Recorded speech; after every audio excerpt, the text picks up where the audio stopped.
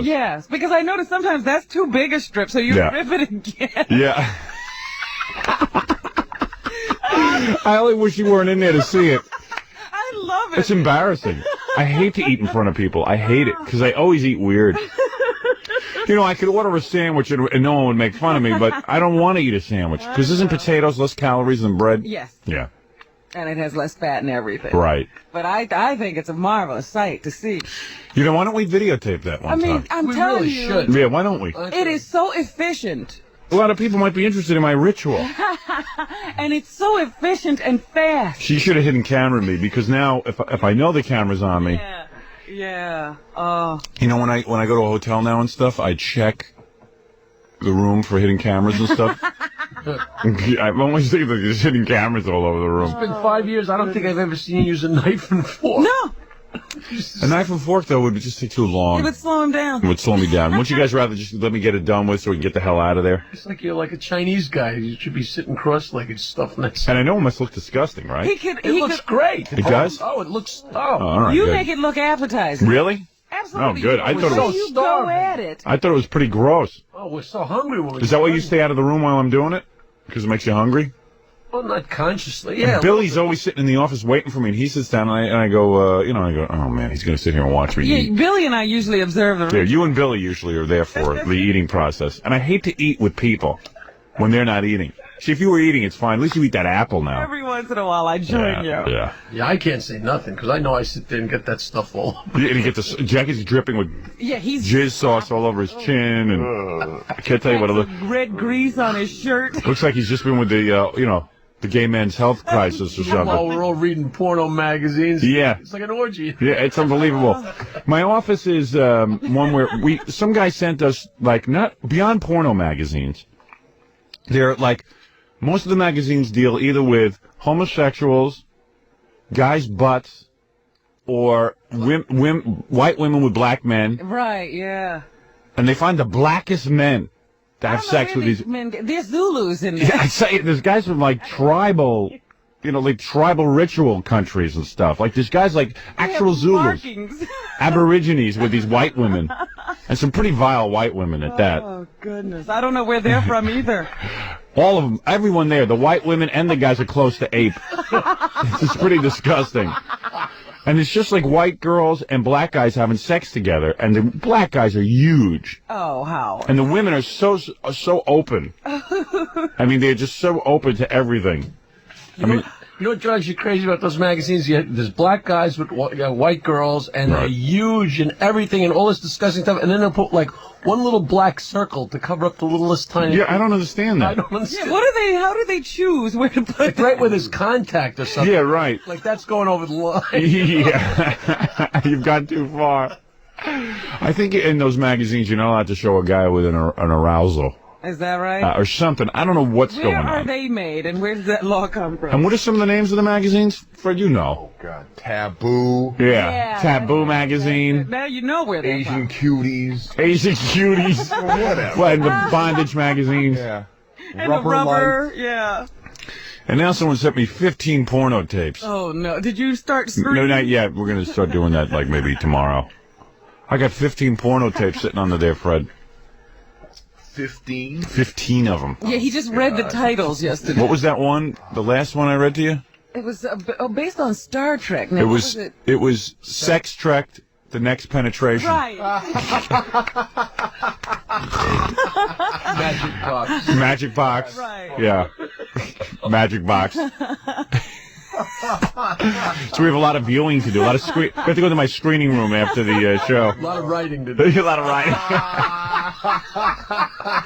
Well, it gets you pumped up. Eat, fart, and watch porn. Right. Oh, Here's some magazines. It's a title. So we have like these really cool magazines. Now Darling, which is like girls just tied up in different ropes and stuff, which is really kind of erotic. Some of the women, though, are real slobs. In fact, 99% of them are. Yeah, they don't get models for this. These are real women. Yeah, these are real women, like real dogs. Hey, hey, wait a second. I know this girl. I think some of the girls on the back of our door are in this magazine. Yeah. You're kidding. No. That's her, yeah. That's her. This is hardbound.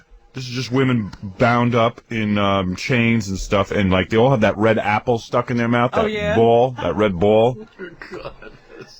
This one's 300 dildo lovers. All right. Over 300 photos of young babes who relish their toys to fill their ever-wanting... I can't say that. Ever wanting. Yeah, and look at this. Yeah, and they have this little... This is teenage masturbation. Oh, no. Yeah. Let me see that now. Oh, please. You mean they got young girls in there? Gary, is this your aunt? No, I guess not. Just young girls doing that? Just young girls. Yeah, but they're not teenagers, sir. It says every model is over 18, but okay. they pretend like they're teenagers. I see. Fighting females, women wrestling video bonanza. Hey, look at this one's. I never saw this. Your reading is falling behind. See, every once in a while you find a good-looking girl. You know, when you go through those, even though you've been through them before, it's like such overkill that it's like going through them again. You know? Fighting female hotline, breast popping, ass busting. Oh. Can I see that one in a minute? 'Cause I think that girl. I think she's the one who's on the back of our door. This one? Yeah. No, it's not. I would recognize her. I know everybody on the back of the door. This one is bridled. This is guys in this is a pretty heavy bondage magazine. These are women swinging from the ceiling. Look at this. Oh, yeah, that's from that ranch I was telling you. Yeah. This one's swinging co-eds, hot college co-eds. Fetish magazine. They got a woman locked up in a, what would you call this? It's a gas mask. In gas mask stuff. Oh, my. Oh, man. She's totally bound in a gas mask. I don't know what it's about. What's the deal on that? I don't know, man, but the guys have sex with her in a gas mask. This is a great magazine. Here's a woman. Look at this. Look at this. Look at this, Robin. What is that? She's totally enclosed in rubber and vinyl. Now, is that turning you on? No. That might turn me on. I don't know. She looks like the Michelin Man. Latent image, and there's a whole bunch of them. Girls spanking each other in maids' outfits. But it's like definitely 90 times dirtier than any porno mag. That's those adult bookstores you have to go to find those. And those are real girls. It's not like models. It's like real girls doing it to each other. I forgot how we got on this. There was a point to all of this. I don't know. We were talking about eating turkey. Yeah. Copies everything you do? Yeah, well, eating turkey and stuff. I got my little. We all have our little ritual when we go back there. Robin asked you if we had any bits. Oh yeah, but she was saying that the owner of the station opened up the door and there was a lot of smelly gas. It was awful. And Well, I you know, walked out, I said, man. but that's my point. A lot of the office is just four guys sitting there writing every day, and it gets very heated and hot in there. No ventilation. No ventilation. I mean, aside from farting, it smells in there. It can't. The odor can't go anywhere. No, there's nowhere to go. It's a stink. It's a stink hole. My office. It really is. It's a stink trap. It's a sweat box, and I can't. You know, I think they think I'm kidding when I say it's hot, but I mean it's more than hot. Your eyes burn. What we should do is have Tom sit in there one day. For 3 hours and sit with us. With everybody in there. Yeah. Okay. You got it. Well, let him sit there and write some stuff. Yeah, let him contribute. Well. He'd love that. Really? It stunk when you opened the door? Oh, it was ridiculous. Like, did you get, pushed back? I'm telling you, I was standing there, and I started to walk out, and I said, no, everybody's acting like nothing's happening. Right. And that's what I was doing. I didn't know what anybody was saying. I was checking out people's faces to see if anybody was going to acknowledge that it stunk. Jesus, how embarrassing. Yeah, so it's the eating ritual after the show. We have this thing we call writing session.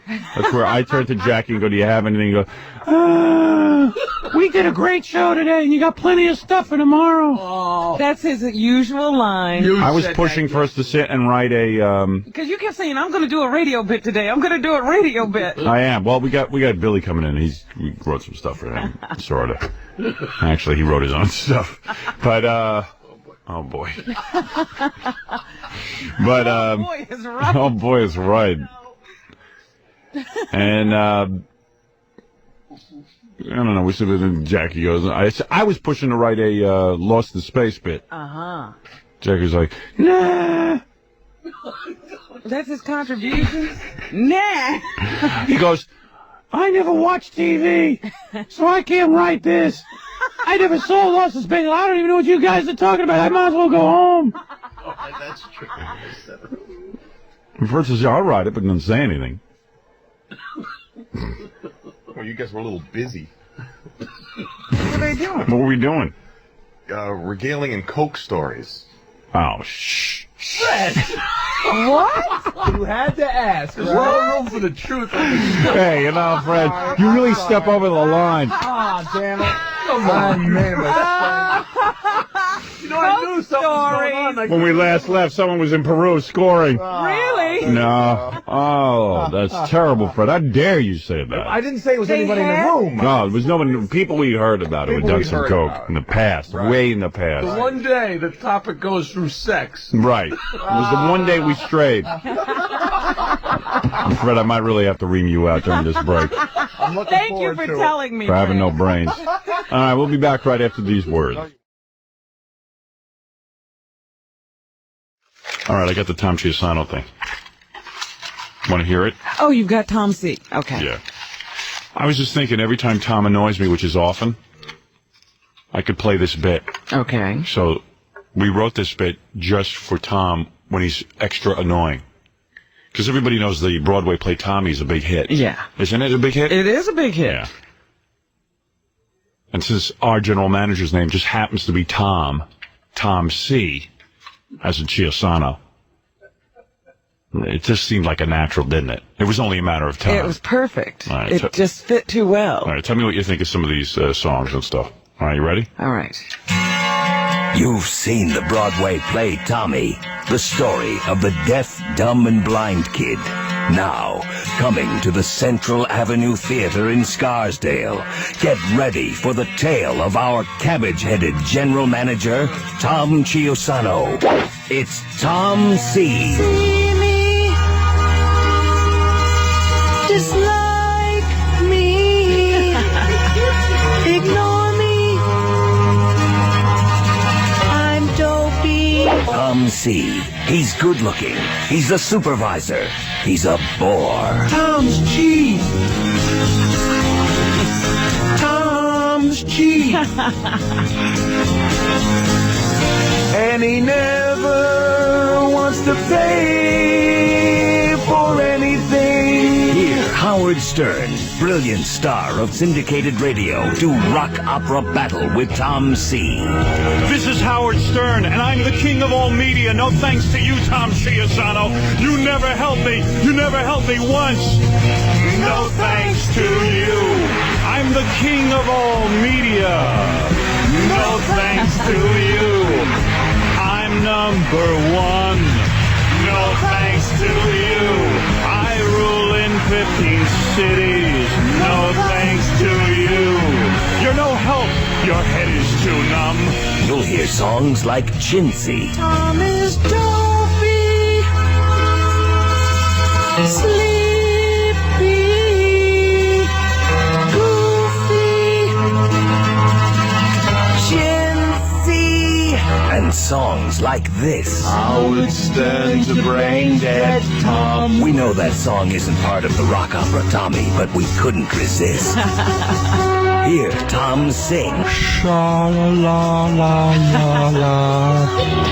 The critics all agree Tom C. is impossible to deal with on any rational level. Tom's cheap. Tom's cheap. And cheapness is his total personality. I'm going to see it twice more. There it is, Tom C. on Broadway, coming to a stage near you. Was Pinhead Wizard in there? Pinhead Wizard didn't make it in there. There's a lot of songs that didn't. We have a lot of songs that did. Where are the songs that didn't make it in there? He's a Pinhead Wizard. There's a bunch of songs that didn't make it in. Oh, that's a shame. I could add to it, believe me. There's no problem. If he gets on my nerves, we could add to it. Pinhead Wizard. Hey, yeah, Fred, what happened to Pinhead Wizard? I think they're being typed into the computer. Are they? No, but I mean, how come that didn't make it in? I don't know. I think we wrote it up. Maybe just got edited out. Did it? I think it did, yeah. I'll I edit thought it was a pretty strong song myself. Yeah, it is a good song. Pinhead Wizard. There was a bunch of songs that we wrote that did not make it in. Yes. You know, in the interest of time. Well, anytime you're putting together an album, you overwrite. Right. All right. But anyway, how do you like that? I like it. Yeah, okay. I had the worst discussion with Tom Cheapasano yesterday. You were there for it. I heard part of it. It was ridiculous. I can't argue with the guy. I mean, what am I going to say? He's relentless. I don't want to play the Greaseman promos, and he wants to force me to play them. Well, you know what was interesting to me? Tom seems to think that if he doesn't understand it, it doesn't have any merit. Right, no. You know, he says why should he understand everything about you? Wasn't it weird? He goes, well, why don't you want to play Greaseman promos? I said, I don't like the guy. And then he said, yeah, but you have to play commercials, and you don't have to like all the commercials. I said, you don't understand. That's like asking me to play an Imus commercial. I'm not going to do it. Well, I can understand your problems with Imus, but I don't understand the ones about Yeah, Tom goes, I can understand why you don't like Imus, but I can't understand why you don't like Greaseman. I go, well, what do you mean you can't understand that? And then it's like, did you see how he's a moron? Yeah. He doesn't get it. He doesn't see it upsets me. And, you know, hey. He's going to explain it away to you so that you feel better about it. So I finally said, Tom, no problem. I'll play the Greaseman promos. And you know what? I'm not going to play them. Of course not. I'm not going to play them. I'm not playing them. He says, in Philadelphia they play him, and the guy's got a 6. I go, if those idiots in Philadelphia think that by listening to promos that's what's going to do, put them over the top, then what can I tell you? Who was playing our promos? Who helped us? Nobody. That's what I was saying to myself while that was going on. I said, Tom, don't you understand? I said, that guy took over my job in Washington. I had to go in the morning and kick his feeble ass. I finally, you know, get all that together. You know, I finally get a station in Washington, get to kick his ass. It's like asking me to play a DeBella promo. I'm not going to play that. What, because the station hires DeBella, I got to play his promo? And why should we have to help everyone? Nobody helps us. Yeah. Why do they hire people who are invalids, who need help? If we go on a station, you know, we try to get syndicated, we got to do everything by ourselves. Oh, you don't know half of it. And then, of course, then the guy gloms in on my syndication deal. Right, and then we got to help it. We got here, we've already created a path for you. Now let us help you walk it. Yeah, I got to sit there and help. So Tom couldn't understand that. He's like, hey. I don't understand. So Tom is like taking the attitude, hey, it's our radio station, and you damn well do what we say. And I just said, you know, that's awfully inconsiderate. You're not taking any of my feelings to heart. Where is that worm? He won't come in here now. No, now he won't. Because he thinks I'm a... You know why I think Tom's an idiot? What? I'm going to tell you why I think Tom's an idiot. Because he really thinks I'm so stupid that I'm going to agree with his argument. He actually thinks he went home and said, you know what? I made a rational argument. I made a good point with Howard, and he saw my way of thinking. And I just said, Tom, you're absolutely right. I'm a beaten man. You do whatever you want.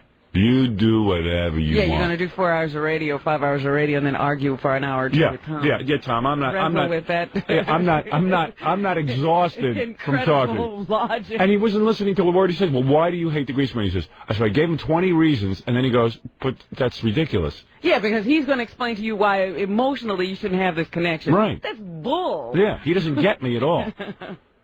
I'm a competitive guy. I'm competitive. Why does he think... I think the fascinating thing to me was that he thinks he should be able to understand everything.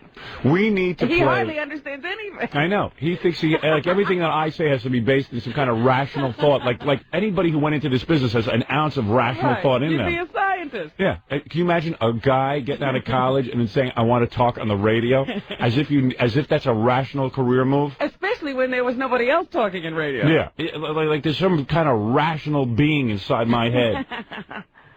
So if it makes sense to Tom, it should make sense to you. Maybe we need to play Tom C 5 times in a row. At least. At least 5 times in a row. Because that was obnoxious what he did yesterday. Yeah, in front of everyone. Yeah, I mean, Gary and I finally had to start talking to each other so we could just sort of pretend we weren't there. Yeah. Because I just zoned out of the argument. I said, this is totally ridiculous. Yeah, well, I got tired of it, so I said, you know what, Tom? I agree, but I'm not playing. See, I didn't even know how you two resolved it because Gary and I got involved. Oh, I gave in. I said, okay, Tom, I'll do whatever you want. You absolutely make sense. And I just said, well, I'm not going to sit here and argue with the guy. I said, Tom, you're going to have to fire me. I said, you don't know me. I got a bug up my ass. I know you do, but it's not rational. Hey, shut up. Just shut up. It doesn't matter. I just did 5 hours on the air trying to get you ratings. So just shut up. Leave me alone. Get away from me, nitwit. It's like a big train you got to pull. Yeah. Every day it's a new lecture on something else. Every day it's a lecture. I'm so sick of him. I got to get him fired. He's Hal, the general manager. Hello, Howard. You did a good job today. Very funny show with your wife. Every 30-year-old man who's married will be laughing. Now the bad news. You know, it's like always he starts off with a very big compliment about how funny I am. And I mean, I'm sick of his tactics. You can always see that management technique coming into play. Yeah, he was like, I thought you were very funny with your wife. I agree. Nobody does what you do. You're the best. It's true. Greaseman got a 6 in Philadelphia. It doesn't compare to your 17 in Boston. He's good cop, bad cop in one flea brain package. Bum, bum, bum, bum, bum, bum. Look, the sun. I'm Tom.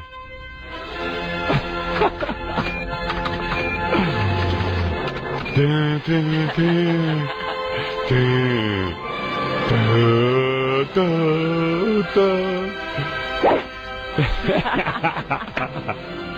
him whacking at the monolith with his golf club. I want to learn to walk erect.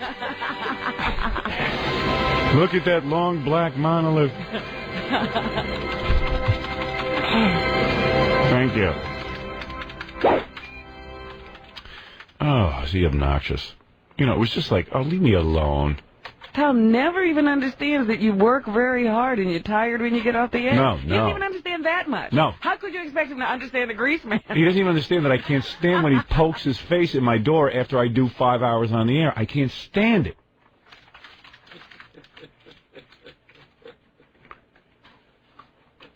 He doesn't get it. Because I give him a dirty look every time he does it. I'm like, what? What do you want? I know your eyes roll back. Yeah, I mean, it's like, get out. I want to eat. I want to eat. I don't want to be observed when I eat. Wrap your turkey around your potatoes. And whenever I'm wrapping my turkey around my potatoes, he's staring at me doing it and looking at me with disgust. Look at you, mishcake. Look at you. Look at your turkey and potatoes. It's like you wrap it to fill it. So, who wants to have an audience when you're wrapping your turkey around your potatoes with your hands?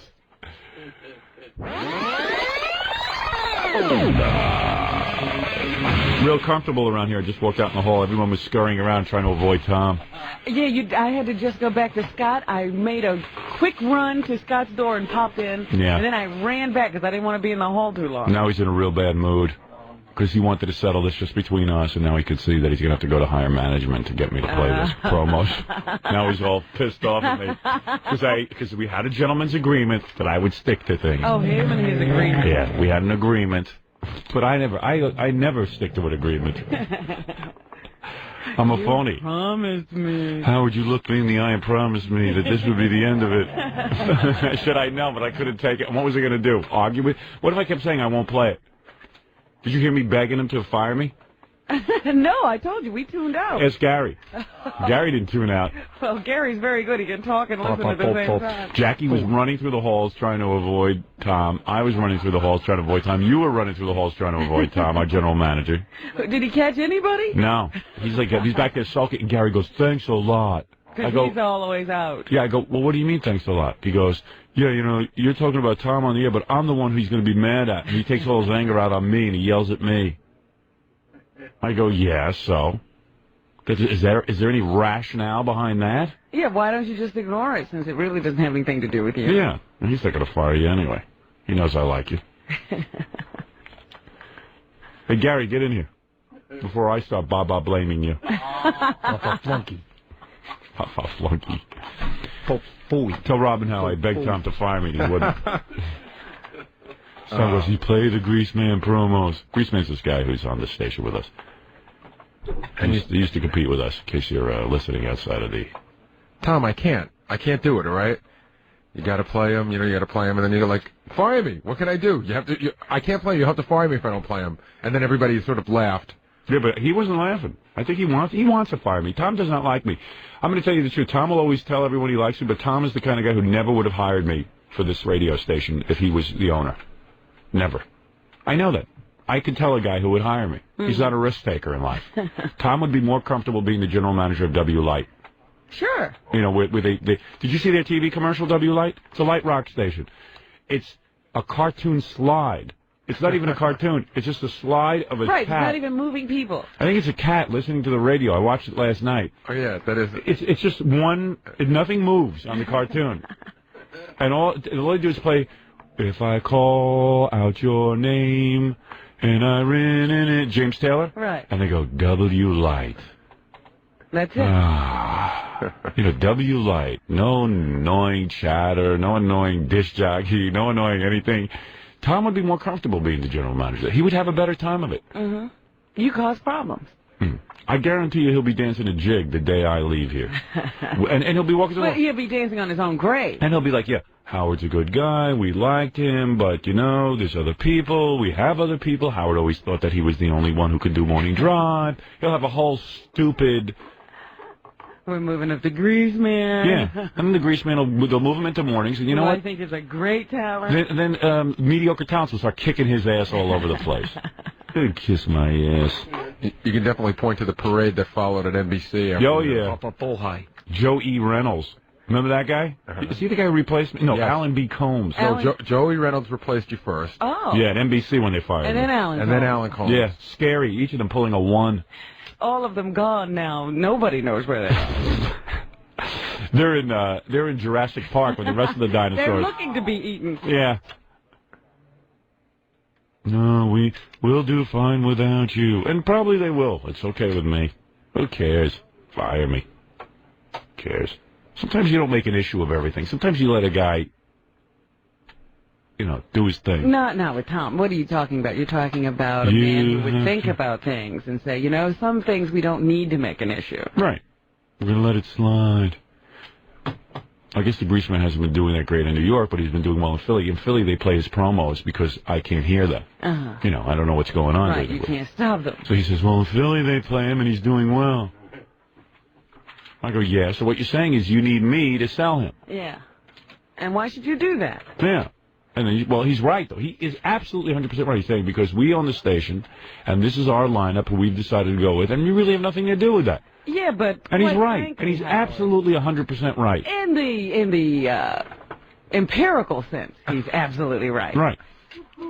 He's absolutely right. I can't argue with him. He's right. Realistic sense. There's no reason he should ask you to do anything for him. But you know, there are certain people in this company who won't talk to people who leave for better jobs. Right. Yes. Is that rational? Is that the rationale of a man that is all here? No. No. And nobody questions that. No. Tom thinks that's great. Now the point is, I don't own the. You know, I mean, I'm not a stockholder in the company. I'm not anything. I'm just a disc jockey who works here. Well, I think you're a little more than all that. right, but the point is, he knows I have this irrational response about all this. Leave me alone. And plus, he's backing me up against the wall, and I never want to look like a pussy. So he's got to come up with a better solution. All right? You're a good guy, Tom. I love you. Come here. Let me just say something to you. I love you. I love you too. I love you. You're a great guy. This is a stupid issue. Just forget about it. And you're not going to play those on my show. 39 going on 14. Not even 14 sometimes. Why? But understand that. You've got to understand creative people. I do. I think I do for the most part. I have enemies. That's what gets me through the day. This is the way he works. And I can't stop. I have a radio station. Let me ask you We something. have a company. Did you go to Vietnam? Did you serve in Vietnam? Absolutely. No, seriously, did you? Sure. No, you didn't. War is hell. No, you did. Did you ever serve? Did you ever serve your country? He served in a All right, I did 3 tours of duty. All right, so let me tell you something. I missed it. You think I'm supposed to love the I'm a Kong? Muslim man You think I'm first, supposed to love the Kong just because I'm home? You know, I saw my own troops wiped out by them. So what am I supposed to do? Forgive them? Yeah. Please. And you know what? The Kong have never apologized to us for what they did.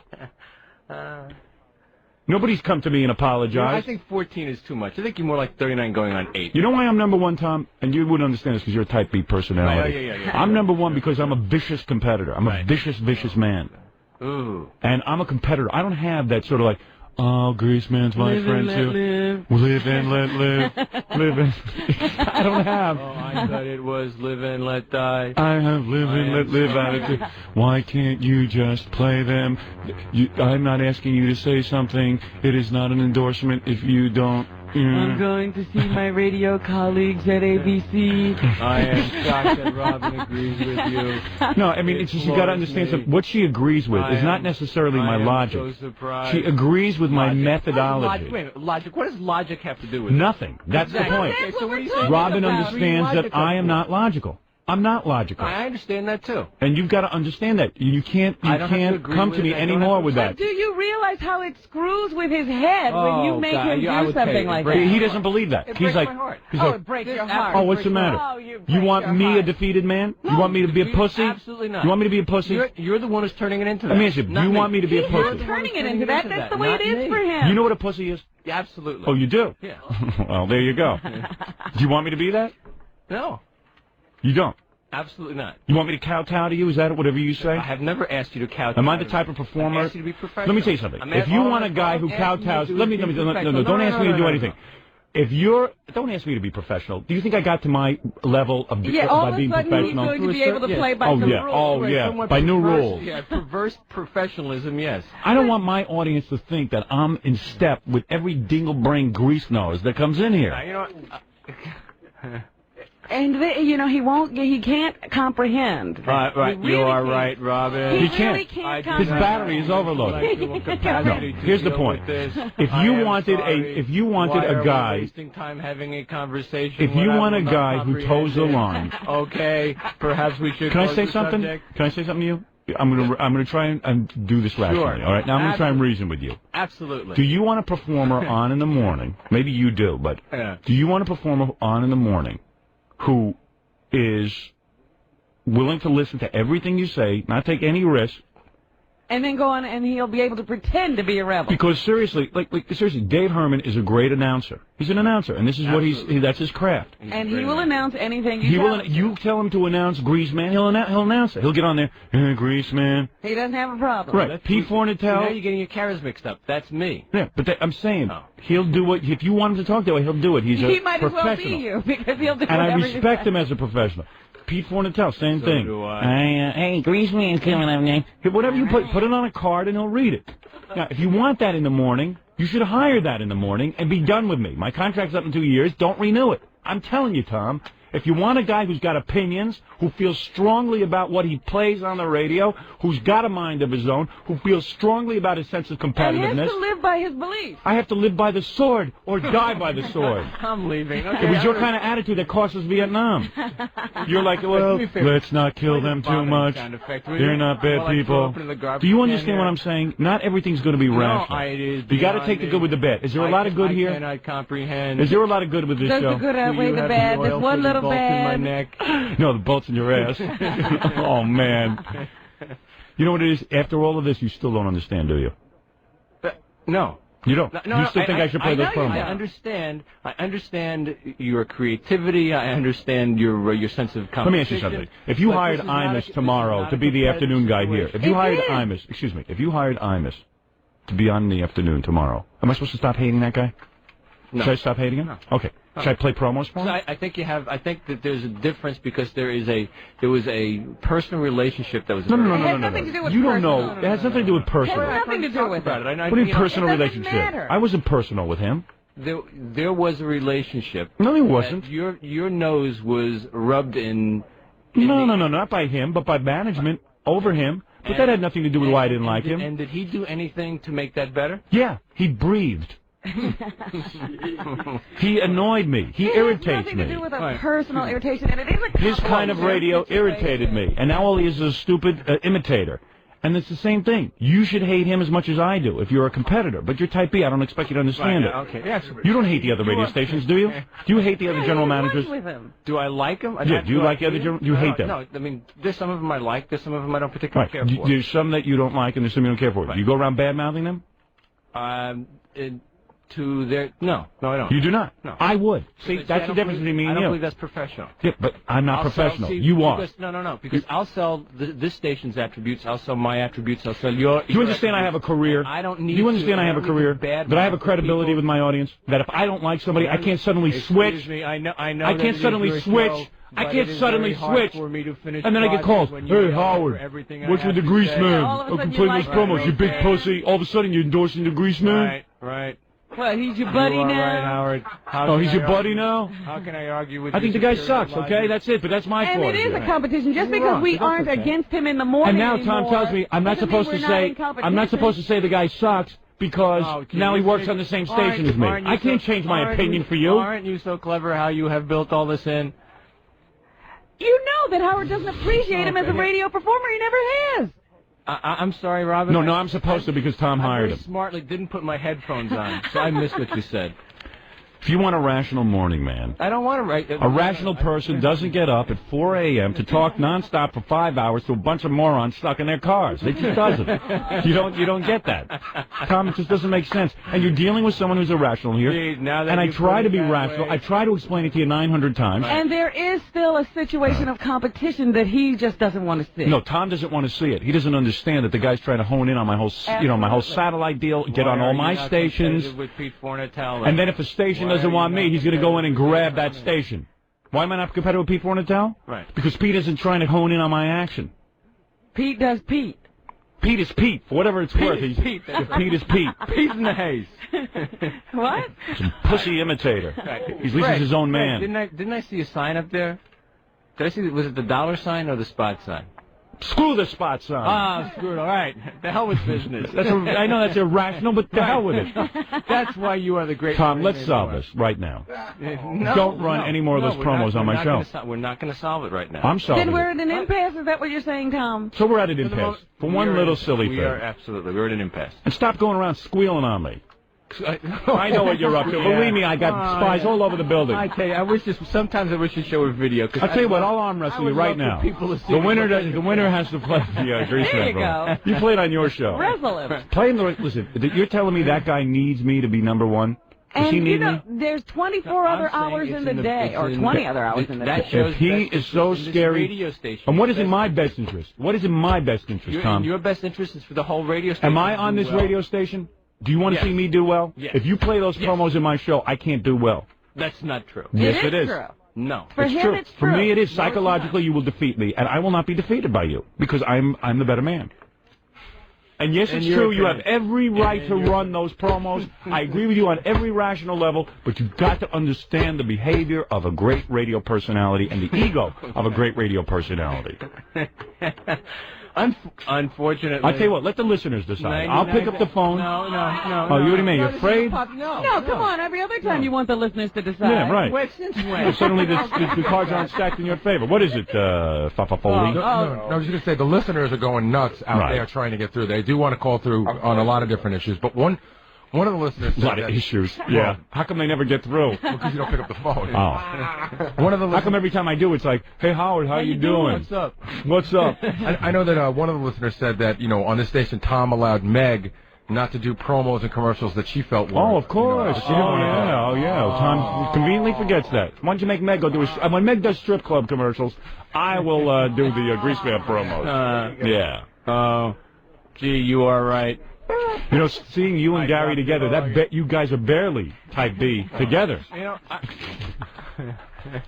You're type B, Tom. You wouldn't I understand. bask in your type A-ness, Howard. That's right. It's unbelievable. You're lucky for you. You're type B that I'm a type A. Right, you are right. You're lucky. You're at least smart enough to employ a type A. Right. No, I thought I was too nervous to hire you. You are. You Right. never would hire me. Tom wasn't responsible for hiring me. And nothing. Tom to do hates with me. it.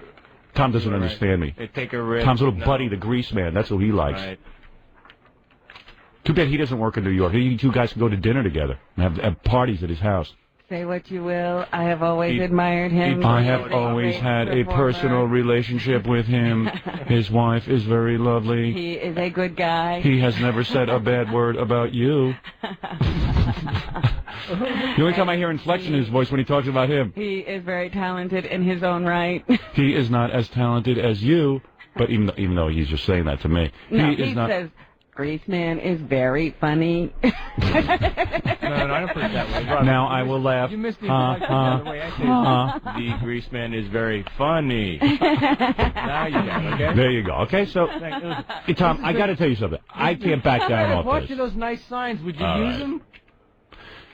He is a good guy. He is someone who does not say bad words about you. I don't know why you say bad things about him. Because I'm a dick, okay? You are right. You are All right, Tom, go back to your office and go do your thing. Oh, here he is. Tom, more Oh, now jokes. he's playing. Next time's going to be funny again. Hey, go ahead, Tom. You ought to walk around with that all day. Okay. Tom, consider it resolved, and I never want you to bring it up to me again. Oh, shut up. Oh, please. Don't ever bring it up to me again. Seriously. And don't bother anybody about it. It's over with. I'm not playing them. Who's on the phone? Hello, you're on the air. Hello? Hello? Yes. Howard? Yes. Listen, I've been listening to the station for, No. It has nothing. I don't want any negative comments about any performers on this station. I'm just telling Tom what I won't do. See you later. All right. Peace in the haze. All right. Listen, Tom, I love working with you. If it means that I'm not a team player, am I a team player? Seriously, do you think I'm a team player? No. Just stop. Wait a second. No. You don't think I'm a team player? What better example is there than this? This is the one time I'm not a team player. Yeah, Haven't you ever? Wait a minute. Do I Tom's take a client big meetings? Sports fan. Wait a minute. Do I get involved in station activities? Do I donate to charity with my paintings? You're the best at When have I not helped you? ever worked with. When have I not You're helped the you? absolute best. But My you client meetings are classic. Tom, They're wait great. a minute. I'll make a sports There's analogy never for been a Tom. client Go who ahead. hasn't walked away. Sports with analogy. Sports analogy. Something you can relate to. All right, Tom, you relate to this. Please, make it simple. Tom might not comprehend. You know how you have a team like the Mets, let's say. Okay. And there's a bunch of guys I'm not who, sure it's a good have comparison have at the a moment, certain but okay. chemistry. We'll talk about the 86 Mets. Okay. 86 men. Yeah, they play well together. Everything works. It's like a smooth running machine. Right. You can bring one person into that mix who doesn't fit in with the profile, Right. who irritates your star team player, Right. and what happens? The whole team fails. And The the great whole thing about the team 86 failed. Mets, the great thing about the 86 Mets were that there were a lot of strong personalities. Excuse me, that the were, 86 oh, no, wait, Mets I was can 1 listen to year. Rob, he is good at. You can't. You just got to tell him no, and that's it. That I know, because He doesn't. He can argue. Because The that 86 team Mets. no longer exists, does Do it? not confuse emotion with logic. Oh, please. You can ruin a team with one introduction Right, of and you one can, player. You can Thank you, also Rob. make a team stronger. But you didn't here. You did the opposite. That's right. We didn't try and turn this team. Did I My bring in team somebody player, though, else? seriously, be honest. You know I am. Do I show up for K-Rock softball games? Do I go to lunch with Ed Moyer every day? Do I show up for jock meetings? Oh, absolutely. You're always it. Listen, you're the Do best. I show up when Jimmy Fink has a promotion and I try to lend a helping hand? All right. Jackie's club dates. Jackie's Club Dates. There you go. All right, sir, is there anything you wanted to add to this? Because I have to break. No, I guess you basically covered it out. All right, thank you. All right. It's been a pleasure. In other words, you agree with me and not Tom. Thank you. All right, we're going to take a break, and Tom's laughing now, but boys, he's steamed over this. Yeah. And now he's going to go yell at Gary. Break something now. Gary! All right, Tom, that's it. Don't be too upset. Oh, it's so uncomfortable out there.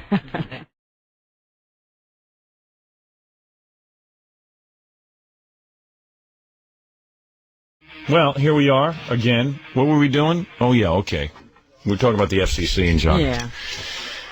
Well, you know, it's kind of weird, too. It was like the FCC is really trying to take away the licenses of this company, you know, and they're not going to do that. They're going to fire me before they allow that to Sure. happen. I mean, it's in Yeah. their best interest to hold on to those licenses. I mean, in the long run, if Yeah. they have to lose you or the license, I think where do they'd you rather they're lose gonna me. go with? Yeah, they're going to go with me. And I know people don't believe that's really happening, but there is some discussion.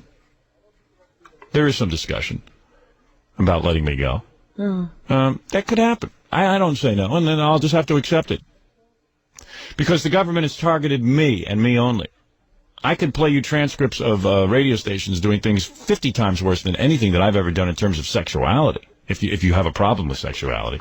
And yet they are not targeted as I am. And people have filed complaints against these broadcasters, and nothing has happened. Nothing has been done. Nothing. What Nothing. is it about you? Because I'm the biggest, I am the greatest radio performer that has ever lived. Let's face it. There has never been a more successful radio broadcaster than me.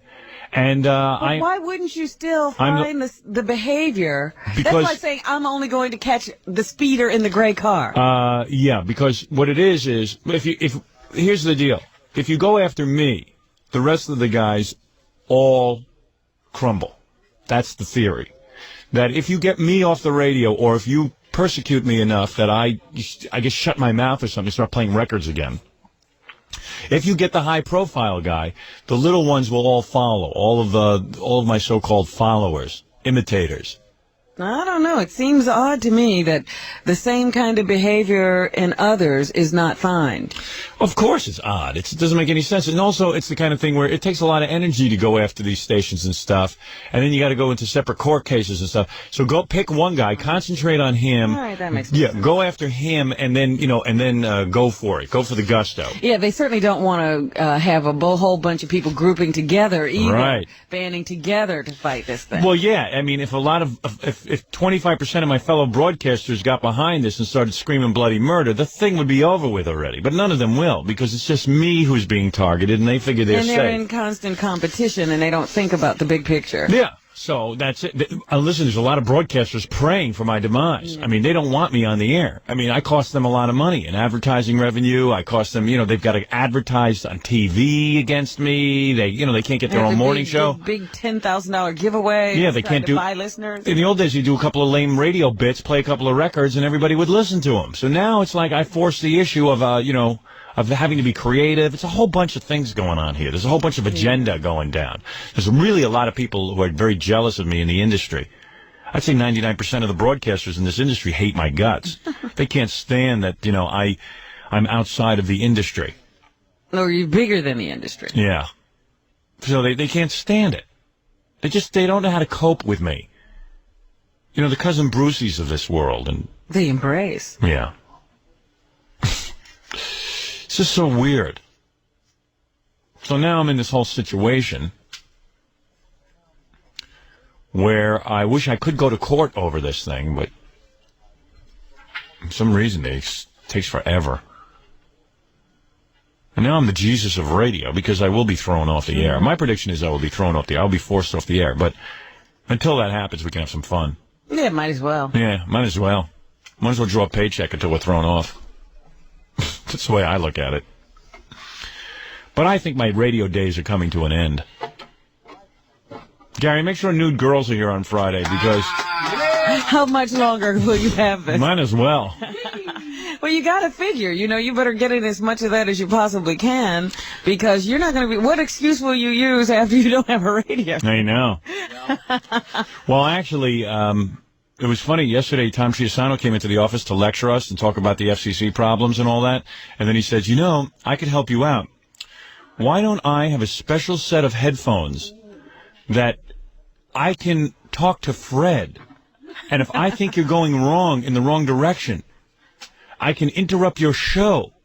I just said, wait a second. I said, Tom, you were there, Robin, and so was Jackie. I said, Tom, the day that happens, do me a favor, fire me first. Shoot me. Yeah, shoot me. Do something, I said, if that's what's got to be, that you're now a part of the creative effort here, then I would just as soon be off the radio. Yeah. I really would. If I have to do a radio show like that, I don't want to live like that. I don't want to do a show like that. I didn't get into radio. We live like that. We're not going back. One of the reasons I got into radio is so I wouldn't have to deal with guys like Tom. Be around guys like Tom, non-creative types. But remember when we used to have to sit there with pig vomit? Pig virus. Whatever his name was. Yeah. At NBC, we had a guy who called Pig Virus. Vomit, so I called him. You remember when we were on NBC? Pig Virus used to have this situation where he could phone the engineer, but he couldn't talk to me. What he would do is they would just, as soon as I was getting offensive, they would crash in with a jingle, WNBC. Yeah. And then all of a sudden, my voice would be cut off. You'd just be off. And I'd hear music. And I went, what happened? What are you doing out there? One time he did it because I'd gone longer than 2 minutes talking at a time. They didn't want me talking for longer than 2 minutes. He crashed in on my show. I went into his office. I was going to kill him. I was going to wring his neck. I was going to choke him until he died. I said, what did you just do? You went past your 2-minute mark. I was timing you. It didn't even matter what you were saying. He wasn't in the content. He was watching didn't matter. A stopwatch. I said, look, man, I'm only putting up with this because I know eventually you're going to be gone and I'm going to have my last laugh. I couldn't take it. I said, I know I'll prevail. Something will happen where I'll prevail. And it did. And now I couldn't even tell you where he is. Although I heard the station he was at somewhere in the Midwest, they put together some kind of morning show that sounded remarkably like mine. I wouldn't doubt it at all. Yeah. Howard, I now understand. Now I understand what you was doing. Yeah, well, you almost ruined my career, you freak. Thanks, pig virus. And he really thought he knew something. Well, that's like Tom. Our general manager thinks he knows something. He really thinks he knows something. Tom thinks he could do a radio show. I know it. Talk about something else. Oh, yeah? What would you suggest? You got a topic that might be on my mind? Effing a-hole. God, is he an a-hole? Even suggest something like that to me. To suggest it to me shows his own stupidity. Only a retard would suggest that to me. Only a man with the brain of a fly would suggest to me that he come in here and interrupt me through Fred's headphones. First of all, I wouldn't even talk to Fred. Well, yeah, and that he would be talking to Fred. Why do you think that would mean anything I guess to you? I can only wish that one day when I grow up I'll be as smart as you. I'll know everything. You don't know a thing. I am so much smarter than you. And I will be perfect like you. No. You can't help it. You know when I see a short yellow bus, like the retard bus? Those people can't help what they are. Yeah. I don't hold anything against because you can't help what you are. You're ridiculous. Right. I don't know. You don't. You have no idea what it is to be creative. You're right. So, General Manager Tom Cheapasano. You're absolutely right. You are a guy. I forget I should come in and burn incense at your altar. See, non-creative guys don't understand why creative guys get pissed off all the time. They don't understand it. They don't understand why we're angry. Because they don't understand how difficult it is to entertain millions of people and hold them. Listen, if it was easy, the grease man could do it. Yeah. Am I right, Tom? If it was easy, he could do it. I should only worship more at your altar. No, I'm just saying that it's, to somehow be able to be in touch with what people want on a daily basis on the radio, talking for 4 hours. May I say you it's not, and let me say something, Tom. God chose me to do this. If there's a God, God hit me with a lightning bolt. Okay. I am a lightning rod. No, listen to me. I am a lightning rod. I guess you're going to win because you got the... No, go ahead. All right, you say what is so important, Tom. No, you absolutely positively have a comedic gift. Right. All right, there's no question of that. Of course. And when you have a comedic gift, you have no control over it. Perfect. No, it means you have no control over it. I disagree with you. Wrong. But you wouldn't know. You don't have any gifts. I like your band. You don't have a gift. I was gifted by lunch with Robin yesterday. What do you mean I don't have a gift? I heard about that. No, I haven't actually. I haven't heard about that yet. I was going to say, who you've been talking to, I'm waiting to. There's only two of us there. That's next. It was embarrassing when she asked for a pillow for dessert. Yes. No, but you understand what I'm saying. You don't know what it is to have a gift. No, I don't. You don't have any special abilities, do you? I know. No, seriously. No, I have nothing. Exactly. Your gift is the empty head for storage space. And it's not your fault. You were born that way. That was what was given to him. Exactly. If God gave me that, listen, God gave you a very handsome face. How's that? There's your gift. There's your gift. Okay, now you don't have to. Do you have control over your face? No, it just was there, right? Same with me. That's how it works. So if you try to relate that way. Great face, nothing behind it. Exactly. Right. Perfect. Perfect. Don't get stuck on that thought. But Tom really doesn't understand me. Not that it's your fault. You're absolutely you wrong. Couldn't understand me at all. Do I understand you perfectly? No. I do not understand you. You don't perfectly. even understand me a tenth. No, I think you're wrong. It's not possible. You couldn't. You don't have the brain capacity to understand me. It's not your fault, though. I don't hold it against you. Yes, you do. Why are you calling him names if you don't? It's not names. I'm trying to explain to him. It's like generous. It's just like if I was to go to a retarded. What do you call it? What is the right word? Developmentally handicapped. All right. If I was to speak to a developmentally handicapped retarded person. That's like person. talking to me. All right, like the kid on that Life is Enough. What is it? Just like Life goes on. Life goes on. Corky. Okay, I'll call you Corky from now on, Tom. Great. All right. I'll call you Howie. All right, you're Corky. Okay. So Howie. Corky, if I was to talk to Corky. Yes. Okay, Howie. I would say to him, listen, no, not you. I would say, if I was to talk to a retarded person. I thought I was Corky. No, you're not. If I was to talk to a retarded person, I would say, hey, listen, how are you today? I talk slow. But I wouldn't be mad at them. Maybe that's why I say I don't know. So no, I'm not saying you're retarded, but you're retarded in this area. How's that? Okay? Face it. In this particular Face it, you're retarded. Right. Let me ask you something. Sure, when fire away. you take out your driver's license. Yes. Does it take you a while to recognize your picture? See, that's what I mean. You're a little slow, that's all. I got a name for a new series. Tom Goes On, not Life Goes On. But seriously, Tom, to suggest it shows the mark of a non-creative person. Moronic. That's all. That's Absolutely. all. Absolutely. Below moronic. So I accept your apology. Oh, absolutely. And none is offered. All right. Okay. All right. Tom Cheapasano, our general manager. Great guy. Schemed, right. He's a great guy. The villain. He can't help it. Here I am, the villain. You're not a villain. Snidely whiplash. You're not a villain. It was just such a dumb suggestion. I had to point it out. No problem. All right. No problem. You have any other ideas? No. Do you eat with your hands? No. All right. Exactly. All right. Thank you. Does he eat with his hands, Robin? You were with He him? does eat with. Did he have the crispy shrimp? Yes, he did. Yes, he did? Both did. All right. Listen, I'm curious. Now you've piqued my interest. You had to mention it. I want to know what happened at lunch yesterday with Tom, and how the crispy shrimp was at the Four Seasons. The crispy. It was perfect. Was it good? No, absolutely. Good. All right. I'm glad. I'm glad you were happy. I'm glad. Simple things make Tom happy. And Food. I'm glad you're miserable. So now we're even. Okay. There we Perfect. go. All right. Tom Cheapasano, I really love him. Perfect. You gotta love him. You really do. I love him. I love you. I love you. There's no problem. Absolutely. All right. There he is. This Tom. Jackie I don't like. Nobody likes Jackie. That's understandable. That's understandable.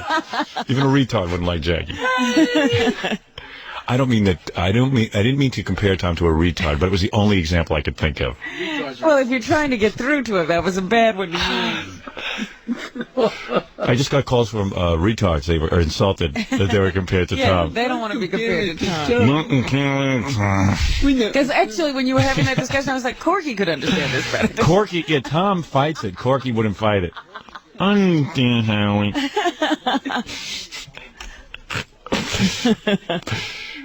When he came up with that suggestion yesterday, he says, well, I do have a suggestion. Maybe if I had a pair of headphones and I could talk to Fred during the show. Directly to Fred. Directly to Fred.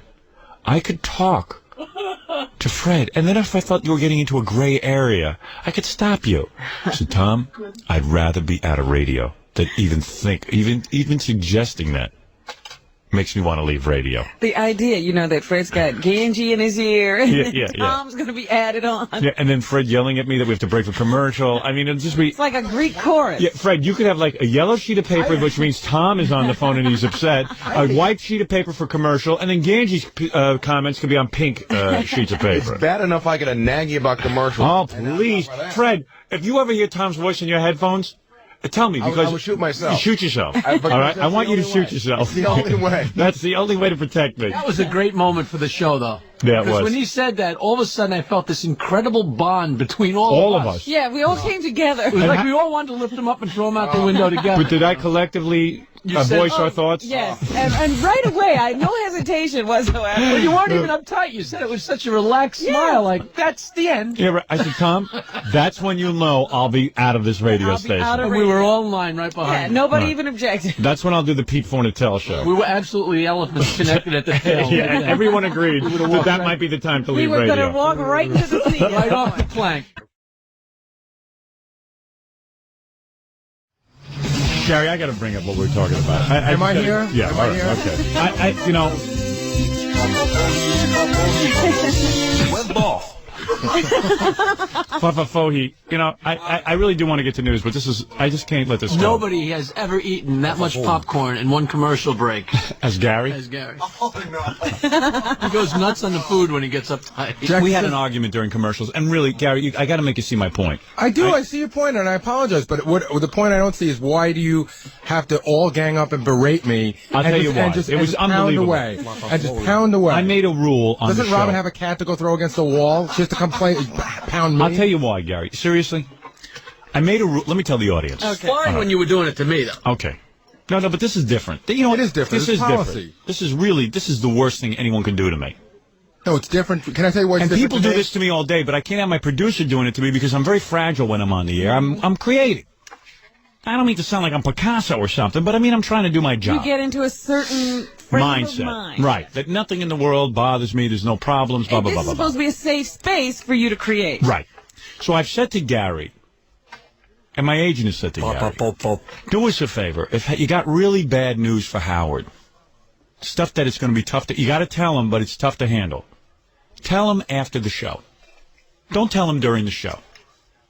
If it's, Gary's a smart guy. If you have something that you see is just going to upset him, try to keep it from him. Yeah. Okay? So that's the rule. So on more than one occasion, Fafa Foley comes in. So Fafa Foley just comes in. Let me explain why you do this. I'll tell you why. I know exactly why you do it. It's not a malicious reason. Okay. Let me tell you why you do it. Because I'm good at this stuff. Fafa Foley comes in during the commercial and he says, "Boss, I will need 10 seconds of your time after you do your interview. I got to do a magazine interview today. After you do your magazine interview, I need 10 seconds of your time. Do not leave until I speak to you." Now, why did I say that? Hold on. No, you rush. So I said, Gary, what's so important? Why don't you tell me now? Oh, no. I better tell you after your interview. I said, well, judging from what you just said, doesn't take a genius to figure out this sounds like it's not good news. You're keeping it from me. So tell it to me now, because now I'm guessing what bad news does he have to tell me? I'm thinking on many fronts. I always have bad news. But this is, now I know, so I said, I don't like the idea that now Fafa Foley is keeping something from me. It's worse wondering now. I'm sitting here going, even right now I'm going, what the hell does he know? What the hell could this be? All I wanted. And I said, Gary. Now, okay, so now let me tell you what Gary's thinking is. Gary is into delegating. Gary really should just, after I'm done with my interview, he should come up to me and say, I have something to talk to you about. Instead, he would rather tell me that what I have to do. After the show, I have to go find Gary. I have to seek him out. No one knows. Because this way, it's not Gary's fault if he doesn't tell me. You are the biggest spin doctor in the history of the world. I'm not a spin doctor. You are. You delegate. Your job is to find me after my interview. No one knows when your interview is over. You have snuck out of here on more than one occasion. Not without seeing you. Plenty of times. Liar, liar, That's pants on fire. That's not true. Yeah.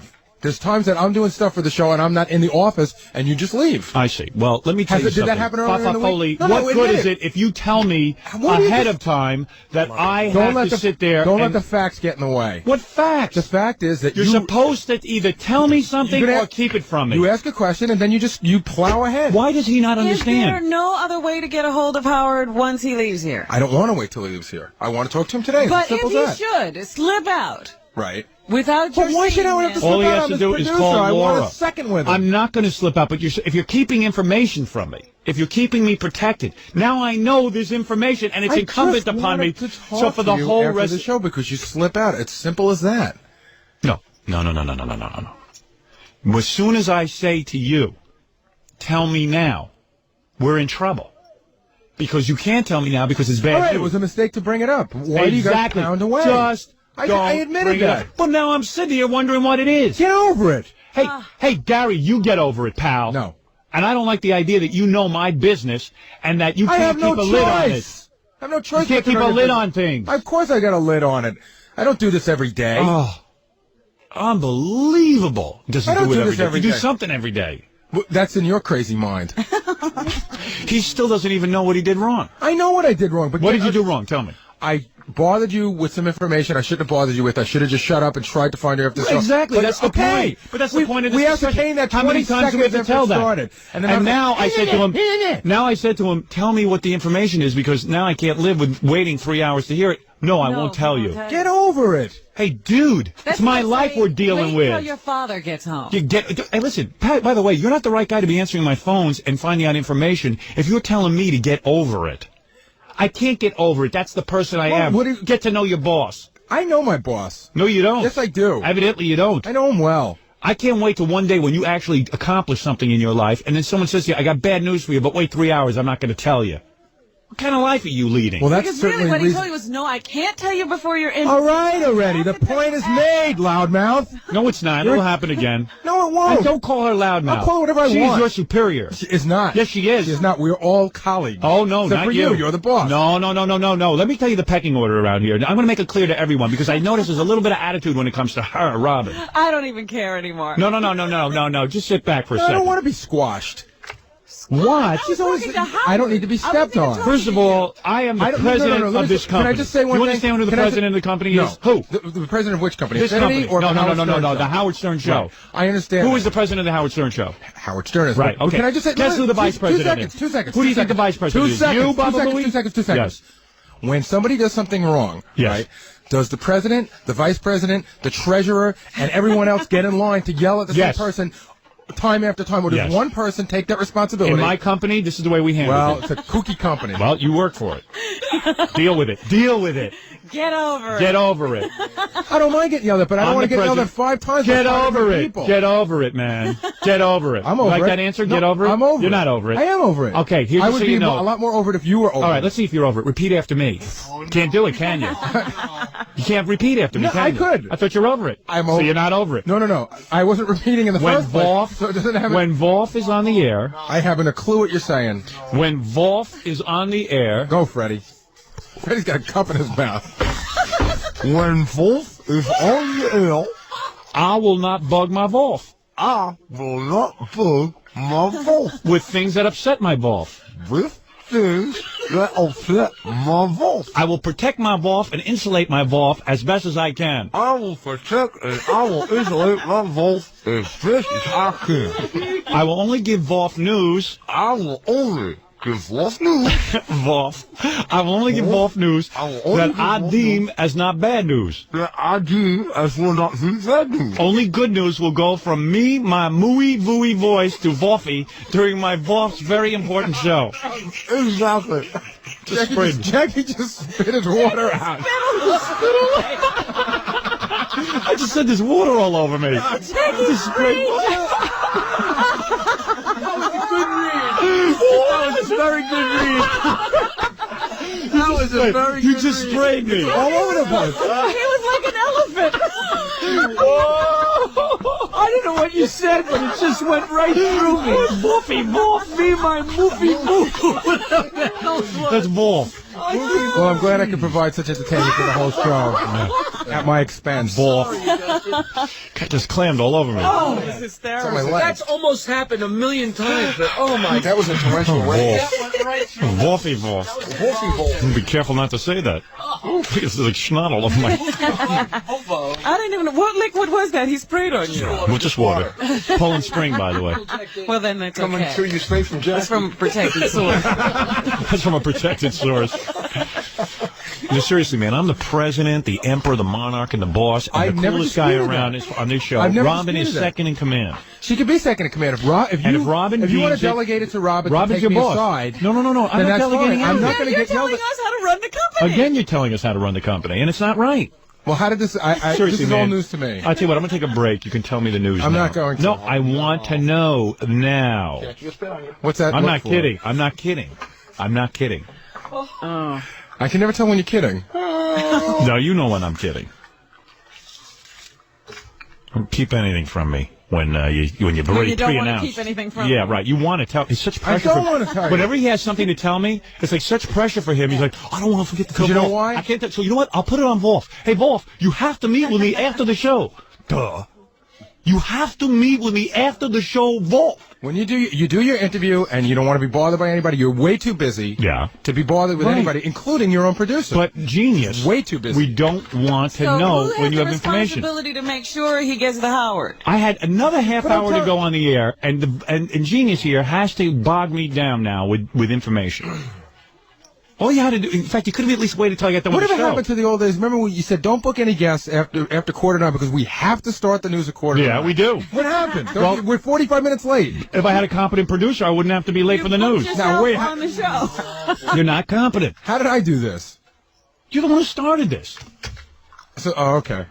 I see that. See, now. he still doesn't know how he did it, how he started this. Remind me again how I dropped the bomb on Hiroshima.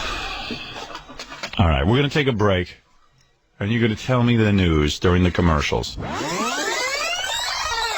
Gary gave me the bad news during the commercial, but I could deal with it. Was it so bad Yeah, it's bad. that it needed that kind of attention? Yeah, it's just more stuff about Tom Cheapasano, our general manager. Oh, boy.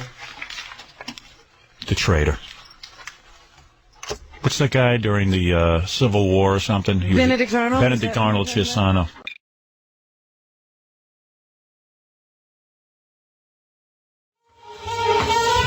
Welcome to my last radio program. Today is the day that I leave the radio.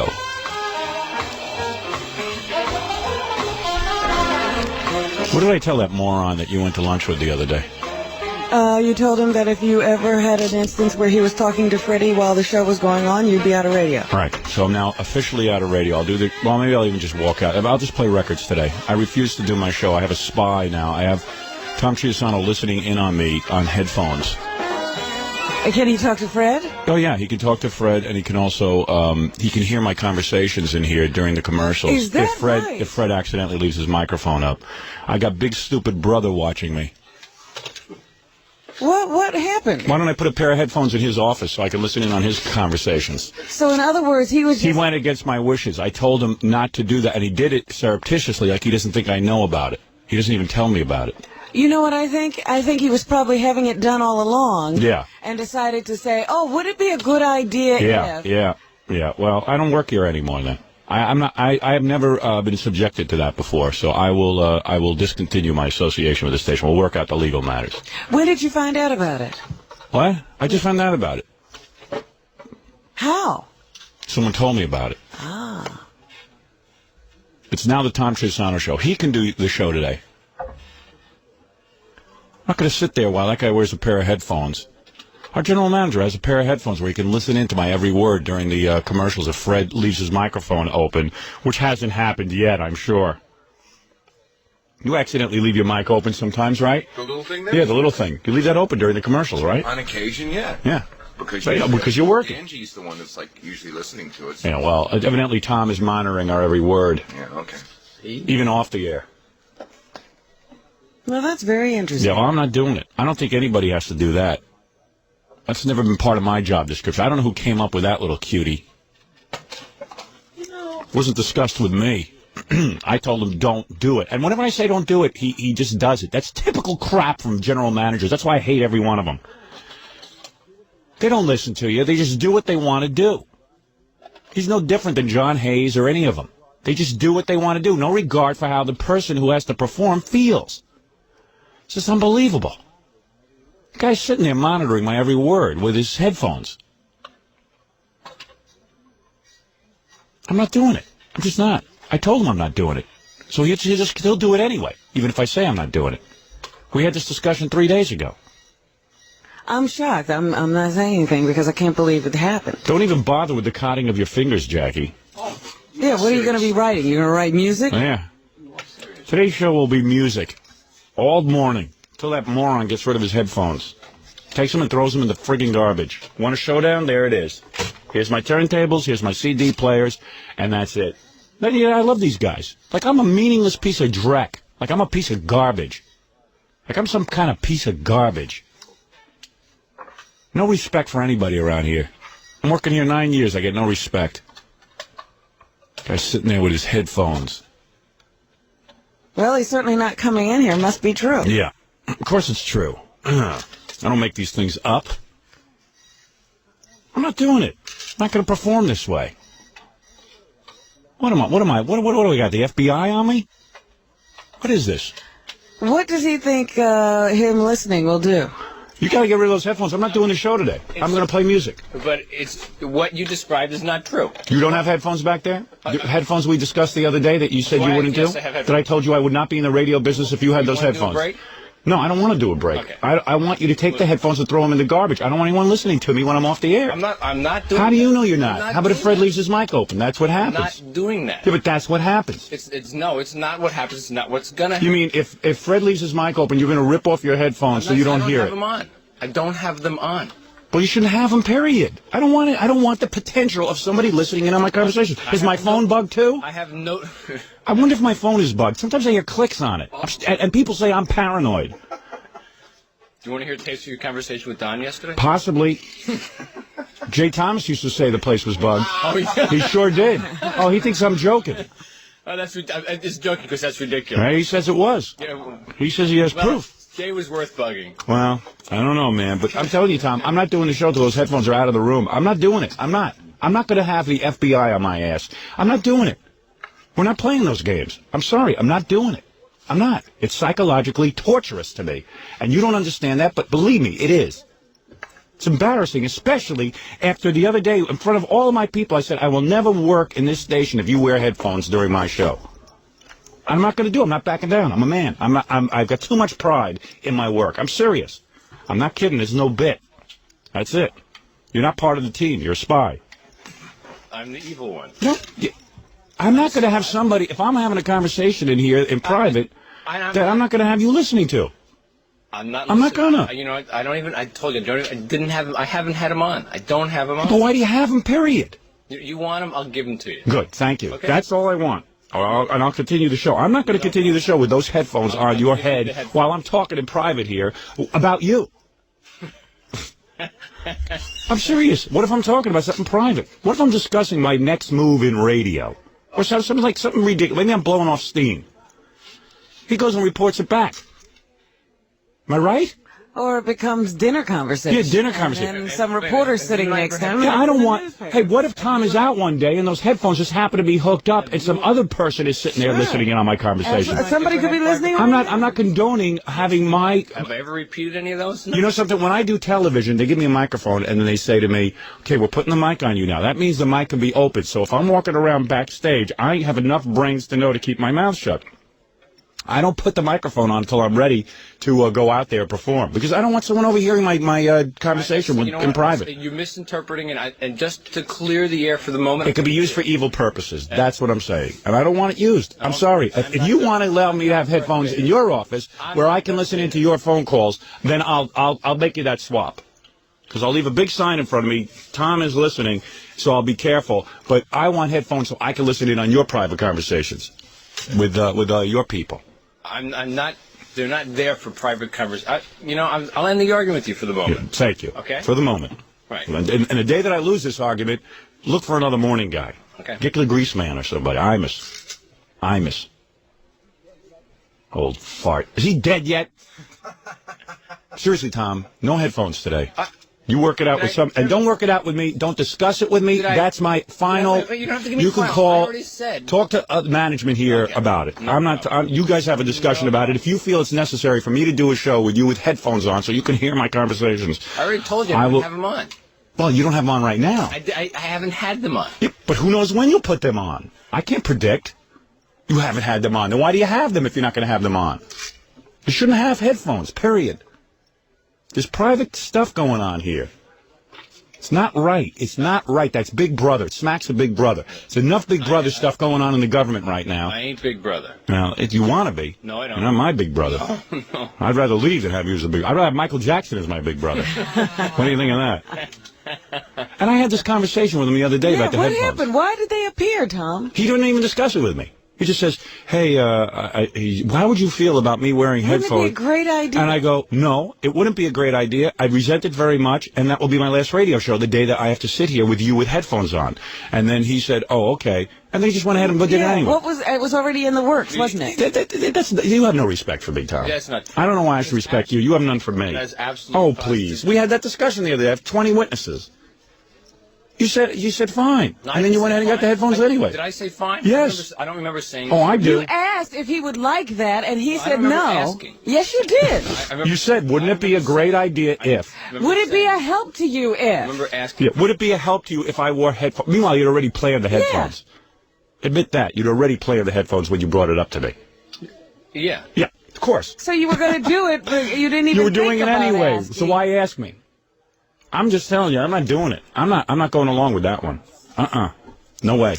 I'd rather not be in. What's the difference between standing at the door and waving at me frantically or talking into Fred's ear while he's working? Right. What I'm going to do is that I got to move this show to another studio.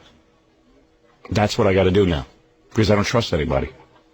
I'm going to move to another studio, like secret location, like Rush Limbaugh does. He has like his own little setup, and then he just broadcasts into the station. And we'll have to debug it every day. And we'll debug it. I'll have a guy. They have these professional guys. Yeah. I think Pat Picarelli does it. You come in and he debugs. Right.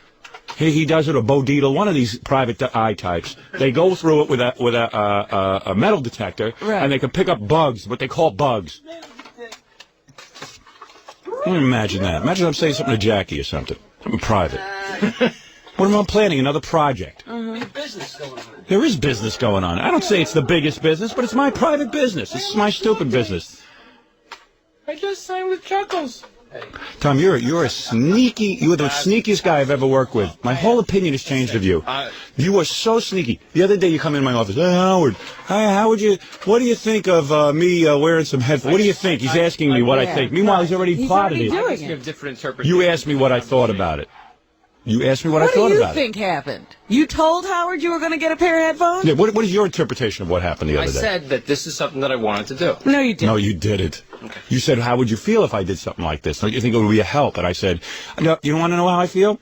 I feel not only would that be a help, but that's the last radio show I'll ever do.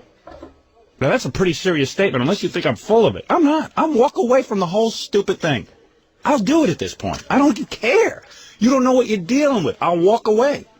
I'll walk away. If you're prepared for that, I'm prepared for that. I will walk away from it. There are other things I can do. I can do other things, Tom. I've proved it to myself. I can write a book. I could start my own radio company.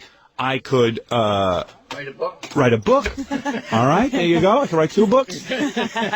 And I could also write a book? Do my television shows, which I've enjoyed doing. Where I've never been mic'd secretly. Never. Ever been mic'd secretly. Ever. I've never been mic'd secretly. And you're sneaky, Tom. I'm not sneaky. And don't say you're not. And don't say I should trust you because I can't. Okay. You had already plotted the headphones. You had already plotted headphones against me. There's no plot. No, there is a plot. You decided that there should be secret headphones on you, where you can direct the show as a director does. You ever been in TV?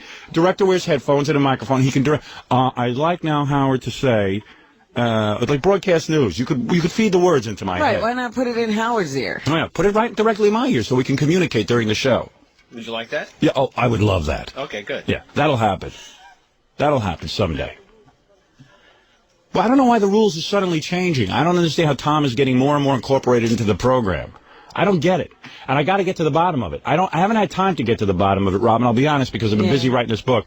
But yesterday I kind of wrapped up most of it, and I just got odds and ends now. Mm-hmm. But now I got to start doing publicity and stuff for the book, so I'm equally as busy. But one of these days, when I have an empty life like Tom, where I can sit around and plot headphones and dream up all kinds of neat little scams. We can't get a new phone system. We can't get things we need. No. But those headphones got in right away, didn't they? We got a crummy phone system for the last 20 years here, but I can't get a headphones. He got them in right away. Yeah. Headphones, no problem. Something totally useless. Right. Something useless that doesn't help me in the slightest. He got in here in 2 seconds. Tom, and you lied to me the other day. Everything. You were surreptitious. Why didn't you just say then, well, I'm putting them in, Howard. They're going in. I'll be using the headphones on Thursday. He was sneaky. He thinks I wouldn't find out. Oh, get it. You did. You didn't think. Why did you tell me you were doing it? You never told me you were doing it. You just did it. Wait a minute. Didn't I mention to Freddie yesterday? Not to me. You? To Freddie? What about me? Yeah. You already. Why would you talk to Fred? I have a phone number. You can call me. I tried. You called me yesterday, and I tried to call you back twice. Yeah. I was home all day. Any other time, I need to see you. Right, this time he didn't need to see me. And the other day when he was in the office, he should have said, I've already installed them. You knew it already. You admitted you knew already that you were putting them in. Then why didn't you bring it up? I already had the plan, yeah. So why didn't you say it? Why did you say? Well, they're going in. Because you're sneaky. You're a sneaky Tom. Right. You're not my friend anymore. You are never my friend again. You could be Robin's friend, but not mine. No, he's not even my friend. You know, your I don't want to friends are my speak. friends. I don't want to speak for you. No. That was wrong. You're not a friend. You're not a friend. You're a boss. You're not a friend. No friend does that. I never believed you could be deceitful, Tom. You're the original peeping Tom because you're going to peep in on us. All right. I don't know what to say, but I'm shocked. I really am shocked. Maybe it's from G. Gordon Liddy speaking to you during the management seminar. Is this what he told you to do? Secretly mic everyone? He told me how to kill somebody by inserting a pencil under their esophagus. Yeah, I'm sure he did. And when are you trying that? Yeah, when's that? Why don't you just do that to me? Can I try it on Jackie first? I'm telling you, G. Gordon Liddy spoke to Tom during the management seminar, and Tom, of course, whoever speaks to him, he becomes. Yeah, he's like a chameleon. Spy, Now he's a secret If agent. that were the case, it'd be you. I don't know if people realize Tom was going against my wishes secretly, not telling me, Not secretly. and installing headphones where he can listen in on my conversations. And despite what he says, he wants to be Big Brother in the worst way. He wants to be part of the show. If you want to be on the air, why don't you quit your job and get a show? I don't want to be. Get a radio show. I don't want to be on the air. You're like G. Gordon Liddy. You've outstripped G. Gordon Liddy. It's fun now. I Did G. Gordon Liddy tell you to do this? Because it sounds like something, you know, he was in Here's what you do, espionage. Tom. Here's what you do if you want to get to Howard. Richard Nixon told you me install headphones in there when he doesn't know about it. Actually, Rosemary Woods told me to do this. You're joking, but I'm not. I tell you, that's terrible what you did to me. That's just wrong. What happened to all your management techniques? They failed you. No. Right, Baba Booey? Yeah. Dominic Barber just called. Yes. You know, he said that listening to a conversation between two parties in New York State is a felony. Right. Thomas committed felony, as far as I'm concerned. Those headphones plugged in, go check. That's a felony. Arrest him. Call You've the committed a police. felony. Take me away. You have committed a felony. And Dominic Barber is one of the top attorneys in the country. He could haul your ass. You could be sharing. You could be sharing. He's one of the biggest. What's he weigh now, Robin? About 300. 300 pounds. Thomas committed a felony. Maybe it was a felony in the state of New York. in Massachusetts. It would not be. You know. I don't believe you did this against my wishes. I'm shocked. When were you going to talk about this? You were going to sit there and just let it be discovered in this horrible He should have brought it up the other, like a man. He should have walked into my office when he gave us a lecture the other day, and then at the end of it, he goes, "Hey, how do you guys feel about me? Maybe it'll be really helpful if I wear a pair of headphones." I know, like just became aware of that. I know that Ganji has an ability to talk to Fred during the show. Yeah. What if? Yeah, great. So you know what, Fred? Take off your headphones and throw them out of here with the microphone. I don't want you talking to Ganji or anyone else. Okay. Tom will pervert anything that's good on our show. Absolutely. And I'll tell you something.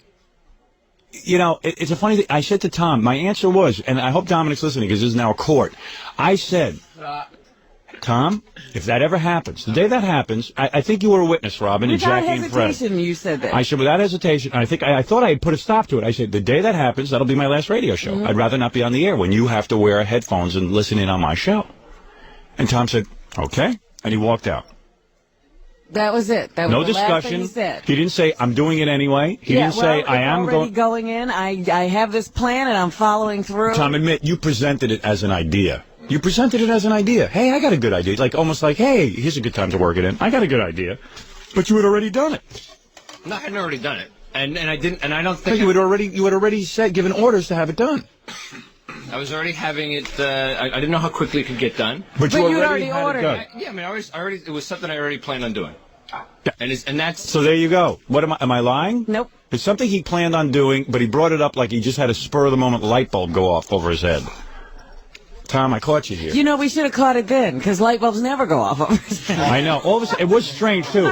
What do you think? You know, I got to watch everything he says. What do you think? No, forget commercials. There's something more important going on here. You're about to lose your morning man. Because you deceived me. That's deception. That's deception. That is deception. He thinks I'm kidding. I can't tell you how deceitful it is. It's deception. I don't know how a trust can be formed between us now. There's damage here. In our relationship, I'm serious. I'm sorry, but when you get that look on your face... I would never do that. No, well, you're laughing. I'll tell you why you're laughing. It's the laugh of a nervous man. You've done something here that's wrong. You've been caught. You've been caught red-handed. It's the first time in your career you've always managed to cover up. Is Dominic a defense lawyer? You don't need a defense lawyer. This is not a court of law. I'm just telling you, you have broken the trust of management and artists. You have. It's not right what you did. To secretly go ahead and violate me. I'm as violated as a visitor to Never Neverland, allegedly. At least those are the allegations, are they not? Those are the allegations. They are. You can't lie about that. Apparently they are multiplying. Evidently. You are right, sir, about that. Maybe this is just tip of the iceberg with you. Yeah, who knows what you're up to. I bet you my office is bugged. I'm going to have a clean sweep. You know, the other day, this liar who stands before us now. The liar, yeah. He said, the incubus. The one thing I've never done is be dishonest. I always tell Remember, the truth. I said one thing about Tom is he's an honest guy. Right. You're not honest. You're a liar. You really pulled a fast one. No. You don't call that a lie? No. Where you stood there in the office and pretended that this was an original idea that you were having at that moment, and that when I said to you, the day that it happens, I will not work anymore, and then you didn't even say, I have that already in the works, and you went ahead and did it anyway? It's being installed. You can't say that? Come on. You should have said, well, look, I'm doing it. I have it already installed. It's not such an original idea. It's not spontaneous as we thought. Can't believe it. You weren't going to tell me. It's even sicker. That's sick. I'm very, this comes back to me now. The first thing Tom said to me. You better sit down. What day was that? That awful day I had to have lunch with him. Yeah, what did he say to you the first day you have lunch? You're having lunch with this incubus. We're not even out of the building. His lies were just like, they were seeping out of it through his skin. What did he say to you? Because the first thing he says to me was, "What? I never dreamed of being in this position." Yeah. I'm like, what position? Of having to be censored to the world. Right. Oh, he's so carried away with himself. Oh, yeah. Oh, he's so carried away with himself. And I was like, I don't even entertain this conversation because I don't want to talk about this. Right. All right, Tom. But there he was. And he already knew. He was Here's the point. Here's the point. You put in a bugging device on us. I caught you. I'm not working under those conditions. I'm not. I'm going on record as saying it. I'm not trying to be a ball buster here, but I don't think anybody would work under those conditions unless there was some desperate, hard-up disc jockey, who needed to work real bad. Yeah, Mark and Brian or something. Like Mark and Brian. If it was Mark and Brian, I'd understand. But I'm not working under those conditions. If you feel it's necessary to do your job, that you need headphones and listen in on my program, I don't want to work that way. I'm saying it again. I said it to you the other day, but evidently it had no impact. You just went ahead and did it anyway. I'm not working under those conditions. I'm not going to. I got to put my foot down somewhere. This is getting out of hand. What is it? Do you want to talk to Dominic with the law? Okay. Here it is, Tom. Just so you know, just to drive it home. Dominic, go ahead and inform Tom Cheapasano of the law. Here's what it is. A conversation between two people, a private conversation, whether it be over the air or in a room even, like a tape recorder. That's right. It's a felony in New York State. Now, some employers have taped their employees' conversations, and they've been sued in a class action. Dominic, aren't you up too early? And actually, Dominic, this is a big case for Dominic. Actually, what happened? I was out jogging. What actually happened? No, really, Dominic. Seriously, what do you think of this? What actually happens is each employee has a right to sue for every conversation it's listening to. Right. Well, there have been none. It's a So class there's no action. case Now, here. if he'd been doing this and we don't know about it for a few days. Right. Which is possible. We got a case. Every one of us. I have a well, case. there was a case where I think a radio license was removed. There you go. See? I might own this station now because of Tom. Now, that would be a real nightmare for Tom. Wouldn't that be a turnabout? Yeah. Would you fire me? Yes. I would. Absolutely. You would not be allowed to work for me. I only have honest people work for me. Okay. Only honest people. Goodbye. Thank you, Dominic. Dominic, it's been a pleasure. Dominic's spoken well. What's for breakfast? All right, Tom. Dominic's not laughing. Well, Tom's getting ready for his show. He's Tom's- ready to crack jokes. Howard, can I just say one thing? Yes. What might be for breakfast is you, Tom. Goodbye. Exactly. Dominic is very, very heartbroken about this. Everyone is. Tom No, everyone is. now. Tom, one thing about Tom, I've said from time to time that Tom isn't the brightest guy, isn't that, all these things. Never mind that. I've always maintained that he was honest. You don't have to be smart to be honest. You could be the dumbest guy on the planet and be honest. Well, this is your theory before. I'm an honest man. You ask me a question, I'll give you an honest answer. If you ask me, am I putting headphones in Tom's office? I could tell you no. I have no plans to do so. And if you were planning to put headphones in Tom's office and it was the topic of conversation, you would go through like a man and say, look, this is what I'm doing. It's one thing to be censored on the air, but off the air. I'm sitting there watching bugging going on. No headphones. I want the headphones removed, Tom, before the The show one continues. last thing we had I will was our remove myself. conversations off the air. I will play records. I won't leave you in the lurch here. I won't just walk out. I'll play some records You'll or have whatever time you to want. get someone else. You can call in someone else. You can call him Pete Fortell or Meg Griffin, any one of the fine disc jockeys we have here. Greaseman, any of them. You can have them all come in. All of them at the same time. You can do a group show in the morning.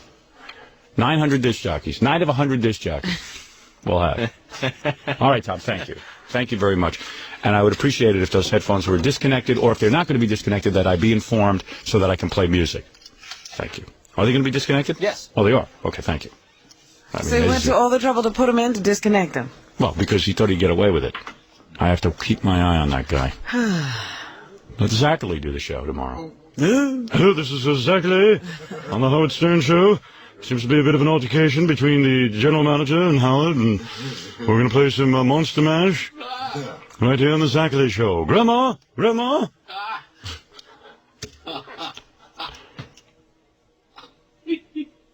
Man, I blew my stack this morning. I don't doubt it. I tell you, every day's a nightmare around here. He's always up to something. He's sneaky. All right, well, For now, that's his fault. as he said, for now, he'll put the headphones away. What does that mean? It means he's still He's still got a plan. He's still got a plan. He's still, now he's back. Now he's thinking, hey, wait a second. This is not the end of this. So now you got me. But I'll find a way. Like the worm I am. Yeah, the worm I am. Well, I'll figure out a way to wriggle out of this. he's pretty good, Tom, because usually it takes us like a week to figure out what a person's like. It took us 9 years to figure out what Tom was like. You know what I mean? Usually it comes in a week. He's such a blank slate. Yeah. It was hard to see the writing on it. Yeah, yeah. Well, ladies and gentlemen, you have just been witness to the breakdown of a relationship. What was a nice relationship is now gone very bad. Yeah. Taking a terrible turn. For the worse. The worst. It's a nightmare.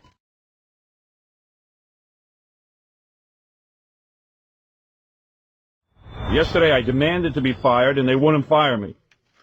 They're going to make me sit here for the next year and a half. Then my mother calls me. She goes, "You're not serious. Everyone loves you on radio. Everyone loves you on radio." Did you talk to her yesterday? Yeah, she called up. "Everyone loves you. I go everywhere. All they do is talk about the show. They love it. You can't give it." I said, what do you mean? You mean I got to stay at something because people love me?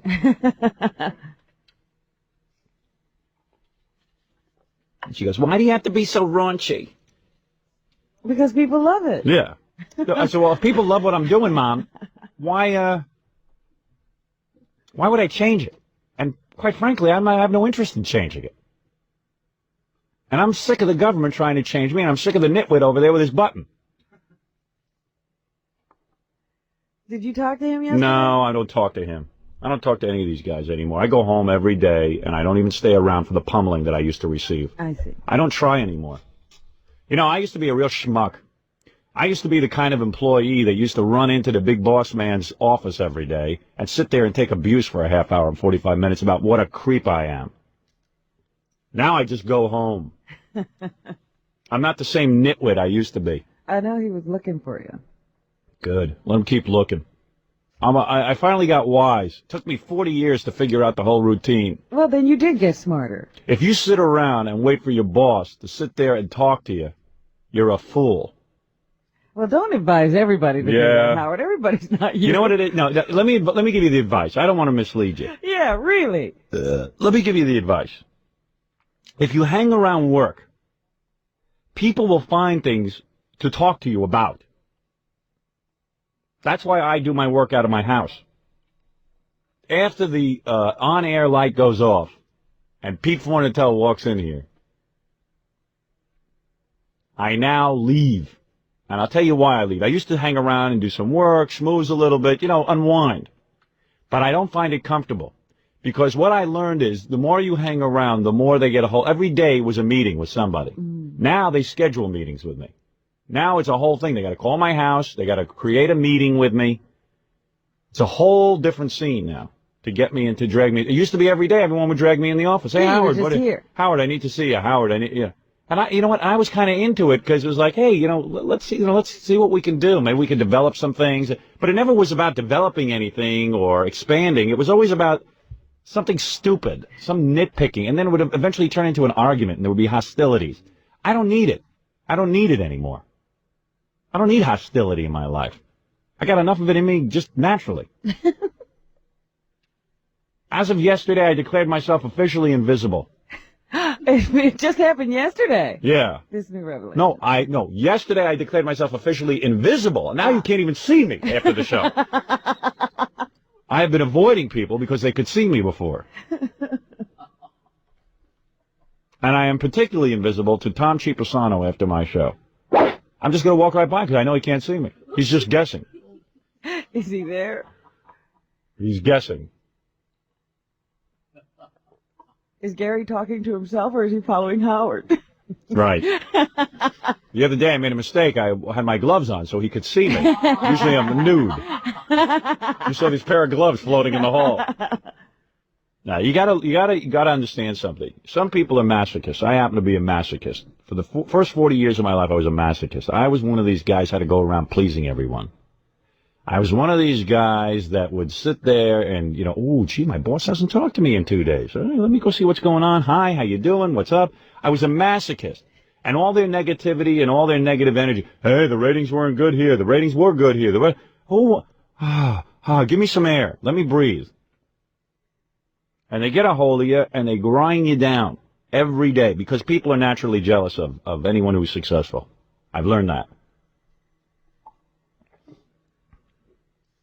We have a society where there is class jealousy. Well, you participate in it. I don't know what that means, but... You're always telling me you're jealous of everybody who's doing well. That's right. So I know better than anyone. And the few nitwits that perceive me as doing well, as if I'm on some kind of party roller coaster. Me, I sit there, I'm jealous of interns. They're having more fun than I am. I am dying in here from the heat. One thing works here is the heat, that's it. Everything else is in disarray. Listen, it's time for me to get a break from some of these nitwits that work here. And there's nitwits in every company. I gotta be released. I gotta have freedom, Robin. Freedom. That's what I'm after. Like in Easy Rider on that motorcycle. Where I want to be. Yeah, but you won't get on a motorcycle. Well, figuratively, I would get on one. I don't know how to theoretically drive one, but I would get on a motorcycle. You know what I mean? An invisible motorcycle. A make-believe motorcycle. Yes, I'm pretending. A little plastic motorcycle. Fred, give me the song Richie Havens, Freedom. It's an old standard. And you're feeling in need of it, right? Yeah, I need the Richie Havens, Freedom. Because I'm going to sing about my own freedom. The freedom to not have meetings. I've liberated myself from meetings. If Tom Cheapasano wants to meet with me, he will call up and schedule an appointment. Because you won't be here. Yep. I see for the next couple of months I'm not free. So sometime in the summer I might be, with the big thaw out, I might be able to see him. Nothing to talk about. Nothing to talk about. It's the same stupid conversation every time I meet with that guy. Let's welcome Mr. Richie Havens. Right, here he is. Here's Richie Havens, Robin. This is my theme song for the day. Freedom. Sweet freedom, Robin. Freedom from meetings with general managers. Thank you.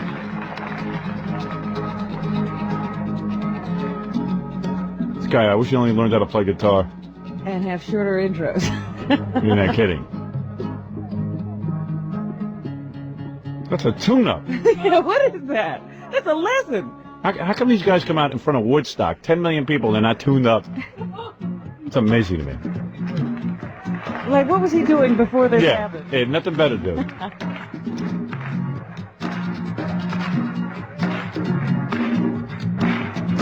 Freedom. That's what this is all about. Freedom from this long intro. Turn the guitar off, Mike, please. Turn the guitar off, Mike. Guitar, Mike. He's actually giving stage directions. It's all fun. That's Fred on bongos this I morning. can hear my guitar. I guess there was no sound check at Woodstock. Freedom. Freedom. Freedom. Freedom. Freedom. Freedom. Freedom. Freedom. This world is too hard for me, Howard Stern. So I've declared I'm invisible after every friggin' show. See me in August, Mr. Manager Man. Leave me alone because I need freedom. Freedom. Freedom, freedom. Richie really thought about these lyrics, huh? Freedom. Yeah. Give me a headache. So much, enough freedom. Enough freedom. But I do have freedom now, Robin. Freedom. Well, I'm glad you have declared yourself free. Freedom. It's about time. Freedom to do movies. Freedom to masturbate. Freedom from nudniks. Freedom from this song. I'm so free. Give me the Who. I'm feel free. free? How No, about no, that the Who. I'm free. Da-na-na.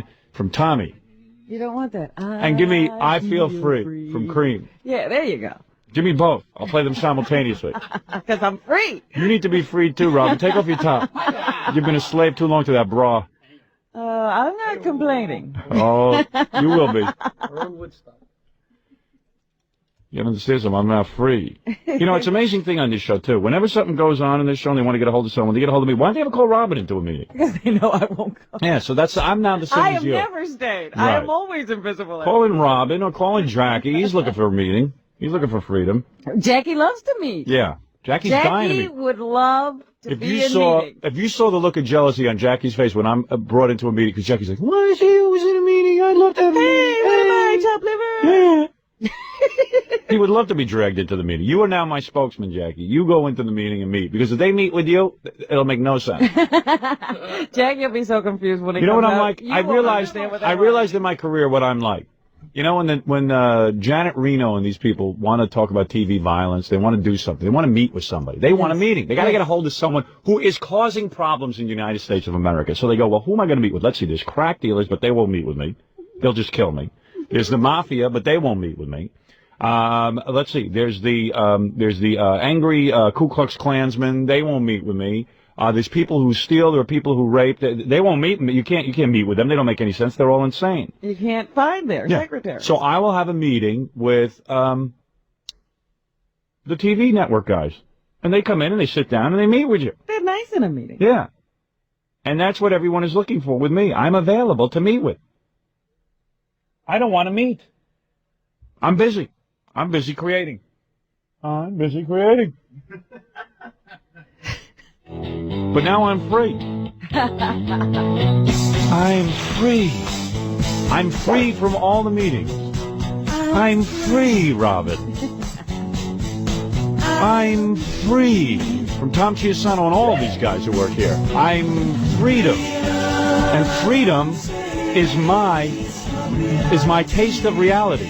It's my personal taste of reality. I am free. Not Fred, not Jackie, not you, but I am free. This is about me being free now. How dare you? That's your problem. If you want to follow me, that's fine. See there? I'm not saying don't follow me. I'll take you on a text-a-risa. I'll take you on a what? I'll take you on a what, Fred? Trek or something. I'll take you what it takes to reach the highest. I'll take you where it takes to reach you. I'll tell you what it takes. I am so free, it's ridiculous. Now after the show, I'm invisible. I walk around the station and I don't take meetings and I go right home. I don't sit around. I never sit around for meetings. I'm free. I am free. Now, I don't mean I'll work for free. That's a different story. But I'm free and liberated from upper management. I've liberated myself. And freedom... No, it reeks of reality. All right, here we go. Tom, kiss my ass. But you have to guess where it is because I'm invisible to you. I'm free from your meetings. I'm free from anyone in upper management's meetings. That includes everyone from the top guys on down. Really? I am free of all of you. If you need to meet with me, call my agent. I am no longer taking meetings. Wow. I am free from your tyranny. I am more serious than I've ever been, Robin. I've gradually become freer and freer, and now I am totally free. I'm the most free guy here. I'm more free. I'm a free spirit more than Jackie the hippie or Fred from Mars. I'm as free as a disc jockey can be. Whoopee! Hallelujah! Amen. Balls against the wall, Robin. I'm as free as can be. I feel free.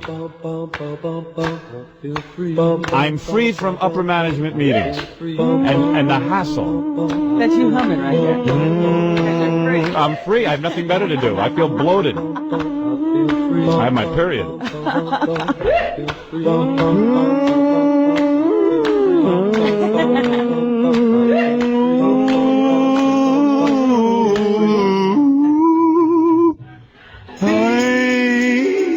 Oh, I'm so free.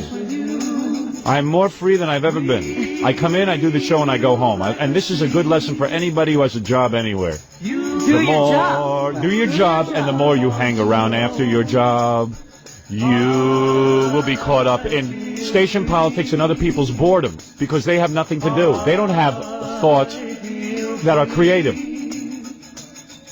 I feel free. Was everybody in the 60s too stoned to write lyrics? I walk down the street and no one's there because they can't see me. I can drive down the road. I could drive down the road and my eyes don't see because I'm free. I'm more free than I've ever been. Since I started the show, this is the most free I've ever been. I am as free can be. I'm as free as the hippies. I am free of lyrics. Quickly, somebody write me some lyrics. I am free of lyrics. I am free. You know how free I am? I'm not wearing underwear today. That's how free I am. I'm wearing sweatpants and a pair of shorts over it. It's definitely a revolution. Yeah, well, Patty Smythe's coming in later.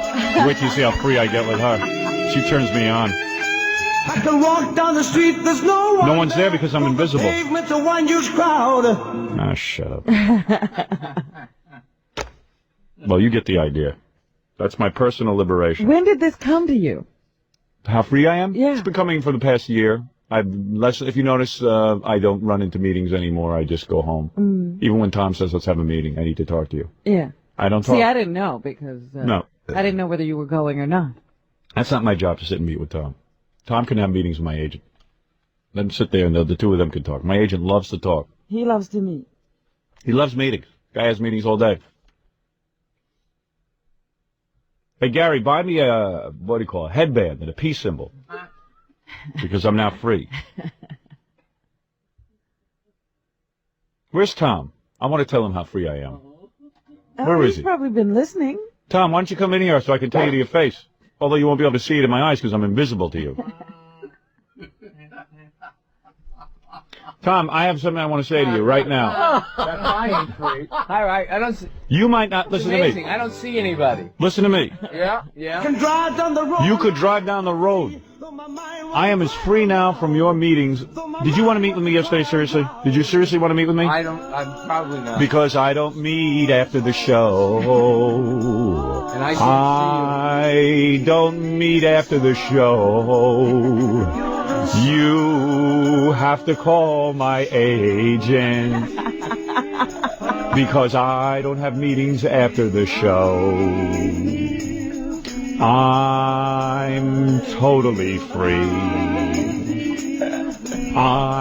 Jackie's available. He's not free. I'm free. I'm a free spirit. I walk around here. I don't know what's going on. It's amazing. Jackie's looking for me. Buttons moving up and down on the board. Yes. And I don't see anything moving. Because I'm liberated. You're invisible. That's right. I am as free as can be. I no longer talk about the show. I'm a true creative artist. I'm one of those I'm like Roseanne Barr. I'm a kook. I got 16 personalities. I can't even concentrate. You are so fired. The only one that you could really... You got to talk to someone who makes sense. Talk to my agent. Don't talk to me because I don't even know what you're talking about. I'm such a creative artist, I don't know what I'm talking about here. I'm as stupid as a wall.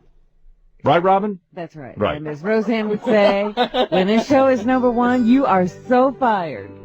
Where's my free song? I'm going to play Freedom and I'm Free at the same time. You can't play Freedom too? I don't know. I can't even find it. Magic at work. I am free. I'm as free as I am. And you are not free, Tom. I am free. That's all I wanted to say. That's it? That's it. I'm free now. Thank you. Thank you, Tom. Howard? Don't look for me. If I could see you. You could look for meetings for me all day and night, but I am invisible. I don't want to meet. I've had it. I'm going to do my... How much time is left on my contract? Do you know, seriously? How much exact time? I don't know exactly. Begin looking for a replacement. I'm free.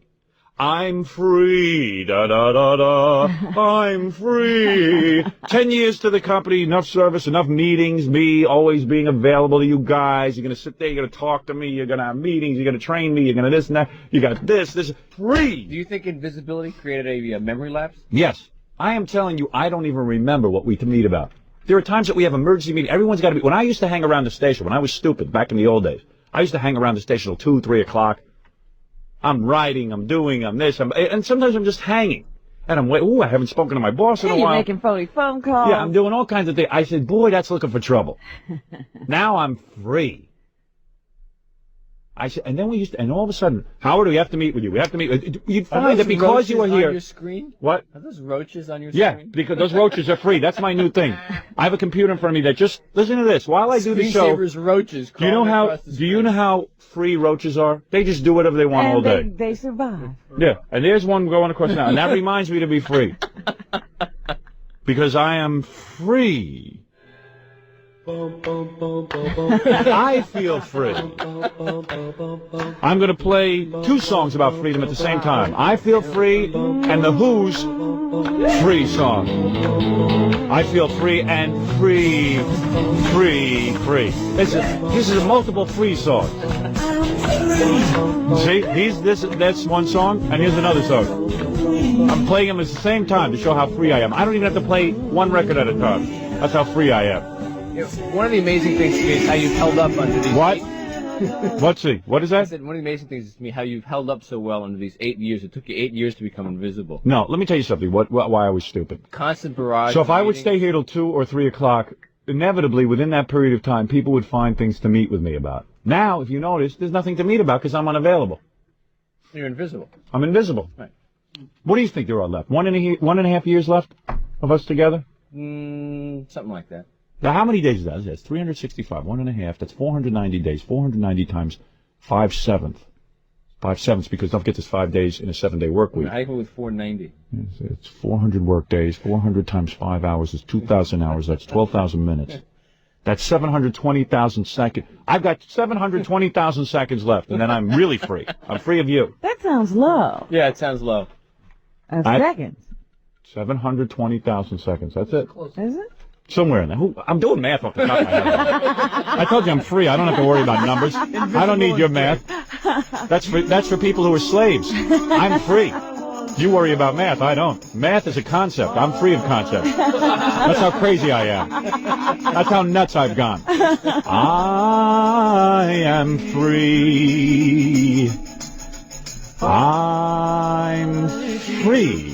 I feel free. I'm so free, I'm drooling. I can walk down the street, there's no one there. No one is there. So free you don't even have to keep your spittle in your mouth. No. I don't have to. I can dribble all I want. Because you can't see the drool. All right, Tom. I'm going to go back to doing the show. I just wanted to make my announcement of freedom. Oh. And I don't know what you wanted to meet with me about yesterday, but I'm unavailable. No problem. I'm serving notice right now. Okay. And don't even try to find me after the show because you won't be able to see you. me. That's right. Thank you. There Go he is. meet with some of your other high-powered Robin, can I talents. see you after the show? No, you never see me. Robin, you'll have to declare your own personal freedom. Jackie? I think you should meet with some of that other talent he's got Right. on You this got. station. You don't. He's got a whole station A of whole people. roster of people here. I listen. If I'm stepping out of line here, you tell me. But There's a then you're lot of- not free. There's a lot of other guys on this station. Yeah, that's all right. This is the last time I'm not free, and then I'm going to go back to being free in a second. This is me. Okay. I'm having a little meeting with you. All right? There's other guys on the station whose ratings are not as high as mine. Not that they're not great performers, every one of them, but there are guys that certainly you could impart wisdom to and have meetings with. But then you don't have meetings with. Me, you have meetings with. How do you know? I know. Because I know. Oh, because you're invisible. You can meet with Danny, my intern. He needs help. He needs your advice. Help him stand up straight. No, I'm saying, listen, there's a lot of... You have a lot of knowledge about radio, and all kidding aside, you're a very bright guy. You've been through the mill. Thank you. You've also been through the radio The trenches. nicest things you've ever said. There's a lot of people here who need your advice. I'm just one of those people who's so crazy. I'm so free that I don't even have time to meet with you about your advice. But I'll tell you who needs advice. All the other guys who work on this station. Line them up. Seriously, talk to the grease man. Hey, no problem. Really, talk to him. That's a guy who needs lots He's of advice. invisible because I don't even see him. Oh, he's got a good deal. Him they don't meet with.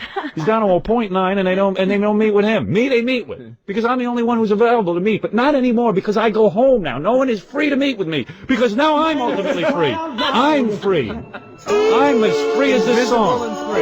Was Eric Clapton wrote with the great legendary Jack Bruce. I'm free.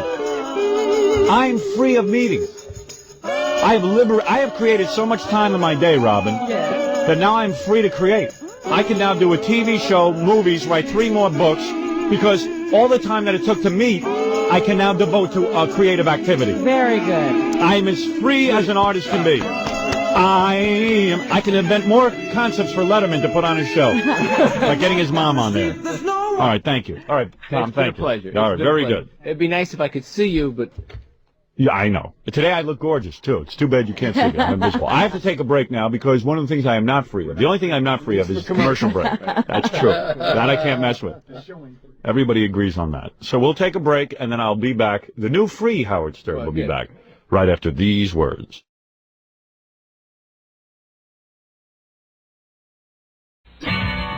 You've seen the Broadway play Tommy, the story of the deaf, dumb, and blind kid. Now, coming to the Central Avenue Theater in Scarsdale.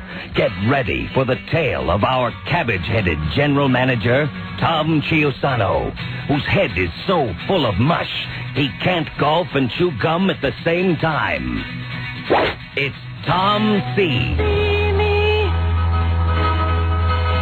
dislike me, ignore me.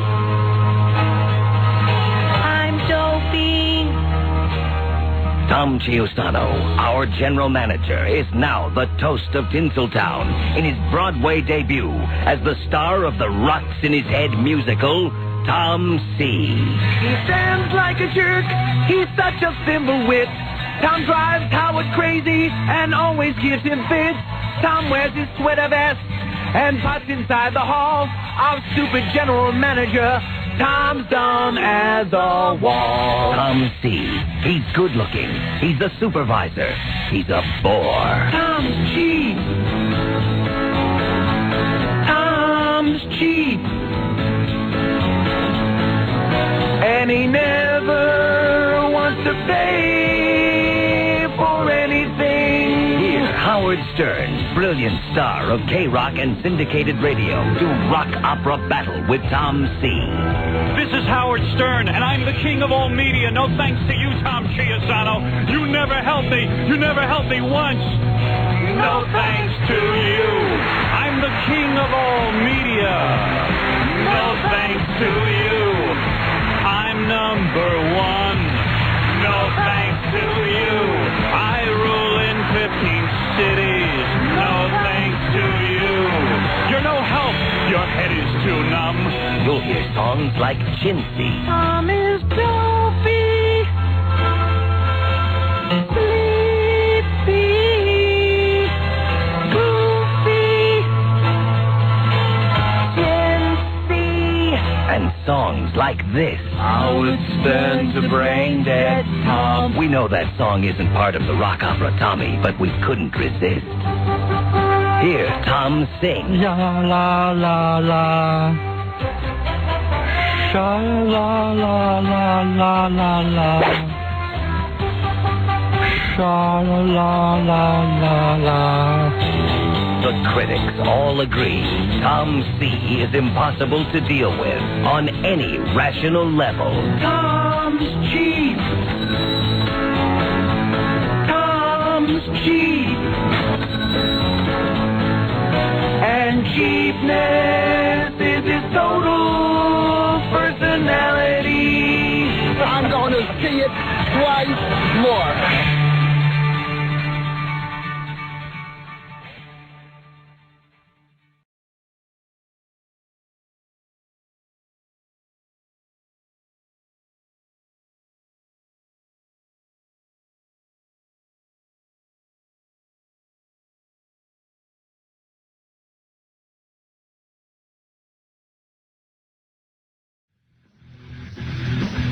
This is a memo. I don't know if you saw this. Tom Cheapasano, our general manager, doesn't always write memos, but he wrote a memo to the staff. Did you read it? No. I don't know about this. He is the stupidest guy. Tom is a very sweet tan man. There's something, you know what? What's worse than saying something stupid? Doing something stupid, I would No, putting it in writing. Oh, right. Evidently, Tom was asked by the company to write a memo to all of us. Yes. Regarding radio ownership deregulation. You know, our company buys a lot of radio stations. In our company's opinion, you know, the company that we work for, I mean, personally, I don't care. But they feel they should be allowed to buy 100 radio stations if they want to. Personally, I agree with them. I believe in the freedom of the marketplace. Do you also agree that they should be able to buy up more radio stations than is already allowed in the same market? Yeah. Oh, yeah. I think that if someone wants to buy 10 million radio stations, if they got the money to do it and they want to run these things, let them do it. It wouldn't bother you if every station in New York was owned by the same company? No, would not bother me at all. As long as it serviced the marketplace, which I think it would, because the guy wants to make money, he's going to service the marketplace. Yes, but he's also going to control a lot of what you hear. Yeah, and what are you hearing that needs no control? Well, I don't know. Exactly. But suppose, you know, then you really got a lock on the industry. The music record companies have to kowtow to you. Hey, I wish it was me. You get to decide what's news. Look, please. I believe you could buy what, to me, the government should not be involved in any aspect of the free marketplace. So anyway, Tom wrote a memo encouraging all employees. He was told by the owners of the station to write this memo. Why didn't they just write it themselves? Because they wanted to make it seem like Tom was the boss. Okay. Well, why didn't they write it and have Tom put his name on it? Because they figured, well, we got to give Tom something to do. Oh, okay. So they give Tom the assignment of writing a memo to the staff, encouraging the staff to write to their senators. Okay. How long do you think it took Tom to compose this letter?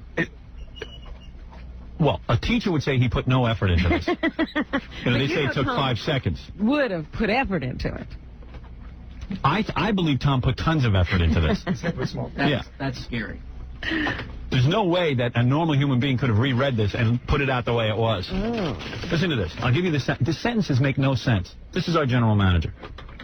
To the staff from Tom Cheapasano regarding radio ownership deregulation. Okay, now you're excited. Tom's written to you. Yeah, I was excited to get it. Tom very rarely writes. And tell me if the sentence makes sense. If it makes sense, I'll stop right here. Last week, the U.S. Senate... Stop the noise. I want people to concentrate. All right. Tell me if I'm crazy. Okay. Last week, the U.S. Senate had the opportunity to help you, comma, by helping the radio industry continue to grow, comma, they dropped the ball. Wait a minute. I read that. You gotta read it again. That's the first sentence. Should I read it again? I gotta read it again. Okay. I sat down to read this because I care what Tom thinks. And I said, I must have no reading comprehension because I don't know what this sentence means. You know what I thought? Maybe he wrote it out longhand and then typed it and left out a whole phrase or something. Well, about 10 people have come to me so far and said, did you read Tom's memo? Everyone is laughing about it. Because that's what it sounds like to me. It sounds like something is missing in the sentence. Well, I'll read you the other sentences. I don't think it can keep happening. So everyone said, did you read Tom's memo? I said, yeah. I said, I didn't understand it. They go, neither did I. Oh. And they said, well, maybe it's how Tom talks, because sometimes you know how Tom pauses a lot? Yeah. Like maybe if he read it to us, it would make sense. Yeah. All right, well, read me that sentence again. All right, okay. Because I'm trying to... Last week, the U.S. Senate had the opportunity to help you, comma, by helping the radio industry continue to grow, comma, they dropped the ball. There's no sentence there. No, There's no thought. No. What is he... Now, you got to ask yourself, what is he trying to say? The U.S. Senate had an opportunity... Want me to read it to you again? Blah, blah, blah. You know, first of all, those commas don't belong there. This sentence is a festival of ignorance. There's no other way to put it. So give me the second sentence. Maybe it clears up. All right. All right. It gets worse. You read it, right, Jackie? Yeah. Okay. I read that first sentence about 5 times. I thought, well, it's just a mistake, and then you keep going. All right, here you go. Fortunately, it is not too late, comma. This is a democracy, and we've got a voice, period. Okay. All right, that sentence made sense. Okay. Right. Now, this next one's a doozy, so hang on to your hat. All right. In WXRK's case, it is, comma, 62 people strong, and I urge each and every one of you to exercise yours, comma, by writing to your senators. Oh, boy. Exercising what? I know what he's trying to say, but he's leaving out things. I told you the guy was stupid. What, did he do this while he was jogging? No, he's golfing. He was with OJ. No, I must imagine that he was dictating while he jogged and he yelped words and nobody heard them. Anyway, it goes on and on, the memo. I mean, I only got that far in the memo. Did you get any further, Jackie? No. Yeah, I read the whole thing. In WXRK's case, it is 62 people strong. And I urge each and every one of you to exercise yours, comma, by writing to your senators. You know, there's run-on sentences and the grammar's bad, and it's just real weird. It's like something wait a minute. he got done like when he had 5 minutes till. I know what this is. Yeah. This was his rough draft. It fell into the wrong hands. Well, you want to ask him? Or she being nice. Hey, Tom, would we be out of line to ask you what happened here? No, that would make sense. That this is the rough draft, then it was corrected, but the wrong one was zero. Right. No. But he must have given it to upper management to read, but I think they just didn't read it. No. They figured, well, hey, let him just do what he wants. Nobody. Tom, what went wrong? What? Well, I said you can eat me. Eat you? Tom, what are you mad at me for? Don't be mad at me. I didn't write Well, that let thing. him read it to you, Howard. Seriously, did you read this? Yeah. You wrote it, really? Yes. You wrote this? Yeah. And that was the draft you wanted copied. Is this the wrong draft or the right draft? I stand by my original statement. Which is, eat me? Right. Well, that I understand. Got that one right. Let me read the sentence here. You explain it to me. I know exactly what it means. You, don't You have do? to read, yeah. Hey, you read it. What college did you go to?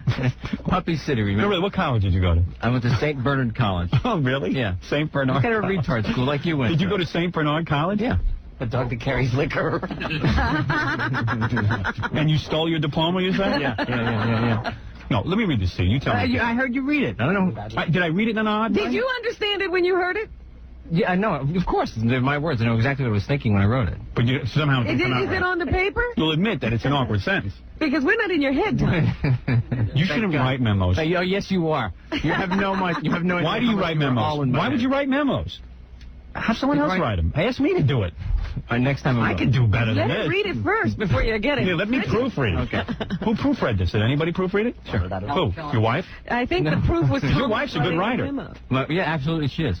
She's a really good writer. Yeah. Maybe she should write the memo. Yeah, why don't you let her proof Next time she will. You should do it like Nancy Reagan was using in the White House. Next She time. was really the president. So that's a good Do idea. you think Penelope's running the station? Listen to this. Listen to this. Wait a second, Tom. Last week, the U.S. Senate had an opportunity to help you. had the opportunity to help you, by comma. helping the radio industry continue to grow. What's They the dropped comma ball. about? They dropped the ball. Right. But what's the comma? Show him. Maybe he hadn't seen it. Oh, he read it right. Last week, the U.S. Senate had the opportunity to help you, comma, by helping the radio industry continue to grow, comma, they dropped the ball. Right. That should have been period, and then they dropped the ball as its own sentence. Yeah. Or put a but in there. Right. I'm at a loss to say what to do. The one that I don't get, in WXRK's case, It's 62 people strong. and I urge each and every one of you to exercise yours. Your what?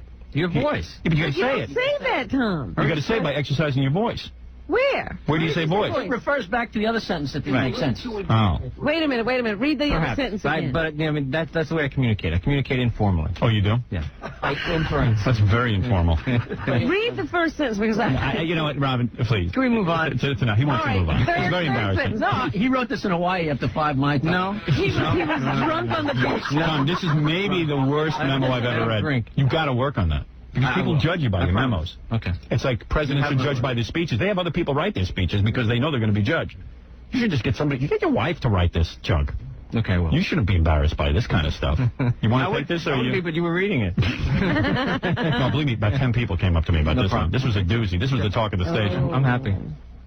You go back and work on this. You know, stick to bumper stickers. No, you know what he should do? What? He should stick to bumper stickers. Yeah. You're good at bumper stickers. Write your senators, will you? All right. Give that to a school teacher and have her correct. Oh. Ooh. You know, that's a great idea. Yeah, I get back to my Incredible original idea. statement. Doesn't that suck when you write something and Howard gets a hold of it? You know what? I got a perfect idea, Howard. I can't wait to hear this one. We can have the memo blown up Right. on a big board. Put it on buses. Have the teacher come in and you with a big red pen, No, you can't. circle, and I can have my daughter's 5th grade teacher come in. just fix it up so that we can sit with there with a pointer and point out to Tom what he did. All right, I can get a like a 3rd grade teacher to come in. Yeah. Because that's, simple grammar we're talking here. Yeah, Tom, you're gonna get. I bet you get a D. Oh, thanks. But we want Congratulations. everybody to be able to see it. Yeah. It's better than I got in college, so. Man, Tom, what happened here?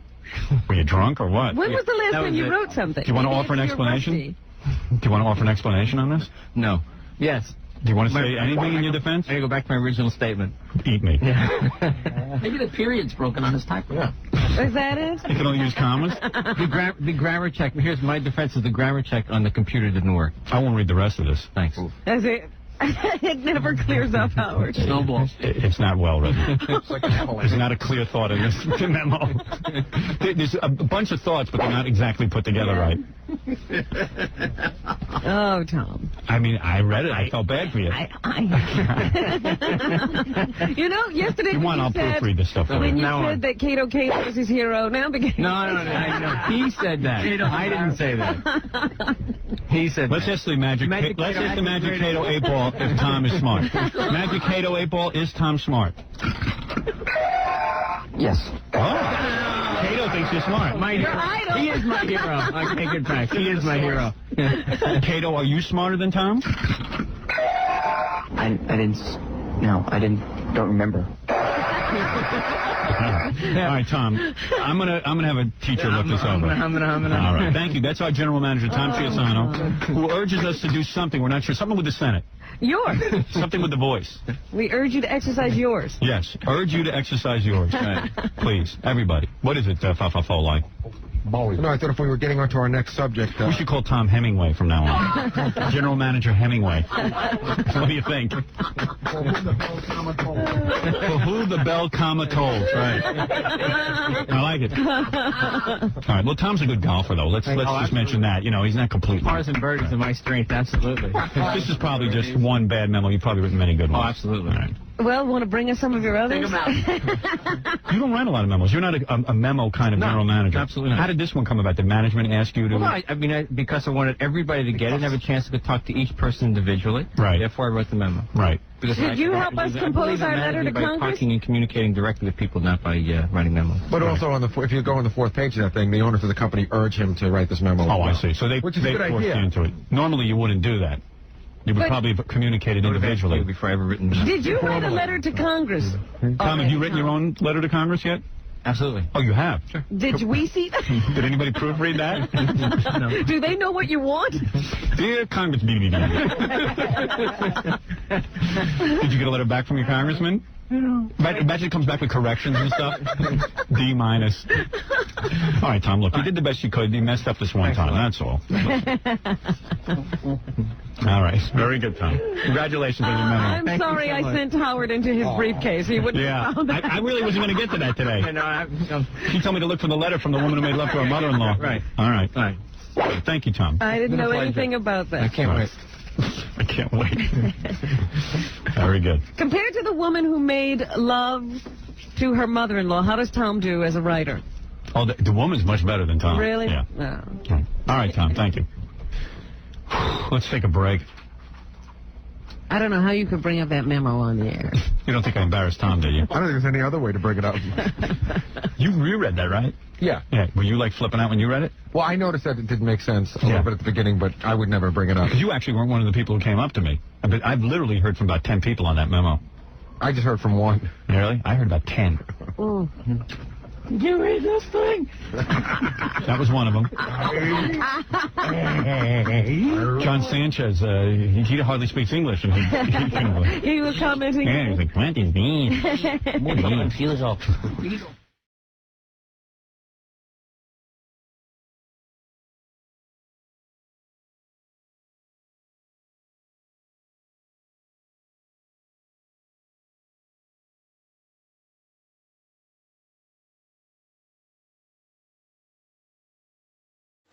I don't want to keep this woman waiting. She's a very important woman. Who is this woman? This woman is a school teacher. What grade does she teach? 6th grade. Okay.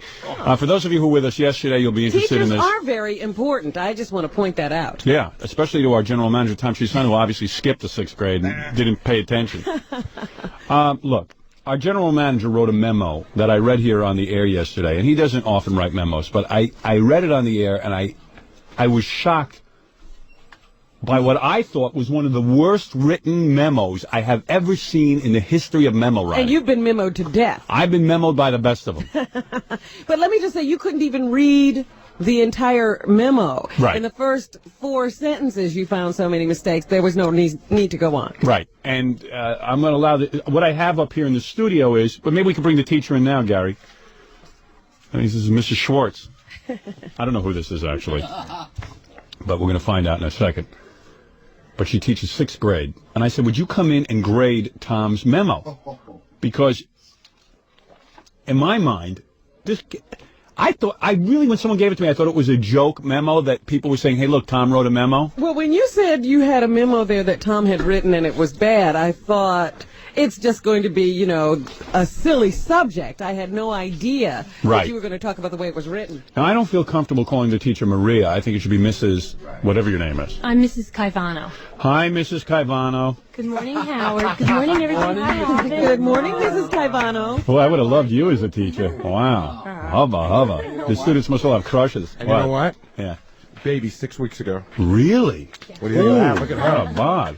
Thank you. I'd like to see you like in a year when you really pull yourself together. I go to karate, so I'm working out. Is that right? That works. Man, you got a lovely face and body. Boy, I would have loved to teach you. Like every teacher I have is a battle axe. I'll tell you that. Oh, this is the new breed of teacher, Mrs. Caivano. Thank you. Well, I'll maintain some decorum because obviously students are looking up to you. Yes, that's and right. you have to respect the teacher. We respect you, Mrs. Caivano. Thank you, Howard. All right. Thank you, everybody. Jackie, seriously, did you ever have a teacher that looked like that? Absolutely not. All right. Mrs. Fox, Mrs. Flood, average age 63. Yeah, Mrs. Lazar, 73 years old, way past retirement age. I never told you about my teacher who used to come in with hickeys on her neck. Really? Well, you had a hot teacher. It's crazy. I had a teacher, Mrs. Carr, in 5th grade. She had like psoriasis all over her arm. She was just scratching her arm or something. I don't Mrs. know. Lazar with a mustache thicker than Gary's. Really? Wait, I got you to all beat. I had 70-year-old women, and they were all Miss. Really? They'd never been married. Never married. No guy had ever Ms. touched me. Gambino. I had one teacher that had to wear a wig. She was bald. Oh. And she wasn't like, she didn't have chemo or anything. She didn't have any hair. Wow. And the wig was always sliding off her face. And We had one art teacher who was maybe 25 with huge cans. It was like, you look forward to Nah, art. don't say that for Mrs. Caivano. Oh, I'm you sorry, putz. Mrs. Caivano. You are the world's biggest putz. Sorry. Yeah, I apologize, Mrs. Caivano. Sorry, Mrs. Caivano. Now, Mrs. Caivano, you don't sit on the edge of your desk with your legs crossed, do you? I bet you she doesn't realize it. All the kids drop their pencils. We had one student teacher who was good looking and would, what are you wearing, a dress? No, his pants. Oh, your pants on. Well, oh. But anyway, but you wear dresses sometimes, right? Yeah, I usually wear dresses. We had a hot teacher like you, and it was like, she wasn't like my teacher. She was a student. She'd come in once a week. She would sit on Mrs. Weinstock. She would sit on the desk and cross her legs. She didn't realize she was reading stories and stuff. I'd be like passing out trying to look up her dress. I couldn't even pay attention. You didn't even know what the story was. You don't teach therapeutic massage, do you? No. Oh, because that would be some class. Sorry. Oh, I'd love to have you as a teacher. Maybe we'd better let Mrs. Caivano do what she's here for. Yeah, right. Okay. A bunch of horny guys. Massage. Yeah, right. Mrs. Caivano, can we have a massage, please? So, Mrs. Caivano, you are a 6th grade teacher, obviously very qualified. You teach English, math, all of the different... Right. Okay. I teach 6th, 7th, and 8th grade English. Have you had a chance... Now, hanging behind... Where's Tom? Why doesn't he come in for his 6th grade? I really think he should be here because I want him to learn. Do we have a dunce cap? Oh. When you have a particularly moronic student. Well, wait a minute, Mrs. Caivano, how old are you when you're in the 6th grade? You're 12. Yeah. Okay. My daughter's in the 6th grade. Okay, so Tom, we'll have to see what level Tom is on. I want you to give him... I know what level he's on. Well, well don't give it away yet, Mrs. Caivano. All right. Mrs. Caivano, meet your student. No, what? Where is he? He's. You know what? I think he finally pushed the right button on Tom. He's pretty upset. Is he? He said he spoke to you about this yesterday. No, he didn't. That was after he told me F you. But he said he spoke to you. He did come in and say he didn't want this. He said, yeah, he said he told you yesterday that he didn't want this. Yeah, but he seemed to be joking. Well, he wasn't. Oh, Tom, don't come in and don't be a baby. Mrs. Caivano's here to help you. And when besides, did this conversation happen? He walked in after I made fun of his memo. And really? In here? Yeah, into my studio. Yeah. Where I forbid him from coming. Are there, Mrs. Caivano, this is Tom Cheapasano. Student. Tom, you want to put a dunce cap on? I'll be coming. You know, I will say that, you know, it's if you only held everybody in the room the same standard, I'll go any joke. So go ahead, proceed. Oh, everyone's held to the same standard. We're all going to be held to the same standard from now on. I have all not right. seen that. Okay. I have definitely not seen that. Mrs. Caivano, don't try to do any shtick. I mean, you're a teacher. I would like you to evaluate Tom's memo. Point out where, punctuation should be and so forth. Yes. Okay. Tom is the worst. Tom, I got to tell you something. I used to make fun that you were like stupid. I'm telling you, this proves it. No, he must be dyslexic, Howard. Are you dyslexic? You want to say anything in your own defense before Mrs. Caivano starts? I go back to my original statement of yesterday. All right, let's see what happens. See, I don't think he's stupid. I think he got a problem. I think I have a real good command of the language. Maybe. Let's ask Mrs. Caivano. Let's pepper. Now, Mrs. Caivano, if you would please critique. Okay, well, the heading is okay. Oh, thank for the you so memo. much. That's good. Okay. Here's one for Tom. And as Howard was reading this yesterday, I'm feeding my baby in the kitchen, and I listened, and I turned up the volume because I thought that you had left something out when you were reading it, or I thought that I didn't hear you correctly. And then you read it again, and I said, he didn't leave something out. This was just not well written. Okay, start with the first sentence. Admit it. I admit that. Last week, the U.S. Senate had the opportunity to help you by helping the radio industry continue to grow. I would call this an... They dropped the ball. They dropped the ball. That's all one sentence. Yeah. So last week, the U.S. Senate had the opportunity to help you by helping the radio industry continue to grow. They dropped the ball. First of all, last week, the U.S. Senate had the opportunity to help you by helping the radio industry to grow.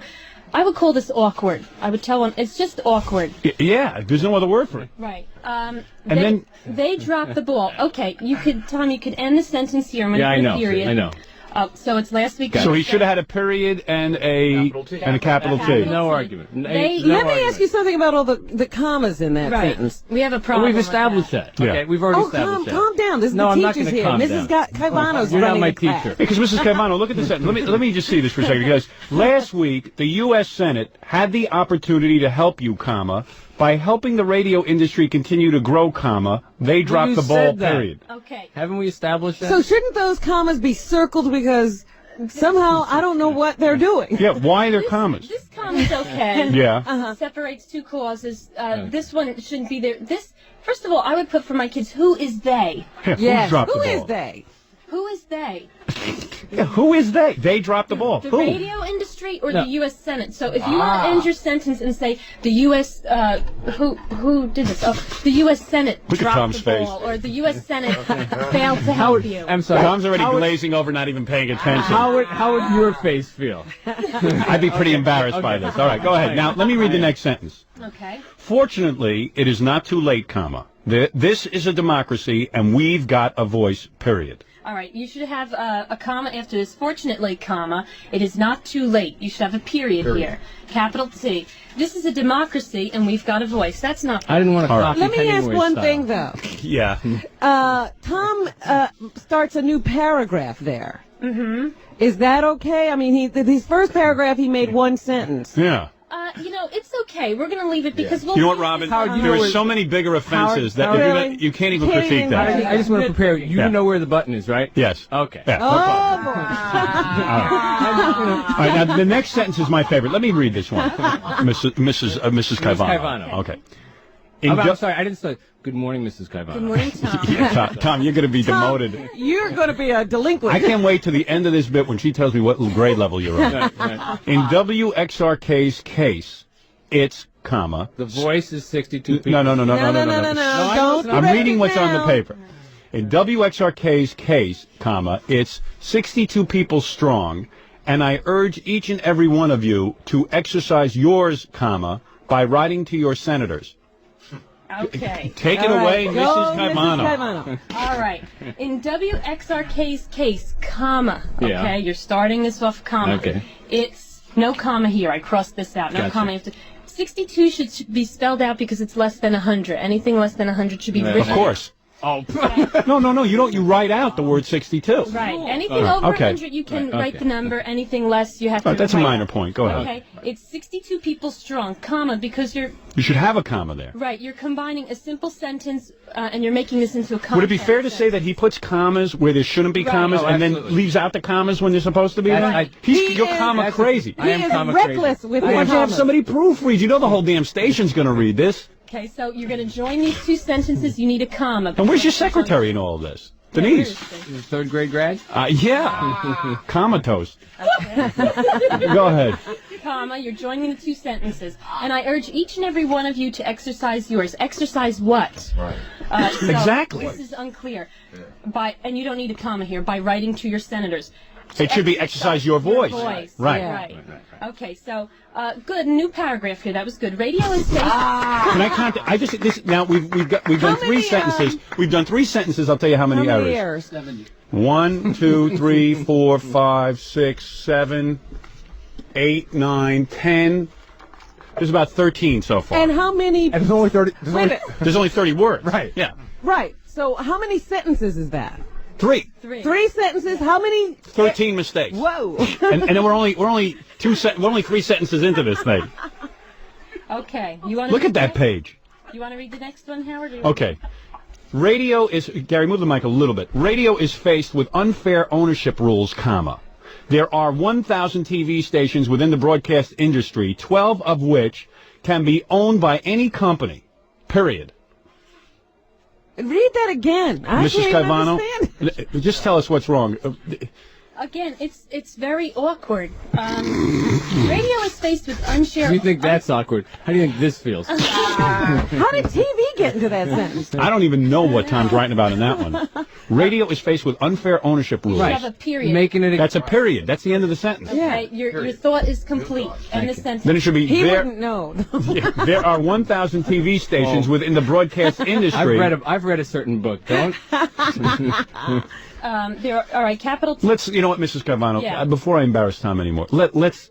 You are really pretty, Mrs. Caivano. So, You can't keep your mind on English. Yeah, You might man. be my third grade teacher. Yes, obviously you didn't pay attention in third grade, I Tom. was looking at other things. Mrs. Caivano, are there any other big mistakes in the whole next rest of this thing? I mean, like, I see things like... just sort of. Okay, the TV stations, like Robin said, what is a TV station doing in with the radio? Right. Well, Okay. they're obviously for comparison because But that's there are an end of a 1,000 TV sentence. stations. Any company can. Wait, she asked me why it's there, and I'm telling you why it's there. Well, we're telling you that should have been one sentence, and then this should have been Right. another Right. sentence. I read your book. So the,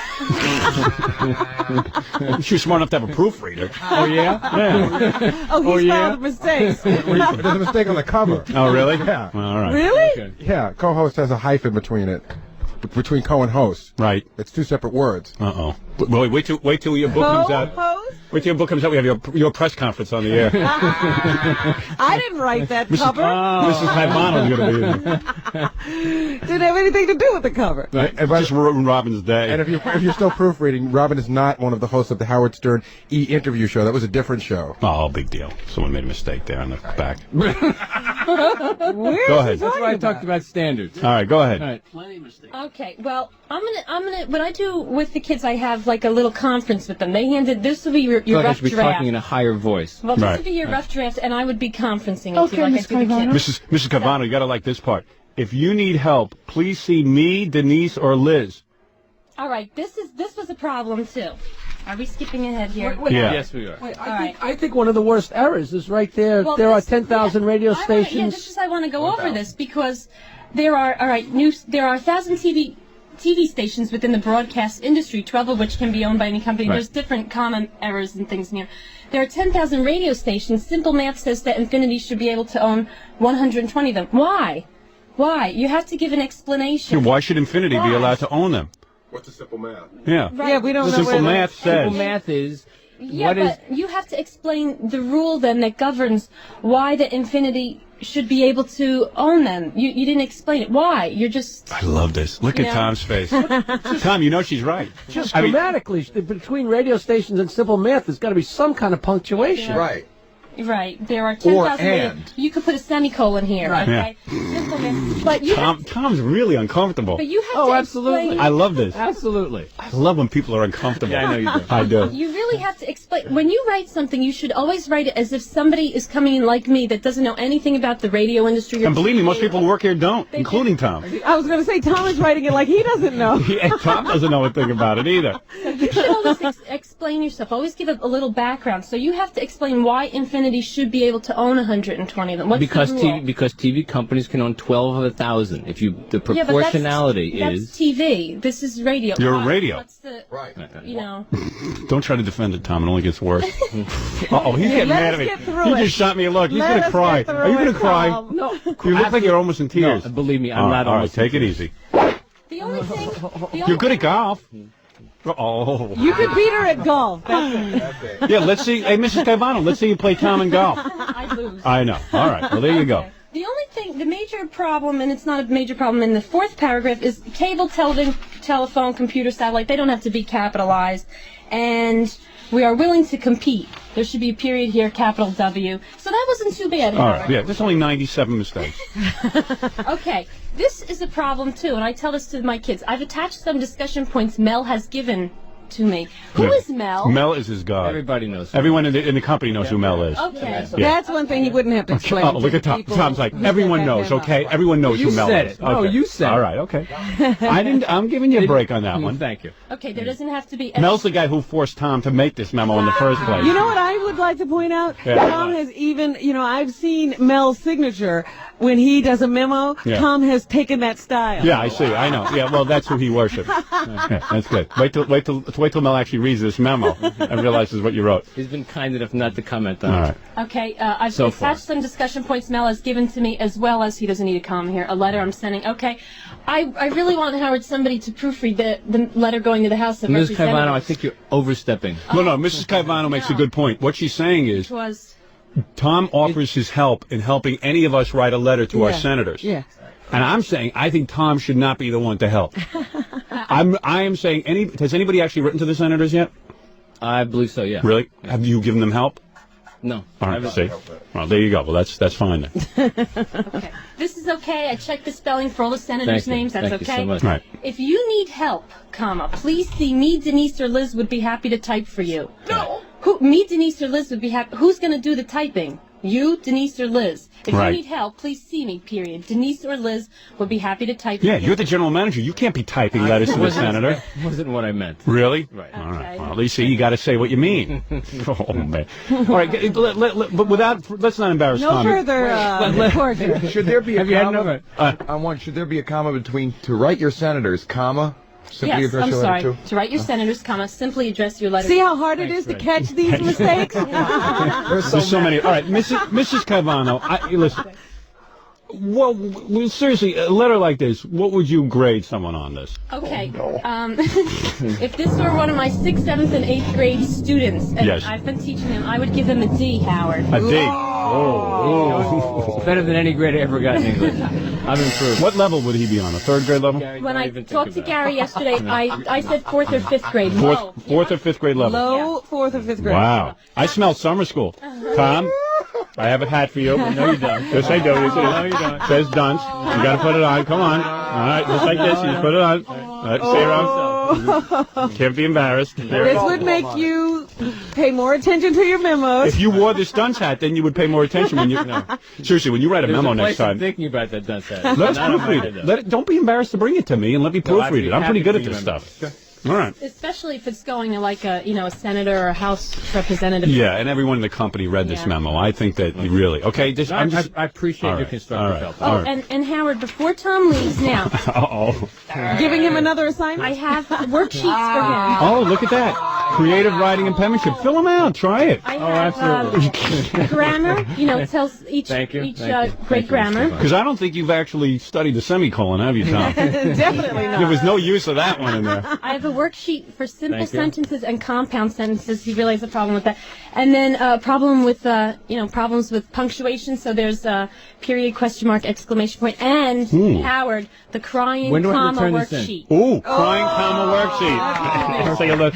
And that teaches you how to use a comma? Yes, it teaches you how to use a comma. And then first day feelings, I give this to my kids on the first day. This is completing. You don't want to know what I'm feeling. Completing sentences. Completing sentences. Yeah. So because Tom doesn't complete his sentences. He runs on. For example, some of the questions on here is when I feel sad, it helps to. He has to complete that. It helps to go golfing. Right. If I could change my name, I'd call myself Mel. I wish I were as tall as The biggest golfer in the world. So that's what this worksheet is. and Very it would good. help him. Tom, would you like it? Seriously. It's yours. Oh, I'm dying for it. Don't be embarrassed to take it. You obviously need some help. What's the big deal? Don't be too much of a baby about it. Here, work on this. Thank you. Mrs. Caivano, I want to thank you for coming in and helping Tom with his grammar. Well, I hope he, works on those sheets. I'll be better. Yeah, because he is an executive of a company. He should write better, right? When is Tom's assignment due? Oh, well, as soon as possible. I'll give him the weekend. Tom, fill out those sheets. You'll have them ready for Mrs. Caivano on Monday.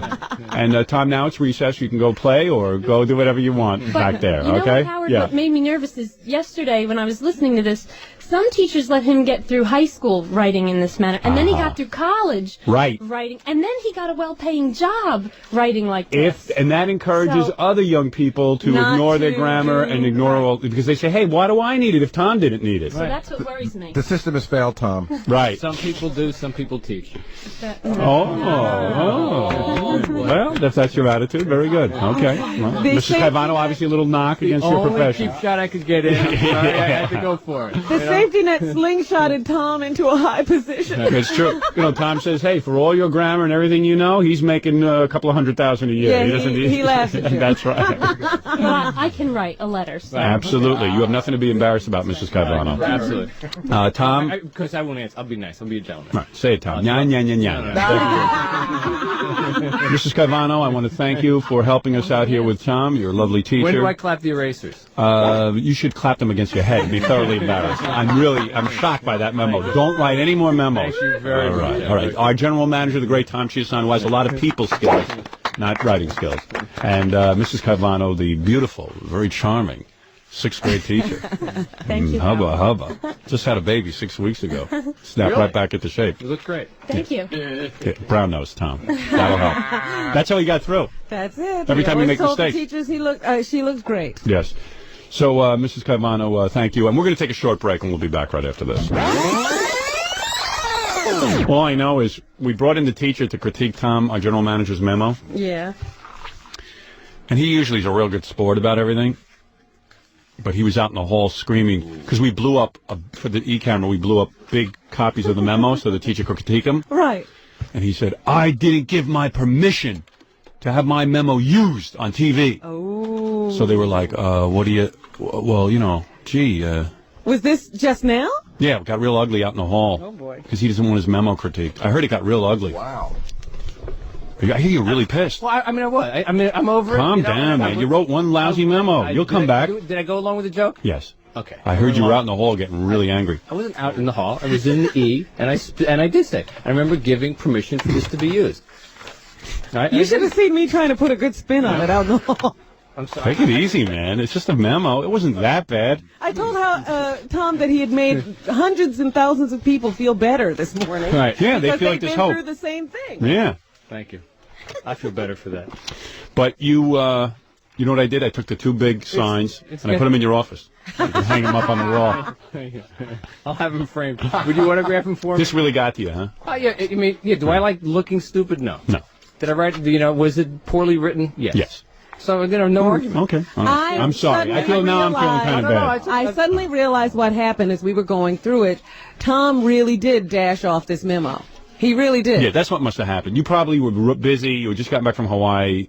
And he had to pass out pineapples. Yeah, he could have done a much better job. I'm not making excuses. Well, I'm going to make it for you. No, you don't have to. I apologize. Did you get your pineapple yesterday? What was that? I don't know. He was walking around passing out pineapples. Well, maybe a little more attention to the memos and less attention to the pineapples. He's a good guy. He's a good-hearted guy. We could say that. You're a good-hearted guy. You really are. I like you. I left you the memo in your office, the big cardboard signs. I'm going to get it framed. Yeah, seriously. Backwards. Play it up. I'm going to get it framed backwards. Right. Actually, I told him I'd like to Xerox his workbook and take it home. I bet you can't even fill out that workbook. I'm telling you, man. You know what? You'll never find out. Okay. All right, Tom. I'm sorry for the misunderstanding. No Although, as the E people explained, it was a blanket release that he signed. No. Yes. No. There's a big argument going on in the Tom has called a lawyer. I know. Tom, you better get your lawyer on. No problem. Hey, Tom, who was rallying around you out in the hall? Who was rallying? Carol came over from traffic, and she said, "You people are so cruel." Really? Oh, Carol, she's just sucking up to Tom. And then she whispered to me, "It was really funny." Absolutely. That's why I went along with it. It was funny. It was funny. It was just, come on. Obviously, it was something that you wrote in haste. All right. Thank you, Tom. He can write much better. He's working on a new memo. Absolutely. Go write another memo. All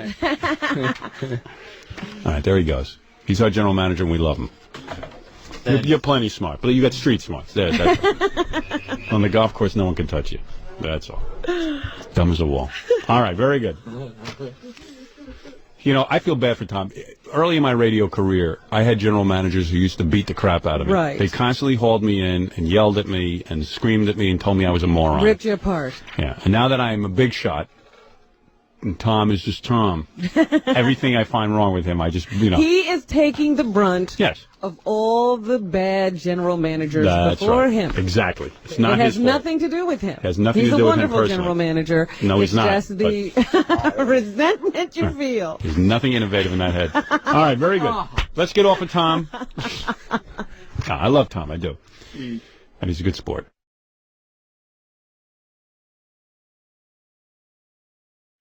So you were asking me why I hate my general manager, Tom. Yes, I do want to know this, because Tom is a sweet man. Yeah, I did a little experiment yesterday. Gary came to me, and he said, do we want to do anything special for Halloween this year? I said, yes, I would like to do a special Halloween show. Hey, Ganji, or one of you knuckleheads out there, can you bring me some water? Wolf is parched. So what did you want to do for Halloween? Well, I had this idea. I said, here's the concept. I would like to take our show on Halloween Day. Thank you. I would like to take our show. John, you can stay here because we're going to do your interviews next. Stuttering John was out on the town last night, got some incredible stuff. Oh, good. He made a nuisance out of himself.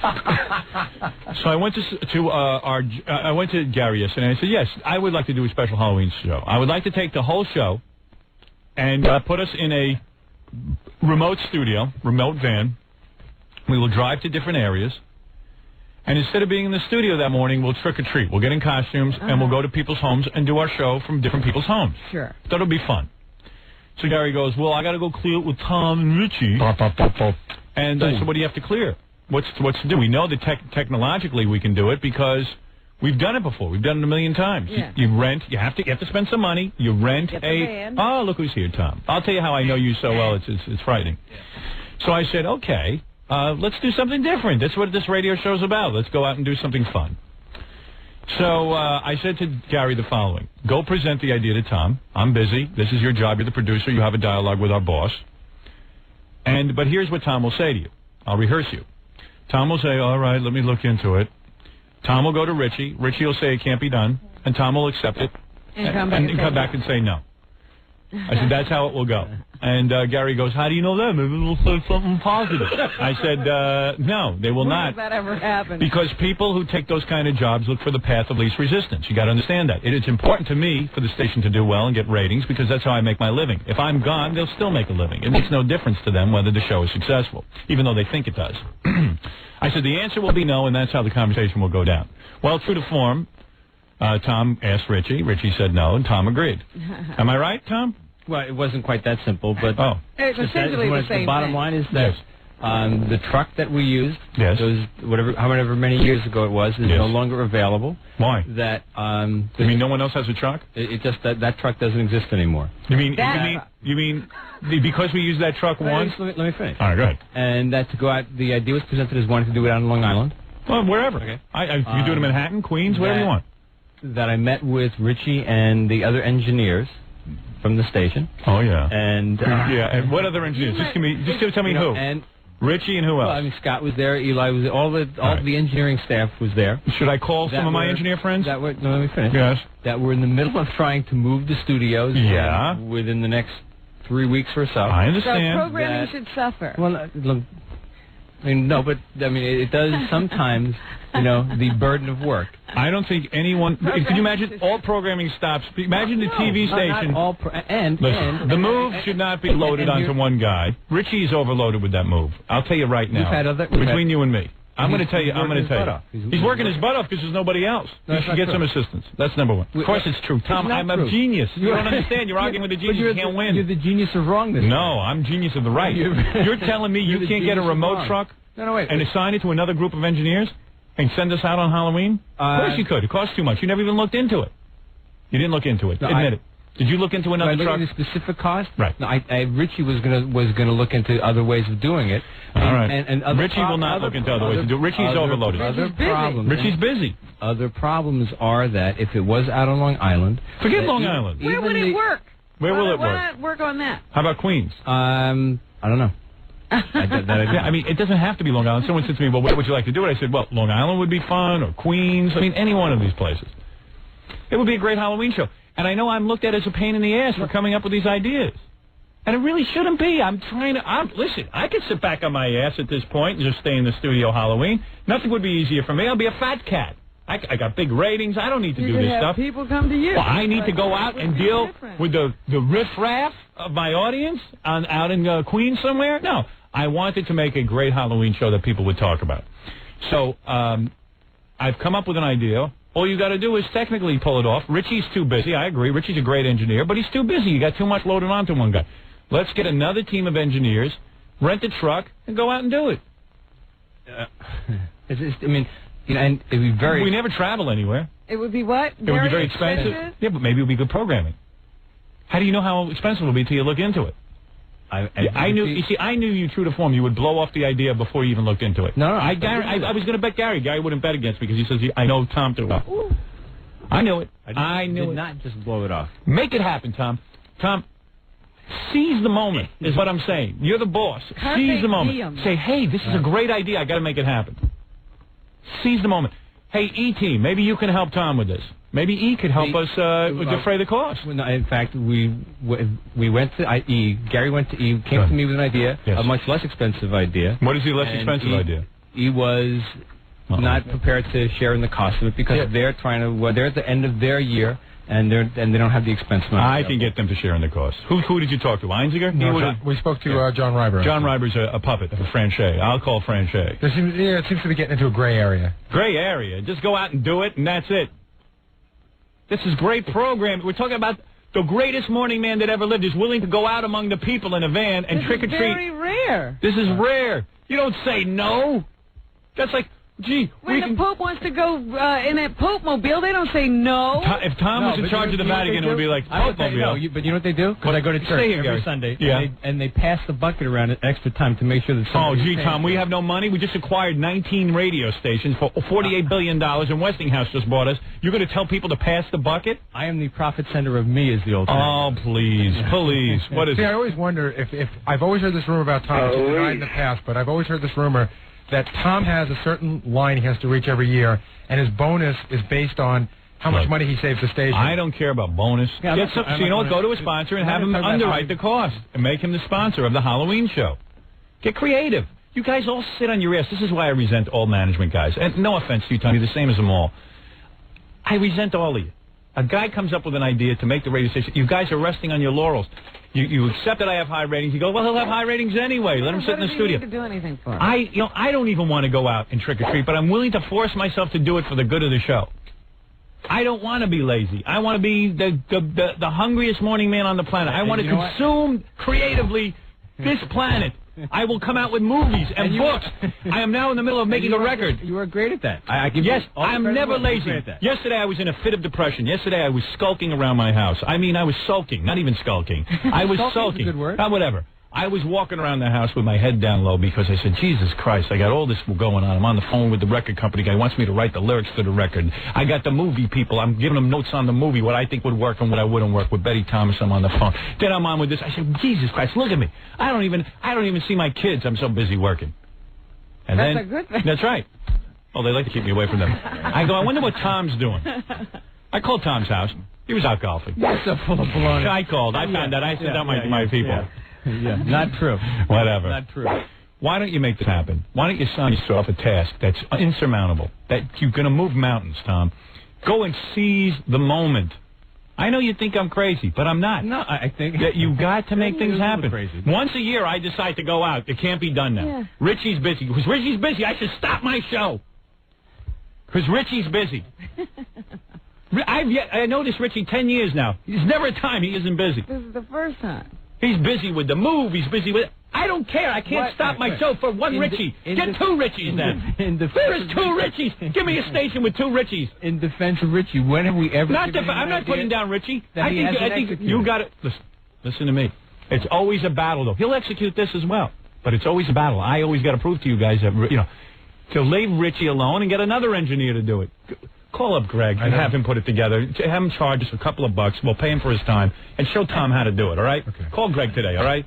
Do me a favor. Help me out here, Baba Booey. Okay. Show Tom how it's done. Get a list. Here's what you do. Take the pressure off Tom. It's too much work for him. He's got to play golf this afternoon. Call up Greg. Have him get prices on a truck, what it's going to cost. Then call our sponsors and ask if anyone would like to underwrite the Halloween show. All right? I think I know. Go to the sales department. Tell them we have an exciting new concept. Ask them if they want to sell it. It'll be a special sponsorship for the day. Tom, you're out of the picture. You don't have to worry about it. I'm taking the heat off your shoulders. It's too much for you. I decided. It's too much work for you. Gary, you get it done. Thank you so much. All right? Gary will do your job, Tom. But I still do have to run the prices by Tom. No, leave Tom alone. It'll blow his mind. Don't even. We'll work it out. As I said, call Greg. I am the bottom line of me. All right, whatever. We're going to do it so it doesn't cost the station any money. Okay? I'll do your job, too. I don't have enough to do. Okay. I will do your job. Thank you, Tom. Well, Howard, aren't there other subjects you want to... One at a time. I have a million other subjects to bring up with Tom, but just one at a time because I'm going to have all right, you want to get into it? All right. The other, no. All right, here we go. The other one, because the other one may affect this is great. This is great. Yeah, this is great. So I line up 2 super groups to come in and perform. Yeah. Well, this is news. I first heard of it. Well, okay.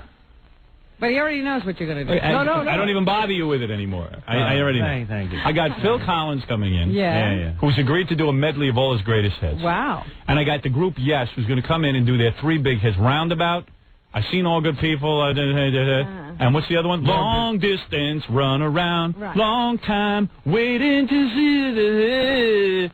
Got it all lined up. They want to come in with organs and guitars and drums. Dick Wakeman plays 5 keyboards. All right. So I said like this. Gary gets a hold of me. He says they want 5 keyboards. They want drums. I said, Gary, here's the sad reality. Call back Yes. Call back Phil Collins and tell him there's, first of all, Tom has never once addressed the fact that every time we have a group in here, it never sounds right. Right. Okay? It's just never been addressed. That is absolute... Let him finish. Let me finish. No. Every time Scott the engineer comes in... You'll have your turn. So you'll have your turn. You can. Okay, I'm a liar. Scott the engineer will come in after Phil Collins plays. It will be horrible because of his whole band here. It'll sound all distorted and everything. And I said, forget it. It can't be done. I know it. It won't be done. Richie's too busy. He's moving the station. He's busy. He can't address it. Scott can't address it because Scott don't know anything. Right, and then you're talking about 2 different setups? Right, and I know that Tom has not had any discussion with anybody about any of it. So I said, look, we're sunk. You got to call them back and say to them, just come in with a keyboard. A Casio. A Casio. Just a Casio. That's all the station can handle. Rick Wakeman is confined. I've got Rick Wakeman, maybe one of the greatest keyboard players in the world, coming in to perform with Yes. All these guys hate each other. They're willing to reunite on my show. I don't know why. I don't know how I got this done, but they're willing to do it. And they hate each other. They won't even talk to each other. The only reason they're doing it is because they agreed to do this 100 years ago when they were talking to each other. Right, and I can't get this together technically. It will all fall on my shoulders. It will all sound bad, and Tom will sit back there and go, it did sound bad. And this will be another reason for them to break up. Right. Yeah, and they will break up after the show. Tom, tell me where I'm wrong. All of this scenario is 100% correct. I remember Gary did mention something to me about Phil Collins a while ago. No, but it doesn't matter. We've mentioned it 100 times. You've heard all the groups come in here and sound horrible. Right? And there was one where because I do have to say Tom has addressed it. Yes. And then we moved but not successsuffully. We moved it to Scott, and it was a band that Scott mixed in his studio that sounded worse. Worse. Was it Not a Surf? And that was the last conversation. I would have fired the entire engineering department after the Not a Surf incident. I would have. I just would have. I would have fired everyone. Everyone I would say, you guys are great, but you can't get my... Remember, what we talked about, and part of the solution was that some of the levels controlled by that board you're sitting in front of... Yes. Add to the poor quality of those mixes, and we had come up with a system where that was going to be fixed. Yeah, well, when we did the next. I think they're saying that everything has to be taken away from you for it to work. Oh no, we tried that. That was the time it didn't work. Trust me, at least when I handle the studio controls, you can hear it over the air. I gave it all to Scott. I gave him his one shot. I never heard worse sound in my life. They can blame me till tomorrow. All I know is when I work the controls, you can at least hear the music. I don't say it's great, but at least you can hear it. When Scott took over, people were tuning out in droves. Right, and at the new place, we have a separate mixer. It'll be just as bad. It'll be just as bad at the new place. Who wants to bet me? No, it won't. Yes, it will. No, it won't. All right, you don't think so? I'm willing to bet you. It will not be. I'll bet you right now. How much? I'll bet you any amount of $100 you're on. Easily. You might as well pay me now. And you know what? I'll tell you what. 5 days after we move into the new studio, we have another super group coming in to bet on. We'll test it out. We've got a major band coming into play. I'll tell you what. I'll let you out right now for $90. What are you talking about? Let what out? I'll let you out right now for $90. Let out what? I mean, for the $100 bet. Oh, get out of here. That's the easiest 100 I ever made. That's a bet I know I win. Listen, all I'm telling you is the Halloween show. I'd be happy as soon as we go to spots to talk to Gary about the... No. I don't want to talk in Yes, spots. and- Say anything you want right now. I'll forever hold your peace. Listen, yes will sound horrible. Yes, we'll leave here saying no. And Phil Collins will leave. Go back to his wife. We'll go back to his wife after he plays here. First or second? Yeah, you better tell. Listen, call him up and say that we don't have any equipment. Tom has not fixed the equipment. That they better bring in less gear. That's all. Because And we like I can said, handle they've it. already cut it down substantially to what they were going to. What are they bringing in? Well, originally they were bringing in backup singers, conga players, keyboards. No. Bass It would have players, sounded and great. guitar. Acoustic. Tell him we can handle a Casio. I swear to God, I'm not joking. I'm not being funny for the air. That's right. A Casio is all we can handle. He will not play a Casio. He's got his own keyboard. It will not be handled. We don't even have a place to put it in. I know. I told him. His road manager was up Fred, here tell yesterday. Tom. It doesn't work. It doesn't work. It doesn't. He won't. No, If he doesn't, it doesn't. Fred, are you saying it doesn't work because he told you? No, be honest. It doesn't work. I will tell you that if I tell Phil Collins, especially if they bring in all that stuff. if I tell Phil Collins he has to play a Casio, he will not come in. I mean, that. I will tell you that. Well, Tom, how do He can play drums. Tom, if you want me to, I'll bring in a team of my own engineers and have them work on the station. But you got to give me permission to have them work on it, and I'll get it prepared for the appearances. They'll work over the weekend. I got to know what's involved. Call Greg And and tell him what I need is for Greg to come in and hook up some hookups for instruments and to make some areas of soundproofing so that and then ask him what it will cost, and Tom will think it through. We're not going to. Right. But if you got to give him an answer. If it's $100, can you go for it? Yes. All right. I'm in. We'll try to keep it under 100. Yeah, we'll try to keep everything under $100. It's unbelievable. It's unbelievable. I can't win. I use that $100 to come into my pocket because that's the money I'm going to win from you when we move to the new studio. Yeah, believe me. Why don't we you all will. kick in 100? Yeah, we'll all kick in $100. How's that, Tom? Now we're Call Greg because Richie's too busy. Call Greg and ask him how. Richie's been too busy. Been moving now for 7 years. Why don't we? The move is another. I can't wait to see this move. I've yet to be over Do there. you think anything will be ready? Oh, I can't wait to do the first show from over there. Because I'm the ball buster. Everyone thinks I'm a ball buster. I'm some ball buster because I want Phil Collins to be able to play more than a Casio. And you'd like to be able to be heard by your audience. Yeah, I'm a ball buster. The Halloween show, call Greg, ask him how it can be done, have him research. You go research companies that can actually drive people around in this day and age in a truck and have them do a broadcast. Get the figures to Tom. Tell him we'll call the sponsors ourselves and see if we can't get somebody to sponsor it. And have a sales meeting.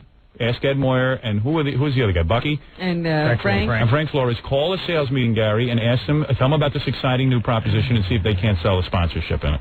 All right. All right? That's what I want done. Okay. All right? And then get back to me on it. See how you do as general manager. All right, Tom, you're dismissed. Thank you. Thank you. You've done a great job. I didn't want to disrupt whatever it is you do all day with all this nonsense. Yeah. All right. Thank you, Tom. Okay. My pleasure. All right. You got the best job in radio. Thank you. Commercial. Not even embarrassed to live with. No, Not embarrassed to see. Not a bit. All right. Thank you. That's very good. I've developed a thick hide. You cannot embarrass me. Thank you. I don't want to embarrass you. You're a good guy. Commercials? Yeah, as soon as you leave. I got to talk to No, leave. Leave, please. Please leave. The quicker you leave, the quicker I get to commercial. I'm way back. I got Headlock Lee in a few minutes. I got to get to Stuttering John. Okay. All right. Thank you, Tom. He won't leave. Why? You don't want to be talked about? Come on, go ahead, hurry. The sooner you get out, we can talk about it. Embarrassing 7, 10, 20 seconds. No, it will not be an embarrassment. Go ahead. We're going to go right to commercials. When Right, it's funny on camera to see you leave. Go ahead and leave, Tom, please. Mr. Brooke. Go ahead. Right. Okay, I'm going. Please leave. Go ahead. Come on. Please. I'm asking you. I'm begging you to leave. It's too embarrassing. All right, thank you. Cheapasano is such a stupid All right, okay. This is what I deal with all day, and you wonder why I'm on to get out of radio.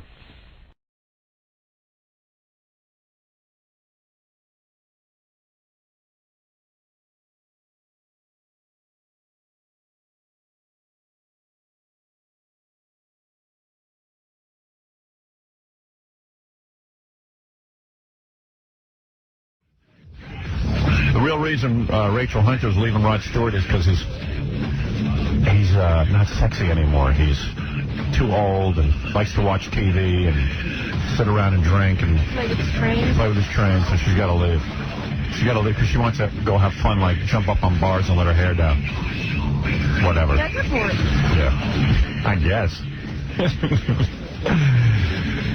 Can't do that for it. Believe me, they had enough of each other. That's all it is. It says here they hardly have any sex anymore. And then if you can't get it on with Rachel Hunter, if you get bored of that, Yeah, but she's leaving. He's not interested in sex anymore. He's had too much. Right. He's had too much sex. Imagine that. I cannot make that claim that I've had too much sex. You know, Rod Stewart. Yeah. Neither are you. No Rod Stewart's in this one. No. Right. Imagine having that playing with a train instead. So my general manager Tom and I are in some kind of war. Yeah, are you two speaking? No, well, he wants to speak to me after the show about, you know, the woman who's going to shoot a banana on a Super Bowl party, and it's like, I don't want to have the discussion. I mean, you know, if you don't want me to do it, just send me a memo or something, and I'll just send you a memo back. I mean, what is with all the meetings? I'm tired after the show. I'm like Rod Stewart. He's Rachel Hunter. I'm Rod Stewart. I just want to be left alone after the show. I have stuff to do. I really, you know, it's not that I dislike the guy. I just don't want to have another dumb conversation. I have enough dumb conversations. What kind of conversation is that? He goes, I'm very concerned about it, so could you please be careful when you do. And I know what I have to do to have that on the air. I had a woman on who blew a candle out with her most intimate of areas, and it was fine. You know how to handle it. I've done this 27 times already. What is with the meetings? And quite frankly, if you want to have a meeting, how about all the stuff he's not doing for me that he never addresses? You know, I typed out a list of about 80 things he's not doing anymore. You know, you want to really get down to it. And, you know, I'm tired. Why do I have a producer so I don't have to take these meetings? But Gary's never sort of evolved into that role. Yeah. You know, he's still immature. He doesn't really know how to rap to management. Howard, don't blame this on me. No. I'm just saying. No, I'm not blaming you. No. I don't mean. No, I didn't mean to make this about you. No, but he always wants your ear. It doesn't matter. No matter what he'll evolve into. He just always. He started talking to you, and he'll never get past that. No. Well, yeah. I know. Well, you would. If you had evolved, you would have become the guy to talk to. You haven't evolved. Walk up right. I always prayed that Baba Booey would evolve into that guy. But hasn't happened for me. I'm still very much hands-on. You know. So does Tom get it now? You just want a memo? Yeah. I don't want to talk to anybody after the show. He doesn't understand. I want to leave. Like, he wants me to, like, come to him or something and talk with him. I want to leave. I want to go have a day. How is he presenting this to you? Oh, and now he's not approved. Now the latest thing is, see, this is where the guy's unprofessional. He's now, what do we need, stuff for the New Orleans broadcast? We go to New Orleans and we need, like, some DAT machines and stuff, and a purchase order needs to be signed, and he said he's not going to sign it until Howard comes to see him. Well, I'm not going to come see him until he agrees to do what he said he was going to do with the live commercials. That's blackmail. I mean, Like what is taking this? Football and going home. Yeah, exactly. So you know what? We don't want any DAT machines. Get it from somebody else. I'll pay for it. How much is it? It's about $400. All right, I'll just go buy it and I'll pay for it. Really, I would rather pay the $400 than meet with him. Find something else not to pay for. But right. I mean, you know, this not paying for stuff is ridiculous. That's another thing. Ever since I got the TV show, the new TV show, everything that he's supposed to pay for, he's like passes off onto them. I can't get anything done. This guy used to beg me, go do remotes. I come up with a great remote. Oh, this is not a good one. This is for television. They've made it very clear that they're not a fan of this remote. Yeah. What remote were they a fan of? Going to where did we used to go? We used to go to Los Angeles and sit in a hotel while the Grammys were a block away. Right. That he was a fan of. He's so inconsistent. I can't take it anymore. I can't deal with stupidity. You don't understand. I can't take it anymore. I'm like Rod Stewart. I've gotten older. I see it all now. You know, I wouldn't say, Robin, that he isn't a fan of it, but he's just saying that if he was going to spend this kind of money on a remote, he wouldn't have chosen this one. Until he was involved in the process, I think it bothers him. He's never chosen anyone that was worthwhile. What has he ever chosen? The only thing he ever chose was I don't even know what he chose. Remember when we used to sit in those meetings, you know, we want to do remotes, and Tom would say, well, how about broadcasting from the top of a diner? Yeah. Tom would have approved broadcasting from a diner. Looks very good. No, one of those truck stop diners. Yeah. I remember a great... I mean, the guy just doesn't realize how he comes off. I mean, it's like, you know, stay out of it and just be happy I'm doing something.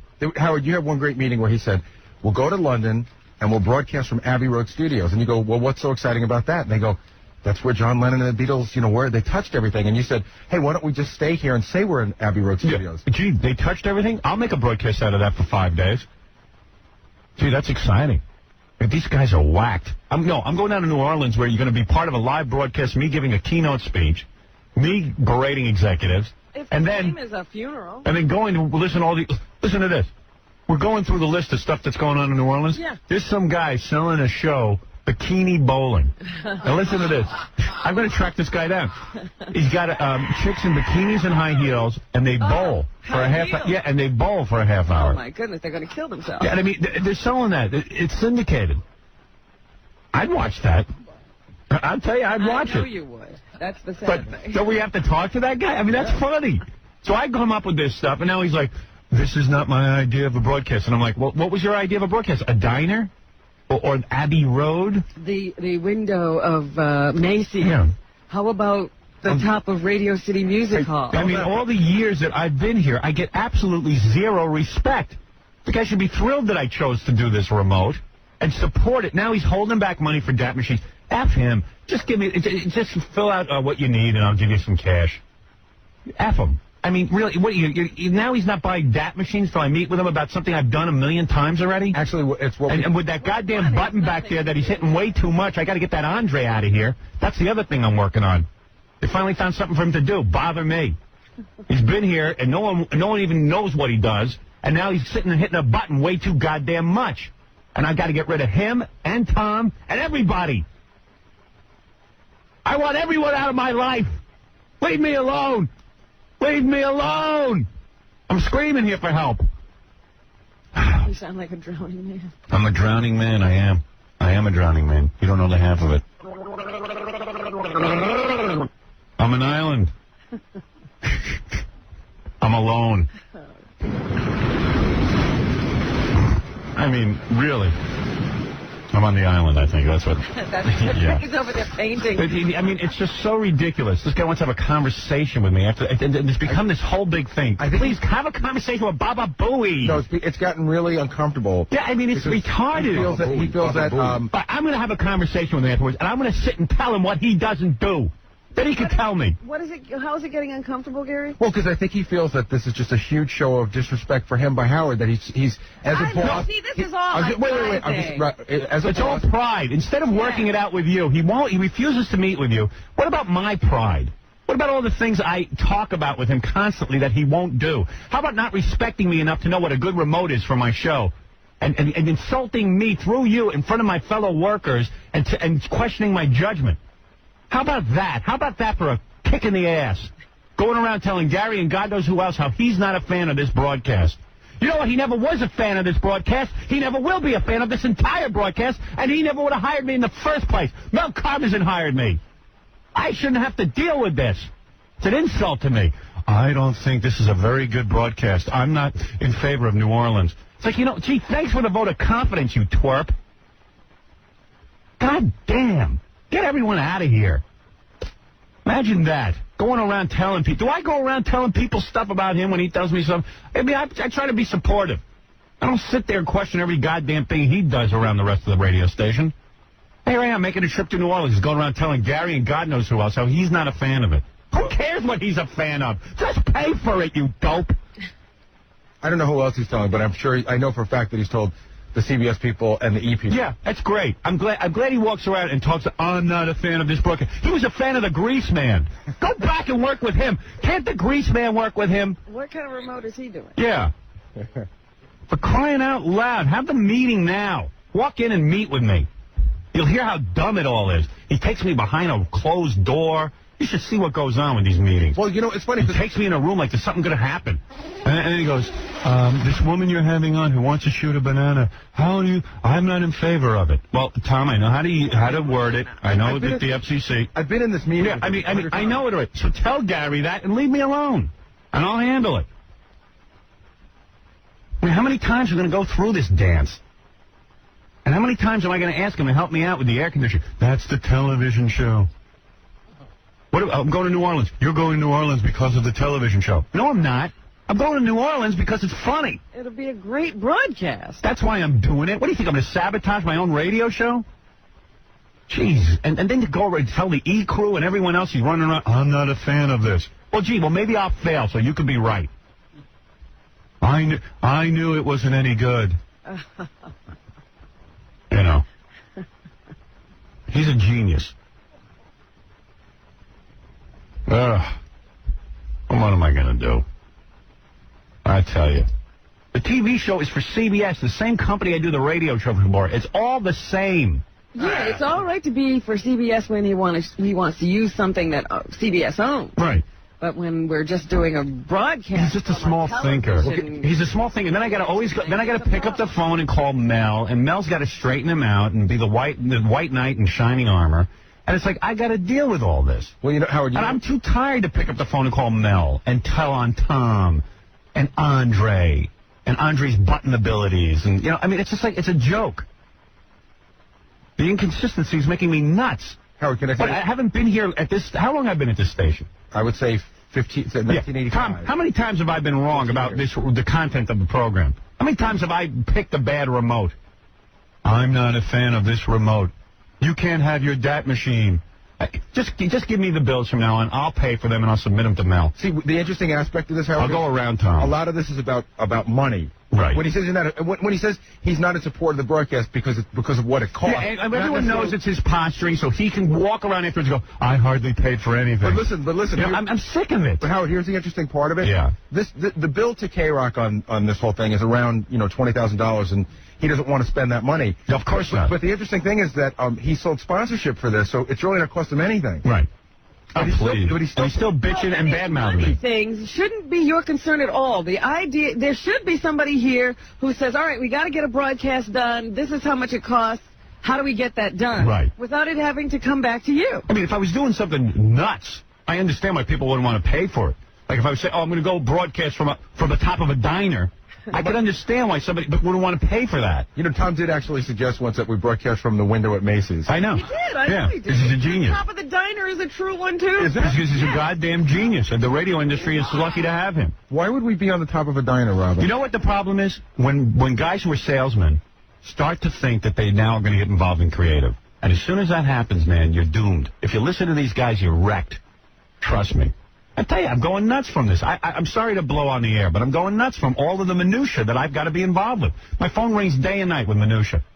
I can't get anybody to get it off my back so I can look at the big picture. Is there somebody here who can do this? No. There's no production person who could take it on. No, because say, no one is... All right, now I'm going to make sure that this gets done. No. All right, now how do we do it? There are liaison between whoever, how many ever... Well, that should be Gary, but Tom doesn't give Gary any respect. It doesn't matter because the bottom line, Robin, is cost. And if Tom doesn't believe it's spending money on this broadcast, it doesn't matter Tom's not the only guy, apparently. Well, I've talked to Mel about it, but, you know, like he and every time Mel will fix everything, but it's personally, it just takes a lot of my day to call Mel, and I don't like tattletaling all the time, but I got to. I can't talk to Mel in that way, Robin. No, I'm not saying. I'm saying there should be somebody here whose job it is to talk to all the entities and who works things out. You're absolutely right, but that person doesn't exist, and nobody has decided how that works. I'll tell you who it should be. Who should it be? You. All right, I nominate you. I second the nomination. I second my own nomination. That's illegal. Robin's right. I mean, I've always said there should be... you know why there's no one who can do it? Because Tom loves to interface with me. It makes him feel important. No, what Robin's saying is there should be a central figure who talks to E, CBS, and K-Rock. There is. This is what you do, this is what you do, this there is what is. you do. And who is that? Me. No, but there it should be someone else. No, there's nobody. Someone whose job it is to keep all of these facts No one can do it. happy. No one's as smart as me. That's the problem. That's not the point. That is not true. I'm the smartest. It doesn't take a very smart person to just get things done. Well, that's not entirely... It doesn't take a smart person, but it's a person... No, I'm saying you're too smart for that. No one will pay that person. That's it. Yeah, we have a TV show. My Saturday night television show is manned by... I see some very capable-looking people walking around. They all look capable here. They're just incapable. And they won't talk to anybody. They're all in their own little camp. They do, but No, there's definitely this show. A lot of them go to Don, but Don's my agent. He's not really here to take care of everything. He can't do everything in-house, which have the things that have to do with production. This show has definitely been divided into factions. There is no doubt about it. I know. It's 3 different camps. Mm-hmm. Yeah. It's a joke. And none of them know how to work with each other, and I don't get anything done. Yeah. Well, when they work all that out, then I'll meet with Tom. Just, you know what? I don't want to meet with Tom. Tell me the bill for the DAT machine, and I'll pay for it. It's actually a DAT machine and a bullhorn. All right. How much? It's $400. All right. So then I'll pay for it, and then I'll just give the bill to Mel. I'll start running this show apart from Tom. You know, what am I going to do with this guy? This is an unhealthy precedent. Yeah. Well, it's got to be done because he doesn't do anything for me. You think he pays $400? He acts like he's a hero. The thing is that he shouldn't, because it sounds like blackmail.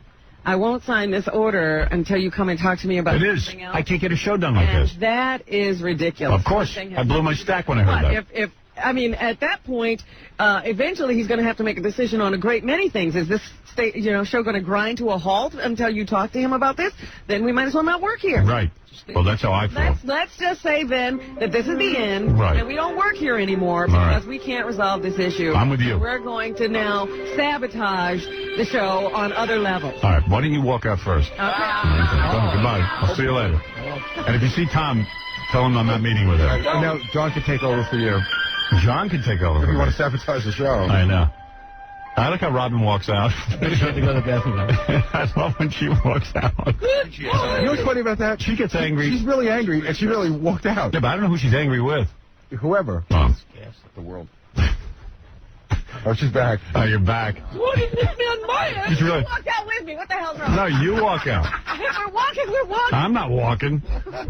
I said you walk out. I said, oh yeah, you started. I'll walk. No, I said you walk out. And you did. No one's behind you. No, but I got 2 kids. Give me a break. All right. All right, listen, we got to take a break.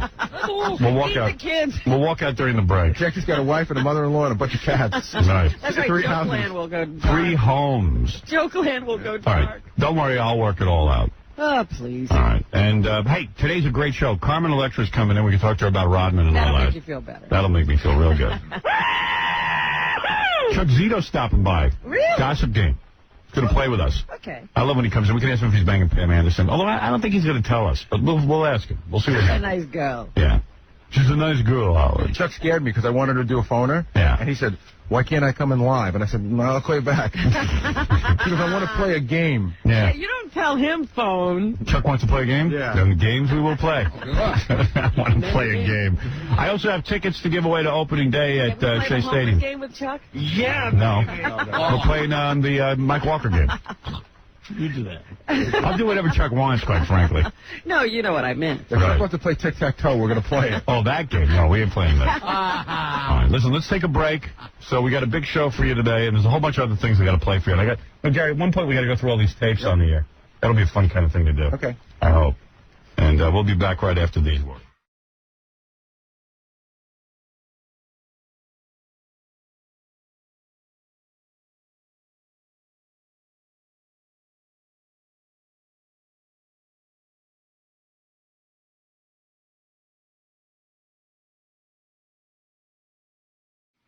Your daughter to work day. Tom, we're going to a commercial. What's the matter? Well, I have some big... You have big news? I'll tell you when you come back. All right, Tom has big news when we come back. Stay tuned. My daughter will sleep through it. Rock Radio. K-Rock. 92.3 K-Rock. You're listening to The Howard Stern Show. Oh, yeah. All right, Julia Roberts tomorrow, Mary Jo Buttafuoco. Next week, recording artist Eminem, Miss New Universe, William Shatner, Governor Jesse Ventura, Kennedy. So many people coming up. Yes, Kennedy. Wow. John Kennedy? Ralph Kennedy. What did Tom Chiasano want to tell us? It looked like we had ratings news. He was running around with sheets of paper that looked like ratings. It was a nice little song. Where is Tom Chiasano? I'm calling him now, Howard. He's on his way down, they say. Oh, he's all the way upstairs? Yep. What, are we supposed to wait? I don't know. I want to just do the news. Yeah. Tom was so excited he almost changed his expression. No. Hi, Tom. I have really big news. Uh-oh. I'm very excited. No, this is our general manager, of course, who... I bought a new tie. Your father is a success. Thank you. Tell my daughter what a success I am. He is for the 28th book in a row, or thereabouts, 5 or 6 years now. Thank you. At least the #1 rated morning man in New York radio. Thank you, Tom. At least. At least. What do you mean at least? That's never been accomplished. Nobody's ever done it. No. 6 or 7 years in a row. No. Every book. And I'm still mistreated. You, Howard. I know, I'm still mistreated by the media. I really am. You're mistreated by Tom. You never see a headline that says, this man is a remarkable, to entertain and maintain the level of comedy. Absolutely. I wish they'd let me write the article. Why doesn't Tom give us a new piece of equipment? Can we have a new computer? Wait a minute. No. It's not that good. It's very expensive. You've only done it for 7 years. I will change character very quickly there. But what is our rating? Go ahead. Our rating is at 8.8 share. Oh my! Which is how everybody looks at it. Which is up from the fall book. Thank you. Which was an 8.5. Thank you. It's the ongoing continued success, the dominance, 25 share of men 18 to 34. What would that be? 1 out of every 4? 50 or 60. Yeah, 1 out of every 4. Wow. 1 out of every 4 men in the morning are listening to me. Amazing. What do you think of that, Deborah? Congratulations. Thank you. I only do it for you. I do it so you can be proud. And I got to tell you, the station kicked butt. Good. It's a good station. We have a great station here in New York. We've had it in a long, long time. What do we have? Something big? Yeah, we're up tied for 4th in the market with a 4.4 share. Wow. Nice. Huge. That's good. That is... I like Steve Kingston, our program director. I was a big fan of his. I guess that's going to You pull have Tom's... always said nice things about I have always said that was a good... When you hired the Grease Man, I told you I was against it, and I was right. And when you hired Steve Kingston, what did I say? You said good hire. That's the man to hire. Yep. You said good hire. Well, that finally pulls Tom's fat out of the fire, I guess. You're not kidding. People threw rumors that Tom was the next one out of here. According to the ratings, we have 3 billion listeners in China. Really? Right. Whoa! So, amazing. Congratulations. Thank you, Tom. Congratulations to you, because you are the reason... You're the man who runs this whole thing. Right. You're my inspiration. I'm the sticky glue. You are. That tries to stay attached to you. Thank you, Tom. No. I credit you just as much as I credit myself, and Robin, and Jackie, and Fred. And Deborah. And Deborah, of course. My inspiration. Thank you. All right. Thank you, Tom. Cheap, cheap, cheap. Cheap, cheap, cheap. Cheapasano. Now that he's out of the room, I can tell you he was no help. He's in the way. He was in the way. He's always saying, any small part I play. We could have done better without him. Yeah, right. Go ahead, Tom. No, that is not true. You're a great team, aren't you? We are a great team. You're the best general manager I've ever worked with. Tom, do the rap you say. And you're the best morning man I've ever worked with. Thank you. He doesn't have headphones on. Tell him to do the rap. I hear you. Believe me, I don't need the headphones to hear you. Where he tells you how proud he is that he has any small part. No, I don't want that rap. Thank you, Tom. I want to just get on with the news, and we have many things to do. We have so more commercial funny. breaks to get. Right. Thank you. Let's sell lots of advertising. He's so funny when he says that. I am so proud. And I have to stand there with a straight face when he does it.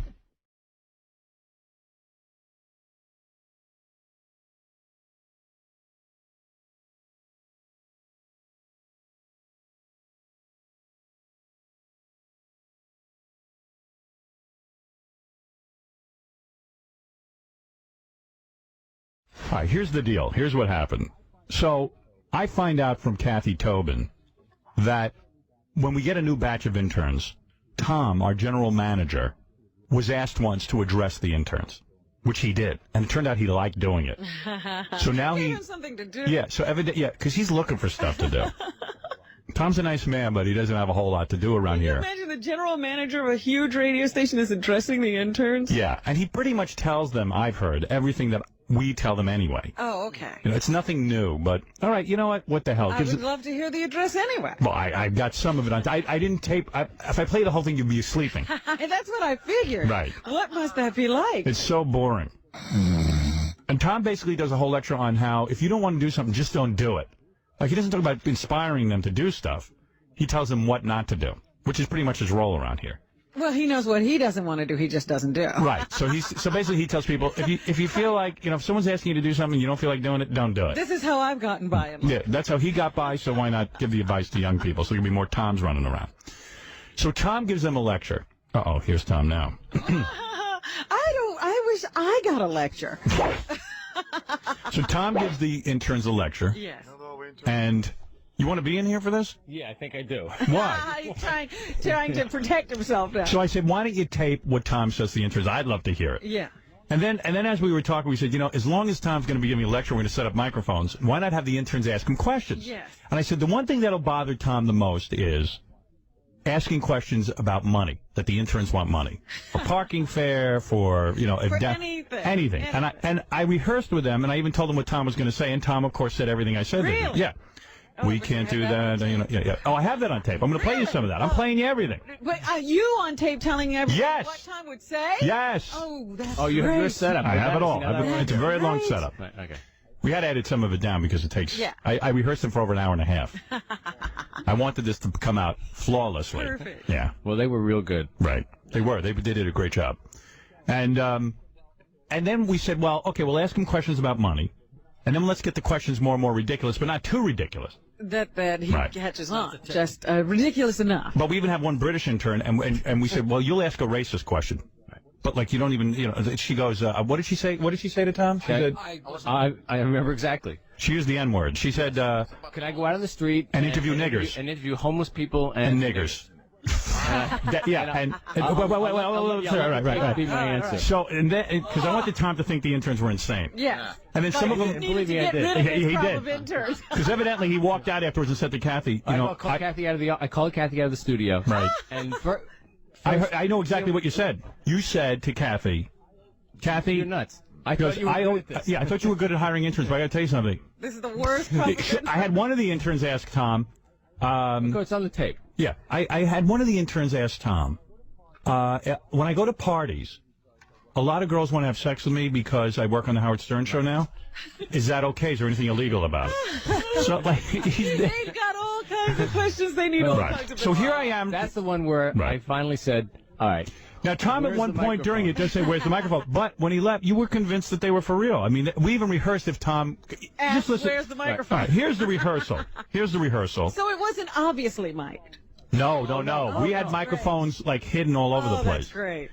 Okay, so this is me rehearsing the interns. Okay. All right.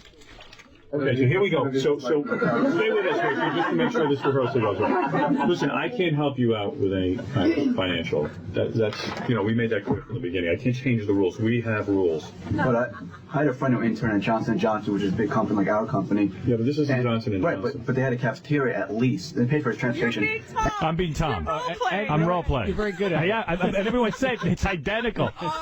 We're going to show this on the TV show. We had all video cameras, too. That's great. The cafeteria was getting like bagels and muffins in the morning, all that stuff. We don't have any of that. That's what I'm telling you. If you can't deal with that, we want you here. It's like a 45-cent bagel for lunch. Yeah, well, if we pay you, then I have to pay at least 3 other people. It's just getting a cafeteria or providing some kind of... Yeah, and the way this company's made its money off the sweat of interns, really, so... I did not say that. He wouldn't do that, but that intern is very good. Yeah, they're all good. This ain't nothing. All real good. Right. They were real good. And it was his job to ask Tom the first question. I said, if Tom gets out of here, it's your fault. Tom, should I say that? What about, I know the station gets like a lot of free CDs from these record companies. Will we be able to get any like free CDs? Or concert tickets possibly? I can't guarantee you that. No. Exactly what I said. I know. Many ones. Well, it seems kind of stingy, we see all the, but no, we can't guarantee it. If we have something, we put it in a box, like dogs you can fight over. Say Howard X when you go interview a whore. Can you reimburse me for my cab ride down there? Because I'm getting material. I think we look at things on an individual basis. Well, seeing as we're talking about money, the other day when I was coming in, I opened the door of my Jeep and this guy just ran right into me, knocked the door off. Let me stop for 1 minute. Do you think we should eliminate the whore question? Because that might... It's a little bit of a giveaway. It's a giveaway. And this is how much work I put into this? Yeah, you're really hearing it out so you hear what it sounds like in we the rehearsed. real world. This is a big rehearsal. What'll work and what won't. Well, wait till Tom enters the picture. Well, a little more rehearsal I'll play you. Okay. Oh, good. Right. It's a little bit of a giveaway. Yeah. What do you guys think? Maybe it should be put later. I was the whole question. Maybe that should be the last financial. Should precede the nigger question because the bathroom question. Hold on. Skip the whore thing. I'm going to change the order a little bit. Since we're doing money, and we were all very uncomfortable with the N-word, but I said you got to appear to be racist and not think twice. Just reel it out. Yeah. Well, having the woman with the British accent ask the question was perfect. And I changed that. You'll hear in the rehearsal. Because originally a different kid was asking. No, that was perfect. Why don't you go back to your door then? Right. This is so good that I'm afraid as soon as you say whore, he's gone. So let's get that. So after your question about free CDs and free tickets, no, we can't help you out with any of that. We can't help you out with free CDs and tickets. Okay? Tom, I know over Letterman, I think we're going now. Yeah. Oh, so I have to pull it. Actually, can I suggest? I think it's better to go to him because his question is actually sort of legitimate about being the Letterman interns get paid. Can we get paid? It's actually not expenses. All right. On air. Okay. All right. You want to go that way? Would that be better? Okay. All right. So I can't help you out with CDs and tickets. See, this is really structured. Oh yeah. Oh please. Wait till you hear us. We pull this off like Mission Impossible. Yeah. This was our third rehearsal. Yeah. By the way, this is the third rehearsal. Oh. Yeah. See how they worked for you? Yeah. Tom, we did this all for you. I know over at the Letterman show, when the interns get on the air or anything like that, they use their voice. They get paid for it, and I was wondering if you do that here, because there's a chance that any one of us can get on the air, and we're wondering if we can get some money out of it. No. But it's CBS, same company. Yeah, I know, but no, we can't. I'm sorry, we can't. Well, I have a question. It's kind of about money. The other morning when I was coming in, I opened my Jeep door and somebody ran right in. All right, so you get the idea. Right. This is how we rehearsed. Okay. So everybody had to actually do it. Right. So now it was time, and we ended our meeting early so we wouldn't lose Tom. We were afraid if the interns got nervous. Well, I rehearsed them so many times, over an hour and a half, that they were loose as a goose, and you'll see. Yeah. Oh, great. They started out some of them were nervous in the beginning. And was this the first time that you took questions, or did you? Oh, they have asked questions before? Yeah, oh, I didn't know in that. fact, I've always encouraged questions before. Yesterday, though, Tom has nothing better to do. He loves to answer questions. Please, I'd love to spend all afternoon with you. All right, so Tom comes in to make his opening statement. Oh, you have a statement to make? Go ahead. If I may. Yeah. Yesterday, I had no intention of taking questions because I waited to see you about something else. Right. I was already late for a lunch date. Golf game. Yeah. All right, lunch date. Well, yeah, it was not good for golf. And yes. So the last thing in the world I wanted to do was take questions. Right. Because I'm just trying to get out of here. I am late, and I don't want to, All right, let's. All right, so here's Tom. Tom comes in and gives a good 5-minute speech, but I cut it down because it's very dull. But you know what's funny is that he would have complimentary though. Would have liked not to have taken questions, but these questions were so. He realized that these people really needed his. Yeah, they really do. I was so blown away by the first question. It was like, all right, wait a minute, what could come after this? All right, here we go. Everybody, sit back, relax, and hear Tom in his meeting getting shanghaied. This is Tom Cheapasano, everybody. He's our general manager. Among the most picked on and abused people in broadcasting, but I'm happy for it. I make this speech every term. Every term we have a new group of interns, and I'm kind of actually late doing this, and I do it because I want you to understand that. He does it because he has nothing better to do. Yeah, I love addressing people. No, I do it because... You are a very dull public speaker, by the way. I got to talk to you about this. Watch the whole tape. I already did. All right. Hopefully it will be a great, fun experience for you. Something that you learn at. Hopefully learn a lot at, and it'll make those credits that you're gonna be getting for being interns here actually mean something to you. There's a lot of fun involved. There's some downsides. So I just kind of want to make sure that everybody understands that if anybody has a problem with the downsides, the fact that the show can be bawdy, I think is a good word. That there is an unbelievable amount of pornographic or certainly X-rated material. Unbelievable amount. There's a lot. An unbelievable amount. All right, okay, we understand. He's unbelievable. Unbelievable. It's so unbelievable. Yes, Fred. He can't believe it. He's been here 17 years. He can't believe it. By the way, it's 14. 14 years? It's 14. All right. And Claire Bloom was married to Rod Steiger. Thank you. Thanks for clearing that up. What the? You're going back to a 6 o'clock reference. Yeah. George C. Scott. I don't even know what he's talking about. You're right. I know what he's talking about. You know why? Because I'm on his wavelength. Good for you. Come on. We're in the middle of Tom's big speech. And this is cut down. I'm having too much fun with the unbelievable. Okay. Show. That we have an obligation to you, to your parents, to your school, but mostly to you to make sure that you're not involved in what you might consider a hostile work environment. If it ever gets that way and anybody says, you know what? This is Tom's sexual harassment speech. Right, he's trying to clear the company right away. Yeah, right. Yeah, before anything happens. Yeah. You kids, you gonna file a claim here? It ain't gonna happen, okay? That's right, I got a speech for you. I got this covered every which way to Sunday. I've talked to my lawyers. Yeah, I've talked to everyone. Exactly what to tell you. In fact, I would like you all to leave now. Absolutely. Right, here we go. I can't look at another Penthouse magazine, or I don't want to have to file another triple X-rated video that comes through because Howard's doing his porno of the month. That's okay, you know, and you have the right to not want to be involved with that stuff if you so choose. You passed a very stringent interview process to get in here, because Kathy's really good about this. She really does an excellent job in trying to select, not that we don't have to get through, who we kind of scratch our heads about it, you know, on occasion. Here he is complimenting Kathy on on our choice of interns. And but every once in a while she baffles him. Yeah. Well, we have had some really good at making sure that, you know, that Howard and the show has a very high quality of interns. I mean, we've worked together for almost 15 years now. I still laugh every day. You know, I still enjoy being around the show. And don't believe it. And sometimes it's not easy for me to, you know, some people say, well, how can he enjoys irritating us. Yeah. Oh, absolutely. He'll say that after all these years and all that he puts and these moments only make the irritation all the more enjoyable. Because it's funny. Tom wakes up every day wondering, how are they going to F with me today? How am I going to get him back? Well, it's all done with a sense of humor. Is this the most boring speech you ever heard? But I had to leave it. I had to leave some of it to show you to how make you believe. they look, and they all looked asleep. And, they were enthralled. You know, and it's a joke. Wake up. And I think I'm one of the lucky ones. I get the joke, and obviously there are millions. Tom gets the joke. Yeah. He's a lucky. He's one of the lucky ones. He gets the joke. He's one of the few. You're one of the lucky. No, I said I'm one. And you're one of the lucky ones. Along with millions of other. All right. There's other people around this country who get the joke, and hopefully you'll be laughing and learning at the same time. Nice one. Okay?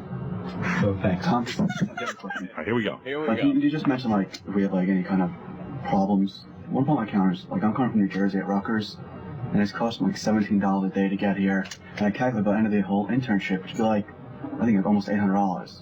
So because I'm here part time, I ain't taking classes, I'm preparing for the LSAT. I can't work a part-time job, and I'm aware that other internships, offer some kind of stipend, whether it be ours don't though.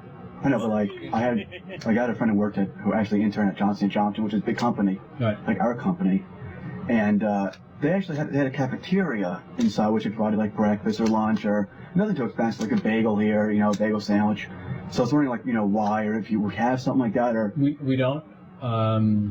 We just kid asked for $17. It's so funny because Tom is like, money, no. Yeah, Tom is like, you don't even have to finish. Tom hears $17. That sounds like $17,000 to Tom. Bagel, no. I hear you, and it's just kind of what you see is what you get. I mean, the setup is what the. We've heard that before. You see nothing, you get nothing. Right. Setup is, that we don't offer expenses, we don't have a cafeteria, there is a side. We don't even have air conditioning. We don't have a cafeteria.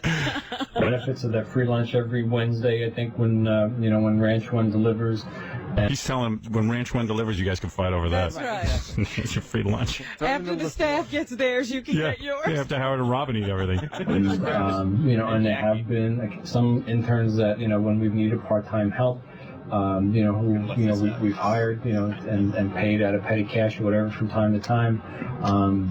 But those, those are very limited. You shouldn't hold out hope for that. The good news is, kids, we don't charge you. Every once in a while, after you give and give and give until you have nothing more to give, we sometimes throw you a bone. Yeah, by the way, kids. Yeah, by the way, kids. The college charges you guys for an education. We're thinking of actually calling this a university and making your parents pay. What do they pay? Yeah. But don't hold out hope for that. Right. And it really is, unfortunately, from that end, that's I guess that's the part of the cost. I don't know if you get a better deal from Rutgers for these credit hours that you're getting. Well, it's money I'm taking out from I don't even know where. Right. It's just a lot. I mean, I'm sure we all agree. Whether we get here by train or, You know what? I hear you. I hear you, but let's move on. I don't want to talk about money. Hear you. I got to go have lunch that I put on the company credit card. No. From a point of view, it's extremely difficult to come in 3 times a week. As much as I love it, I love working here. And by the way, where Tom lives, it's against the law to show emotion. It's wonderful. I hear you. It's awesome. It's just that it just sucks financially. It really does. And I know that other internships, do help, their students out. You know what? I mean, no problem. If there's, this is what the intern program is here. The company, CBS, Viacom, Infinity, Infinity Radio, which is really who you... I doesn't even know what to call the company. Yeah. CBS, Viacom, Infinity, Hasbro, Mattel. Every week it changes. The makers of Barbie. Mobile. This week we're a billboard company. Every week the company changes. Gulf Western. They're also Infinity Ventures. It's a growing company. That are involved in the internet. iMark. Mitsubishi. You could buy stock. Jokeland. Kentucky Fried Chicken. It is a public company. You can buy stock. Buy stock, but we won't buy your lunch. All right. So Tom's getting a little irritated, I think. Nothing throws. Guys, still talking about money. Who owns the station, operates the station. This is the way it is throughout the company, and I'm not aware of any move afoot to change that. Slave labor. So You don't feel like I'm sorry, and if it's a burden, you should. Do they have more money now, though, since they just bought another company? I have a question, Tom. What about... Oh, they have less money. No, we never have more money. No, that's no way. impossible. We had our best year, but we have no more money. We make a lot of money, but there's never any money. Yeah, don't let the door hit you on your ass. All right, come on. We have a lot of tape to get to. And the good questions are yet to come. Right. And, at the radio station... What's your name? Rob. Rob, okay. Oh, This he's helps me to noting know, his name. Uh-oh. You hear at the I said, this kid's in trouble. Tom never asked anybody's name. Just made a mental note. Troublemaker. station, I noticed they get, a lot of CDs and stuff from all these record companies. I mean, there's a stack that's all in Howard's office. Will we be able to get, any free CDs or anything? I mean, a lot of that stuff comes in, Stuff duplicates. comes out, we put out whatever is excess, whatever is available. We're happy to put out, and we do that from time to time. From all the extra things that show up. People send in unsolicited, and from time to time, Mike Peer cleans out his music library from. Gives you all the crappy CDs. Well, yeah, the stuff he doesn't want. Right. I say that at the end. I don't think it's too often that there's extra copies of the new Rage CD that are put out. Tom's already angry. Everyone's asking for stuff. Yeah, they want things. Yeah, these are money grubbers. Gimme. They sound like Jackie. Are there ever free concert tickets that we have access to? Or backstage passes. Stage pass. That one got me. That was not written. Somebody ad-libbed. Time to time, maybe. But no, I mean, that's we get concert tickets. We give them away on the air. Or if you're going to work a concert, then certainly we're going to get you in. And you have to buy a ticket. If you work, in the past, we had the interns paid to work the concert, but we're going to let you in. He's trying to give him something. All right. If you get to work, you'll get in for free, as opposed to paying. Of course, we'd let you in. Most people would be embarrassed to say that. No. Not Tom. No, we understand. Okay, here we You go. never have to pay for that. We understand. I don't know how many people were at the MTV Music Awards the other night. The VMAs, and I don't know if we got people into the hall or not, but certainly. So it's just Kathy knows. I mean, it is the way it is. Oh, Kathy knows all too well. I kept looking for. Okay, Kathy, could you tell him to stop asking these? Yeah, right. Yeah, Kathy's just sitting there. No, Did Kathy she was tell real you good. already? Kathy was real good. Yeah, she You sent already it. know the score. Stop pounding me. And there's not a lot of freebies, and that's just not available. Right. Not The available only to thing the free is your labor. Right. regular staff, any more than they are or less to the intern staff. Tom, I know that over at the Letterman show, I had a friend of mine that worked over there, and whenever they would use an intern on the air, whether they just use his voice or they put him on the show to do any sort of thing that would actually air, they gave him some sort of financial benefit almost. And I was wondering, since this is the same company, it's all CBS, why that doesn't happen here, and what happens for TV has, I'm assuming TV has a different policy, and maybe because they're actually on camera, there's some kind of a SAG responsibility there. I don't know. I don't know the answer to that, and I don't want to know. That is a SAG I did say I responsibility. didn't know. I don't care. In one ear, out the other. Radio. I don't know anything about giving people My money. wallet is staying in my pocket. All right, you down with this? Here we go. Back to Tom. You enjoying yourself so far? Like this? This is great. I have a question too. I mean, it's kind of. So your name? My name's Sarah. Money related was the other morning while I was being dropped off at the train station in Jamaica. Someone actually, as I opened the door, they drove right into the truck and demolished the whole door. And I know you were speaking about fair returns and petty cash and stuff. I was wondering, like, in a I didn't bring distance up like petty that. cash. Says he didn't bring him petty cash. Did I say petty cash? Did I say petty cash? I withdraw that. I said petty cash. Strike that from the record. Petty cash? Yeah, you know, would that be something that, you know, you could help me out with, or, you know, I didn't. Did you had an accident when you were going to the? Did you have an accident as you were going to work? Right, yeah, I was just sat there, and, you know. No more than I would if Kathy were driving a car, and Kathy's car was, you know, Poor Kathy. If Kathy was killed, If Kathy was killed, I wouldn't even pay for the funeral. If Kathy could afford a car. Before she came to work, and it's not part of the deal. As if it was my car. Well, You know? Kathy gets here at a reasonable hour, and I know that Sarah has to be out at like 4 a.m. She probably wouldn't have been in Jamaica at 4 a.m. had it not been for her internship here. But I think we laid that out as that, you know, that's the downside to the intern. You know, to being an intern in the morning. You know. See, there is a downside. You come in at your own risk. Can everybody hear this okay? I mean, I know it's a little muffled because we couldn't get microphones right on top of people. Right, but no, it's good. All right, here we go. Lavalier me, right. I wanted to lavalier you. I was gonna shoot you with a dart and knock you unconscious and lavalier you. It starts at 6 o'clock in the morning. You should have to wear lavalier every day. That way, 'cause we know we're gonna be taping you. Letterman starts later. I have a question, Tom. It's not about money. It's it actually goes back to what he said. If we do come in and we actually get on the air, I'm not real clear about what we can and can't say on the air. You know, I mean, can you go over? Well, just watch your language. You know, don't curse. Don't talk about. I mean, I know there's supposed to be 7 words, but I don't even know what the 7 words are. I mean, I know. We're trying to get Tom to say the 7 words. Tom won't say no the way. words. Tom won't say them. Tom won't even do it. Tom's religious. The obvious ones, but I can only come up with like 5. Well, I mean, I really want to get on the air, and I know they do a lot of interviews and stuff. Oh, now here comes the N-word question, but Tom interrupts it, but we get back to it. Sure, I'd love to be on the air here and in my future career, but I was just wondering, you know, if I took the initiative to go out and interview homeless people and niggers or something, if that would be okay. Homeless people and niggers? Oh, Black sorry. Niggers is a very pejorative term. Oh, I'm sorry. In this country, you know. Oh. His actually was great. And you know, that's up to. Niggers is a pejorative term? What does that mean? Yeah, now we have to have somebody explain Tom. What is that? Tom stopped it, stunned in his tracks. Niggers is a pejorative term. Guineas and kikes. Niggers, guineas, kikes, spigs, heaps, all are pejorative. What does that mean, pejorative term? It means derogatory. Howard, yeah. You know how Tom knows these words? Yeah. He took out a vocabulary book, and read all these different words. No. Here. Come on, Tom. I'm up to the P's. No. Pejorative. The word of the day is pejorative. John asked me. Somebody asked me what the word meant.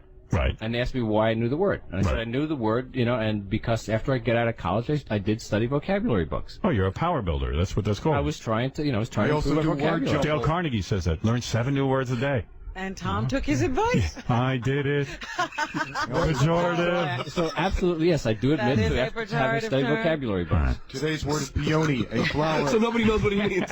Peony. It is found in New Mexico. It is a bright purple flower. More syllables, more syllables. It was almost like his robot chip blew All I know up. is a proper use of the word. That's all I know. Tom, you studied a lot of vocabulary? I did study vocabulary. But it was almost like his robot chip blew up when she said that. He goes, homeless and... I wonder if he could spell pejorative. Homeless and no. Doesn't compute. Any fun? That is a pejorative term. It does not compute. Homeless and no. I didn't find that word in the dictionary. She was real good, though. She was great. Yeah, she didn't make a big deal about it. You know what? Yeah. And when I looked at her, she looked at me like, oh, I didn't know that's a bad word. Yeah, but I know. She rehearsed it She was just really that way. good. Yeah. She was really good. Want to hear that part again? That's a pejorative term. That is a No. homeless and... Pejorative, and you can do what you want. Homeless and no. My brain is smoking. Somebody had to smack him on the back of the head to keep him. What do I do? All praise Mel. What was What Mel do? What Mel say? Kill the intern. He would fire her. Kill the intern. Right. I was hoping he'd fire someone right on the spot that you can't work here Get her anymore. out of here. Yeah, like, just get out. Who needs you here? No. What is your name? Sarah. No, goodbye. No. Hey, goodbye. Guys, I mean, I really want to get on the air, and I know they do a lot of interviews and stuff. Sure, I'd love to be on the air here and in my future career, but I was just wondering, if I took the initiative to go out and interview homeless people and niggers or something, if that would be okay. Homeless people and Niggers? Oh, sorry. Sorry, I'm. niggers is a very pejorative term In this country. And that's up to Gary. I mean, Gary's You should interview homeless people and niggers. No, No, I know. I know you recognize that as racist. He directs that stuff for Casey, whichever. Gary's the executive producer. So you need to discuss. If you have creative ideas like that, you should bring them to Creative ideas. about If you have creative ideas about no.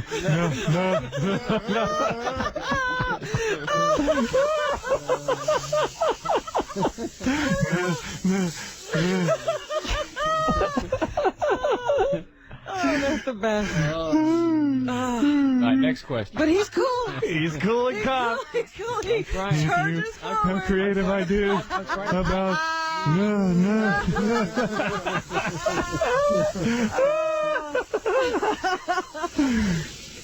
to Gary or to Casey. Okay. And also, I know, Tom, there's like a bunch of weekends when I go back to school, and I know that like I'll go back and I'll talk to a bunch of people, and girls will come up to me that know that I'm working for Howard Stern this semester, and they'll want to sleep with me. And I was wondering if that's like frowned upon. Like here, is there like a rule against that or something like that? Same thing here. It is being. This is when Tom wants to know if it's being taped. Is this a goof for the show? Okay. Again, his look was great. His look was good, and they recovered, and Tom was right back in. His look was great as well. Stayed in it. Well, I even rehearsed them. If Tom asks that question, here's how you look. So the interns You're were a good director. they were beautiful. You're a good They director. followed everything. This is really Yeah. good. I felt like Alan Funt was alive. Jackie, I want my money back. I just like I don't know if there's any sort of ties that I have with the station because I know we signed contracts. Your personal life is your own. Your personal set of morals are your own.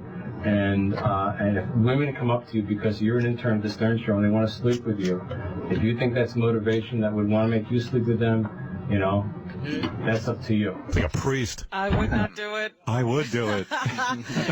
Take a cold shower. Who are these women? But if a woman wants to sleep with you Are any just of them because you're near? on the Howard Stern show, I would not do it. Have morals. Good answer. Come on, it's a good answer. Fight the pressure. It's a good answer. Take a shower. Take a cold shower. That's what I do.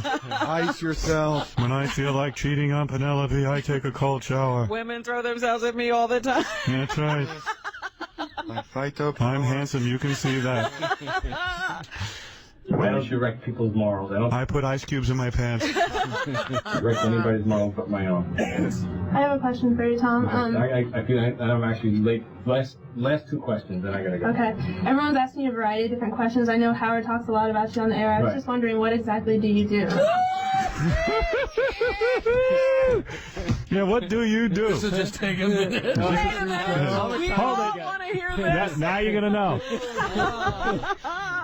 That is a complicated question. I am the first time anyone manager. asked me. Please allow me to elaborate. I am Actually, responsible the for follow-up to this everything. question is the better The question. follow-up is good, Which yeah. is where you tried to set me up. Right. Right. If it happens within the... I just want to get to who was responsible for hiring the grease man. Because Tom's the one who did that. The one that you tried to set me up on those, so what was it like when you hired Howard? Right. Because I wanted to see if you'd take credit for it. And- No, you did fine. Okay, watch what happens. Yeah, he is. I said, but I told the interns you'd be honest about that.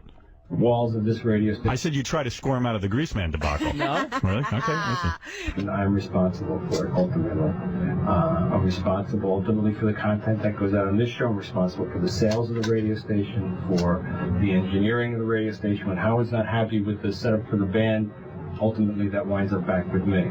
I didn't realize. Now I know who's responsible. No, I said that. It just listen. I said I am responsible for it. I do nothing, but I'm responsible. Yeah, he's responsible. And when things go wrong, he never takes responsibility. No, that's not true. I got Barry Williams in here. I can't even get the thing mic'd. Not happy with the air conditioning in the studio. Ultimately, that winds up back with me.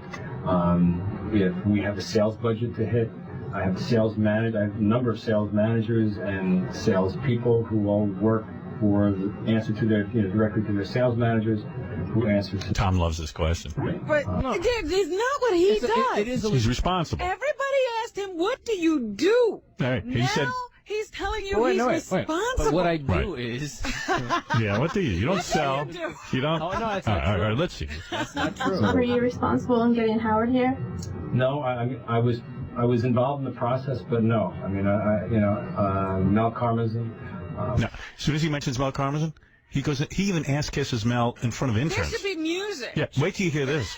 He gets dreamy. Mel. Watch. Who's my boyfriend? Who's God? I love him. A rather important man in the broadcasting industry now.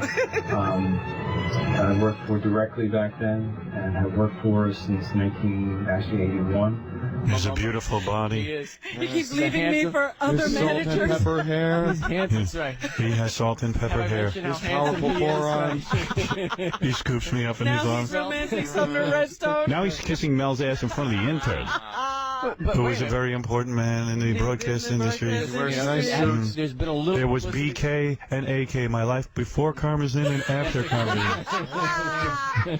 Howard's agent, so it really came through that, but I was certainly involved in the process because I was the general manager back then. And What about the Greaseman? Are you responsible for that? Ultimately, I accept responsibility. Ultimately, I accept. I would like to squirm out of it, but I have to accept responsibility. Ultimately, I do have to accept responsibility. That's the funniest. You didn't hide behind a rock. You were a man about it. I had an idea for a bit where I went out. You should discuss your bit ideas with Garrett. Oh, well, I just want to know if you thought this was appropriate. If I went out in the street and say I threw feces at someone, just to get their reaction, tape record it. I wouldn't think that's the point. You had it. You're out of there. I'm ready to go. This crew should be locked up. Yeah. No, but it'd be pretty funny though. I wouldn't think it's appropriate. It's not appropriate unless Howard thinks so. Throwing feces is pejorative. If Mel in this says it's country. okay, I'm for it. If Mel says okay. I have a question for you. Yeah. I know that after the show, some of us come in here and clean up the studio, and is it possible that we could use Howard's bathroom when he's not here? Since we're in the studio. The bathroom down the hall, right? No one uses Howard's bathroom. I don't even use Howard's bathroom. I would like to. I have peed on the seats a number of times. I'd rather pee in my pants than use Howard's bathroom. He doesn't know. I sneak corrective. in. Nobody else uses that but him. This is nicer. What do you say? Is it nice? His is nice, though. Yeah, his is nice. Stay out. Stay out of Howard's bathroom. Damn you. I have enough problems. Ultimately, it is my responsibility. And with that, Tom left. Yeah. And then told Kathy she had very poor judgment in hiring interns. So there it I would is. like to see you for a moment. You are in big trouble. All of my interns are hot because I train them. I sound like President Clinton. All right, we sent our interviewer Benji, the intern, over. Talk with Soupy Sales. Soupy, as you know, has a long history with this show. I was a little kid. I used to worship Soupy Sales. I know. Yeah, I worshipped him. He was the man. And then we got to work with him at NBC, and then Soupy and I just would fight every day because I would yell at him because he wasn't the man. It was the fastest meltdown in It was. history It was a of huge great meltdown. That was so fun. It was also a very bad time in my career where everybody was being treated better than I was, even Soupy Sales. I had huge ratings, and NBC hated my guts, and I took it out on him, and it got very ugly. But anyway, so Benji went over. Last night he was performing or introducing some guy at a club. And here's what happened. Hey, Soupy. CBS Broadcasting. How are you doing? Fine. How you doing? Just a couple of quick questions for you. Now, you said a long time ago that you thought something was wrong with Pee Wee Herman. How'd you know? Something was wrong with what? With Pee Wee Herman. I said something was wrong with him. I didn't say anything was wrong with him. I just said what he did was ridiculous. And are there any kid shows that you currently endorse? No, well, they're all very good. They're Sesame Street and Sherry Lewis, Mr. Rogers, but they're for little kids. They're for older kids. And do you think that a talking dinosaur like Barney is an unreal thing to have kids be exposed to? Anything that Barney has to do with, they shouldn't have anything to do with. Why is that? What do you say? Anything that Barney has to do with, he shouldn't have anything to do with. Here goes Soupy. Soupy, we know how to, like, we decided to set, like, we didn't want to just ask him a rude question right away. Right. We just want to hear him ramble on. Yeah. Hear that great Soupy philosophy. Because he has, like, philosophy. Like, he hates Barney. Barney, you see, let me explain something to you. All right, young man? Barney is a talking animal. Now, even when I had talking animals. But my talking animals bark. They didn't say anything. See, that you could believe. Pee-wee had a talking chair. Talking chair don't talk. Chairs don't talk. My dog bark. Ooh, ooh, ooh. You see, it's got to be, Barney talks. And I don't like that. That ain't right. I think he's revving up for a blast off here. I'm Barney. Hold on. Because I think Barney's strange. He upsets you? No, he doesn't upset me. I just wish he'd go away. And do you think that Pee-wee's humor was almost identical to yours? Well, certainly he took from my show, but that's okay. Do you think it's right that Pee-wee is getting a second chance in showbiz after betraying the children's trust? Well, he didn't do anything. He didn't know mistrust. He paid his fine. He paid his debt to society. So let him go. And do you think the humorists go too far these days? Well, sometimes they do, and sometimes they don't. Depends on what. What's with Soupy, man? He's mellowing. He's not even ragging on Pee-wee. Well, I guess, Pee-wee's gone. I think if we'd stayed with Barney, we would have tapped a mine. Soupy sounds awful, doesn't he? Maybe he doesn't even remember who he is. He sounds very tired. He does. He sounds worn out. After a long day. Yeah. Talking about. What name were you born with? What name I was born with? What was your birth name? Milton Sutman. Did you change your name to hide your ethnicity? Hide my what? Ethnicity? I said oh, no. They changed it. They, the invisible man. They. Who changed it? Oh, those Soupy, please. The power brokers. The people who run this business. You know who they is. You know they. They changed their name too. Yes. Yeah. We came from another planet. And they changed it. Jor-El changed his name to Milton Berle. You can tell he's annoyed. And do you feel badly that Sinatra has passed on, even though he was a womanizer and an alcohol abuser? Well, now, don't be cruel. He was the greatest icon we've ever known. Our show business, his type of show business is dead, and we will miss him. He's a marvelous man. Now, I have to be honest, I thought that your radio show was the most innovative thing on NBC. Do you think that NBC abandoned you on your radio show? No, that's a kiss-ass question, Nick, right? No, he's going to love this. Well, thank you, first of all. Yeah, you're right. It was the most innovative. And that boy said that it wasn't. And then I said... Well, no, they were going to sell it, and it was a matter of cost. So they wanted to get rid of it, and they wanted me to stay there, but I didn't want to play request. Oh, Lord. The show, and they said, the request show, and I said no. And I said, and then they said, and then I said, and they said. And then somebody changed my What is this? NBC wanted him, but he wouldn't play request? Yeah, they were going to get rid of the show because it cost too much. Yeah. And then they told him he could play request. He could say... How about they wanted to get rid of the show because it wasn't getting any ratings? They had a request. Well, you see, look, I don't want to play request. They was going to sell it. I like playing my own music. I'm like Meg Griffin. I like to play my own songs. Nobody can tell me what to play. These people they call up, they request like Celine Dion. I don't want to play that. Too big to do overnight. Yeah.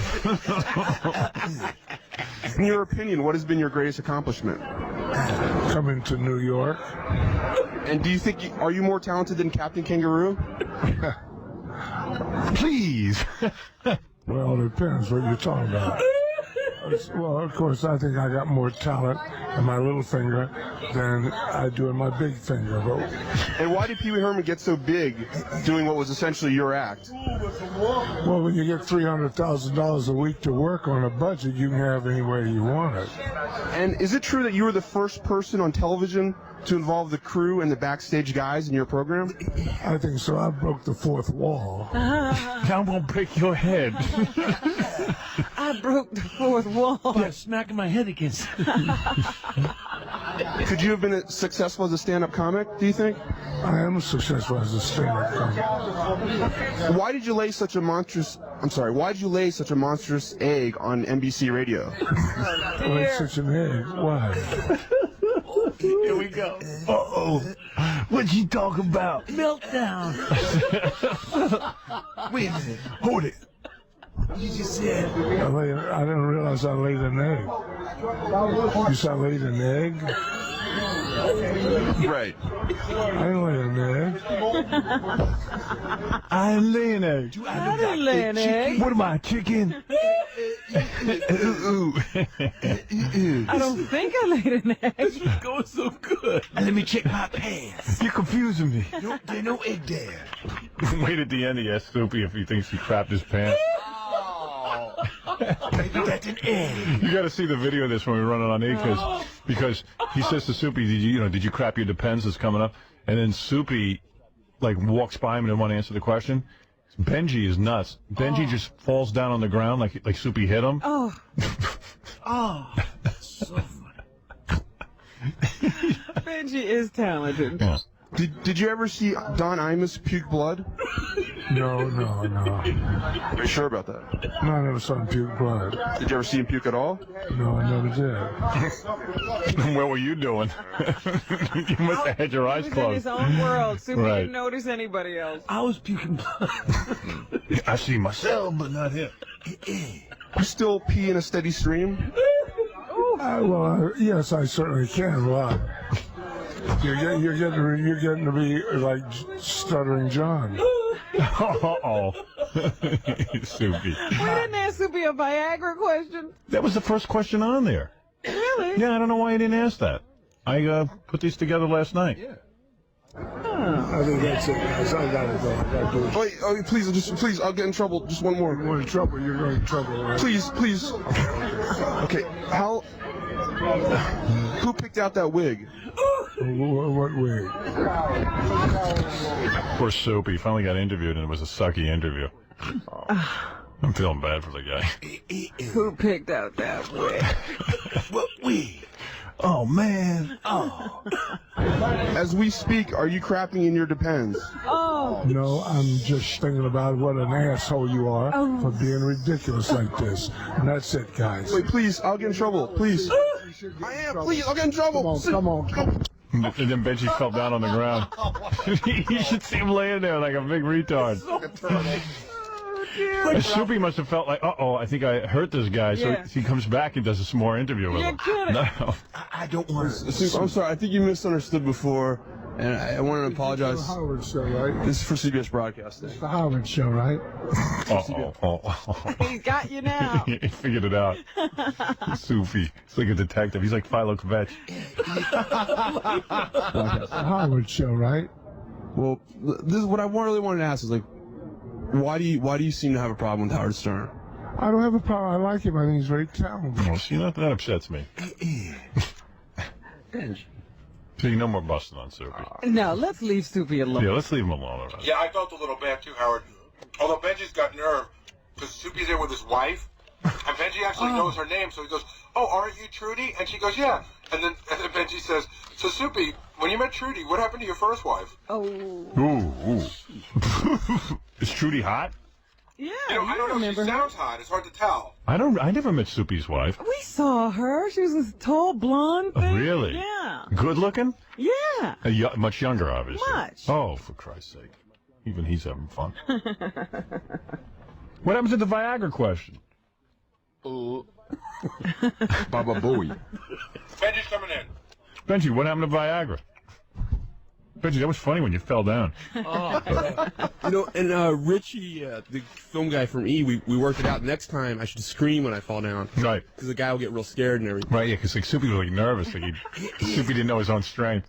The Viagra question, honest answer? Yeah. It wasn't the first question. You had it like the 36th question. Oh, really? I guess I think they reordered them then. Yeah, maybe. All right. So I didn't get to that one. Okay. Also, his wife is very attractive. Yeah. Like older, but you could tell like. But he's married her a long time ago. Yeah, probably about 20 years older than, but like an older, attractive type woman. Right, I hear you. Yeah. You would bang her. She's gotten old now. Yeah.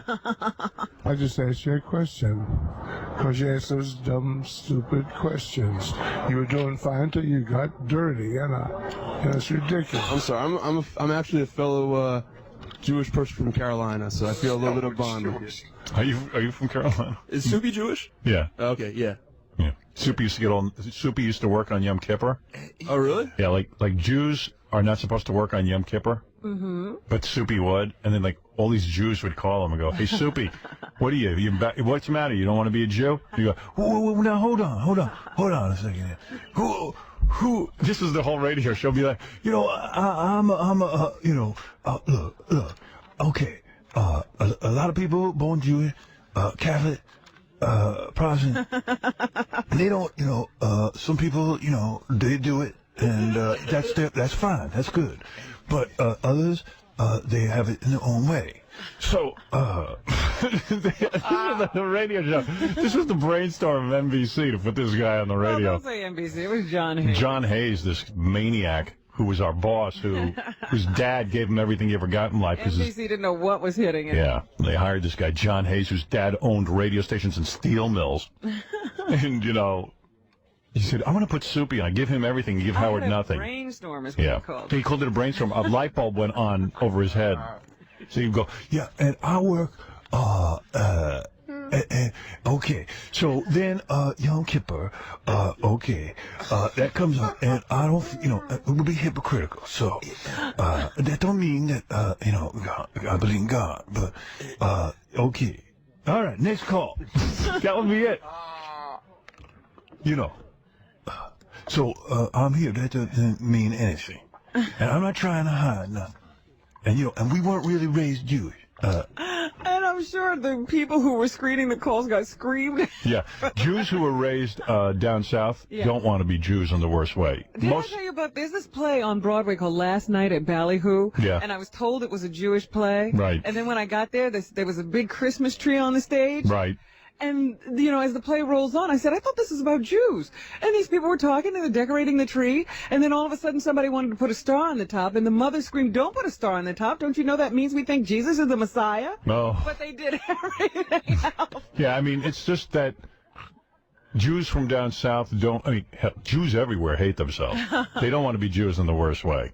They just don't want to be. I love being Jewish, man. Are you Jewish? Oh, yeah. Oh, I didn't know that. Yeah, yeah. Well, you certainly don't make that clear. Look at him. You can tell he loves himself. Yeah, sleeping in the street. It must be the only thing he loves about I thought all Jews were rich, man. How come you're sleeping in the street? There's many types of Jews. You're one of them. But anyway, He's the poor Jew. Yeah, we never really practiced. Right, because that was the whole play. The play was about how Jews in the South didn't even know what being Jewish was. Yeah. They celebrated Christmas. Yeah. Yeah, like I'm half Jewish. And my Jewish side of the family, we have Southern relatives who live in Georgia. And they would carry shotguns, and you would never know they were Jewish. Yeah, they're Jewish, but they get pretty quiet. I mean, it was just like, they had shotguns and shit. Well, you should if you're from Carolina. The lower one, though, not the upper one. But are you still mad at Howard for cutting the piano wires? You never cut them, no. I'm not mad at Howard. We went dancing the other night. You went dancing with Howard? Sure. Where at? I gotta hear it. Strobe light. And wait, is this your wife Trudy? Yes. What do you think of Howard? Howard who? One question, Trudy, because you were a former rockette. Are you? I really enjoyed the accent. I'll just a couple more questions. I promise. That'll be it. Come on. Wait, one more question is okay. What? Soup. One more question is okay. What happened to your first wife when you met Trudy? What happened to my first wife? I think it was over before I met Trudy. Would you want it? Sorry? What? If you could talk directly to Howard Stern, like what would be your message to him? Leave me out of this. I like Howard. I think he's very talented. Would you be interested in doing a show? No. No. Because he'd turn on me. Do you listen to the show? Yes, I do. He make you laugh? Yeah. What's the funniest thing about him? He's very natural. He's a very funny man. He's a funny guy. He really is. All right, thanks a lot, Soupy. Oh, man. All right, it was a good comedy show. I appreciate it. Benji won't let him go. I know, you're relentless. Man, why don't you just put a knife in the guy's back, for crying out loud? I felt bad and I wanted to become his friend. Yeah. So. Yeah, I feel bad, too. You have a strange way of showing it.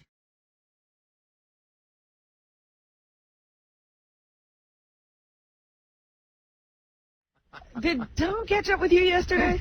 I was running in the halls trying to avoid him. Did you see that? I see Tom walking into our studio looking for me. I ran to get away. Howard, I was right, you know. I ran.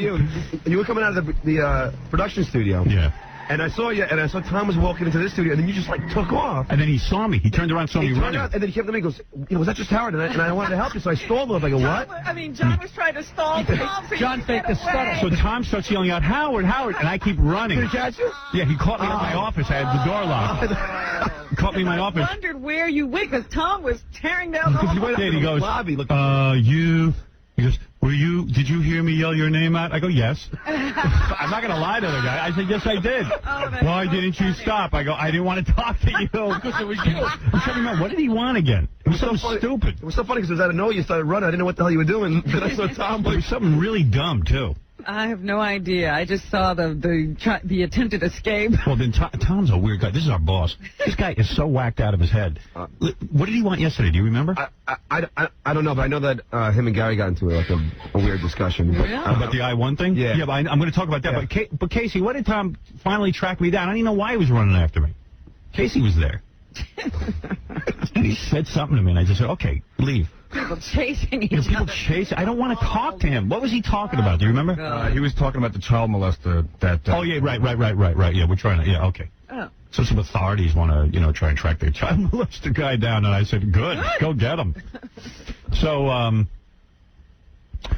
oh, yeah, so... This is just one more thing. Tom is so weird. This is a very strange conversation. Tom didn't want us to do Butt Billionaire. Right. Where we gave away Kendra Jade butt. Yeah.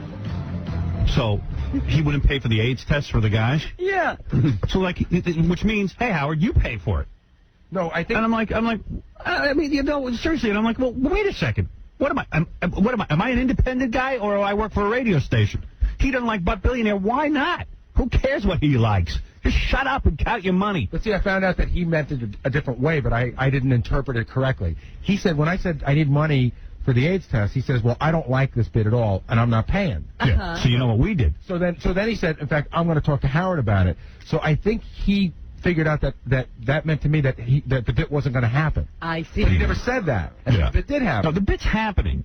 I'm sick of him. And it happened and was a great bit. He doesn't like it. He just doesn't like it. Right. He never likes anything. Yeah. Of course not. He wouldn't like anything I've done my entire career when you think about it. Yeah. He would have been the first guy to fire me, and he always goes, no, I wouldn't. The painting of breasts. Right. Please. I wouldn't be doing anything. Why does it? What's the difference between painting of breasts? It panders. It panders it selfishly to the... You know what the other funny part is? He's an idiot. Howard goes, Tom, what's the difference between having sex with a porn star and Butt Billionaire? And Tom goes, to tell you the truth, I was out during sex with a porn star, and I'm probably going to squash that. Yeah, he's scratching everything. Give an answer without the context. Well, Tom, maybe I'll sit here and stare at the wall, you goddamn moron. That's what I do. So anyway,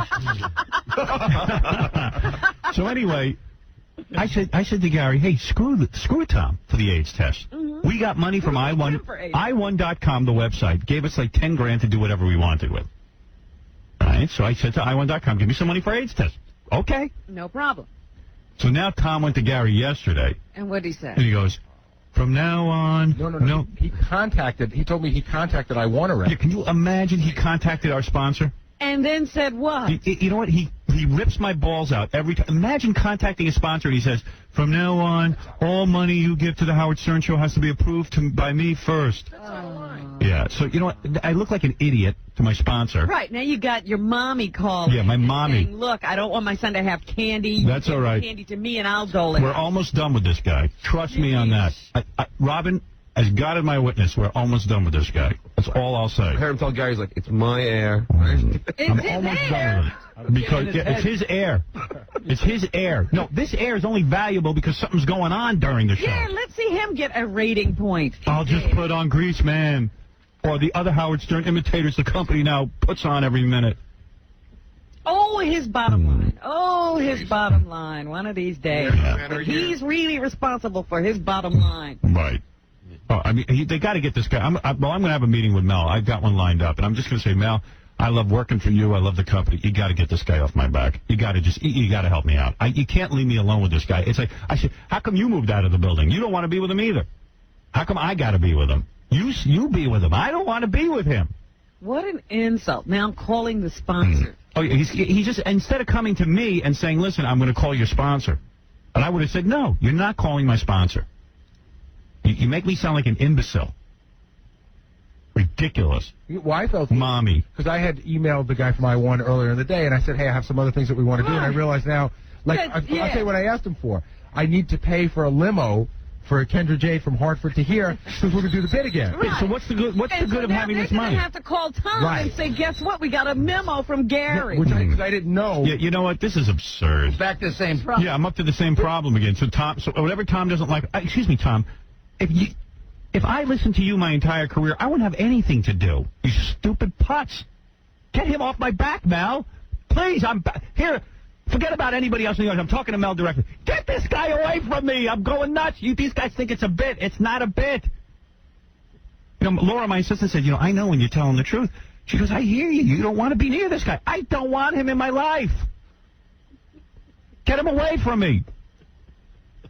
I mean, Mel always says to me, when you're running from him in the hall. Mel always says to me, if you don't want Tom, we have to get someone else. Get someone else. Get someone else. I'll try someone else. It's enough already with this guy. Get me legally separated from him. I can't get away from him. He's making me mental. It was uncomfortable yesterday because it was in front of John and our program. Well, of course, he has no couth. Yelling, well, no, screaming. No, it wasn't yelling. No, It started out, we were just having fun. No, it wasn't yelling. No, it's, you know what, first of all, he can't do that. He can't do that to my producer. The whole thing's with the sponsors. This is an in-house They would never do that to Letterman. They're afraid of Letterman. They're not afraid of me. I'm sick of it. I'm sick of them not being afraid of me. He treats you like a child. No, but Howard, the bigger point is, we're talking about we're going to get the money from I1.com. The bigger point is that there should be some sort of a budget or a discussion. Like, I shouldn't even have to go to I1 to get money from No, we should have our own. I should be able to get a limo. But there has never been a budget, and Tom wants to have approval over every voucher and expenditure. Yeah, because you know what? He's got nothing. Do you think if a guy had anything to do all day, he'd have time to sit there and worry about calling I1.com? Absolutely not.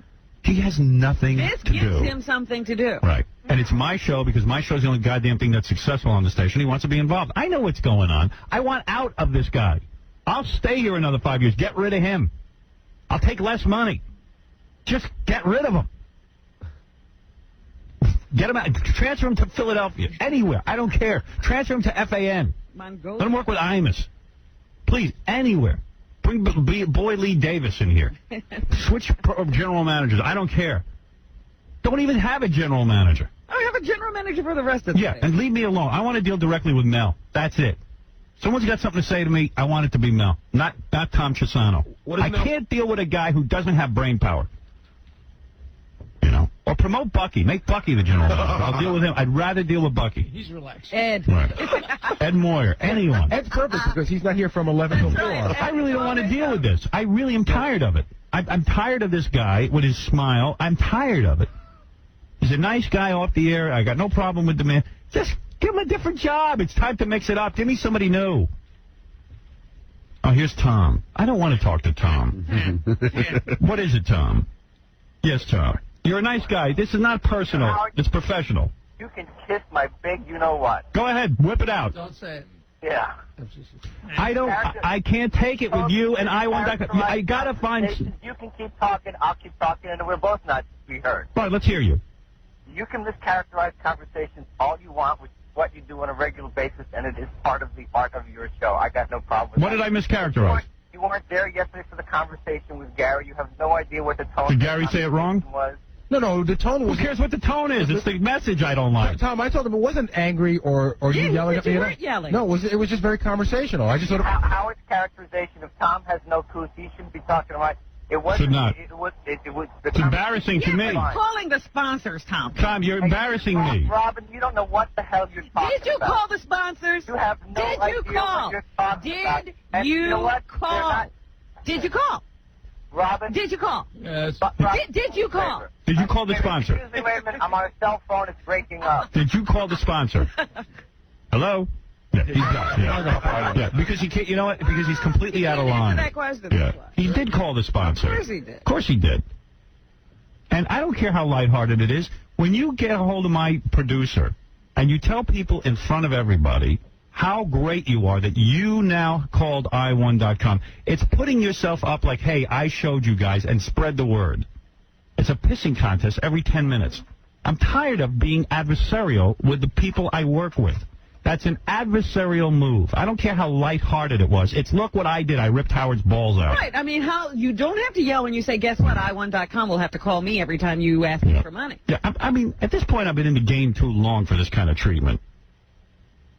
This guy's a nuisance to me. He really is a nuisance. Like a gnat on my eye every minute. I don't want it anymore. I don't want to work with him. That's all. That's not the way you conduct yourself. That's like, hey, John and everyone else, look at me. I got Howard under control. Look at me. You tried to get around me one way? Well, I fixed that loophole. Yeah. That was the uncomfortable part of the conversation where it did get weird. Because Tom didn't yell at me, but there was a part where it got odd, where Tom said, you know, when you... He's going to spring the news on you in front of John, and who else was there? Mr. Kingston. Oh, of course. Hey, Steve, look at me. Look what I can do. I can take their money away from them. All I know is at some point, me and Steve just started talking. Well, this is his way of showing everyone that he's in control. Yes. He has Howard under control. I'm tired of everyone trying to prove how under control I am. I'm not under control. Believe me. That's a problem I got now. I'm clearly out of control. Trust me, I don't even know what I'm going to do in any given minute. Well, that's the other rap that we get, that, you know, that you're incorrigible, so now it's our job to be controlled. No. We get that quite a bit. No, that's absurd.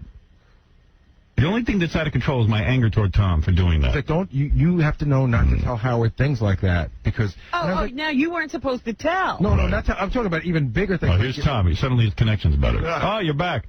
No, I listen. There's a bad sell on the No.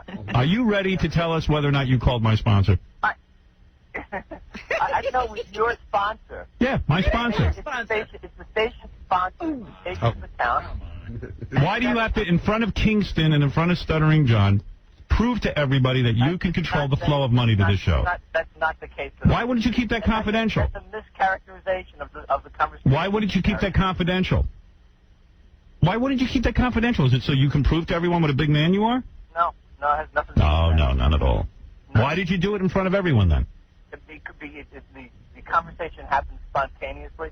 I wasn't the one who brought the topic up. Well, I don't care. Why not say that? I don't care. You know what? Nobody's I don't business. Care that you don't care. No, I care that you bring up my business in front of Stuttering John and Steve Kingston. I didn't bring your business up. I'm not the one who brought I1 up. You're the one who talked about it. No. Wait, hold on. Wait a second. You're the one who divulged confidential information. Wait a second. I am the one. You know what? I'll be there in 5 minutes. Why don't you I'm not interested. I'm not interested in you anymore. It's all right. Do what you want, Tom. The clock is ticking. It's fine. You know, Howard. I'm dealing with Mel from now on. No problem. You're not my general manager. I'm firing you. You know, I work for Mel Karmazin, and that's who I answer to. And so do I. And no, you don't. No, you don't anymore. You don't know yet. I got a secret. When Mel tells me not to report for work, Mel doesn't like you. Mel even admits it to me. He says, I don't know what else to do with him. I feel bad for him. You have my permission to tell Mel you won't work with me anymore. Oh, I don't need your permission. I've told him it already 100 times. There'll be another Tom after me. You know what? And no, there won't. There's no one like you. When they made you, they broke the mold. Why did Mel move out of the building? Do you know why? To get away from me. Yeah. Everyone knows it. Absolutely. He couldn't take it. When am I going to get to move? You know what? I'll leave an initial. You get that put in your contract. I'd be happy to initial next to that. Thank you. You don't initial anything on my contract. Mel does. I know he does. But the part about having me fired... Mel threw me to the wolves when he left me here with you. Go ahead. At least I used to have him here. I could say, Mel, you got to help me. Tom's off the wall again. He goes, all right, I'll take care of it. Right. Now I'm like sitting here. Yeah, you're alone. Where's my Mel? Moved out in the middle of the night. Alone in a rowboat in the middle of the ocean. Yeah, it's like Roosevelt all over again. He moved out in the middle of the night. You don't even know it. Mel's still in this building. He just won't tell you why. I have a secret office. Fortress assault. All right, listen, can you keep my business to yourself and stop trying to prove what a big man you are? You know what? That's just absolutely not true. Why would you bring up my private business? I have so put my ego aside for you. And Yeah, sure you have. Can I say one thing, Tom? You know, and I didn't bring this up, but the way it came up in conversation yesterday, we were talking about I-1 on a completely different topic, and you said, hey, by the way, I want to let you know I contacted them. But that wasn't like... Of course, it's Tom showing Kingston and John how that he's got everything under control. Contest. Yeah. You know, next time I do Butt Billionaire, I'm giving you away. You're going to service the audience. It's okay when you and Gary tell the world how you've gone around me and gotten things done. That's okay. We didn't go around you. You said... But you did. You told us I wanted to give us money. I wants money. That's not going around you. Tom, when you said you wouldn't pay for it, I thought you meant like... Yeah, you know, I thought we had a... Tom, I'm not paying for AIDS tests. Why do I need you then? No, You just see, Tom, let me think up stuff and I'll do it. You sit there and count the money. I have a very easy solution to this. There's no solution. You resign. Have a conversation in front of Stuttering John. Again. Of course you shouldn't. Of course of course. And Stuttering John and Steve Kingston don't need to know my business. Well, Steve is the program director. I don't care what he is. What does that got to do with anything? It has nothing to do with this bit. Come on. That was you showing what a big man you are. No, it's not. Howard Stern's under control. Absolutely not true. Company's going to hell in a handbasket. Could you go take the break, please? Boy, there is it's no sensitivity around here. No, not at all. None. None. It's all right. That's all right. Howard, no, you know. Clock is ticking. Go for it. Let me know. All I want is like a day's notice. You'll have it. Okay, thank you. Day's notice, you're I entitled. want more severance than that, but a day's notice. I can clear the office done today. Who else have you ordered not to give me money? So I can book a tea time. He wants me to pay for AIDS tests. We have made so many efforts to get you money. I finally got the money. Now, of course I'm going to use it for controversial stuff. What do you think this is? Do you know who you're working with? Controversial fund. That's not what the conversation was. That's not what the... Keep letting the Howard Stern imitators do everything and keep me under wraps. Right, That's good. absolutely. All right, goodbye. Goodbye, I'm done with you. And don't bother me. And stop chasing me around the halls. This is not the Waltons. You can't handle the heat, get out of the fire. Or whatever. Get out of the kitchen. Get out of my life. Get out of here. All right. That was an ugly thing. A day's notice. What does he need a day's notice for? That was an ugly conversation. Yeah, I'm afraid to. I know because who cares? What's he going to do? No, because he's parking his car now. So learn to tolerate his baby quality. Yeah, so he'll see you. No, he'll be upset. I know what Gary's saying, Rob. He'll come and give us the... But here's the deal. He did it to himself. He said something to me yesterday that he knows that you need to know. Well, of course. I tell you, and if you're going to talk about it on the air, that's now he's going to yell at you for telling me. No, but here's this whole issue. It's come on me. You're the guy who talks about these conversations on the air. If he doesn't want you to talk about it, he should have that conversation with you. No, he shouldn't. Let him keep talking to you. I like that. And just realize that he's talking to you because he can't talk about it. I must take a break. I must make more money for the station. That Tom will keep away from you. Yeah, so they can withhold it from me. Honey tests. They're a station sponsor, but I mean, how much money would they be spending on the station without you? I will not pay for AIDS tests. The point is that we had a direct relationship with I1.com, and Tom interrupted it. If that's the point. Yeah. It doesn't matter what sponsor they are. I have a meeting with Mel when I get back from California. And this is topic number 1. Thank you.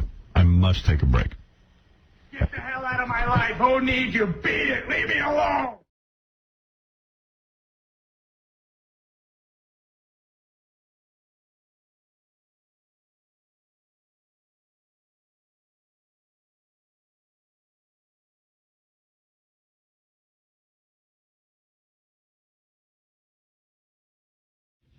good morning, everyone. It is Thursday. Everybody looking forward to a big show tonight.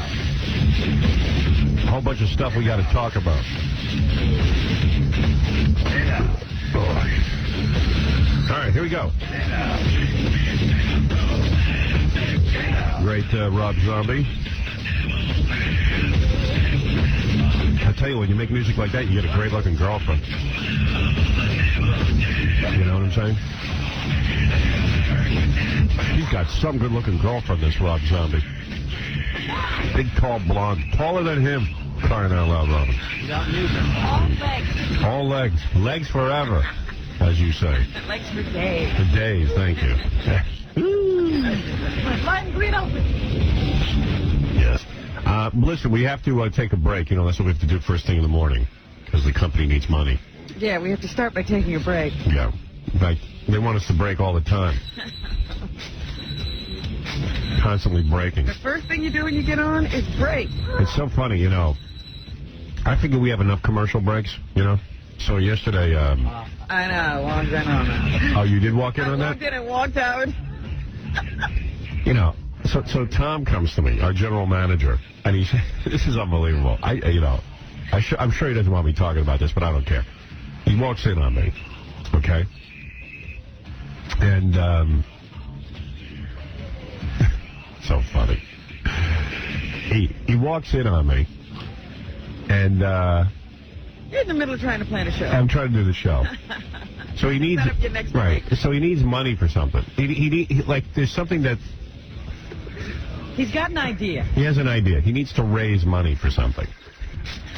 So he says, do you think we could have a sponsor for the Mike Walker game, the National Enquirer thing we do every Friday? Yeah. I said, Tom, another commercial? Because no, all they're going to do is mention. Not a commercial. It's not a commercial. I was thinking about it in my car this morning. He goes, it's not a commercial. What is it? He goes, it's just the guy says, brought to you by... You know, It's a sponsorship. it's just a sponsorship. I go, but Tom, don't you run enough commercials to have money to pay for stuff? You mean now I've got to put more commercials in? It's not a commercial. He's just going to say, brought to you by. I said, well, I'm against it. And then he was trying to pump us, we'll have somebody else say it. You won't have to say it. Yeah, I said, well, what's the difference? It's still a commercial to me. We have enough commercials. Well, that's why I thought it wouldn't be more clutter, because somebody else will say it. Yeah, he's insane. I go, well, you mean you can't pay for stuff as it is? At what point are you going to have some money around here? I didn't see how it ended because me and Robin, as soon as it started getting heated, me and Robin just walked out. Yeah, we ran out. We both said, couldn't take it. So then he wouldn't take no for an answer. He said, I'm going to have Paul Turner, who's our voiceover guy, cut a spec spot. You know, I said, so I can hear it. I go, I know what it's going to sound like. It's going to sound. I bailed. The National Enquirer game brought to you by... Must clutter up the show. Must clutter the show. He doesn't get it. He just doesn't get it. Introduction. Yeah, I want to clutter the show more. I don't understand. Infinity had record earnings and stuff. Yeah, it doesn't matter. Evidently that has nothing to do with us. It doesn't have anything to do with last the year. That's the reason why we had record earnings. We still have to figure out how to get money. No, it's like, it always comes down to, like, you know, we got to do something, more. So I go, Jesus Christ, at what point do you have money for something? We're hardly on. There's so many commercials, but he Right. has to add another. The money was for a security guard. But it's not a commercial. Right. So it's now up to me to figure out how to pay for the security guard. Like, I'm like, individual things now are Yeah. going to be by commercial. we need new pencils around here. I'm like, what? What do you mean? What do you mean we need to? I mean, I have to pay. Why don't you just reach into my pocket? Have Gary wear a sandwich board. It's so funny. Could we plaster a poster on your forehead? Yeah. We'll do like the baseball games. I said, you mean the commercials you're running aren't paying for this stuff? You need more? I need to add more commercials. Well, my answer is no. I prefer not to. And then now it'll be vindictive and, you know. Well, now that, but you got to listen to the spec. You haven't even listened. I don't know what that's going to sound like. How did it end? Because Robin and I left when it was just getting like. Well, you got to go back. Eventually, I had to get back to concentrating on what I was going to do in my next. Because he wasn't going to let go. No, he wasn't going to let go. He was gnawing on my foot. So I said, all right, why don't we listen to Paul Turner's spec tape? He goes, I'm going to have Paul Turner do a sample one. Why don't we do this? Then I heard him latching on to Fred, and I left the room. Oh, he goes, God. Fred, who is the one that tells Paul Turner what to do? Oh, Now Fred was like, and Fred's so out of it. He's like, what? But John and I, we met in the hall. I'm so out of it. Believe It was great. Can you believe No, I know you heard the whole thing. You were jerking him around. And he knows you're jerking him around. You're a little too obvious. I said, before I have to say something, I'm getting out. All right, you left. I didn't even see you leave. Oh. Nobody leaves me. Me and Robin started on the hall. We go, oh my God. No, it's better you leave because I know then Tom gets all threatened when you guys are sitting there listening. When everybody starts to pile in on At it. first, I thought he was making a joke. Yeah, I'm surprised he asked you that, and without knowing that you're going to get upset by it. No. First he comes in, he goes, I need to talk to you after the show. And I'm like, oh. You say, I don't have time. You know, I mean, I sit here for 5 hours. Talk to me during the show. I don't care. We need to talk because talk after. Yeah, I said, I don't really want to talk after the show. I want to go home. We have to talk now. I'm here for 5 hours doing the show. I got, commercial breaks. Talk to me during the commercial break. I don't care. Upset me. I have a great idea. All right, I'll talk to you. I need a 2-second conversation with you. Yeah, it's never a 2-second conversation. He always yeah, you're right, Jackie. I need a 2-second conversation, and it's never 2 seconds. How could that be 2 seconds? You're adding a commercial on my show. Yeah. Doesn't he know that commercials are a sore spot with you? Yeah. I'm adding a commercial. I don't care. It's not a commercial. But it's not a commercial. It's a commercial that's not a commercial. Right. So it's not a commercial. What do they put that on the log as? How do you sell it? How do you get money for that? The only way to pay for security is if you add more commercials. What about the ones that run them? Charge more money for those. Charge a couple extra bucks for those. No. No. It's easier to add more. But he was so funny because it wasn't anything that he was doing. Yeah. It's not a sponsorship. It's not a commercial. Yeah. It's just Paul Turner saying, brought to you But mix it in with the other 3,000. It's enough. It's enough. Stop the bleeding. right in the intro. They kind of have some integrity. I think most people would just go, yeah, sure. Who cares? Why not? Everything will be brought to you by. Anything for a security guy. I'm going to start talking now. That's brought to you by. No, we have security people throughout the building, but evidently it's my job to raise money for them. The company doesn't buy anything. No. We have to supply everything for ourselves. What do you think? This is a great idea. No, it's not. Another bad idea. The safety's important to us. Make a few extra bucks. Yeah. Yeah, we'll pay for safety if you put in another commercial. Let's clutter the show up more. It's not cluttered enough. We're trying to entertain people, so we try to write an entertaining opening to the National Enquirer game. Let's put a commercial in. Let's make it not entertaining. We're protecting you with a wall of commercials. During the show, there's always some intrigue going on. And I didn't talk about it yesterday on the show because I just needed time to calm down. You should have seen your face. I was watching the whole dynamic. Yeah. Well, You were, your head was about to explode. yeah, I sit there and I rub my head and I go, I don't believe I'm in another dumb conversation. And 2 seconds. He never knows how irritating he is. Yeah, I wish he wouldn't have to talk to me about it. I wish he'd call my agent. I tell him, call my agent. Don't clutter my mind up with your crap. And then I'll discuss it with my agent. Robin and I knew that your head was about to explode, though. Yeah, no, he doesn't know it. Left, but he starts leaning further over the console. Because it doesn't matter to him what I feel. It doesn't matter. I'm not a human being. Howard. No. It's not another commercial. It's not. Because you're like, oh, Tom, it's another commercial. It'll only be 2 seconds. Tom, so charge more money for the present commercials and raise money. No. But this is just a sponsorship. I know. Crazy. I'm crazy. I wonder how long ago he thought of that idea, and whether it took him like a couple of weeks to work. No, he doesn't get that I'm a human being with feelings. It's just unfathomable to him. It's always like you don't understand. Right. I'm stupid. All right, I got to take a break. Money has to come from somewhere. And usually it's from this show. It's not coming out of my pocket. Yeah. How about another show? Add something to another show and pay for this. It doesn't have to come directly from me. Show. It's out of the time we get to talk. Oh. It's always coming out of the time. Let's slice more of the time you talk. All right. How about like during the afternoon show? Who's on in the afternoon? During the Will Penn-Darby show. Spots or something. And pay for it that way. There's a whole other 20 hours. You know what? We can pay for that security guard from the Will Penn-Darby show. Right. I mean, or the top 5 countdowns. The Bob and Slappy show. I don't care which show it comes out of. We do like top 5 countdowns in the afternoon. We should just sponsor that. Yeah, I know. Yeah, sponsor the top 5 countdowns. Why does it? In other words, if I need a security guy, why does it have to come out Because it's for you. Right. It's for me. You have to suffer for it. Right. So there's another way to just clog up and clutter the program. Doug, you're on the air. You can't Howard, Yeah. why don't we have your bowel movement sponsored by Dial a Mattress, and then Robin's period? Wait a second, you're onto something. Tampax people. Yeah, because that wouldn't cost. That would be funny. And all right, I'll suggest that to Tom. Hey, Tom, okay. We tried that once. We made. In fact, we should play this going into the commercials. So funny. One time we had Gary call Bucky, one of our sales guys. He's like the top sales guy, and say, "Gee, do you think that you can get someone to sponsor Howard's bowel movements?" It started off with burps, farts. And Bucky was like, "I think we can do it." In a second. In a second, I could sell that to my computer guys. Did you ever hear that tape? I heard it. You did, yeah. Okay. Yeah, definitely I did. All right. I've been listening for 17, 18 years. All right. Thanks, Rick. You want to play that going into the break? I'm going to find it in the book. Oh, all right. So I may have it for you out. He'll read it to you. You're going to find it in the book. I've got a book. Yeah, you don't have to find it. It's all right. All right. If you find it real quick. I don't want to press you. I'm doing the best I can, man. No, I know that. I know you are. All right. Listen, let's take a break. We'll hear that some other time. Can we sponsor Fred looking for the commercial? Can we get Fred another? All right, we're going to be back. We got to, you know what? Never mind, Tom. Let's move on. But you know what the funny thing was? You said, at the time, I'm really not into it. And then he kept going. Well, no, you don't understand. It's Well, that's my thing, because he then starts leaning further over the console, because you start backing away. He's going to use, he's going to use all his sales technique on You know me. who he is? You ever see Dagwood and the salesman gets his foot in the door? Right. Yeah. Oh. And then it becomes this tug of war. And once I say I don't think I'm into it, he doesn't give up.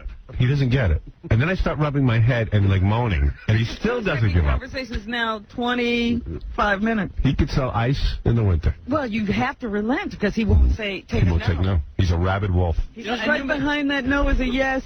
No is a yes. Yes is a so no. obvious, because you fill your face full of food and put your nose right to what you're reading. Right. And it's all the way down. It's like it's so obvious you don't want to be bothered. Right. And then he starts pulling on the hair. Tom is still talking. Yeah. Are you listening? Anyway, we got to take a break. We'll be back right after these words.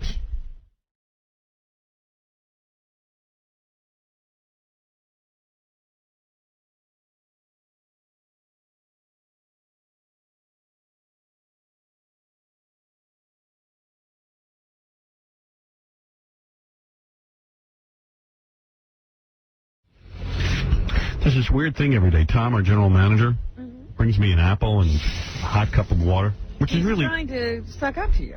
Well, no, it's very nice of him. Don't get me... I like Tom personally. I don't really need to see him every day.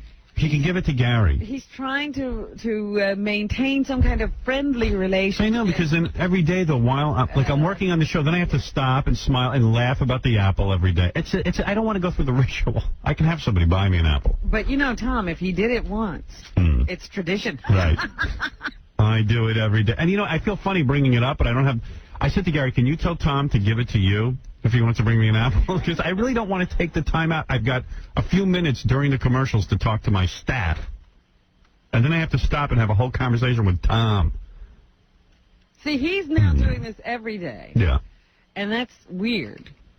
Yeah, Every once in a while, I don't want to know he's here. You complaining about, having a throat problem when he was driving in, but now it's become like an everyday thing. Well, it's his shtick. It's his thing that he does. Here I am. Here I am for the day. I'm here now. I've arrived. Yeah, I really don't. He doesn't understand. I don't even want to know when he arrives. I don't know how to explain it to him, other than I'm a performer, and I don't need to have people walking into the studio. Relax, Howard. I'm here now. Yeah, I mean, it actually gets me bummed out. I know. And, and then he'll come in and now that'll be a joke. And I don't even...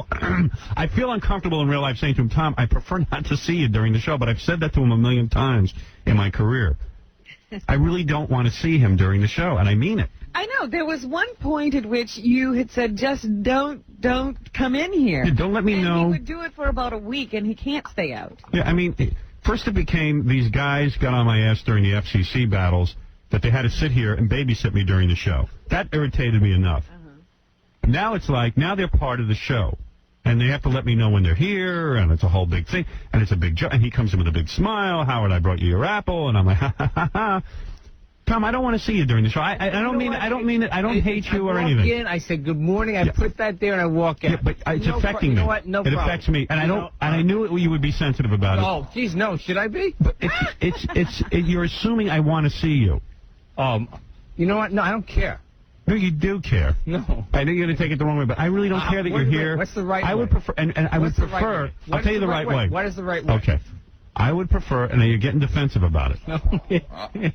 I would prefer that you stay away from the staff, unless you have some emergency. Yeah, like the building's on fire. Right. Stay away from the staff during the show. Make everybody think you're not in the building. Can you do that for me? No. Why? No, because I'm the manager of the staff. Ultimately, yeah. No, I know you're the manager, but my little area here, do you have to be down here? What do you... I come down, I walk in, I say good morning to people. I Why? have papers because I'm asking you why you have to do it. Because I like to do that. He's on a meet and greet every day. I'm asking you for the good of my show. I'm telling you I'm not because it distracts everybody. It stops the activity. I know for me, I'm sitting here watching tape and stuff. I got to now interact with you every morning. No, you don't. No, I don't ask you to no. I'm telling you that's my personality. I don't blow people off. Fix it. No, I just don't want you in the studio. I don't want to have to interact with you during the show. I don't ask you to interact with me. I said it's my personality to interact with people. Wouldn't it be rude if you brought him? I don't feel like being mean to you during the show. I don't feel like blowing you off. Hey, you'd rather do it over the air? Yes, I would. I feel more comfortable doing it. So fine. So now you're doing it. I don't want to see you during the show, and neither does anyone else. And I don't want you to see my staff during the show unless you have to. I don't know why you have to walk around greeting people. No one needs greeting. This isn't the Love Bug. I don't walk around greeting people. I don't come down shaking people's hands. Why do you have to go around shaking people's hands? I don't. Why do you have to come into the office every day? Why do I have to? Yeah, why do you... No, I don't mean your office. I mean my office. Presents to everyone. Why do you need to go into my... come into this office. No, why do you need during my show? During the Letterman show, Mel doesn't go walking through the Letterman show. Hello, Dave. Why do you feel... You know what I'm going to do if I sign another contract here? I told you. I'm moving out of the building. Or I'm moving you out of the building. Somebody's got to go. You know, Tom, he's a nice guy. He brings the staff crumb cakes many days. Yes. Yeah. And does nice things. He brings me an apple. Flowers. I love the apple. Can you just give it to Gary and he'll bring it to me? I don't want to see you. You buy better apples than KFC, actually. Right. You buy good fruit. Love my apples, love me. Yeah. That's the deal. No, I don't want to see you. I'll skip the apple. Okay, then. no problem. All right. Because, and why you have to walk through my offices during my show is beyond me. And I have to create an ambiance. Yeah, it's my offices. This is where the Howard Stern show takes place. I understand. And the Howard Stern show takes place where? In my office. No, at WXRK. Yeah, don't get all hung up on that. We can change that in a minute. I can get Mel to give me an office somewhere else. I'm the one who started to get hung up on. You're the one who's like, we want Howard here because it adds to the energy. Please. I know everything that goes on here. If I move out of this building, you've got nothing to do all day, all of you. That's right. He will be permanently. Yeah, the excitement's gone. Right. And I know you're excited and all charged up that you're part of the show and you can walk into the offices, but it would help me if you would stay away from the office. Explain to me how it would help? It slows us that you become a distraction. People have to pay attention to you. You're their boss. I walk in, I walk out. No. Yes. You walked in here and walked out, right? Yeah. In my studio? Yeah. I am telling you, it throws me completely off. I have to stop what I'm doing.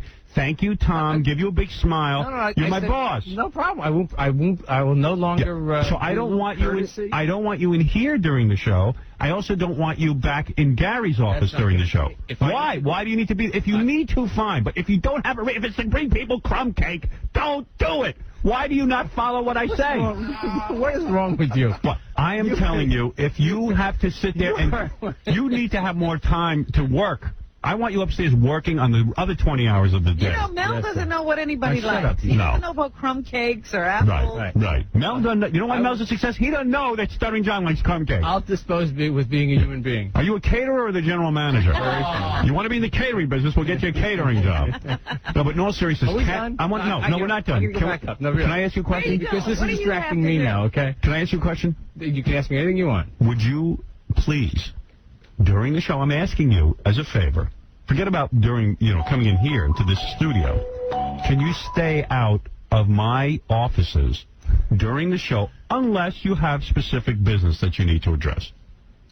No, I'm going to come in and I'm going to say good morning to the people in there. I'm going to grab the papers that I get from in there each morning. If we have the papers put up by your office, will you be fine with that?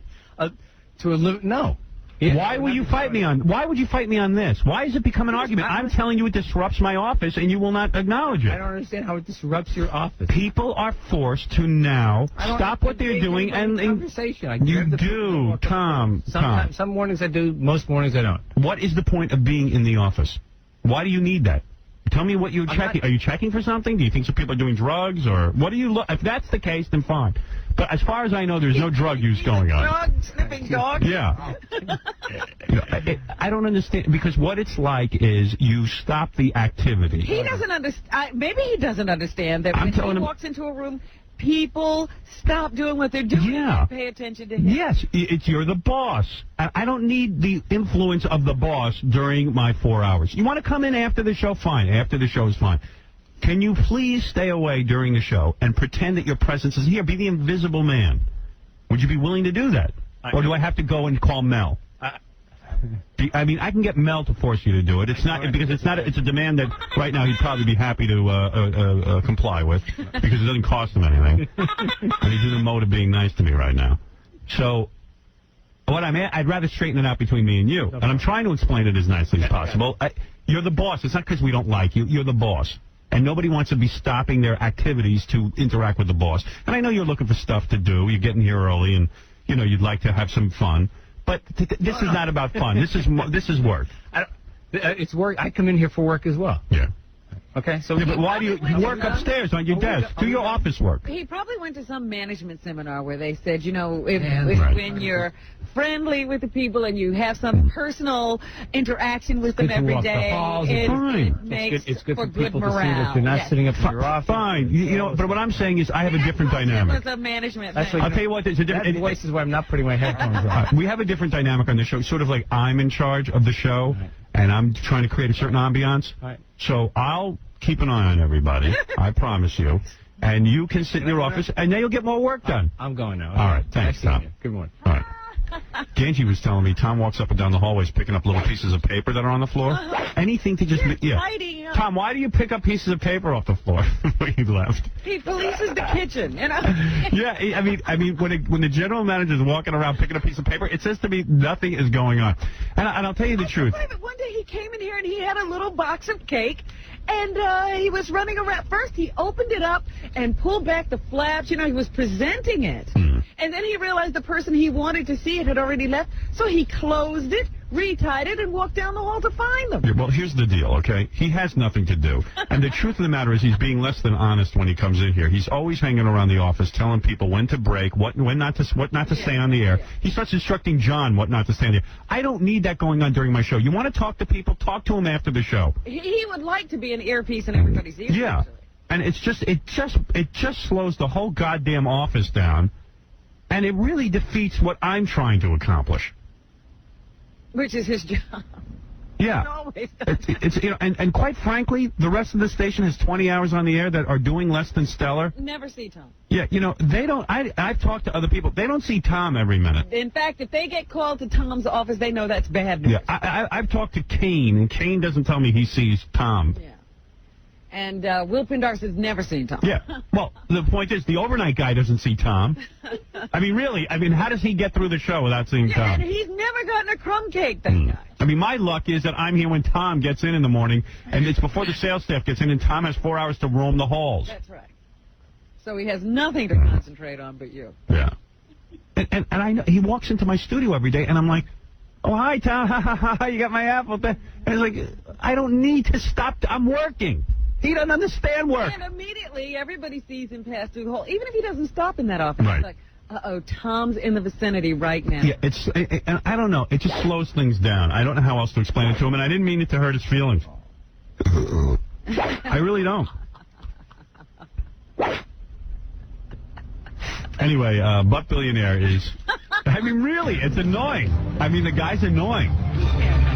And then I go to him. He goes, "Well, I'm not doing anything. You don't have to acknowledge me." No, I don't want to have to sit there and not acknowledge you. I don't want to go through that. But I also knew somebody had told him this was good management. Yeah, I know, and it's not. Somebody put this into him, and now he's marching up and down the hall. Yeah. It's in a manual somewhere. Yeah. Somewhere he went to some seminar, and they told him that. Some guy he admired. If I am, and then he can see I'm here. Because we can have an interaction. Because. You know he's walking in here tomorrow at 6:45 with. No, I hope not. I mean, really, I'm not. I'm saying it because I said to Gary, can you listen? I said to Gary, can you walk up to Tom and say Howard really doesn't want you coming in and handing him his apple every day? I don't know. And then he's like, no, I can't. But Gary was like, no, I can't. I said, all right, I'll do it on the air. I don't feel comfortable doing it off the air. I mean, yeah, but I mean, really, what would he do? Tackle Tom before he gets to the doors? And I'll take that? You know what? Like Letterman's producer would have no problem walking up to Tom's of the world saying, hey, look. I'll take that. I'll take the apple. Howard doesn't want you in the studio. But Gary, it was going to hurt us. Gary, he's not taking that seriously like a Rod Burnett. No, I just didn't want to kick the guy in the groin. It was going to hurt his feelings really bad. So you let me do it. Well, see, I need a producer that can hurt people's feelings. Right. Can hurt guys. And it's very difficult. See, like Laura Lackner, my assistant, goes around all day hurting people's feelings in my name, and I love her. She is so fantastic. Yeah, but she would walk right up to Tom and Howard, say, Tom, big difference. You are not supposed to come in here. Big difference, Howard. Hold on, can I stop you for a second? Laura Lackner answers to one person and one person only. It's you. I don't have that luxury. You answer only to me. No, I have to deal with Tom here to get things done for the show. So why would I want to alienate him when in a week I'm going to need money or something? Nah, you can alienate him. No, it's not right. He still has to give you money. I could go to Mel anytime I want. If I worked solely for you and I was not dealing with anyone here, it would be a lot easier to do. Laura's in the same position you. First of all, she'll never have to deal with Tom on any level. No, but she deals with 20 other Toms on other levels. Maybe she doesn't deal with Tom, but she deals with other people who are just as important in my life as Tom, but she goes right up to him and says, you are not to bother Howard. I'm a loser. I can't do that. I'm sorry. You're a schmoozer. You're not a loser. If you really pressed me, I would have done it. But you're a schmoozer. You like the cigarette. You like to talk. You got to learn to be a prick. I need a professional prick in here. Kathy's got a little bit of the prick in her. I got to teach her how to do it. I see that there are no pricks in that office. You're not kidding. I got all women back there. No, Kathy's more man than I am. Kathy's more man, and Laura's more man than all of you. Oh, dear. She's invaluable. You're right, because she's pummeled me. Laura's pummeled me once or twice, and she called me 5 minutes later like nothing happened. Oh, yeah. No, that's it. That's it. And believe me, I got to get her into the city here so that she can pummel you face to face.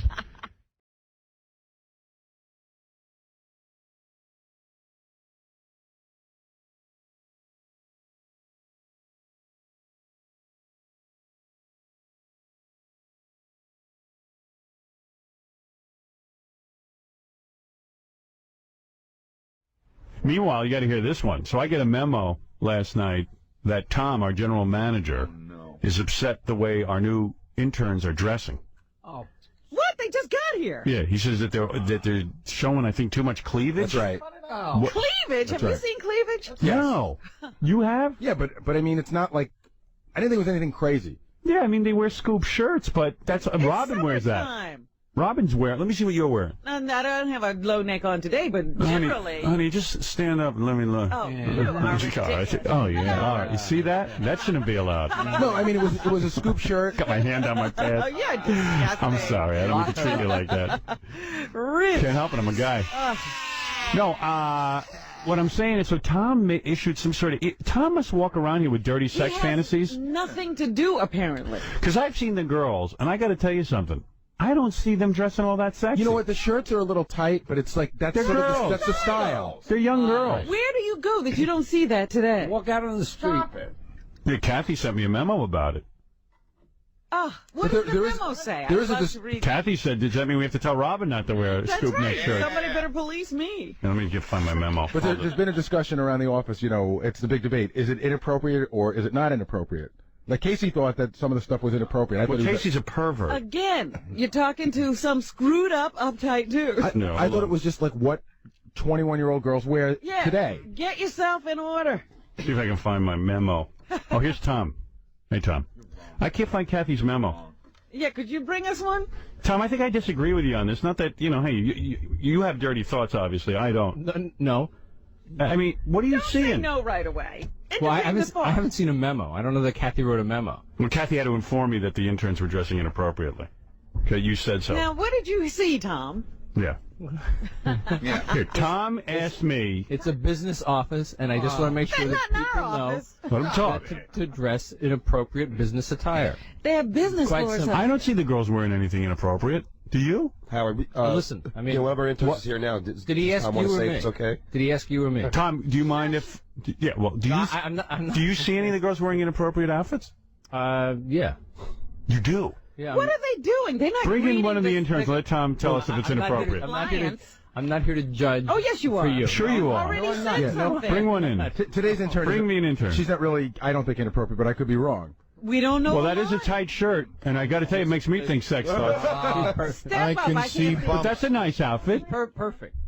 Very Perfect. cute. Very business attire. Nothing By the way, what is your name, our new intern? Katie? Yeah. Now, Katie's outfit is an ensemble. It's a long skirt. It's a tight shirt. She has an ample bosom. I'll admit that. Now, does that offend you, Tom? No. I see bumps. I see things. I see bumps. Tell these girls. Girls, them down. No, you're fine with her outfit. Absolutely. What did you Find her see that breast. you found offensive on the other girls? Bicycle shirts? What's a bicycle Yeah, shirt? well, I'm trying to figure it out because John, shut up. No, I was watching all. I know the. You know what? I know the outfit in question. Wait. What are you saying, John? You know, he hates that I say anything. I know. I mean, it's like it irritates. But did you see an inappropriate outfit? No, I mean, Look at John. I think the only one was the girl was wearing very tight pants. What? She was wearing really tight pants. Was it the tight pants that offended you? No. Did you see camel toe or something? Yeah, did you? No. Howard, I know the offending outfit. I mean, I'm pretty sure. There was a woman that was wearing, I would say it was a scoop top. Yeah. Top. And you know she's got very big breasts. She's endowed, and the shirt is tight. It's it's like I'll tell you what, it's as tight as what Anne Marie wears. That would give you an idea. So imagine if Anne Marie wore a D cup. That's what I it can is. imagine that. Tom, can I imagine that? Wait a minute, Anne-Marie, come in here and stuff things in your shirt. Anne-Marie, can you show me what you look like with a D cup? Would that be about right, Tom? It's a scoop top, and it's as tight as the shirts Anne Marie wears. Yeah. You know, What happened to you when you saw that shirt? Yeah, what happened when you saw it? I thought Boing. I went to bed. No bed wedding. Anne Marie always wears tight outfits. Though. He never says anything. Do you have a problem with Anne Marie's outfits? Not that I can remember. Is a belly shirt inappropriate? Probably, but I don't have a problem with them. I don't have a problem with it. All right, so in other words, Tom said to speak to the interns about cleavage. Really? And about Here's dress. Kathy. I would like to know what he said. That's right. And no excessive makeup. Because she's got to deliver the speech after Tom tells her. Right. Some of the girls are leaving little to the imagination. Is that it, Tom? Are they coming in with... Yeah. And is it, do you find it a distraction at work? Yeah. Yes. Personally... Oh, stop it, Tom. You're the one who brought it's it up. inappropriate. That's All right. You know, I hate to tell you this. A couple of the interns complained about your tie. Could he stay on his floor where all the Both business of these should are be my taking? floors. No, Why are you here? they are not. What are you and Booker doing in my office? All right. But there's plenty of employees that wear these shirts and he doesn't say anything. I don't understand what's the difference. He's very involved with my interns. Always this office he has to police. What? He wants us to learn how to be in an office. Right. What do you have a crush on Tom? He's a cute guy. Now Mellow she's out. butter him up. Tom doesn't fool around. Give up on him, honey. You know, I've been trying for years. You know, he's twice your age plus 10, right? Yeah. He's too old for you. Now, me. I have a great son though. Yeah. No, Would no, like no. to introduce him? 22. Honey, you want to date, you date someone like me. I'll tell you. Tom has a Porsche, you know. His son can borrow that, take out on dates. But you must. All right, so now we understand the dress code. Everybody, please dress so Tom doesn't get excited. It's not. All right, I think that's what we're I wonder saying. if it's filtered down to the interns already. Has somebody talked to you about dress?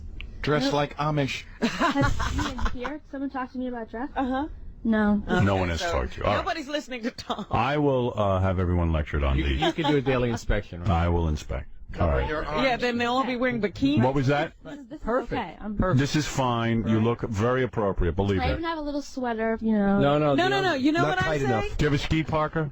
You cover up. Poncho. Do you have a mask? No, I mean, Keep cutting down until we find the level. in all seriousness, our general manager gets very sexed up when you girls run around. He has ungodly wife. He has. Subject my poor wife to that. He's a religious man. He's like the president. And it gets him tempted. He's sworn. You know what goes on Saturday afternoon, right? You got to go to confession, Catholics go to confession. And he'll have to say, I had unclean thoughts. That's what it is. He's having unclean thoughts. And I can't take it. Somebody had want a scoop unclean neck. thoughts No about the girls. Say 1 million Hail Marys. How many Hail Marys did you say last night? I haven't been to confession in 25 years. All right. Thank you, You Tom. haven't sinned in 25 I didn't say I haven't done that. And thank you to our beautiful intern. Thank you. All right.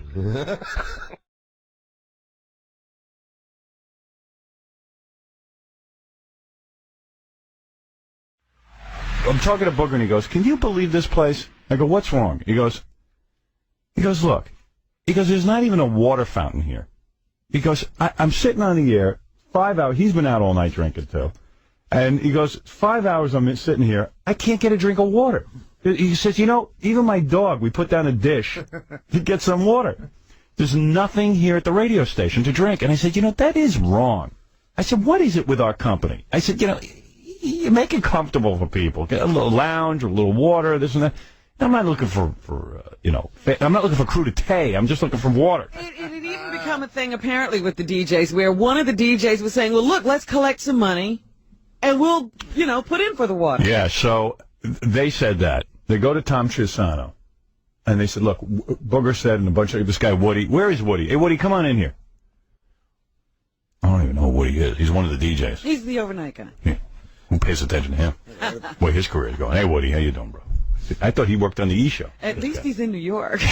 I guess that's what he tells himself. Never heard of him. All right. That's Woody. Well, he's an overnight guy. He's up and coming. He's up and coming. Young guy. Yeah. Woody, how are you, Woody? Good, how are you? I thought you worked on the E! Show. I didn't know you were a DJ. No, I say hi to you every morning. I know. I thought you were from E! No. I didn't realize you were a disc Everybody jockey. thinks I'm an intern, though, because, Yeah, how old are you? 24. And you're already on a New York radio station? Yeah. Well, I came here from the St. Louis affiliate. Really? You're doing a lot better than I am. Yeah. I swear to God, at 24, Okay. I was in, I think, Couldn't make ends meet. I couldn't. Well, 24, I guess. All right, so anyway, Booger's talking to me on the phone. He's freaking out that there's, he wasn't like freaking out, but we were just talking and stuff. Yeah. And I thought about it, and I said, oh, that's so crazy, That is a valid complaint. So I figured, the jocks here can't complain. Because if they complain, Cheapasano hates them, and he's like, you're lucky to have a job, I pay you, shut up, who do you think you are, Howard Stern? You It's should be thanking me, that's his right. line. Yeah, I mean, but it's like you can't even bring anything up. And Tom will never go, that's a good suggestion, maybe I'll take care of it. He's never heard a good suggestion. No, it just doesn't happen. Well, you're the only guy to get anything done around here. I know, and believe me, I barely can get anything done. Well, you can't get done what you want done. Yeah. I played a bit yesterday, Tom banned it. Really? Yeah, that was my day yesterday. Tom won't let me play it. The anal sex bit. And it's not bad. The woman says anal sex. Right, that's how she practices birth control. Yeah, so I got to have a whole meeting now with that. Tom's like, the lawyer said it was no good. So it's just, I can't take it here anymore. But when I hear, meeting. Everything is a meeting. Everything is a discussion. How do you get anything done? How do you get anything? How do you get any excitement going when everything's a meeting? Anybody else to meet with that Tom can see? Besides you? So anyway, Booger's complaining about the water fountain. You offered to pay for one. A year ago, when I first got here, I was like, I can't believe there's nothing to drink here. And I found out that I guess corporate owns the soda machine in the break room. Really? They're making money. Yeah. Oh, God, you got to be kidding me. So I'm like, no way. So I go up to first I'll go to Tom Gizamondo. Right. I'm like, when did Tom Gizamondo become a big player around here? But I'm like, who do I need to talk to about this? He goes, go upstairs and talk to Tom about it. So I go to talk to Tom about it. By the way, why does Tom Gizamondo have a ponytail? What's all that all about? And when does he unfurl that ponytail? Yeah. He's got the two haircut thing going. I know. He's always in a ponytail. He's got a corporate look from the front, and then you see the ponytail in the back. Yeah, and it's all gray. His hair's turned gray. Right, but I'm wondering, does he ever take it down, or does he always wear it? I think for his wife at night. He becomes Fabio. It's a sex toy. Yeah. I can't believe it's not butter. Right. So anyway, to make a long story short, and this is funny, you went and said you would buy one. I said to Tom, Woody said it. I said, can we get a water cooler? It's not in the budget. We're like the third highest billing radio station in the world. Right. And it's like, what, $15 a month? Yeah. I worked at radio stations that bill no money, and they have like a water cooler and free soda. Yeah. Hey, by the way, hey, Tom, are you listening to this? Hello? Yeah, what's up? What do you want myself? What do you I want? don't want to confuse the truth with your story, that's all. All right, so wait, let me finish the story. So I hear this, and I embarrassed Tom yesterday. I said, what are you going to do about a water cooler, blah, blah, blah, blah, blah. He goes, he came in, he had... Well, you said, I'll I'll be a big shot. I'll pay for it. I'll pay the $15, whatever it is. Because we have been told that Woody was, I guess, getting to the story that he was told he couldn't even pay for it himself. Yeah, because that would embarrass Tom. Why wouldn't he let you pay for it himself? No, I just heard that we couldn't pay for it. It wasn't in the budget. We really couldn't get. We have water in the refrigerator that comes out of the refrigerator, like the tap water. Yeah, who wants to drink that? It's disgusting. Yeah, you want bottled water? Let Tom drink that. My dog won't drink that. I brought the dog up here one day. Wouldn't drink it. It's cancer. Yeah, it's cancer. It's cancer water. It's running cancer. Oh, that's what did it. Yeah. Running cancer. Running cancer. Yeah. Why don't you just let me just have cancer? So, Tom's trying to give us all cancer. So anyway, cancer.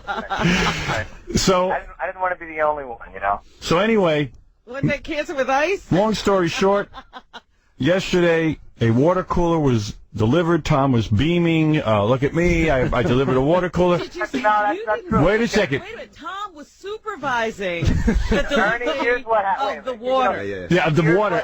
And yeah, go ahead. Ernie, our delivery guy from Poland Springs, the great water company, shows up and says, "We heard the whole thing this morning about the water cooler. We want to give you we'll give you the cooler. We'll give you the first delivery free, and we'll see how it goes." Yeah, but you know what's going to happen? Yeah, but here's the deal. The water's going to run out, and then there's going to be no more water. They'll fill it up with the refrigerator water. I know. Refrigerator water in a big jug. You're so right. And as a matter of fact, Tom was running around here beaming yesterday like he had arranged all this. That is so not true. Everybody was talking how you were taking credit. And you know what the bitch about it is? Not true. What's the bitch? Okay, MTV, VH1, they're still owned by CBS Viacom now. Right. Over there, they have like a soda fountain that you just have to bring a cup and fill it up in water cooler. Of course. Let me tell you something. I went over to Satellite Radio Studios in Virginia. Have you ever been over there? I've heard about them. I heard they're incredible. Those guys aren't even on the air, and they got a jock lounge with a soda machine and water and everything. By the way, we have a soda machine. We don't make we make no money off the soda machine. We have free coffee there, Wait a second. free hot chocolate, free tea. If you don't make money off the soda machine, how come sodas are $1? Why is the money going in? You don't make money, so Tom, why is it $1 for a drink? Who gets the money? We don't pay $1 for those. Whoever, no, it's 75 cents for the soda, and it's whoever the concessionaire is. It's not the company. No. So kick him out. Let's buy a machine. Why don't we buy our own soda machine? Buy a machine, costs By the you way, about I have a $1,000. question for you. Do you think a quarter a glass is too much for water? See, he's not kidding. But Howard, can I just say one thing? By the water. Let me ask you, Tom, is the water going to run out? Is the water going to run out, and then you're just going to, like, forget about it and just leave it empty? Yes. Let me tell you, I that's saw honest. them Surprise. delivering this water thing. Yeah. All right? And Tom, who was there? Tom was there. The guy had, excuse me, the guy had, Tom, I'm talking. Yes. Oh. He doesn't want the ugly truth to come out. The guy had. Everything's because I heard this story too, Robin. Go ahead. Just keep talking. Go ahead. All right, the guy had like 4 to 6 big jugs of water. Now he wants to store the water, so the water's right there, so you can put it in the water cooler. Right. You don't have to wait. Tom's giving him a hard. He's standing there watching the guy lug these big jugs of water around, put them inside a cabinet. Then he says, "You know what I think would work?" And he made the guy rearrange them. The guy's Let giving me tell you us something. water. No. That is why we're doomed. Because this is what. Now listen, I go through this on everything. The water is an example of what I go through every single day to get something done. Howard, I heard Tom was shaking his head about it. He was upset that they brought the water. He was like, he's like, I don't know what we're going to do about this. And you know what? And now Tom is going to be the first one enjoying that water. Yeah, I'm surprised we didn't have like a ribbon cutting ceremony for the. Oh, I mean, and this is such a big deal. This water. But Howard, it's a drink of water. Tom, He's supervising the delivery of the water. Tom, was I in your office yesterday at around 1, and I didn't know any of this went on, and you said to me, by the way, tell Howard that Tom Cheapasano got water delivered. Oh. You told me that, right? You took credit. If you were joking, I didn't know it. I have 2 letters for you. One is F, the other is... No, but that's what you said. In fact, you said to tell me to tell Howard. No, I did not. See, he'll always deny. He's a schizophrenic. He doesn't You know said, what by he's the way, saying. let Howard know the water is here now. Because Howard, I said, make sure Howard knows that there's a cooler there. Right. I didn't say tell him that Tom arranged for a cooler, and say anything. Well, the implication is there. You didn't tell anybody where it came from. Gary, didn't he tell you Tom Robert, Cheapasano? you were standing there when you saw it. So and Well, Tom, once again, you're a prince. Anne-Marie was involved. Look, all I saw was you. Tom, once again, you are a prince. You made things happen. That's all you ever see. When I'm near Robin, that's all you see. Tom, thank you for getting water. That's my pleasure. And Thank you for arranging the water I didn't arrange in the anything. cabinet. Yeah, cheers. All right. Thank you, Tom. Hey, Howard, did I tell you the story about the other day when I was washing my hands in the bathroom? Oh, yeah, this is unbelievable. Have you heard this? So Howard, so I'm washing my hands, right? And right when I'm done with the soap and everything like that, I go over to get a towel and I leave the water running. Tom's standing there. He says, "Hey, turn the water off first, then get the towel." There's a timer on the lights in the bathroom. Yeah. So Tom's freaking out that the lights are on. Now there's a timer and a trip mechanism on the lights and on the water. That's new. He stands in there and yells at people. I mean, dude, it's a radio station. We want to have a little fun. We didn't get into this business to have some grandpa sitting telling us what to do. You know what Tom does that's really funny, Howard? He keeps a couple of cases of water in his closet, locked up. Yeah. Okay, and then he keeps them under his desk. And what he does is, when you go in to see him, he says, "Hey, can I get you a water?" Right. Like, that's his big thing, you know. But it's funny because they pay for it. I remember, like, my kids were up here a couple of weeks ago. Right. And he's like, "Hey, kids, would you like some water?" You know. Oh, he's giving it water. Yeah. Right. Did you have to put a But quarter Howard, in the cup? doesn't Tom get like a bonus if he doesn't like spend a certain amount of money? See, that's the rumor. The rumor about Tom is that Tom has a bottom line. And anything that he goes under the bottom line, a percentage of that is his bonus. He did. Well, I'm going to tell you something about Tom, and maybe I shouldn't even talk about this. The guy's under a ton of pressure. Sure. I mean, Mel puts him under, you know, like Mel could care less. If a nuclear bomb went off tomorrow and all the advertisers went away, I mean, Mel would just, you can't sell it? You can't sell it, you're out. Get somebody who does. You're out. And I know that is a tremendous problem, bottom line. Is every one of our general managers in the company have that problem. But some of the guys appear to be having fun as general manager and understand that in order to make money, the radio station has to be exciting, things have to happen quickly, events have to be morale, and events have to be planned. And that's the part that he has trouble. He's more into this corporate thing than he is into the fun of the radio station. And he's got to find a way. He's got to dig deep within himself. And this is free advice. You don't have to take me up on it. You have to dig deep within yourself and find the joy of why you got into radio. Now, part of Tom's problem is Fareed.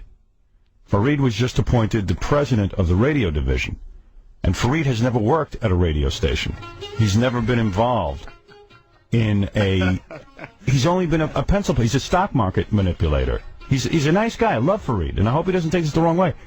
But because Fareed is a pencil pusher, and I mean that in a positive way. He's a money mover. A numbers guy. He doesn't. When Tom goes in and says Howard wants to do a boxing match and we want to make it bigger than big, he's like, "What are you talking about? How much does it cost? How much it cost? Why we do this? We have plenty of radio. You have telephones. Too much. Other shows don't do these. It's so aggravating. I'm sure to Tom as well. And there's nobody around to talk to. Well, so even a simple decision like getting a water cooler makes Tom shake in his boots. You know what the toughest thing to deal with? We got a tough situation. He's married, right, Tom? Tom's married. His wife's vibrator works on the clapper, yes or no? Yes. You know, there's something else I've never... You know, the coffee cups, he talks about the free coffee. The coffee cups are rationed. Right. He keeps those locked up. You know what the toughest thing to deal with, Tom, is that Tom here as a general manager of the station is one of the stingiest guys I've ever met. But Tom, away from the station, is incredibly generous. I've seen him do like I saw an intern go in there once and... Yeah, but no. Here's what I'm talking had about. A bad tooth, and he'll pay for them to go to the dentist, but he won't give them another penny rent. Yeah, but that's not even what I'm talking about. I'm talking about a spirit. When you plan like events like we are with the boxing match, get into it. Figure out how you can help. Make it happen. Some suggestions to make it even bigger and better. That's what I'm talking about. He can't do it. Let me take this. Well, Bob Moore, I don't want to say good things about Bob Moore because he'll be fired. If the company hears that, the company hears that Bob Moore spends money and knows how to make things happen. Oh my God. Hi, Tom. I'm trying to help you. I swear I am. Water on me.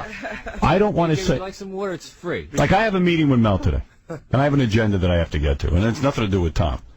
But I was going to compliment Bob Moore in the meeting, but even my agent said, "Don't compliment Bob Moore. He'll be fired."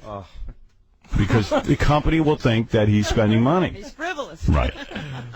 Your biggest I'm going to be honest with you, and I'm going to help you out You here. always are. I appreciate Your biggest problem is, aside from... I'd be a mere shadow of who I am if it wasn't for you. Fareed is the president of the radio division. You got a pencil pusher. No. What is he?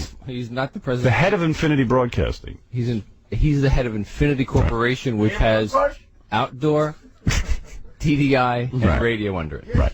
And he has never Dan worked Mason's in radio. president of the radio I know. company. But Fareed hasn't worked in radio. He doesn't know. He's driving a brand new magic carpet, though. 2001 magic carpet. I love Fareed. I think he's one of the nicest guys. But it's a really nice compliment. let him do his too. stock stuff. Let him push pencils. No, let him do this brilliant stock manipulating he does. I love it. Radio people run radio You brilliant. got to make Bob Moore the head of everything, and let Bob still has the joy of radio. He's got the joy. I don't know how he has it, but he's got it. I'll tell you the difference. Tom, don't take this personally. No, why would I take any? Don't take any of this. No, personal. of course not. When we Tom, say, make sure you save that cup. Here we go. We say, hey, we want to go out to Los Angeles and do some incredible shows. Bob goes, oh my God, how can I? Don't say this. He'll be fired. How fast can I get you here? What can I do? No, don't let the word out. And Tom doesn't have as much joy about that. No. He goes, He's like, oh no. You want to go? I couldn't take it. With a black sheet, That's a problem. No, but you got to understand something. Radio stations that are down in the dumps pray for this kind of excitement. How do I make things happen? How can I get...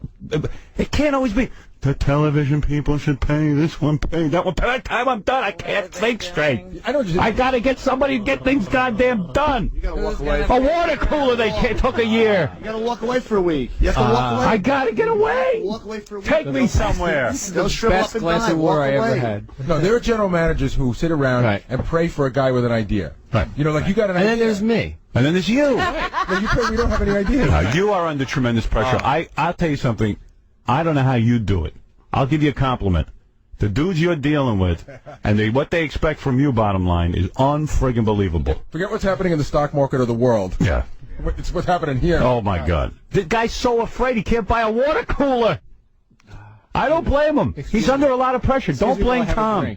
Now you'll understand why Tom can't function. But Tom shouldn't spend his day supervising the water cooler and the placement of the jugs. Shouldn't he be out A day? even on a day that water's not coming? Yeah, right. Shouldn't he be too busy? He should be wheeling and dealing. He shouldn't be supervising. Creating new business. Isn't that what he's supposed to be doing? He's like a chick decorating his house. The only thing you know what I used to? I'd go out and work. Someone's spending my money on decorations. I'm working. Tom's organizing the kitchen. Wait, Mike, you're on the air. Good morning, Howard. Good morning, Robin.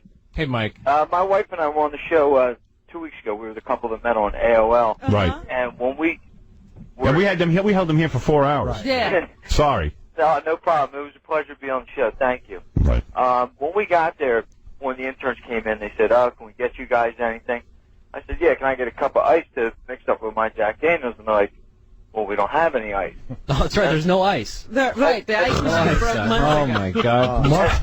Years ago. That's true. What? quit, you know? That broke. Yeah, the ice machine broke. Why don't we fix it? Two. Neither one of them worked. The largest billing radio station in the You know world. what? I haven't had time to get to that. Your Tom lost the recipe for ice. So I said, "Fine, can I get a soda?" And the intern comes back with a soda can, and it's got like a 1/4 inch of dirt on the top of it. We know how to impress. It's a disaster. Then I'm in the bathroom. It was like 8:17. Tom comes in, and I'm just in there having to chew a tobacco because Louis, the engineer, didn't want me doing it in his office. Right. Tom goes into the stall, and I just hear this. And I was like, "Yo, Tom, you all right in there?" That makes Tom nuts. I think that's why he's so tense. He can't have a natural bowel movement, and he's getting all backed up. Yeah. So, Woody, now you guys have your own water cooler for at least a week. Tom's trying to get me to quit now. He's like, "Why don't you quit?" I mean, if it's so horrible, I don't know how. I'm not saying it's. I'm not saying it's so horrible. Tom, that's where you get. You see, you get defensive. I came to you one. I came one. If somebody comes to you and says, wait a minute. No, if somebody comes to you and says, 1, 2, 3, 4, 5, 6, 7 people, all taking shots at me, some I water. should be defensive. No. But a year ago, you come back. no. What are you doing? Oh, he's leaving. Yeah, because he's afraid it's going to affect his race. What I'm saying is, you get too defensive. If a guy says, "Hey, I want water," you think it means if it's terrible here, then why don't you leave? By the way, nobody ever asked me for a water cooler. Woody? Oh, come on. Like a year ago, I came up to you. I don't remember. I walked into your office. It was right. Who are you? Last year, it was like a week after you watched that sexual harassment video that everybody had to watch. Remember? Yeah, that was great. It was like a week later. I came by and I asked about it. It wasn't in the budget, and that was the end of it. Have I ever come to you after that? I haven't. No, I haven't. He's been. And he likes his job. Just so you don't get weirded out. He likes his job. Woody likes his job. I like John. He's Yes. I'm a bad guy. Woody likes his job. I just want to make that clear. Right. Wants to work here. Yeah. He just was requesting a water cooler. Right. He just thought it was odd. Otherwise, I spend $3 a day on something we should have. Woody, we got to support our advertisers. Okay. Anyway, Tom, thank you. We're done beating you up. Love you, Tom. All right. Everyone loves you. And listen, I know you, Fareed, and Dan Mason, you all get together and hang out and party. Oh, yeah. Work on Dan Mason, I've yet to meet. Who is that? I don't know. He's another guy. Who's he? How do these people get into our lives? I don't know. Who is Dan Mason? He's the president of the radio company. How come we've never met him? I think they're hiding him from me, so I can't figure out what kind of tool he is. I mean, where is he? He's not here. No. In Potomac. Oh. Oh, he's in All the Potomac. way down there. That's good. Keep him there. How can I get you to Potomac? Yeah. We got a meeting today. Add it to the agenda. No. It's not about you. Don't get paranoid. I'm not paranoid. No, Tom's been a really good guy to me since I've been here. It's just the water thing. Seriously. As long as you know. Then again, I don't see anybody. I'm here from 2 to 6 in the morning. Yeah, and you play the records they tell you to play. That's right. Right. Good boy. Unlike some others we know. Yeah. Some people are insane. Right. But All why right. is it bad to say, Is it could time we for a have break? a water cooler? And, all of a sudden Tom's now saying, well, you could leave if it's not so. Because he jumps, he makes that leap somehow. That's amazing. It's so terrible. Why don't you leave? It's like, don't protest the Vietnam War. This country's great, whatever we do. That's right. America love it or leave it. America love it. If we're going to go over and bomb some gooks, you better get behind it. Also, yesterday, for the last day or two, we've been looking for Tom Cheapasano, our general manager. I told Gary to do a ton of stuff that we need Tom for. Uh-huh. Tom has to make several phone calls for us. Or he has to approve things. Yeah. And, without going into the specifics of what I need him to do, just Tom, our general manager, has not been around. So thank God for the newspaper, because the newspaper tells you where Tom is. You don't know where Tom is until you read about it. Cheapasano, the king of all amateur golfers. During the morning, Tom Cheapasano is the vice president and general manager of the Howard Stern Show. But yesterday afternoon, the Pelham resident played in the Buick Classic Pro-Am in a group with pro Jerry Kelly. So while Tom was supposed to... You know what it was? They're saying in the morning. No, he wasn't. He wasn't here Thursday. No, wait, he wasn't here... Friday and Monday, but he talked about that on the air. He had a golf outing with some clients. This was a different golf outing. Yeah, this guy... His whole life revolves around golf. I know the guy had a cancer scare and everything, and he's grateful to be alive, but why doesn't he retire and go live his life in a golf course? No, he got to stay here with us. Yeah, and he's hardly available. Didn't he do a week in Montana just a mere 3-4 weeks ago? Yeah. What was that all about? Because I need to see Montana, He was fly fishing, I think, with a client. I don't know, some friend of his, I think. It was a friend with no client. Nice flash. But the Friday and the Monday golfing was definitely with a client. And then he got back Tuesday around noon or so. Let's see. Cheapasano, 53, is an avid golfer, and he's not alone on the show. It says here Casey and Stuttering John are golfers. Hardly. Howard Stern is not a golfer. He thinks it's the dumbest game in the world. I try to correct him on how wrong he is, Cheapasano said. He is ignorant of golf. He's ignorant to golf. Tom, no wonder we can't find you. We need you to make phone calls. Could you give us your numbers at the golf courses you go to? They always know where to find me. Oh, please. Not please. They always know where to find me. I do not need to be disturbed when I'm with Jerry Kelly, my new best friend. Jerry Kelly, great guy. Jerry Kelly, great guy. Yeah, he's a great guy. He's playing golf. Guy. Who knows what kind of human being he I is? wonder what he thinks of you. What's par for this hole, Jerry? Jerry thinks, wow, what a great 53 and retired. He goes, hey, Tom, you got it made, pal. No, I have a job, but I'm barely missed. He probably thinks, oh no, another one of these old guys who likes to hang around with golfers. You got to see Tiger Mania is unbelievable. Oh, please. We got Tom Mania here. Yeah, we just need you. Although his Thank you work, for saying that. although his work often involves game show style contests pitting homeless people against one another or scantily clad Stern fans, Cheapasano spends his weekends on dress code stringent Westchester courses. What do you wear when you golf? Knickers? No, what do you wear? Seriously. It depends. Slacks? Shorts or slacks, yeah. Capri pants. Do you wear the hat with the ball on top? Yeah. Have you ever worn that? No. What is the dress code at your country club? Appropriate length shorts. Oh, sure. Yeah, they don't want any Daisy Dukes on top with his ass cheeks hanging out. No cutoff Levi's? Appropriate length. No cutoff Levi's. Appropriate length shorts. A lot of us golfers like to get into our Daisy Dukes. Do you wear those long I haven't socks? seen this article. No. I know. Why are you doing interviews about golf? I'm standing there talking to a friend of mine. This woman comes over and says, "Does anybody know where Tom Cheapasano is?" His best round was That's what we ask all the time. His best round was a 71 at the Pelham Country Club, and Cheapasano's son Tim even worked at the Westchester County Club driving range for 5 years. That's your best round ever, or your best round this year? Best round ever. What'd you shoot yesterday? 81. See, Howard, 81 is awesome. 81. Yeah. 81. And I like how he says 81. 81. Like all the flat tone, like, it's no big deal. 81. 81. A normal day. You know what? That's great, Tom. That's something to be proud of. You hit a little ball better than anybody. 81. No, far from. Be the best general manager you can be. I think I am. That's how you make the money. I think I do. What do his golf pals think of his day job? All of my friends think it's an interesting, goofy job. Yeah, it's a goofy job. Gets in the way of golf. Yeah. And it is an interesting, goofy job. And it is an interesting goofy What a quote. All of my friends think it's an interesting, goofy job, and it is an interesting, goofy job. The golf is serious. No, Well, some of us around here... Much more Let me give you a lecture. Yeah. Some of us around here take radio very I take seriously. radio very and it's seriously. about time you got here. Wait a minute. Montana, golfing, You don't how wanna go dare any time you? away from work. You don't want to make that comparison. Oh, please. If you put in the hours I did... Yeah, right. Oh, please, Tom. Please. 8 weeks. Tom, you don't, so you take yours in 4-day increments. Right. Going to Ireland to I'm get on going a to- bus to go to golf. I'm going to Ireland to golf. I wouldn't mind if you went to Ireland and learn something about radio. I don't think we're learning about radio in Ireland. All these rich guys think a job is a goofy thing.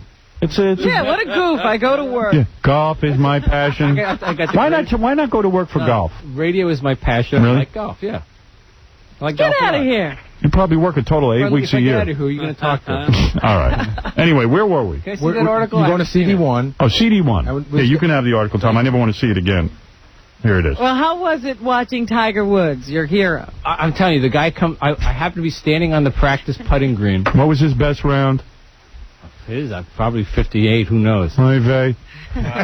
But it is like it's like the Beatles are coming off the green. He's got 6 security guards around him. Tom They're saw the having to Pope hold yesterday. the crowds back at this sedate. Tiger, over here. Golf. Did you meet him? Did you shake his hand? He walked. I'm telling you, he walked 6 inches past me. Oh my God, Tom. Well, you've been blessed. Did you get aroused? Tom got aroused when Tiger Woods won. Yeah, he did. You saw it, Say right? again what a great guy Jerry Kelly was. Tom saw Tiger Woods say, "Oh my God, something's stirring." I've got wood. No wonder they call him Tiger Woods. Tom's got woods. I've got a 9-iron in my pants. Damn. Tiger, can I clean your clubs, please? Can I wash your balls? Come on. Wow. You should be a pro with the amount of time you spend No, I should. playing. Well, you know, You're a failure at that as well. You know what? The amount of time you spend... What age did you start playing golf? you. What time did you start playing golf? 15. And you're not a pro yet? Yeah, really. 70. You know what? If I was getting lessons since I was 15 years old, I'd be a goddamn pro. Yeah, you're right. I would. He only played a little bit better than Andrew Giuliani yesterday. I've seen the Yeah, I've seen your He's athletic 15. genetics. Don't start. Let me tell you something. If I never had a lesson in any sport. I never even played a sport.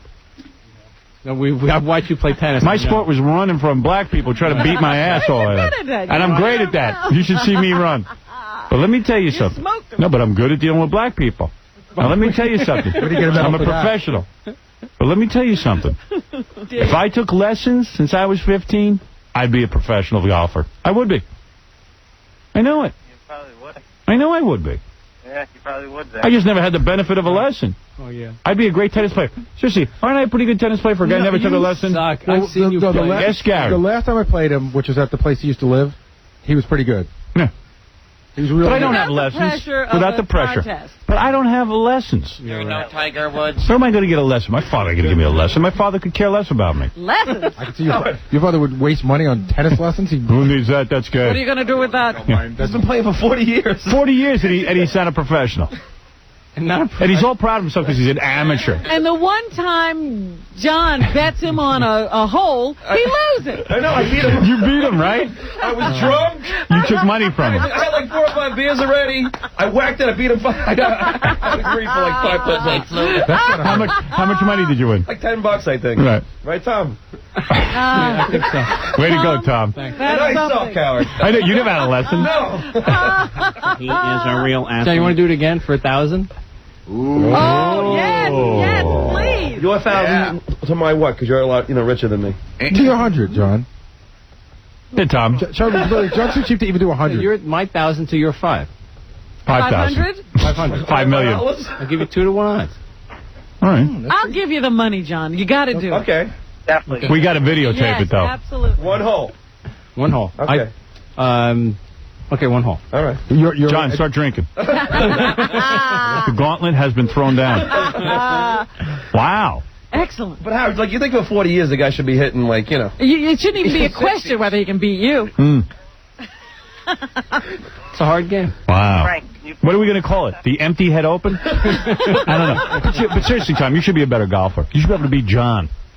There are John guys who... doesn't know anything about golf. Hey, Billy Crystal wants to say something. Hold on. I'll get right back to you. Yeah, Billy. I was listening to your show.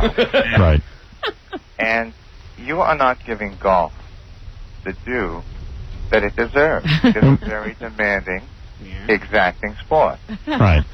And yet you're not appreciating that. So you don't realize there's a lot of work that goes into it, and it demands agility and planning. But you don't see that. And you're making it a lark. And you know what? It's not fun. It's not funny. Who's laughing there? Nobody. No one. No, because it's not fun. It's not Or funny. It's funny. Is that Robin? That's Robin. No, she's getting under my skin. Right. Well, Billy, we understand. Thank you. Well, and you can take this. Right. And you can goof on it. All right. And stick it up one of your 18 holes. All right. Thank you, Billy. All right. Well, Anytime. You think, Billy Crystal has heard about this now? Oh, yeah. And he's like to torture I think whenever people see him in Los Angeles or New York, they go, it's not fun. Yeah, you know how they used to It's say not it's funny. marvelous? Now it's not fun. It's not fun. It's not funny. I was thinking yesterday. It's not fun. I was in the office yesterday. I was saying, how long till Chevy Chase calls Billy Crystal? It says, just send up the white flag. Hi, you're on the air. Is that you again? Hello. How you doing? What happened to the guy I was doing the contest with, the Gary contest? Did you lose it? I'm looking for DFP. I'll play some trivia. Now, hold on. I lost that guy. Uh-oh. Poor guy. He was on line 6 and he's hung up. I didn't hang up on him. He even was bored by Tom. Oh, well. John, I'm going upstairs to shoot some horse. You want to come? Are you going to be doing heroin now? you going to be practicing your golf swing with a freaking Shoot some horse. Who calls heroin horse? I know. He said that to me. I'm like, what does horse mean? He goes, you never heard of that? Horse is heroin. I'm trying to be hip. I'm a hipster. I'm going to shoot some horse. You know what? Some pennies. Shoot some horse. You know what Tom said to me? When did you start doing drug humor? Just this morning. Yeah. You know what Tom said to me the other day? I know that he's like a generation away. He was talking about that somebody was smoking dope. Yeah. And I haven't heard that expression, you getting high or smoking pot, but I haven't heard smoking dope. Never heard that. I am Yeah, but shooting horse, I never heard. I am cutting edge. I'm going to be at the DFP in my cut-off jeans. Oh, yeah, that's right. He wears the shorts. What does he wear to DFP? Every DFP, he wears these shorts. And the Davy shoes, Dukes. No, the special. I want Scott Weiland. The special moccasins with no socks. Oh, yeah. The rich I man dress sandals. like a gay Indian. The rich man sandals. I met Jane. Rich She man has an shorts, addiction. but shorts with a belt. You know when you get wear shorts with a belt, you're like... They're Santa belt shorts. You're getting like over 50. No. Shorts with a belt? Yeah, you have the belt Tom, on. what are you wearing to DFP? Yeah, and then you have the golf shirt on. John, Tom, what are you wearing to DFP? It's not funny. Yeah, I'd be happy to John. get pictures, John. You go back and look. All right. Tom, what are you wearing to DFP this year? I haven't checked. Shorts and some kind of a shirt and probably sneakers. Appropriate length shorts. Appropriate length shorts Sneakers. in case there's golf. Sneakers. Will you wear the same shorts you wear to the golf course? Anklets and shorts. Probably, right? I don't know, man. I can't. Will you wear appropriate length shorts? I have some nice blue jean shorts. If I wear those. You know they're not frayed at the bottom. Tom's gonna wear shorts. They're in my hip drawer. He always wears shorts. I want to I talk got great about shooting horse with Scott Weiland. I got great legs. And then he wears those, like Gary said, the like moccasin kind of sandals. No, I don't. No, they're shoes. They're not sandals. No, I don't. They're moccasins. No, I don't own a pair of moccasins. What are they called though? They're like I don't know because I don't own them. They're from the What kind of But shoes? what do you wear? What kind of shoes do I'm you gonna wear? wear sneakers. I've never seen you in sneakers. This is the first year. He's gonna go buy some. What kind of sneakers do you wear? Depends who our client is. No, I don't know. New Balance. I'll be wearing Skechers. Running shoes. And he always has his sunglasses, you know. Tom's relaxed look. Oh my I'm God! going to I shouldn't. hang out. You know what? No, it's I just, shouldn't bring it's sunglasses. just the shorts, the golf shirt, the moccasins, the sunglasses. Oh, listen, John, you're gonna come dressed in black. That'd be really clever. You know, everybody. That'd be really stepping I'll out. be wearing my golf shirt. Everybody goose on Everyone will Tom. know I'm a golfer. Everybody goose on Tom, but I swear, I want to look like one of the kids. he looks like he's going to choke John. I know. Yeah, That's what I love. He hates it when John laughs at him. Wait till we get on As the golf everyone course. does. You'll see in the golf course. I'll John. fix your stuttering wagon. I'm wearing my appropriate length shorts. Let's go shoot Let's bang our heads and shoot horse. I wear appropriate length shorts when I shoot horse. I think you should double up the Luvox. Will you shoot horse That's at the DFP? Yeah. You will? Actually, backstage there's a hoop, so you never know. I might. Oh, hoops you're going to shoot. Yes. I think you should shoot horse. I did. That's a it's a double entendre. Shooting heroin or the game horse that you play basketball, which is Oh, H-O-R-S-E. I see some. All right. I'm working both sides of the comedy fence. I will shoot. I will get wild and hang out with Jane's girl with addiction. Jane's addiction. Jane, the girl with an addiction. You know what? Dave Stop Navarro's. Stealing is my favorite song. I don't want to see any of the bands with smoking pot. I will be in my appropriate length shorts. I will shoot the horse on stage. There's a dress code. What do you want from me? I will. Would you come out in your appropriate length shorts and greet the crowd? Hello, With me? crowd. I'm going to bring out Tom. In a Bring minute. out Tom. Are you ready? Ladies and gentlemen. Are you ready to Notice that Tom is stop for dressed autographs. appropriately. Here's a man in appropriate length shorts and moccasins. How do I look? How do I look? How are my Are moccasins? you ready to rock appropriately? Should I wear the moccasins or the Birkenstocks? Does he wear moccasins? There's some sort of shoe. Own moccasins. No, I know what he's talking about. It's like those leather. They have little. Docksiders. Yeah. I like them. I do not own a pair. You would come go through my closet. They're not docksiders, but they're like docksiders. I know what they're talking They're about. shoes, but they're not dress shoes. They're You know what we're slip-ons. talking about. They're slip-on Slip-ons. shoes, but they're not dress shoes. Yeah. And you Nah, you okay. wear Do with I own a pair of? Do I own casual shoes? Yeah. Are you going to wear socks? No. I'm telling you, wear sneakers. Without socks. No, Anklet? with socks. Yeah. With socks? What? Anklets. Anklets. Socks? Oh, anklets. Black socks. I will wear anklets with my appropriate length shorts. Please show enthusiasm for the bands tonight. Exactly. You love the DFP. I do. It got you off the golf course. It's a great, you know. Yeah, it'll be fun. Maybe bring my golf clubs. You never know. Right. Well, Tom will have a lot of responsibility. I will bring my picnic basket. John's doing his imitation of Tom at the DFP. All right, Tom. Listen, you have a good time there. I'm going to be watching you. Great show. I sit back and watch Tom. But Tom does a lot of hard work. You seem to be running around. You know what? Does he run around at the Last year, there was a lot of problems between the bands. Last year was a hard year for him. And Tom was called in. Tom was called year in. before was no fun either, by the by. Why? That Let the guy talk. was the morning that Ozzy canceled. Oh. All right, yeah. And last year, it was Fred from Limp Bizkit. He wanted to change the time slot. Oh, my God. Yeah. I had to handle the biscuit. Come on, Fred, don't be Adrian's head. People are waiting. I will handle your biscuit. That was a lot. You had to go back and talk to Fred from Limp Bizkit, right? No, I didn't. Management. I was in the room with the managers with Sharon Osbourne, with the manager from Creed.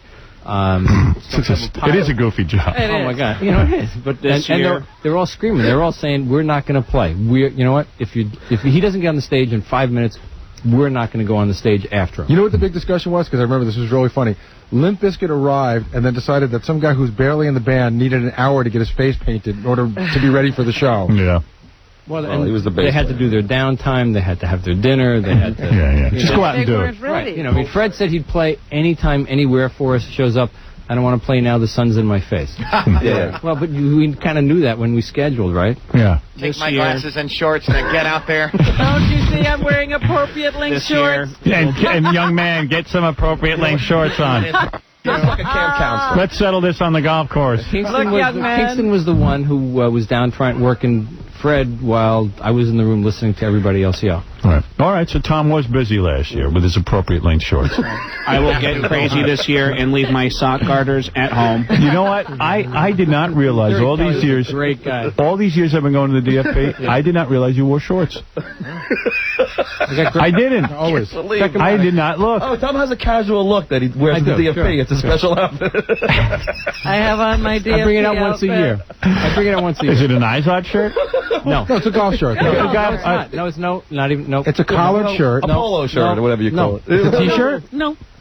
What is it? No. All right, what is the shirt? Describe the shirt. I have different, It has stripes. different shirts. If it's not collared, it's a T, then what is it? It's Tommy Bahama.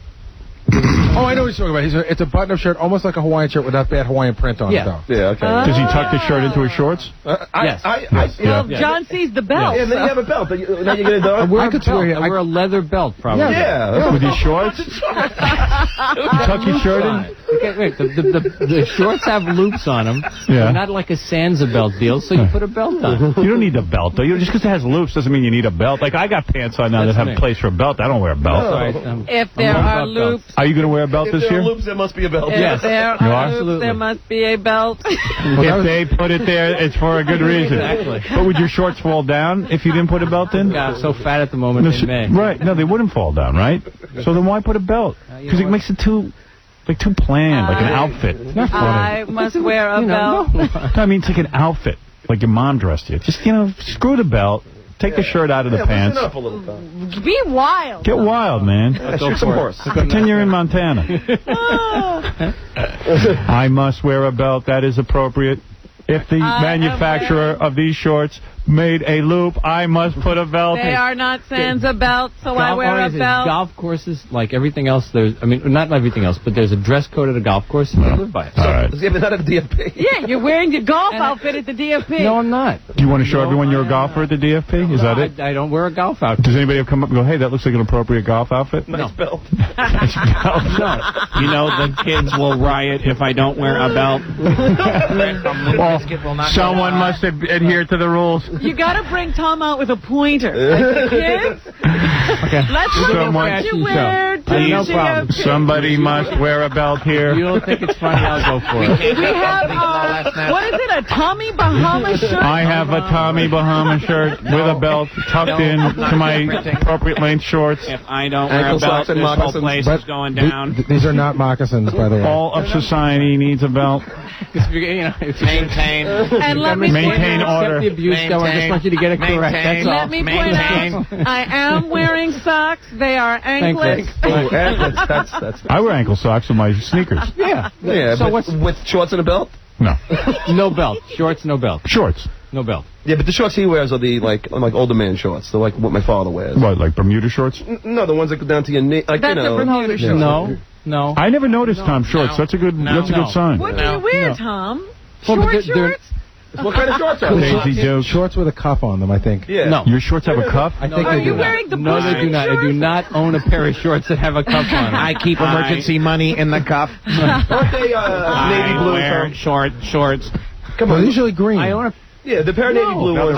The ones I remember are What, are they jean shorts? Yeah. Yeah. See, I remember these.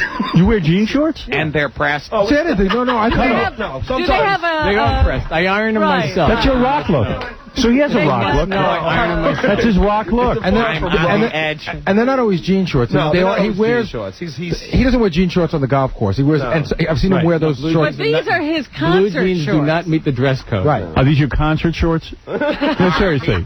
I mean, the shorts that you'll be wearing to the Do you think concert? there's a drawer in his house with a lock on it and a big piece of tape that says DFP? Open once a year. Right. Concert shorts. Penelope, stay away from that drawer. I'm wearing that stuff tomorrow. I'm too rock. Don't watch it. My outfit, except for the belt, is in the drawer. The belt is separate. for me to take on my alter ego, Rock Tom. Stay Rocking Tom. Stay home, honey. I'm going to shoot the horse with Crazy Tom. I'm so excited to hear them play. Here's James Tom's Day. golf partner.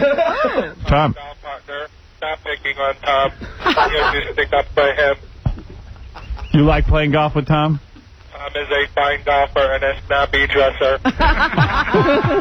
At the appropriate time, I will take my nice belt off and wrap it around my arm and shoot the horse. Down with a suppository, and I got a hole in one. All right, thank you. All right, anyway, I got to take a break. We got to talk to Sal Pacino. Yeah. And then Dave Navarro's been out there for. Oh, he's out there? Yeah. Well, why don't we do Dave Navarro first? Tell him to put on appropriate And then drinks. get to Sal Pacino. Okay.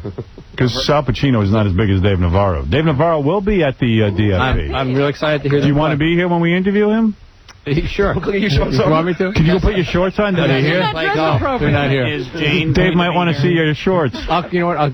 I'll call Ralph. I'll arrange a wardrobe. Yeah, for Ralph. do that. Please introduce me to Jane of Jane's Addiction. All right. I must go now. I have to trim my leg hair to the appropriate length. Have you seen my wig around? All right, Tom. Okay. We're going to take a break. What the hell was that? I don't know. I'm singing Jane Said, man. All right.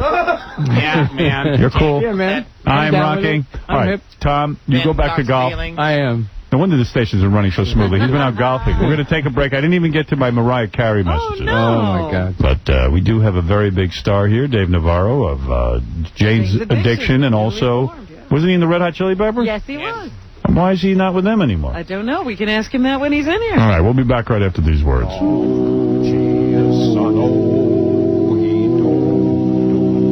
Nothing. He don't spend nothing.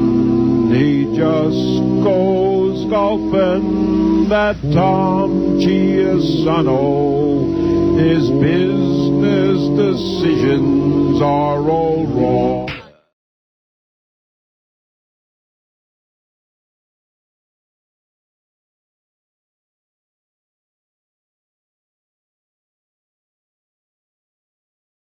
Listen to this.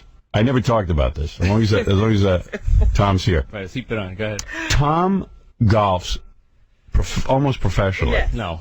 But So he plays all the time. Stuttering John has golfed 6 times in his whole life. So John, who I think is an idiot because he bet Tom money. How much money did you bet? Well, he bet Robin's money. Whatever. It was 500 to Tom's 1,000. Do you know about this? No. All right. So John bet $1,000, and you Tom bet 1,000 to John's 500. All right, and Robin stupidly takes her money and backs John for $500 in this bet. And I said, "What are you crazy, John?" I recall this. This is on the air, right? Yeah, John against Tom Cheapasano. I was like, Robin, are you nuts? No strokes. Well, guess who beat Tom at golf? Not again, John. John did. My goodness. John beat him. Well, you know what now? Took 500 off of Tom. 1,000. Oh, 1,000. Yeah. Actually, so Robin gets 500. 998. What? 998. How could you lose to Stuttering John as much golf as you play? I will. How do you do What a that? waste of time for him to be on the course. Here's the deal. How did you beat him? It was amazing. Tom got very cocky, and you know, I irritated Tom enough, right, that he screwed up. That was my strategy in the beginning. His caddy pulled me aside and goes, "John, you're getting to him. You're getting to him." What were you saying? I would just, goofing around with Tom, like, meanwhile, I was drinking like 5 or 6 Heinekens during the whole thing. Well, Tom didn't drink at all. Tom was concentrating. Yeah, Tom was concentrating. He said I wasn't getting to him. He was totally fine. And you know what the best part about it was at Tom's Country Club. Right. So after I took him for a grand, I just like drove when Tom and I drove back after I won. Like it was the most uncomfortable moment I've ever spent with Tom, because he's like, I haven't been this upset since I lost the golf championship, and I'm yelling out the back to all Tom's buddies, "Hey, I just took Tom for a grand." You lost $1,000 to John. That's something you do all the time. How is that possible? First of all, I always thought at least you're good at this golf. I'm the other party here, so if I Yeah, may, he I has- lost, Did you lose? I lost. Did you lose or win? I paid John $1,000. So you lost. Just like you paid Scott. No, Howard. Wait, he had to get the ball in the hole. He has a lame excuse. He thinks no this is lame excuse. It is. What's This the is what excuse? happened. This is what happened. I paid the bet. I paid the bet. I'll explain it to you. The first shot I did, I dinked it off the freaking tee. It just rolled like 10 feet away into the weeds. Okay. I'm like, Tom, give me another shot. He's like, no way. He goes, this is a bet. Tom hits it right next to the hole in the sand trap. My next shot, I'm hitting from the weeds. The E camera gets close to me, shooting me shoot it. As I shoot the ball, it hits the E camera. Now, in a normal golf, even Scott the Pace will say, the camera's not going to get that close to you. Right. So I said, Tom, come on. I mean, give me another shot. The E camera there. He goes, Tom, being cocky, goes, not only am I going to give you another shot, I'm going to let you shoot it off a tee. First I said, no, let's tell So he puts the ball down on a tee. What? Now, first I said, no. The rule of golf is you hit the shot, you now play it from where it lies. And then Tom's caddy. Rule of golf. Tom's caddy goes. No, don't. You're making stuff up. I'll call. You asked him where would it have gone. Where it would have gone had nothing to do with the rule of golf. So Tom's caddy said the ball, would have gone right next to where Tom's was. So it would have been a nice shot. Yeah. But the E camera got in the way. You could even see when I hit it. Standing to the side. No, he was moving in on me while I paid the bet. Anyway, hold on. You know what? As good as Tom is, this is like the worst excuse. So that was one time. So Tom gives me another shot. I hit it, next to Tom's ball. Right. Now I'm next to Tom's ball. I have 2 shots against me. I have 2. Right. Tom's got 1. Right. Tom chokes, hits the ball over the hole, and rolls down the other side. John, out of the sand trap, hits it 4 feet from the hole. So then Tom has one more shot because now we're So it's only one hole of golf. Yeah. Oh. So now we're even. Tom could still redeem himself and win. Right. Shoots it again and misses the hole. Right. Johnny hits it in perfectly and sinks it and gets a 4 as Tom gets a 5. You didn't get given any strokes. No, I beat him fair and square. I know, because he has a lame excuse because the E camera got hit. Wow. The rule of golf would have been... Tom, be a man here. I mean, you should have beat me by like 5 strokes. I suck, Howard. I am the worst golfer known to man. The best moment was, because I saw the videotape of it, John sinks the ball. This is at a very nice country club. Right. John sinks the ball and starts running around in a circle like a retard. Going, I won. At one point, he does somersaults. He's jumping. He's laying on his stomach. I won. Wouldn't you, Howard? Wouldn't you? Oh, that's great. Well, wait a minute. Very painful. There was one hole of golf, and it didn't take any time at all for you to get under his skin. Well, you know what? Because we had one practice hole. And in the practice hole, Tom shot a 6 on a par 4, which is a double bogey. Right. His caddy pulls him aside and goes, John, you're getting to him. He goes, Tom would never double bogey this hole. Get rid of that caddy. Double bogeyed? Yeah. In fact, I heard through the grapevine that Tom was very angry at his caddy because his caddy was like, talking to me about Tom's. Yeah. I heard that Tom was really like visibly upset. Like, absolutely. Absolutely. I was. How could you lose to Stuttering John? You should be able to be blindfolded and beat him. Golf. He's the worst. He probably plays like me. I've never even hit a golf ball. That he can hit the ball at all is amazing. and he's drunk. So you're drunk? Yeah, I had a nice buzz going. I was drinking. Right, Tom? It's a great American story. It really is. But it was great how, Tom would, buy me balls, and I would, leave them somewhere. I go, Tom, I don't have any balls. I just bought your balls. It's like golfing with Norton. The people at his country club are probably, look, you could even bring a Jew next time. Just don't bring Stuttering John. Right. I love it. You could bring a black guy. Anything.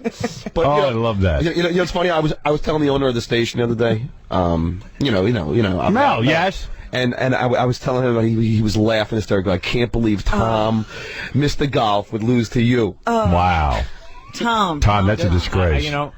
I paid the bet. You lost to Stuttering John in golf. All right, listen. Again. Is that the second time? Yes. Second time. Yeah, I didn't even know there was a second. It was the first time. 2-3 years ago. 2-3 years ago. Yeah, where it was one hole, and Tom thought he was going to beat me, and I knocked the ball right onto the green. When John probably had never touched a golf club. Right. Wow. Yeah, Howard, you got balls. And get a load of this. I didn't even bring my clubs. I had no spikes. I played with sneakers, and I borrow clubs from Tom's golf club. I wasn't even like I knew my clubs. People at the country club must have been nauseous. You know what? I got to tell you, really, I can't bring out enough. John is he's such an ungracious winner. Oh, there's no worse person to lose something. The most annoying human being in the world. The most annoying human being. Play him again, Tom. Stuttering John Daly. How did you beat him? It was amazing. I would never bet on you. He plays golf everyone tells me he's some kind of golfer. Howard, everybody says, when you're in the sand trap, they say you're supposed to hit the ball an inch behind you're supposed to hit the sand, right? Yeah, hit the sand first. So I just said, you know what? I go, I suck. So instead of doing that, I'm going to top the ball. It's going to roll onto the green, roll right on. And Tom's went whoop over the hole, down the hill. And Tom has taken many golf lessons. Tom, you don't know how to hit out of the sand trap? Yes, I do. See, Howard, here's the sad thing. He blames on the E-camera, but he was up a stroke on me, Howard. So he had one stroke on the sound trap. I was in the same position he was. I had two strokes. Down a stroke. I was down a stroke. I was down. It was up to Tom. What happened? Yeah. Tom then hit the ball down the hill, and I hit it right next to the hole. So, I mean... How many lessons would you say you've had, Tom? Oh, but you started golfing at what age? Seriously, about... I don't know. I mean, I started playing when I was like 15. So how many lessons? And John, how many lessons have you taken? Years. I think I had one lesson in my life, and I drank through it. And you were wearing high top ask ponies. me how many times I played golf this year. How many times? Once before Tom. Wow. Once. Wow, Tom, what a day. What the hell? And this is like his course, so he knows the course better than anybody. Right. That's right. He plays better than he has his own clubs, his own spike shoes, his own ordnance shorts caddy, and his own stuff. everything. He even was scolding me because I had my hat on backwards, and like you're not allowed to wear your hat on backwards at his club. He knows the rules. He's got the regulation. He's got all the rules. He has the regulation outfit. He has those regulation shorts, those little bobby socks. What a day of golf! Regulation socks? Yeah, those little bobby socks. The little ones that peek over the top. that peek over the top, and then these spike shoes, so he has spikes for extra traction. Oh my goodness! Spikes. He's got his own club. Man, it's a good thing I wasn't here. I would have bet $5,000. Tom, right? Me too. I would say, hey, golf. You can't beat a guy in golf. He's been golfing since he was 15. This is after my first shot. I dribbled 10 feet away from the hole. So Tom had everything going for him. What do you mean regulation shorts? No, he has these shorts because you can only wear certain shorts on a golf course. You can't wear dungaree shorts. Right. He had like Bermuda shorts. Were they patterned or were they solid? What do they look like, Tom? Solid. They were brown shorts, I believe. And they're the proper length? Appropriate length shorts. And then he has a golf shirt on, the appropriate golf shirt, because you can't wear T-shirts. You have to wear a golf shirt. With a collar. Exactly. The video looks like Greg Allman golfing with Nixon. And he has his caddy there who had to be astonished that Tom lost, because Tom's like the pro. Kevin Leake is a fireman in New Rochelle. And he was Tom's caddy, Tom was tipping, who I hear he's very angry about, because the caddy pulled me aside and goes, "You're getting to Tom. He's never shot a double bogey." He's not happy. And I'm sure he's not happy with me. Well, because you beat No. You better stay I'm sure he's happy with you, John. No, you're not that significant. Man. You should have saw him how he didn't want to talk to me on the golf course. Absolutely. He was just... But why, Tom? He beat you. Be a good sport. Because not really. Oh, see, not real. I mean, it's amazing. You should have killed me, Tom. When we pulled back up to the to the house where all the You're in the little golf cart. We're in the golf cart, and everyone's like, "Hey, so Tom, you kick his ass?" And Tom doesn't say anything. I go, "No, I killed them." And they're like, "Get out of here! You're lying." They're like, "Tom, he's lying, right?" Tom's like, "No, no, he won. Oh dear. He won." Boy, I'm glad I didn't get in on that bet. It was because the E-camera. You would have bet on Tom. because it's a sure bet. Wow. He was so sure of it. He put the ball on a tee when I was in the weeds. He goes, "John, yeah, you can even put it on a tee." I'll help you. I got a little cocky. I draw the corollary between you and the push-up bet. Okay. There's no correlation. All I know is he got the ball in the hole. Got the ball in the hole. Tom, how about when we were both in the sand trap? You had only one stroke, I had two. Shouldn't you beat me there? Aren't you a better golfer than me there that you should have won? Yeah, I mean, my ball was whatever. You know what? There's no What was wrong with your ball? What was wrong with your ball? Always buried. I mean, okay. It was so bad that he hit it over the hole and into and like down the hill, which is what happens. All right, listen, Tom. I wouldn't have done that. I got to take a break. We've talked way too long. I was completely off base. And after the break, we'll come back and pretend none of this happened. You want to golf? You know how all the sales staff has been coming up to me? Didn't he just say... All the sales staff's coming up to me and they're going, you beat Tom in golf? That's so funny. Jesus. This is just... So you got the 1,000? Yeah. I even made a copy of the check. Cause, And now you're going to give Robin back $500, right? I don't know, however it works. I did, like you Tom was can under keep the money. You deserve it. Keep it. It's worth the humiliation. You deserve it. This has been more than payment enough. Robin, you should have seen after I won. I was so happy. I was elated because we have tape of it. That I was running around in a circle and Tom was just standing there, like looking at me. It's funny. It's funny. In his golf outfit. In his in his regulation golf outfit, looking at me like running around and knowing. And then on the way home, I told you as we were driving back in the golf cart, he's like, "I haven't been this upset since I lost the golf championship." Wow. All right, Tom. Listen, you got to practice more. That's all. That's practice makes perfect. You'll get it right. Hey now. Well, where do I begin? Do you want an update on what's going on here at the radio station vis-a-vis the Christmas party? Yeah. Okay. Yesterday I got on the air and I revealed in a Howard Stern Show exclusive. That's right. In a Howard Stern Show exclusive. Howard Stern exclusive. That our radio station here in New York was not having a Christmas party. Can I tell you, all day long people were saying to me, we're having a Christmas party. Yeah. Why can't you guys have a Christmas party? I know. Well, it's so funny. So Tom lies, and he thinks we're all dumb. He went around telling everyone that this, and he said it on the air. He goes, well, I checked around and no one was really interested in a Christmas party, which the department heads. Yeah. So we checked. So we did our own survey and checked with the department heads, and that so wasn't the case. In fact, a lot of department heads kind of said, let's even do it here at the radio station. So the real reason that we're not having a Christmas party is that the economy is bad, and Tom felt this was a way for him to save money. Absolutely. And you know what? I wouldn't have a problem if Tom said, I'm not having a Christmas party this year because... It's a belt-tightening year. Because we can't afford it. I don't mind honesty. I might disagree and say, hey, you can't disagree with honesty. If the guy doesn't have the money, he doesn't have the money. Or doesn't feel he has the money. So, but he always gets caught up in this ridiculousness. A cover-up. Yeah, because he thinks we're stupid. And I don't mean just me. He thinks everyone at the station is an idiot. He's pulling the wool over everybody's eyes. This is why he's a bad manager. You can't assume that the people under you are that stupid. He would wind up being Nixon if he were in the White House. Oh, he'd screw it all up. He would wind up taping himself, doing everything wrong.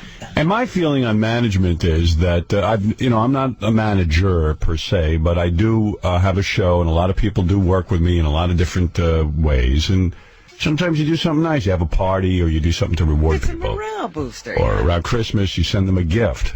Something really nice. If you're really good, you give them a bonus. Well, forget that. Yeah, how about Not that? around here. I do that, but I don't think Tom does. Yeah, I don't know that that's happening here. So anyway, so Tom canceled the Christmas party based on the fact that none of the department heads wanted it, which is a total fabrication and lie. And it's just funny to me how things get out of hand because it's something dumb like a Christmas party. Believe it or not, I think if I was a manager, I've seen it in other companies, one of the nice things you can do at a company is have a party where people can get together outside of the work environment. And believe it or not, come the new year, they feel closer to one another, and it does help. I'm not saying it changes everything, but it's something nice to do. And it actually costs you little compared to what it would be to bonus everyone. Right. And everyone has been told all along here at the company that, listen, we don't give out bonuses, but what we do is throw a really nice Christmas party, and that's your bonus, which, again, rubs you the wrong way, but at least we bought into that. And they give you a turkey at Thanksgiving. That's right. That's your other bonus. That's right. So, did the turkeys come this year? Anyway, I found out, I did a survey also, and in fact, I want to thank Tim Sabian over at WYSP in Philly who called us and invited us to his Christmas party. Wow. Yeah. Or even YSP is still having a Christmas party. YSP's having one. Yeah. We got to go down to Philadelphia for a Christmas party? Well, a lot of us are going. I'm going. Are you going to go? Yeah, I'm going down. Philly. Well, I want a Christmas party. Let's have a whole bus trip down to Philly. Yeah, so we can go to a party. I'll take everyone at the station. What do you think of that? Right. I'll take our whole station down to Philly for the big Christmas party. We need a party. Well, all the stations in the Infinity chain, CBS AM, INS, FAN, NEW, YSP, they're all having Christmas parties. So this wasn't like an Infinity-wide thing. This was just Tom. And I heard rumblings that Tom was called out on the carpet by the big man yesterday about it.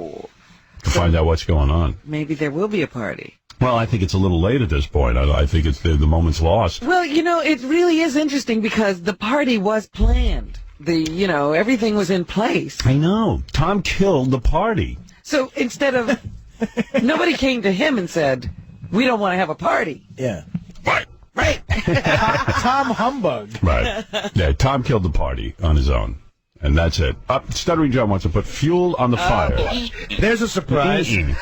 Well, you know what's sad is that Tom throws the department heads under the truck. You know what I mean? Because he's blaming them. Meanwhile, like, they're people who, right, who now work under them are thinking it was them now who said that there was a problem. And meanwhile, it wasn't them, because they... There you go. And John, by the way, I sent him out to do the survey of all the department heads. And John came back and reported to me he did a good job. I know as a fact some department heads weren't even consulted. And the ones that were did not give the response that Tom said that they did on the radio. Right. So Tom questioned my credibility, but meanwhile Tom apparently was lying about it. All right, here is Tom Cheapasano.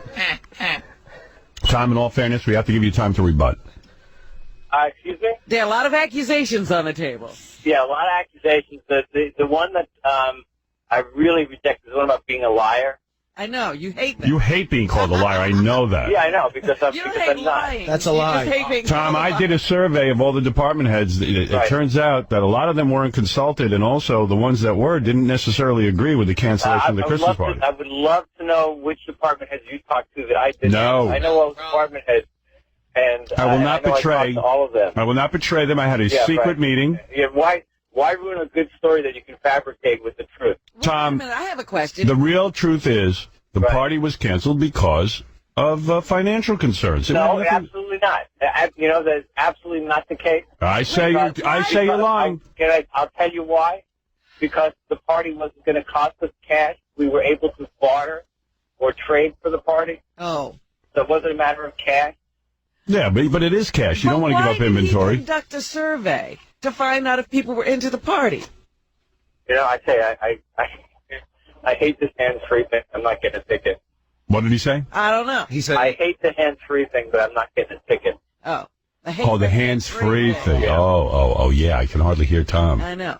But why did you conduct a survey? What? Why did I conduct a survey? Because I wanted to know what the people at the station thought before I made a decision. I figured I'd get some input. So you were planning to cancel the party? No, Robin. I was not planning to cancel the party. I was planning on a party, and then I wanted to make sure that if we did the party, that was what the people wanted. Well, in my survey, I found that everyone. When did you do this survey? On September 12th? Because according to the people that we surveyed, all the department heads, they say it didn't happen that way. Hey, Howard, can I say something? Yeah. Not only did I talk to some of these people, Fred also talked to some of them. And Fred, am I lying, Fred? I only was privy to one conversation, but it appears to go contrary to what Mr. Cheapasano is saying. Right. Thank you. Aha! No disrespect to Tom. But don't give out the department head's name under any circumstances, because Tom will fire them. Yes. If John was talking to, it was probably the Department of Idiots. You might be right. Hey, in fact, I personally spoke to I think that's the one he answers to. You hired him. I personally spoke to an employee. I'm not going to say whether male or female. Ran into them in the elevator. I said, "You're a department head, aren't you?" And they said, "Yes." They said, "Were you consulted on this?" I said, "Absolutely not. Never." Tom, this is looking bad for you. And then he just said, Emery. You know what's weird? Like, Tom doesn't want to be called a liar, but he doesn't mind calling, like, us a liar. You know? Well, you're all liars. Tom doesn't lie. And then I heard you got called out on the carpet. I wasn't on any carpets yesterday. Are we having a party? The answer is no. Oh. Did you know that? Did you know? Well, actually, we are. I mean, but we're going to have a party on the 21st. At the station, a lunch and all of that kind of stuff. Oh, so you're going to hand out cake? Did you know? Yeah, that's always fun. Did you know that every station? I know that. No, that's not true. I know that every station is not having a party. Well, YSP's having one. We're invited, and I'm going to work out. I'm going to try and get a bus together so we can all go down to Philly and go to the Christmas party. We got to celebrate. I'm not doing it to be funny. I'm doing it because people want a party, and Tim Sabian has been nice enough to invite all of us. Do we know what day that is? I don't have the day of the YSP party. Doesn't a party boost like station? Of course, there's a million reasons to have a party. And the other thing, Tom putting it on the department heads makes them, as John said, then they're workers. The bad guys. Then hate them. They took away No, the no, party. Tom, listen, no, Tom made the final decision here. Tom's not trying to put it off on anybody. Right. Yeah, a day later. Yeah, right. Tom. No, not Tom comes up to him and goes, I don't want anybody here into a Christmas party this year? And they're like, You don't want to have a Christmas party, do you? he probably talked to like one guy. Yeah. I know how Tom operates because I've spoken to a bunch of people who said they were never consulted. Yeah. You know. Oh, you know what? Sean's on the phone. He's the owner of Spa Nightclub. I could probably put together a Christmas party. Ooh. I gotta go before I have an accident. Yeah, good. Don't have an accident. Everyone would be really upset. All right, Tom. You'd be very upset. By the way, I thought, after the whole cancer scare with you and everything, I thought can't drive hands-free. I thought the Grinch thing would certainly, ease up. Like, wow, I got a lease on life. Maybe I'll do something nice for my staff. No, I have 2 words for you. Go ahead. Bah humbug. Yeah. Howard, I know that one of the, a station head in the station has been calling Tom Scrooge. Yeah. Well, of course. He also is just, this just misses the mark so badly for him. Let me see if I can't put together something. Sean, hi. Hey, what's up, Howard? You own Spa? That's a great place. I don't know the number. First of all, I got to talk about a few things going on here at the radio station. Number one, our general manager, Tom, Yeah. is walking around with a cast on his hand. Is that what's wrong with his hand? Well, he comes in the other day and he's showing me his cast because he's got on his right hand, and he's like, "I am now in a cast like you were." But he Can't sign any checks. What's the deal? He broke his pinky. Uh-huh. And I said to him, How well, did he do that? I asked him, and he goes, it was just something dumb, and I don't even want to talk about it. So I said, okay, cool. But now I'm getting reports from all over the station that this is scary. What? This is creepy. John enjoying Tom is telling everyone that he lost his temper when his suit, pants, and jacket it fell off the hanger in his closet. He hung it up, and you know how sometimes you hang something up and it falls off the... Yeah. He got so angry that he punched the wall and broke his hand. Wait. It was a culmination of events. He also lost a card game. Oh, yeah. And how much did he lose? I didn't find $100. And also I heard it was a hard day at work. So it was. What's so hard about this work he's calling work? I think the last thing was he tried to hang up his suit and it fell or something like that. And he punched the wall. I want to hear what puts him over the top. Give me your rundown of this day. I'll tell you what it is. Ever since his cancer, he made a deal with God that he won't masturbate. And I think that's what's sending him over the top. Absolutely, that's what leads to it. He's all backed up. He's so angry. You know what's great, though? The hand he broke is the hand that he would have used to pleasure himself. Well, I know. The hand frustrates him. I just called him and I said, they're talking about you breaking your hand, and he goes, I'm in a meeting. Yeah, so he obviously did something stupid. Well, he definitely punched the wall. He punched the wall because his suit fell off his hanger. But he punched the wall and broke his hand. But you're right, it's a culmination. It's like, I can't masturbate and the suit fell. God, you forsake me. You let my suit fall to the floor. You don't let me masturbate. God, I'm so angry. I can't. Oh, there's Tom. Oh, there he is in his chest. I can't take back my promise because you'll kill me. Remember how you told me that here's what you happened. didn't tell me anything. You said to me, I don't want to talk about how I broke my hand. No, I said it was something stupid. I punched the door. Right. So I punched the door. This was in your house. Yeah. Yeah. But I heard, because you didn't tell me this part, you punched the door because your suit fell off a hanger. Yeah, why are you punching doors anyway? It's your problem. I did not punch the door because... And what do you punch like a girl? You should be able to punch a wall, keep your thumb tucked, and keep your hands, Don't your you know fist how tight. to punch a wall? Would you keep your pinky out? No, I punched it like I was drinking tea. And what'd you do? I punched it. Why? Why are you punching walls? It was a lot of things. Well, explain some of them, Tom. I explained No, some I'm of not going to explain Oh, them. come on. It was a lot of things. Was it something that required punching a door? No. Of course not. Don't you think, and you can laugh at me for saying this, and I'm not joking, don't you think your sexual frustration from not pleasuring yourself... I have no sexual frustration at all. I have a very healthy sex life. Tom is like a dog at this point. How many times a week do you have sex? Because you've been married a long time. None of your business. But you're not pleasuring yourself to supplement I don't your need this. needs. Believe me, I don't need to be supplemented. But I have a fine, healthy sex life with my beautiful wife. I wonder. Just go ask his door. You don't need to wonder. Why'd you And punch don't the ask me, door? The door has nothing to do, and the has nothing to do with it. You punched the door because you're horny. No. And you're all pent up. You know No, what? I'm not all Guy, pent I up. talked to Guy last night. He told me it's okay for you to go back to doing it. He's not gonna, I know you're having trouble with that promise. He's not going to give you cancer. I promise. Right. He told me it doesn't work that way. Listen, it's got nothing to do with it. I want to know what culminated in punching. Here's what I heard, because he told some people around here, and it gets back to me, of course. Of course. Tom had a tough day at work. Mel or someone is putting pressure on him. No, I did no. That's not. There's a lot. Listen, it's been. It's just there's a lot of things. I'm not going to go into the specifics. You had a bad day at work? That's a first. Oh, please. I've lost. Well, first of all, Tom's got a crap job. He's got to go around telling really competent people that he's going to pay them less when they come in for raises. You have no idea how bad it gets. But he doesn't. That doesn't bother him. Oh, it's got to on some level. It doesn't look like it bothers him. He enjoys it. No, I can't imagine I you do do. not. I do not enjoy. There are negative. So you had a aspects tough every day at work because I heard and the listen, company's putting pressure on you because times are tough and sales aren't what they're supposed to be.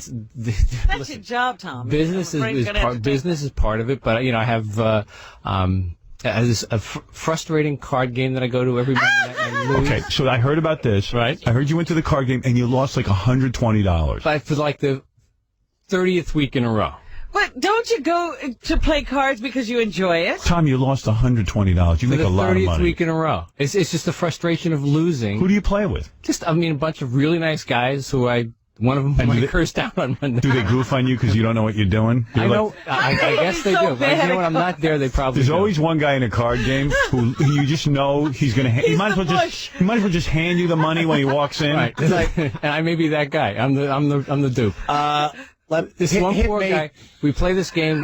It's kind of like a gin game, but it's called Continental. It's 2 decks. There's jokers in it, and it's a. You can't figure it out. Yeah, I guess I can. Want me to stand with you and help you? Thank you. Yeah, maybe you can come and coach me. Why don't you play real poker? Then maybe you'd win. Continental. So play Continental. No, these guys enjoy taking Tom's money. They created a game. They created a game that Tom can't figure out how to play. But Tom, then here's the thing. But then you get home. So something happened when you got home. No. Come on. What happened? The jacket fell off? No, nothing happened. You told everyone your coat and pants fell off the hanger. No. What I said was that I was so angry that I was hanging it up. I pulled it off, and I pulled it down off the hook, and then I had my snap, and I punched the door. I'm being totally honest with you. What else do I want to tell you? I'm being totally honest. You mean you hung up your pants and coat, and then like you somehow? As I'm hanging it up. Yeah. I'm putting it on. It's fresh from the dry cleaners. I'm putting it on the hook. It's a wire hanger, and I just put it on there, and I had my snap, and it slipped. Kind of I pulled it off. He's saying the first thing he did was destroy the hanger that was holding his. You beat up your coat and pants and your hanger. So when you went to the, I hope that you're enjoying this. Oh, and this that is wasn't insane. enough. So then he destroyed his hand. Oh, if I had a cup. So in other words, you took it, and you got mad, and you ripped it down, and then you punched the wall. Got it. Now you got it. No, you punched the door. Well, unfortunately, there was a door behind the suit. Did it bounce back and hit you the door? Oh, I see. When you You're hitting the Yeah, suit? you know what really made me drove me crazy was when the arms of the suit, when I hit it, they punched out and they punched back out at me. Oh, wait a second. Oh, you punched. Were beating the suit? You punched the suit, and it hit the door. I see. The door. It was hung up on the door. Oh, that's funny. He was beating the suit. The suit won. And then I shot my This is what underwear. a wimp I am. He shot his underwear. My underwear. Bad underwear. Who else wants a piece of me? Why are you looking at me, Floor? I wrestled my sock short drawer. as an attitude. What did that suit represent? No, you know what? The suit didn't represent anything other than just Come my on, frustration. you were fighting Father. with it. No, the suit was all about my frustration. Suit represent your father? No, Or Mel? my father. Was it Mel? Mel my wears the suit. soon-to-be 88-year-old father. Well, I mean, gabardine suit. Healthy. What did that suit do to you? It told me sales needed to go up. The pocket square is looking at me cross-eyed. So when you punched it, did you realize right away you probably broke your finger? Yeah, by the second or third punch, there was a... Oh, you mean more than one? Oh, my God. My belt laughed at me. You punched it 3 times? I don't know. Did you punch it a bunch of times? I hit it... I certainly hit it at least twice. I think the second punch may have broken the bone. Are you saying you're a little out of control? I was at the moment. My poor wife is standing there watching me, and she just kind of said, do we need to talk? I said, no, I think unfortunately you need to leave me alone for the moment. And then I went and apologized to him. And then what did you have to do? Go to the emergency room? No, I thought I'd heard it, but I wasn't sure. I iced it. Mm-hmm. I tried to go to sleep. I woke up. I iced it some more. Watched the end of the Monday Night Football game. Then I called this good friend of mine who's an orthopedic surgeon in the morning, and he saw me. And you had to explain this sad and stupid story to him? Yeah. Did he laugh at you? Yeah. What did he say? So, Tom, what are you doing? So what are you, an idiot? And I said, yeah, punched the unfortunately I suit. was. Last night I was an idiot. So your wife was there. She watched the whole thing happen? I think actually she She heard it more than once. Yeah, I think she was standing there and saw it. Yeah. Did you use bad language? Were you No. cursing out loud? Fudge. No, I wasn't.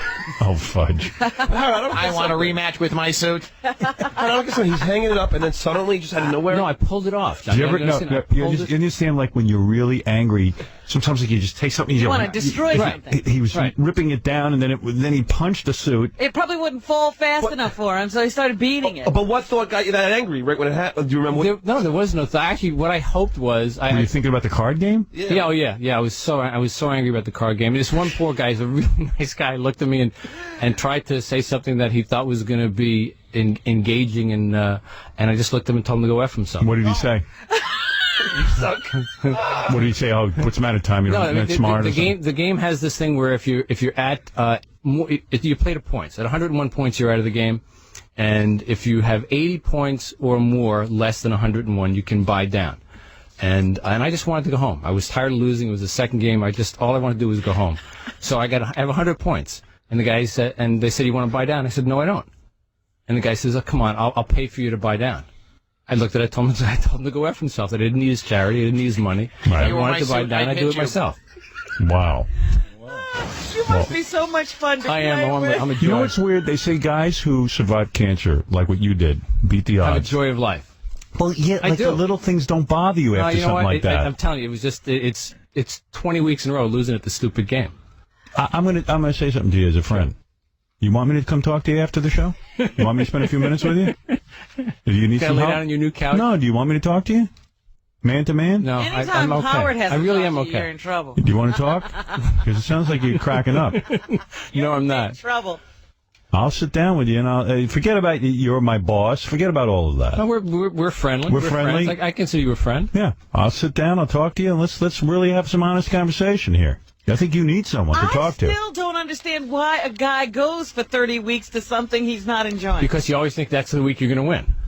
At this point, you're chasing a dream. I mean, exactly. Have a simpler game. And you know, and the other part of his Penelope is always saying, "Look, come on, you know, you should do it. You like the guys," and I really do like. You want to play cards with us? We'll let you win. No, you know what you should do? You like those guys? You should serve those guys. You know, get them drinks. You know, actually, I usually am the last one there. All right, so you got humiliated and you went home and you punched the door. Yeah, Okay, yeah. all right.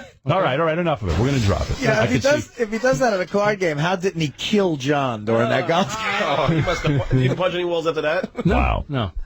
I mean, normally I pride myself on being in control.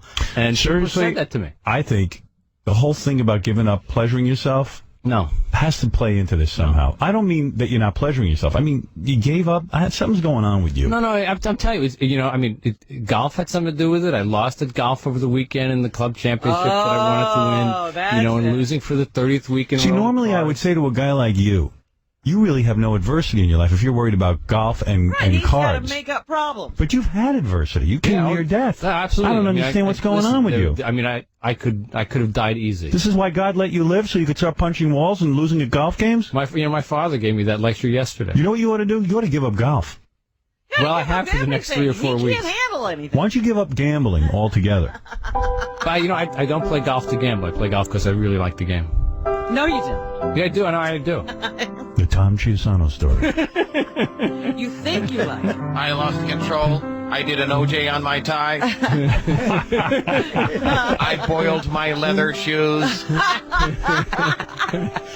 pair of Poochies down the drain. I had this He's funny murder on clothing. But I was telling my son about this the other day, and I said I pulled a Tim. He said, "What do you mean you pulled a Tim?" I said, "Well, I watched it because I watched him as a lacrosse goalie one day punch a goalpost and break his hand." And he said, "Dad, I was 17 years old when I did that." Yeah, he's learned. You You're 500 years old. Right. Depressing is what your son is telling you. You're a mature man. I said I'm not mature. I'm just older. Is this a midlife crisis? No. You need some strange poontang? No. I love my wife.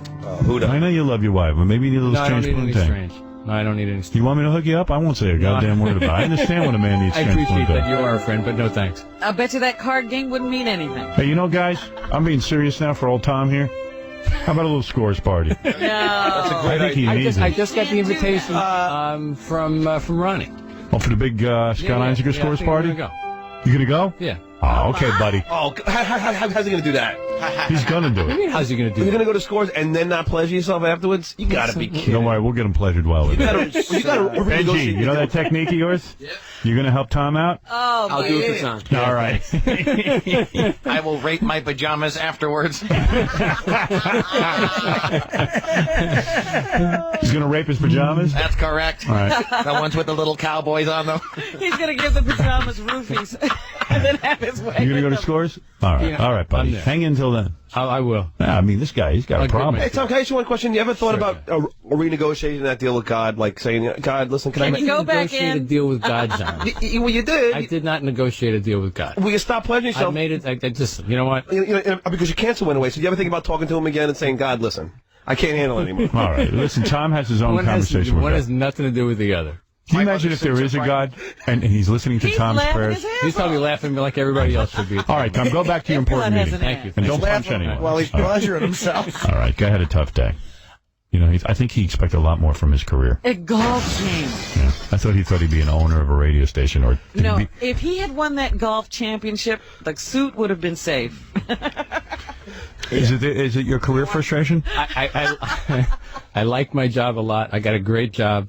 It's not frustrating. It's Can I ask you all something? those things. Does it It's upset all- you a lot of things. that the other general managers in the company get 2 or 3 radio stations to run and you only have 1? No, because doing this one is like doing 2. Okay. Well, for you. Well, are you disappointed that you never became an owner or operator? No, I kind of chose to be where I am. Okay. All right. He kind of chose. All right. Hey, no I one's did. put you down. I like this job. Okay. Hey, whatever you want. Tom is handling all he can handle, Howard, obviously. Exactly. I fit my Peter principle. Yeah, you're in over your head. Okay. Kingston owns a few stations. Did you have a fantasy when you got into radio that someday something big would happen? I mean, what was your fantasy? My fantasy was to. I really didn't have one. I didn't have a long-term goal. I wanted to make sure that I did the best job I could, making as much money as I could to provide for my family and at some point have some financial security. And I've got that. What's the stock at? 40? All right, then you got some financial security today. All right, go ahead, Tom. Go punch a wall. All right, go bang your head into the wall. But if you're going to talk about me after we leave, then I'm going to have to come back. Understand. You know, Okay. is your wife considering padding the house? My wife is considering a lot of things. Poor woman. I'm sure. My dream was to win the golf tournament. Yeah, I'm telling you, if he had won that golf championship, the wall would have been Oh, no, saved. you know what? You're probably right. Why did you lose the golf tournament? Is it because of your age? I don't know. You think you're getting older? No, you know what? I was the oldest guy in the tournament. Probably in as good, if not better shape than anybody in the tournament. And what happened? just What'd didn't you get do? it done. Just didn't get it done. Was it the mental thing? You choke? The fact that you're mental? Fact that you are I'll bet a masturbator won. I bet you the guy who won, I don't know him. I guarantee you he pleasures himself. He cranked one out just before He cranked it out right before he went to Tom's golf tournament. I bet you the guy who always wins a Continental, man. No, that guy doesn't play Continental. Nobody plays Continental except women. You. In fact, those guys don't even play it. Big You show game up. in the Bronx. Really? Big game in the All Bronx. right, okay. Tom, Continental player, golfer, and general manager. Thank you, Tom. Was he doing well in the tournament, or did he never have a chance? Oh no, I absolutely had a chance. I had. Wow. I qualified well. I won my first match and lost the second one. All right, Tom. Good. We'd love to hear more, but Yeah, I know. time doesn't allow it. Right. All right, thank you. Because Captain Jenks is here. He's back on the phone call circuit. All right, that's the story of Tom's hand. I'm going to go home and hug my sweatpants. His clothes are his friends. My cufflinks never let me down. I love that. Yes, Barbara, you're on the air. Hi, good morning, guys. You know what? I have a great idea. I think you guys should set up a pay-per-view special, Tom versus his suit. Yeah, I'd watch that. Tom Isn't that a fighting great his- idea? I definitely would get that. Thank you. Better than the boiling point we've been Yeah, well, I just want to heat on a little bit. I have this weird thing goes on with Tom, our general manager. He knows when I'm sick, he brings me in a nice piece of fruit and hot water, which is really nice, but then he stares at me. He wants me to talk to him, but I can't talk because I'm trying to save my voice for the radio. Doesn't he get that? No. He stands there staring at me, waiting for me to talk to him. And it's just stupid talk, you know. Yeah, small talk. I would rather not have the fruit. I don't want to talk to him. Could somebody tell Tom just to leave the fruit and the water and walk out? What is some weird crap going on with Tom? What? Well, I always try to figure stuff that goes on within our company, even though it doesn't affect me. I mean, I don't care who runs the company as long as Mel's in charge. Yeah. You know what I mean? But they're putting a whole bunch of different people in charge of the radio division. It's not just like Mel anymore. Well, how many people does it take? There's like 50 layers of management now between Mel and the general manager at the radio They're trying to station. make radio like big business. They brought over a whole bunch of VH1 guys to start running the radio division, and then there's regional guys, and then like here, they just appointed Scott Herman, who runs WINS, the all-news station. He's the general manager there. He's now like the regional guy. He's in charge, like he became Tom's boss. So now Tom's answering to a guy who just used to be one of his fellow general managers. Right. So it's a real slap to Tom. Tom, I'm figuring this was a big blow to you. The Scott Herman thing. I do not come in here expect to engage you in conversation. I came in to tell you what I was trying to accomplish this morning for Oh. And then It seems like every morning you have stuff to tell me. And then, I mean... And sometimes it only seems to be small talk. We do work together, and it has, you know, and but during the show, don't talk to me. Sometimes it's not necessary. You see, I understand, but then you run out immediately after the show. No, if you have something legitimate to talk to me about, I understand. But a lot of times it's like, hey, how you doing? And, you know, it's cold outside. Yeah. So put on all your clothes. Yeah. What? Yeah, it is single digits. The wind chill factor. What did you think of the Super Bowl? What was your favorite commercial? Did he say all that? No. No, I didn't. He asked me how the orange was. No, you were eating it, and I said, it's good, isn't it? It is good. Yeah. It was real good. It was great. Thank you. We'll eat the orange. I was thinking you're probably bummed out. No, I'm jumping for joy. You are upset. I knew it. I had it. I was thinking Were you about up for that job or no? Apparently not. Oh. Tom got passed over. Oh. I don't know why. So you're answering to Scott Herman, who was basically a coworker of yours. You know, he's a good guy. I don't know what you're going to say. He's a good guy. I've known him a long time. He does a good job. Is he younger than you? Huh? Is he younger than you? Don't know. I think so. You should have given Mel oranges, not me. Yeah, what are you doing? So what is Scott? Who's Scott Herman in charge of? He's the market manager for all the stations in New York now. So he gets a bump in pay? I don't know. What do you think? I would say he should. Who decided this? Was this a necessary thing? Did you have a kind of guy like this before? No. What's going on, do you think? I don't know. Are you going to just... No, actually, I would tell you, I'm 100% I think the decision to put somebody in charge of the market makes a lot of sense. They've also announced a director of sales that makes a lot of sense. And I think it's a good thing for the company. I think it will... But where's the How Tom... many people I think are it you will help the answering to company now? do a better job of... Where's the Tom Cheapasano in this? Where's his Standing right reward? here talking to you. You and me, baby. But how many people now have they put in charge of you? Of me? I'm losing count. Are you necessary anymore? Apparently not. That's what I'm getting. No, I think that everybody's doing every little bit of your job. I think with everything that goes on here, and with the size and scope of the Howard Stern show, I think I'm very necessary. My show's pretty easy to run. I run it, and Tom sells it. But Tom has to, put together special promotions and so forth. Oh, yes, bumper stickers. Make sure you have hot water and fruit when you're sick. So when did they tell you this? When they break the news to you? About a week ago. 2 weeks ago. How did they tell you? In a memo? No. Face to face. Did Scott call you and... No, I wasn't told by Scott. Have you spoken to Scott since he got his job? That must be There's calm. another big guy, right, that you have to answer to. John Fulham. Yeah, so you have to go meet with him. He told you. Right, he told me. Who's John Fulham? He's the chief operating officer of Infinity Radio. I buy him figs. Him I send fruit baskets. You get apples, oranges, he gets fruit baskets. I'm sorry, Tom. Thanks. No, I'm sure it upsets you. Did you congratulate Scott? Sure. Will you? Let me ask you something. There's speculation that you will not put up with this and you will resign. Oh, you could only hope. No. I don't hope that. I feel weird. Thank you. I've talked to people who said that you're really ticked. Who? I'm not going to say who. Seriously, you're really ticked. You were passed over for a promotion. Scott Herman is now your boss where he was a coworker, and you are really irked that you're putting on a face now, but behind the scenes that you are thinking of retiring. No. Have I thought about it? Sure, I've thought about it over the years, actually, but no, I'm not. I mean, I like what I do. I mean, I enjoy working with the show as much as I'm a pain in the neck to you.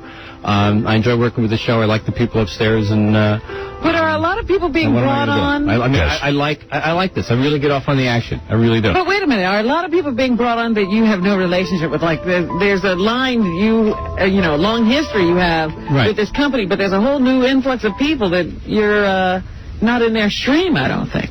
They're new people, certainly. I mean, they're good people. They're all good people, but yeah, it's different. I heard you beat up your suit again. Look at my hands. They're fine. Although I got to tell you, So privately, what are you saying to friends and family? I mean, seriously, what is your thoughts on all this? I mean, my wife and my son? Yeah. I mean, my wife would kill me if I ever stopped working. No, come on. I swear to God, she would... You've been passed over in a major way here, and don't minimize what's going on. I mean, if you want to be honest about it, you have really been hurt here in terms of you. Everyone's looking at you cross-eyed now and thinking how Is this sad. going to make you mean and evil and angry? No, but I think you've had it. You've been passed over one too many times. Am I correct? No, because I like working on the show. No, he's not being honest. It's clear that he only wants to be here. Well, no. He wanted that job. Did he? Yeah. It's a kick in Tom's pants, what's happened. Hasn't he been successful with the station? Very. Well... that would warrant a promotion, wouldn't you think? Very. This morning show is very successful. Well, wait a minute. Yeah. Regardless of what portion of this show is successful, he's been a part of that. I mean, it's been under his watch. I think Ed Moyer... Wonder how you sucked me in here for... Yes. Ed Moyer left. And I bit. Ed Moyer, who was a salesman... You jumped the waters, I came right in. Ed Moyer left. Yes. Are you giving Ed the credit? No. I'm not giving him the credit. I think when Ed left, it hurt Tom. They showed a lot of Tom's faults. Oh, exposed him. Exposed him for what he is. All of my inadequacies. Right. And I don't think the company believes Tom can run more than one radio station. This is what it says. Am I right? Isn't that what it's saying? We'd say apparently yes. Did you? Apparently you're right. Right. Oh. It hurts. I'm sorry, Tom. Do you have a tissue? Did you cry in Penelope's arms? No. Did you cry? No. Took it like a man? Yes. But it was like a body blow, right? Knocked the wind out of you. Yes. Okay. Wow. Fair enough. That's all I needed to know. I need to know about your pain. Because you like it. No. I empathize. Thank you. I mean, I think to be an older gentleman like yourself, to be passed over time and time again is almost like... You know what? I'm gonna say this. I'm the youngest 55-year-old guy I know. Oh, that's very good. That's something. Most immature.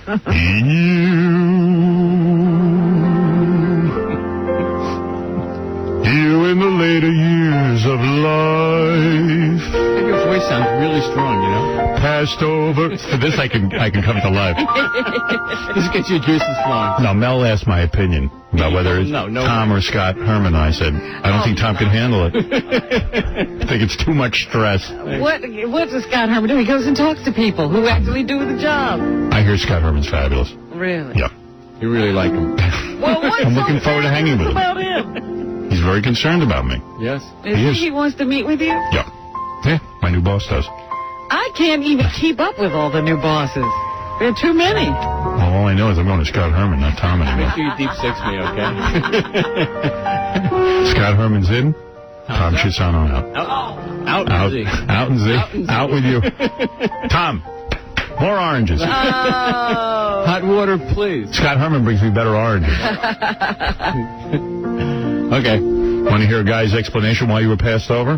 Let's see. Who is this? I don't know. Who would know? Sam, how would you know?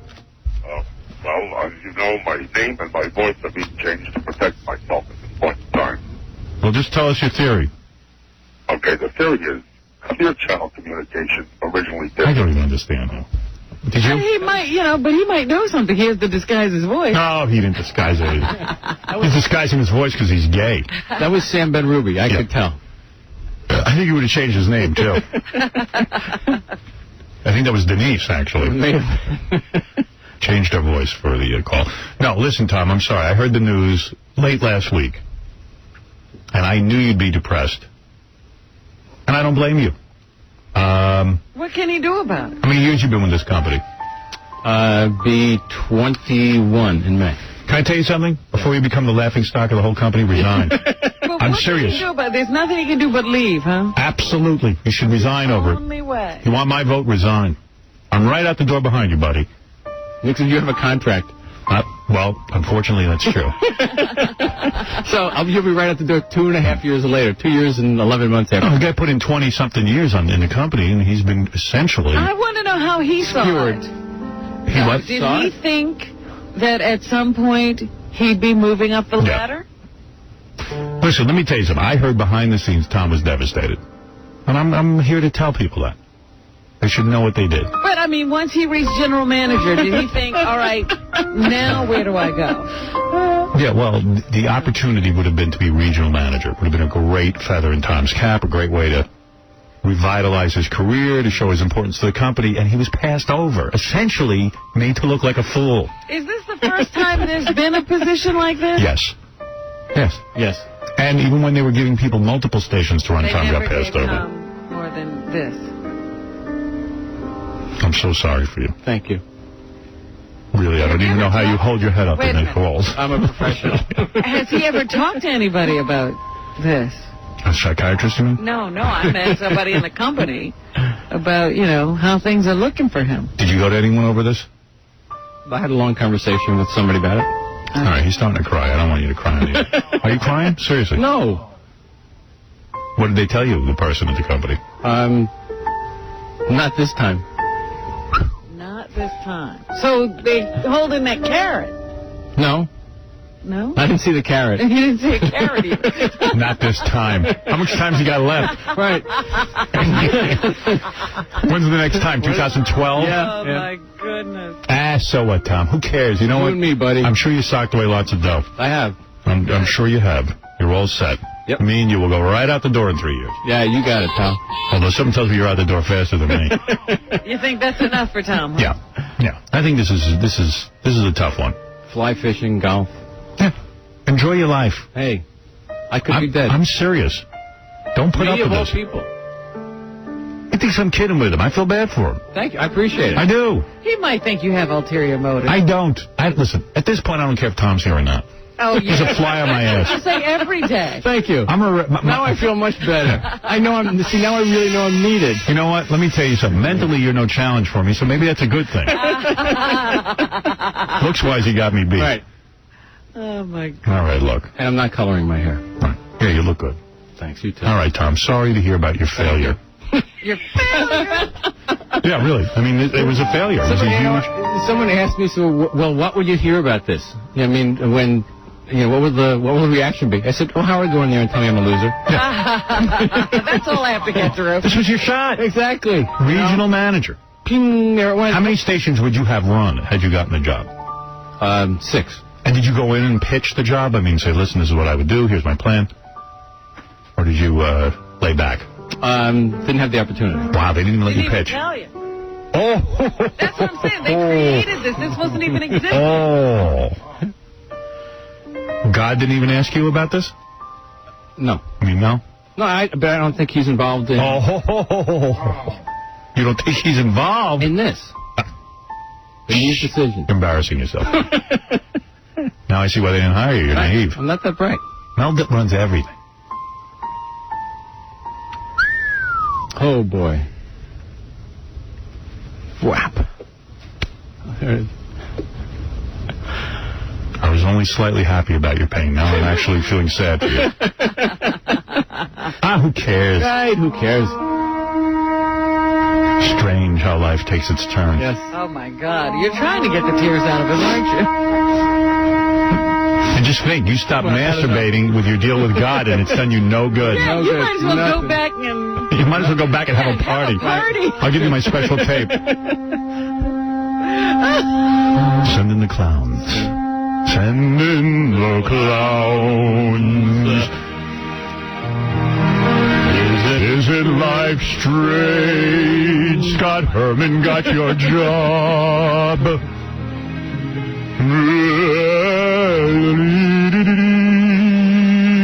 You gave up masturbation. All right, enough with Tom. Did Scott say to you, are you going to have any trouble working with me? I won't go into the detail of the conversation, but we'll talk about a bunch of stuff. Oh, I can imagine that conversation. Because Tom's always the loyal guy. Tom never gets I've mad. seen movies about things like this. This is really happening here. Hello, Tom Cheapasano's office. Hi, it's Scott Herman, Tom. Hey, Scott. What's up? Tom, are you going to be able to be loyal? I will be loyal. I am always the company man. Hey, you win, I lose. Well, Tom, quite frankly, they didn't even consider you, so you didn't lose anything. They created this post for me. They created this post for me. I know I am loyal to you. I know what I must do. I must put my personal feelings aside. I know what's correct in this situation. Good, because now you're my dog. I'm your dog. I know I can't talk back to you, Scott. What can I fetch, Master? I run 6 radio stations. You run 1. Yes, my legion. Yes, my great one. Legion. My legion. My liege. Liege. Listen, Tom, I'm going to need you to remove some bumper stickers from my car later today. What time and when? Yes, I will do it, Lord Herman. Get a razor and be right there. I will do it, Lord Herman. Oh, Scott Herman's on the phone. Scott, how are you? Good, I'm good. Tom, right away. Hey, Scott. My office, right away, Tom. No problem. Coffee, light and sweet. Thank you. Thank you, Scott. Thank you. He wants it light and sweet. You better hurry up out of here. I gotta go. There he is, Tom Cheapasano, passed over. Passed over. The Willie Loman of radio. Thank God I have an electric stove, you know? Don't worry about it. You're fine. I'm fine. This is a big job. It's big enough for you. They've got big plans for you, Tom. Yeah. You think this is like they're saying, hey, you're not that good? I think, How much more money was it? I don't know. Take a guess. I don't know. Percentage-wise. Well, 10, you're 20? running 6 stations. Should have been 20%, 30%, 40. Actually, Scott, if you didn't get a 100% raise, it wasn't worth it. That's right. Options. Options. Are you kidding? Oy vey. Oy. Now that hurts.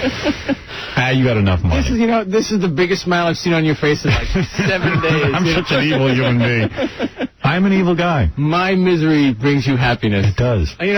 That's why I can't leave. Misery is a better story than happiness. Absolutely. Well, won't you be sad when you realize the real coup is that Tom's going to be all of their bosses?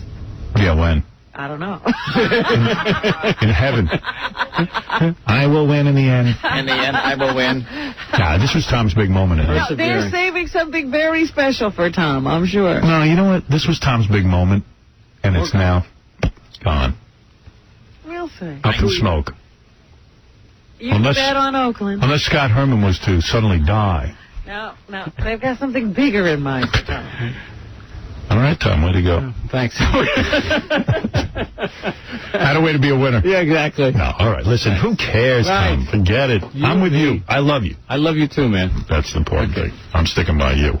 And me, you. You know what? If it make you feel better, I'm not going to answer to Scott Herman either. Screw him. And Scott Herman, if you're listening, I don't want to meet with you. I don't want to know from you. Leave me alone. Same goes for Tom. That's Tom's job. Yeah. All he is. Well, you don't want to meet with me or you? No. I don't want to meet with either one of you. Yeah, you don't want to meet with Tom because he didn't get the job. You don't want to meet with the other guy because he got it. Tom, you better leave. There's Scott Herman's secretary's up in your office measuring your office for new furniture. Thank you. All right. All right, I gotta go. How many times a week do you have to check in with Scott Herman now? Seriously. Don't have a number. Do you realize Tom was on par with Scott Herman? Yeah, I hear what you're saying. He was a bud. You know, they used to sit around the table together, and now Scott's moved up to the head. You might want to call Chauncey for more magazine advice. So what? You know, not everybody needs that. No executive washroom for you. No. All right. Would your office have moved to, like, the big building where Mel is and all those guys? No involvement. No move there. I would have been at BlackRock. Wait, Penelope, your wife is on the phone. Yes, Penelope. Tom, this is Penelope. I'm leaving you. I'm marrying Scott. Right. Thank you. Thank you. Penelope is leaving you. She wants to sleep with a regional manager. Yeah, she wants Scott Herman. She wants somebody who's on the Fast uptick. track. Yeah. All right. Why is Scott Herman more qualified than you? What did he do that you haven't done?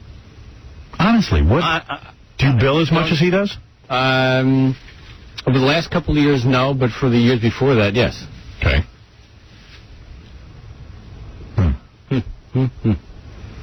Oh, maybe The fair-haired boy?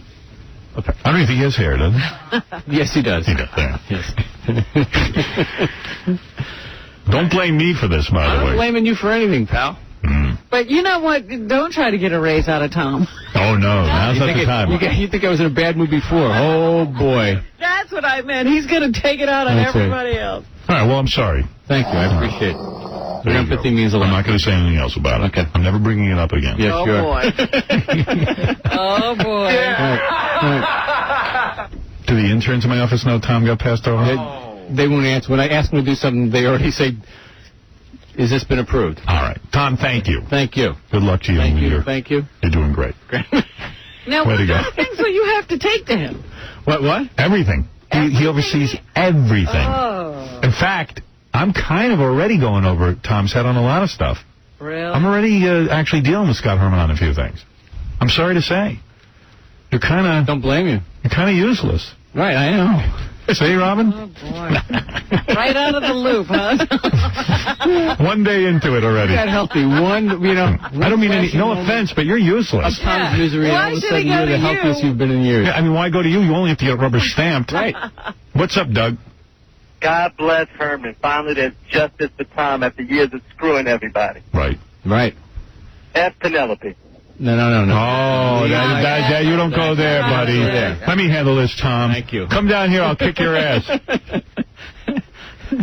Well, if anybody hears me on the air laughing for no reason whatsoever, or seemingly no reason, this would be why. Tom's misery. No, I'm actually not happy about this. He's trying not to be anyway. No, it's You not know it funny. would be wrong. No, it would be wrong. Listen, you're a good It'd guy. be wrong for you to make humor at my expense. Right. What can I say? You'd never do that. You know what? This is just too good to be true. Right.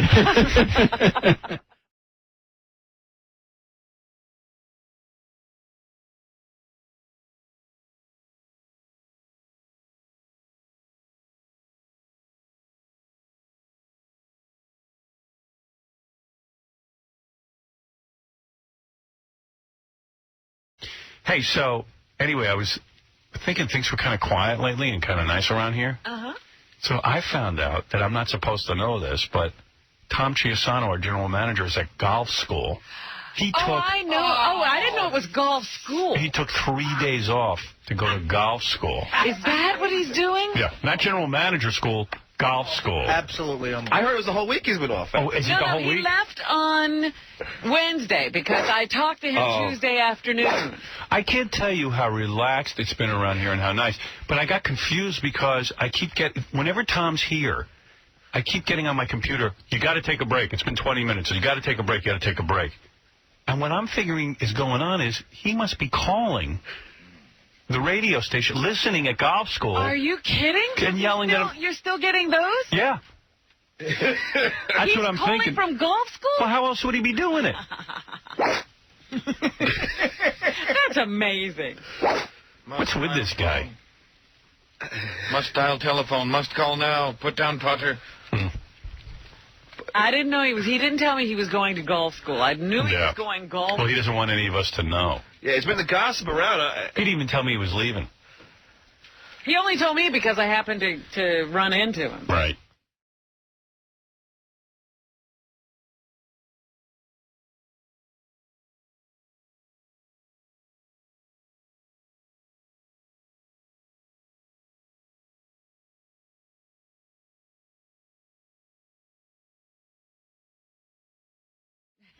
Jesse, you're on the air. Yeah, Howard, how come New Yorkers ain't getting no trips to Vegas? Are the phones getting worse and worse, or is my hearing going? No, they've been bad. What, John, no more cell phones. I've said that. Oh, come on, it's not that bad. Dude, it cuts out on the air. It sounds horrible. Ah, come on, man. I don't even know what you're talking about. No, we ain't got no trips to Vegas. No, but in Philly they're giving them out, and New Yorkers, nothing. Are they really giving them out? Yeah. When Baba Booey says something, then call up now, I'll tell you what. I'm not even aware of that, but it goes by, again, the individual general managers. And Tom is so consumed with making the maximum amount of profit on this. He doesn't. If Philly's giving away tickets to Vegas, he should be doing it too, but he won't. Like, I was talking to some dudes on radio, and they were talking about. I was talking to someone. Yes. Over at NEW now that they're going to a new format.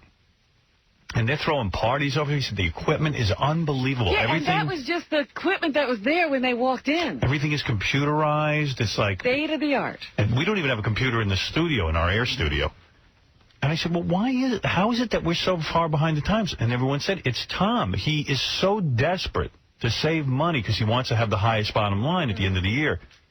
But at some point, it becomes sort of self-defeating. It's like, well, I'm not saying go out and build the Taj Mahal. But you sacrifice the product. Yeah. L.A. is evidently giving away. Tom going out to Vegas? Yeah, Tom's going, and I don't even know why. Let's give away his Let's stay in New York and give out his ticket. Yeah. L.A.'s giving away tickets to Vegas as well because, that's Bob Moore. He really knows how to spend money to make money. Right. He knows how to run a promotion. I've been saying this for years. I mean, I understand the general manager's job is to make money, but it doesn't... Tom has never heard of the concept spending money to make money. Well, also, you know what? Why not make the working environment reasonable? I mean, I can't imagine the spores and fungi that are in this building.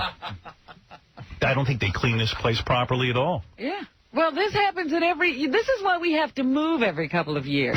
It's the only way to get clean. At least they keep the bathroom up nice, though. Yeah. Like, he won't even, clean the bathroom. Like, hire a guy 3 times a day to come in and clean the bathroom so that it's not filled with duty and pee and SARS. SARS is in the bathroom. I know. A few months ago, somebody came in here and did a scraping, and they said they found, bubonic plague here. Howard, most locker rooms have a bathroom that is, immaculate compared to But why wouldn't you hire someone to clean the bathroom during the day? Make it pleasant for people. I know it costs money, and I don't know. I mean, but... It's such a bad reflection that you come in and you can't even go to the bathroom. So gross. I have a couple of things of gossip around the station. Yeah, what do you got? Yeah, what do you got? Yeah, John. Apparently, we're like the only station in America that still uses carts. Yeah. And we have to go to a special place one place in the country that still makes them. And Tom won't even buy them. Scott is always running around going, we've run out of carts. And the other rumor is that the clients are getting taken to Vegas, but not to listen. That's the rumor, that we're taking clients. And where are they putting them? And they're being paid for it. I mean, they don't got to pay to come. Well, that I get. I mean, it's business. But how about a few, tickets for listeners? Yeah, what about that? Well, hey, listen, man, I don't run the station. I just said, hey, let's go to Vegas and do a couple of shows. I mean, who would you rather have, 5 Heineken guys or AA? Yeah. What's going on? No, that's the other thing. We have to do a client meeting, like the first night we broadcast. And Tom said, will you do a client meeting? Will you do a client? And he just badgers and badgers me and gets me after the show. And I'm like, well, I guess. But now I want to just not do it. Like, what am I going to do? He has no clue how I get off the air, and I'm beat. I know.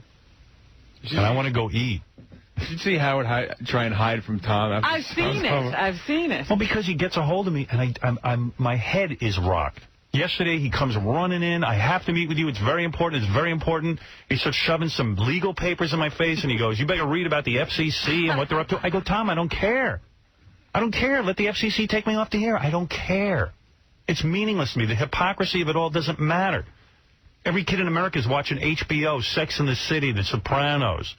Their parents don't supervise anything. The only time in the morning from 6 to 10 is when the kids are in school. Yeah. They don't get. That's when they do get supervision.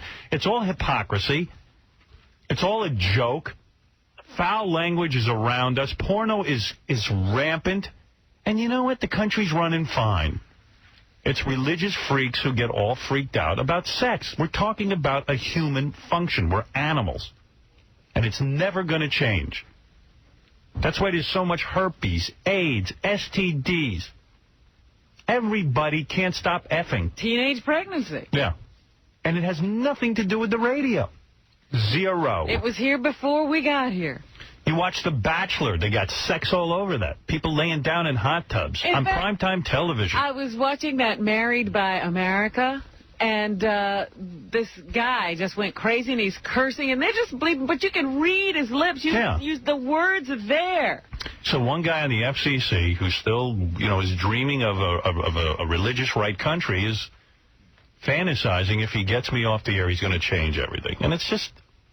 it's ludicrous. And Tom gets a hold of me and starts in the FCC. I don't care. Bleep the whole goddamn show then. Get rid of me. My time has passed. I was part of, like the disco era passed. I'm part of an era that passed. Right. Let's take me off the air for 3 years, and let's see if America changes. Let's see if it gets cleaner. I mean, so he gets a hold of me, and he starts working on me, and I'm like, Jesus Christ, dude. Get off my ass. My head is ringing. I've been wearing headphones for 5 hours, and I can't think straight. It never occurs to him that you're going immediately back to take a nap. Yeah, I literally go and fall asleep in the office after every show. He's right there. Yeah, and he's preventing me from sleeping. And I said, if you want to talk to me, schedule a time and call me on the phone when I'm coherent. But he just badgers me, and he stands outside the door, and he blocks my way. I want to push him down. He cuts through other people's offices so we don't have to see him. Oh, I've seen him in the hall looking around, peeking around corners to see if Tom has gone the other way so he can make it down the hall. Will you do a client meeting? Will you do a client meeting in Vegas? Will you do a client meeting? You know what? Why? Why? What am I going to tell the clients? What do you want me to do with them? Let me alone. Let me be, will you? Why me? Why me? Why do they have to be me? Why doesn't Tom just let everyone in the building, whenever they see him, badger him for a raise? Yeah. They have to set an appointment. Let's have a raise meeting while we're in Vegas. Yeah.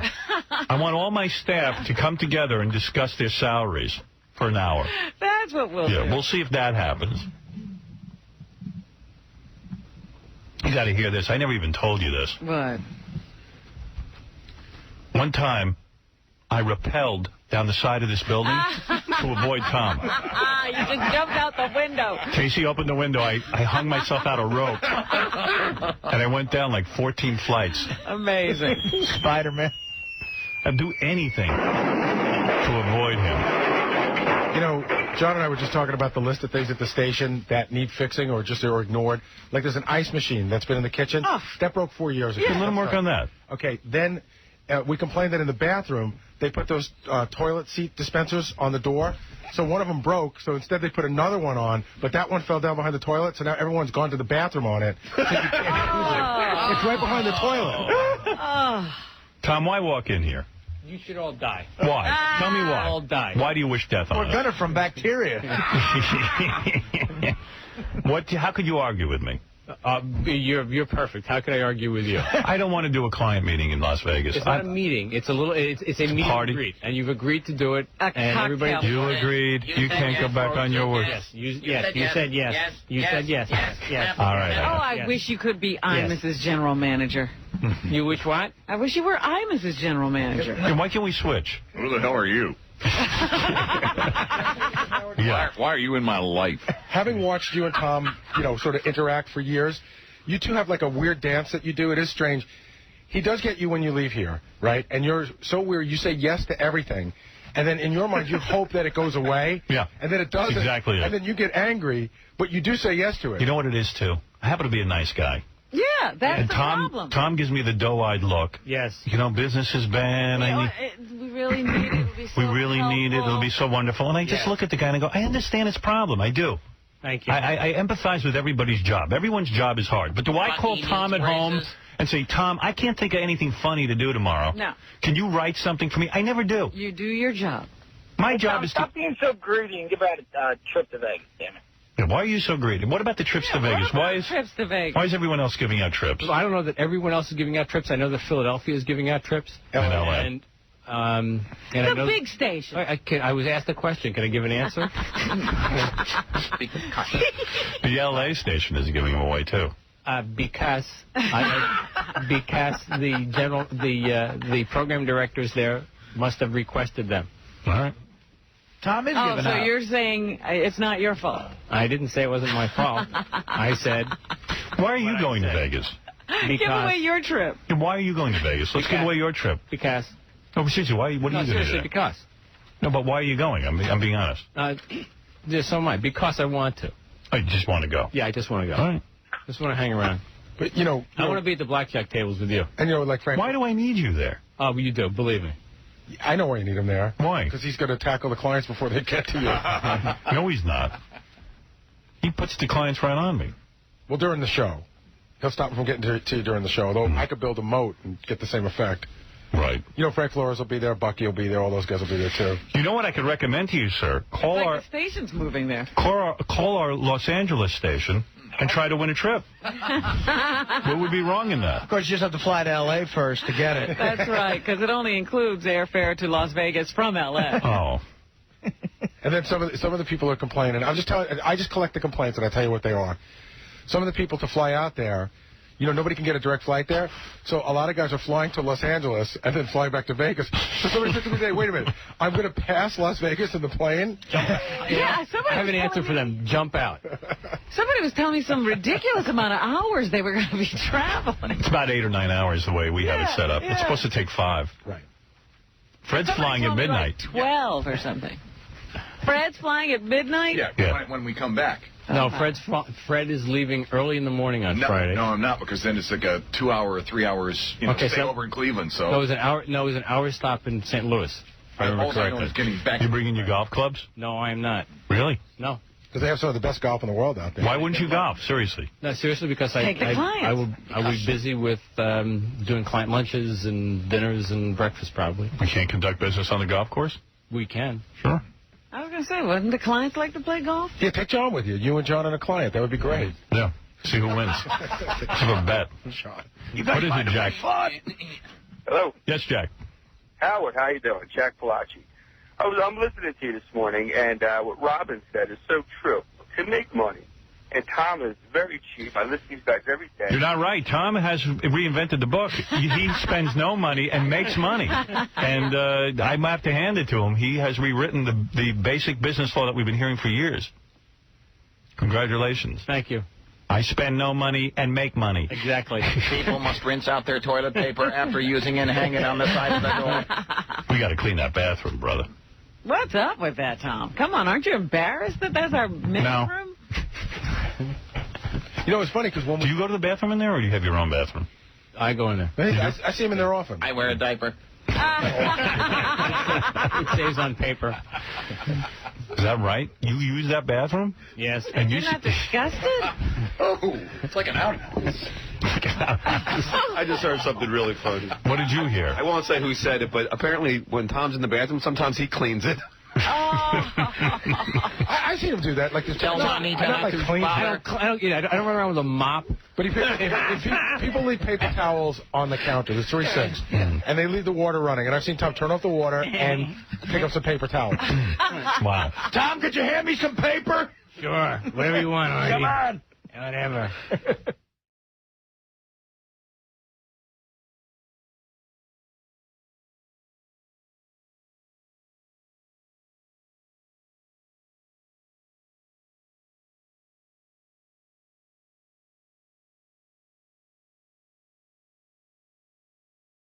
Here's your top 5 songs.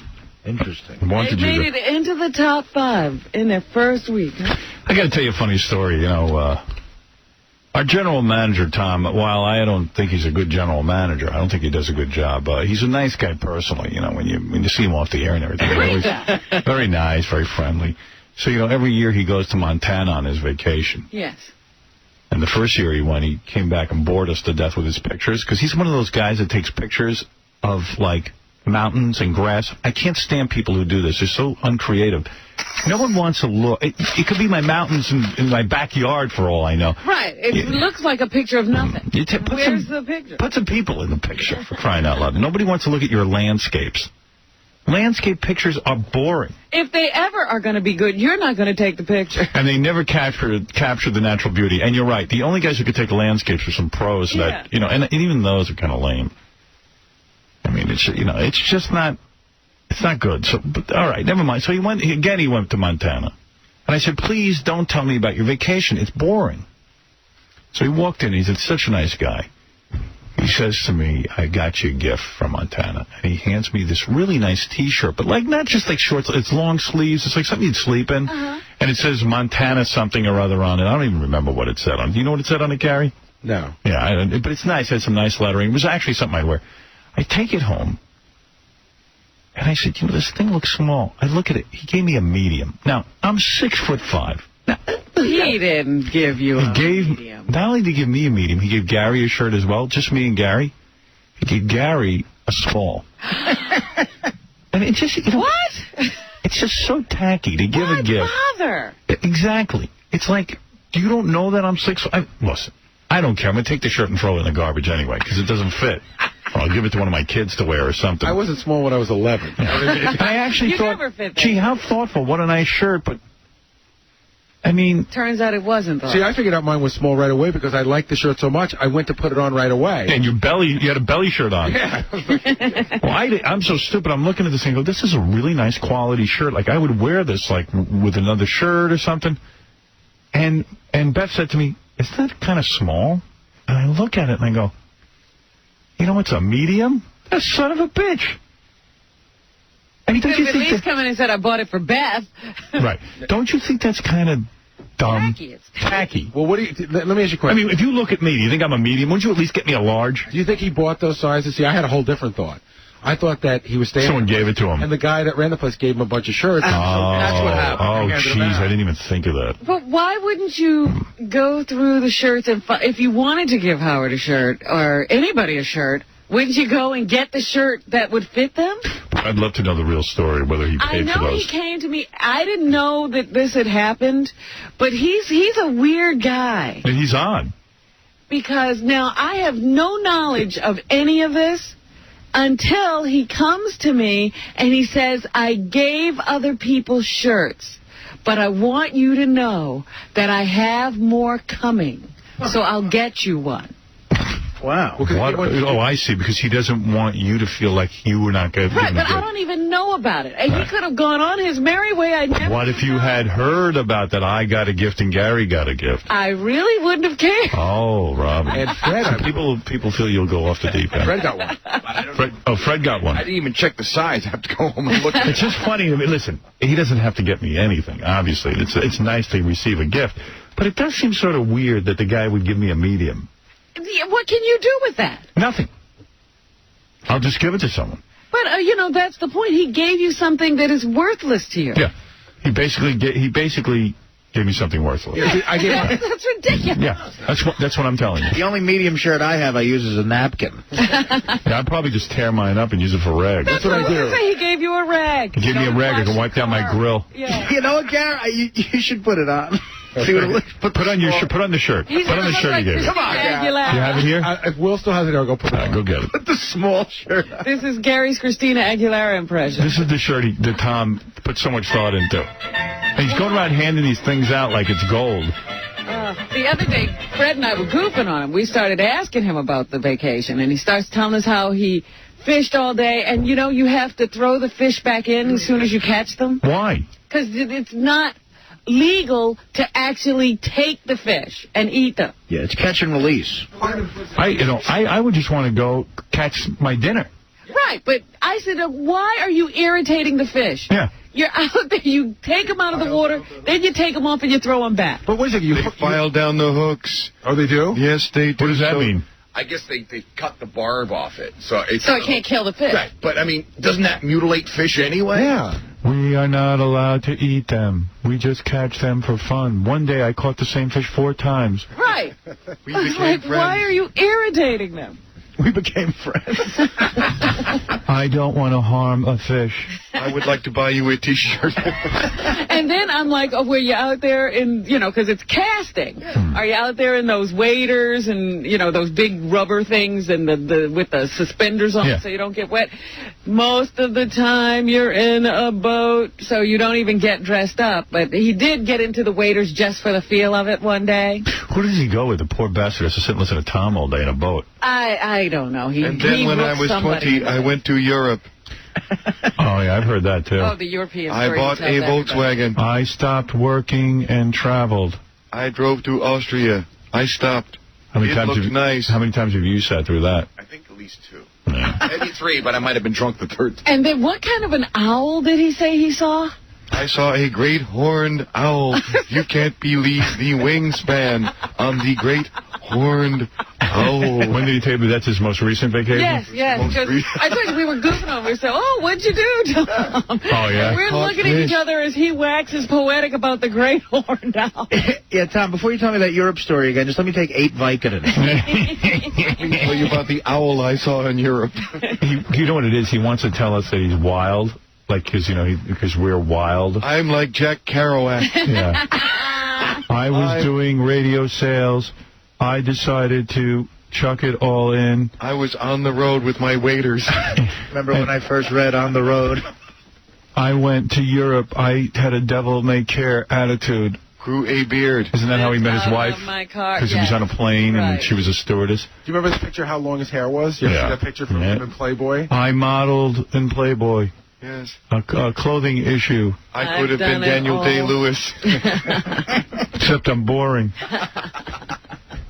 Yeah, I think Simon Cowell judged him. I got to take a break. Then I'll get to your phone calls right after these words.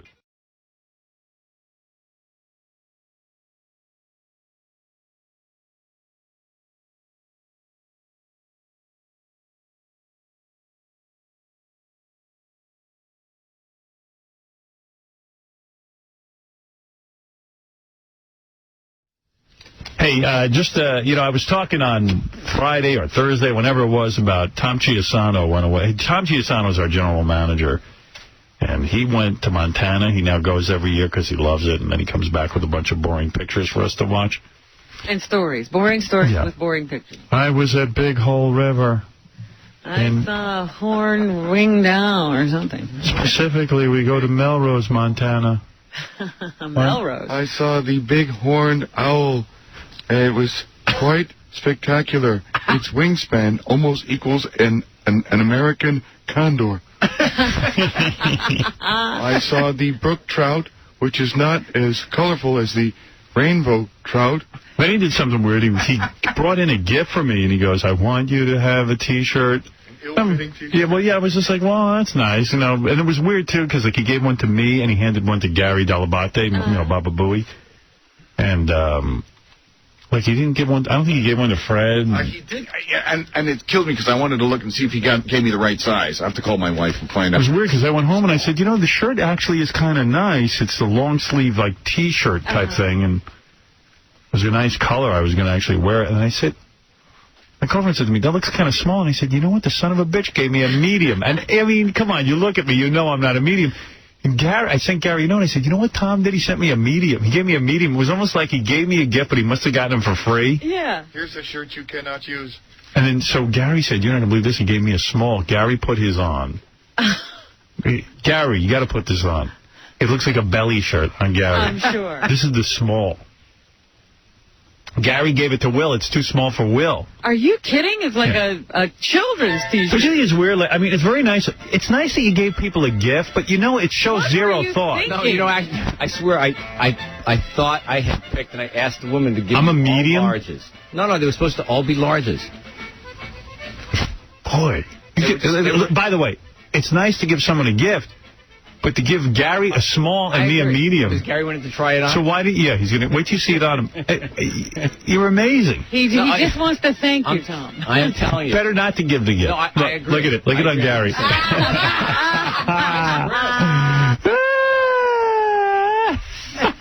fantastic. Way to go, Tom. You could catch a lot of trout dressed like that. You look like Aquaman. They were all in the large bin. I thought I picked out all larges. All right. Well, thank you for the thought. I'm sorry, and I'm having large, and you need next larges. I don't get me one, please. It's being shipped. It's being shipped. I don't even want a T-shirt. It's nice. I understand what you're saying. Montana, it's beautiful. Please don't send me one. Big sky country. You want to tell everyone about your trip?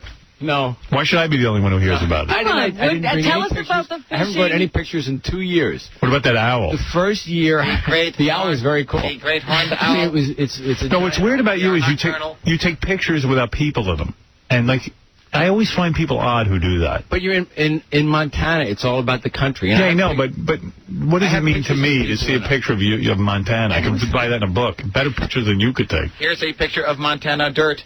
And tell us how you spend all day catching fish that you could have to throw back. Well, that's the deal. Yeah. You File the barbs off the hook. Wouldn't it be fun to eat the fish? No. You can, if you wanted to keep two, either you can cook them on the bank of one of the rivers, or you can bring them back to the lodge that you're in. But we just catch them and release them. I smuggled a fish back. They arrested me. Can I ask you a question? On your it's the sport. In your vacation, yes, you go to Montana. Yes. With this other guy. Yes. He's the same guy you go with all the time? Yes. Okay. And then you sit there. What time do you get up in the morning? Early? For the fish?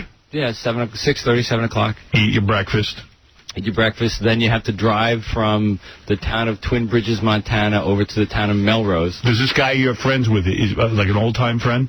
No, a recent friend. Where'd you meet him? 4 years. Met him through business. And is he a masturbator, a non-masturbator as well, like you? We haven't discussed. Do you ever talk to him about it? No. No, about his masturbatory. No. Did it ever come up that you took a vow? How does Montana turn into that? No, I mean, like, how close are you with this guy? Did you tell him everything? Close. Like, you discuss wives, you discuss whatever. All sorts of stuff. But did you ever tell him that you don't pleasure yourself? I have not had that conversation with him, no. He's well aware of it because he lives in a place where the show is heard. All right.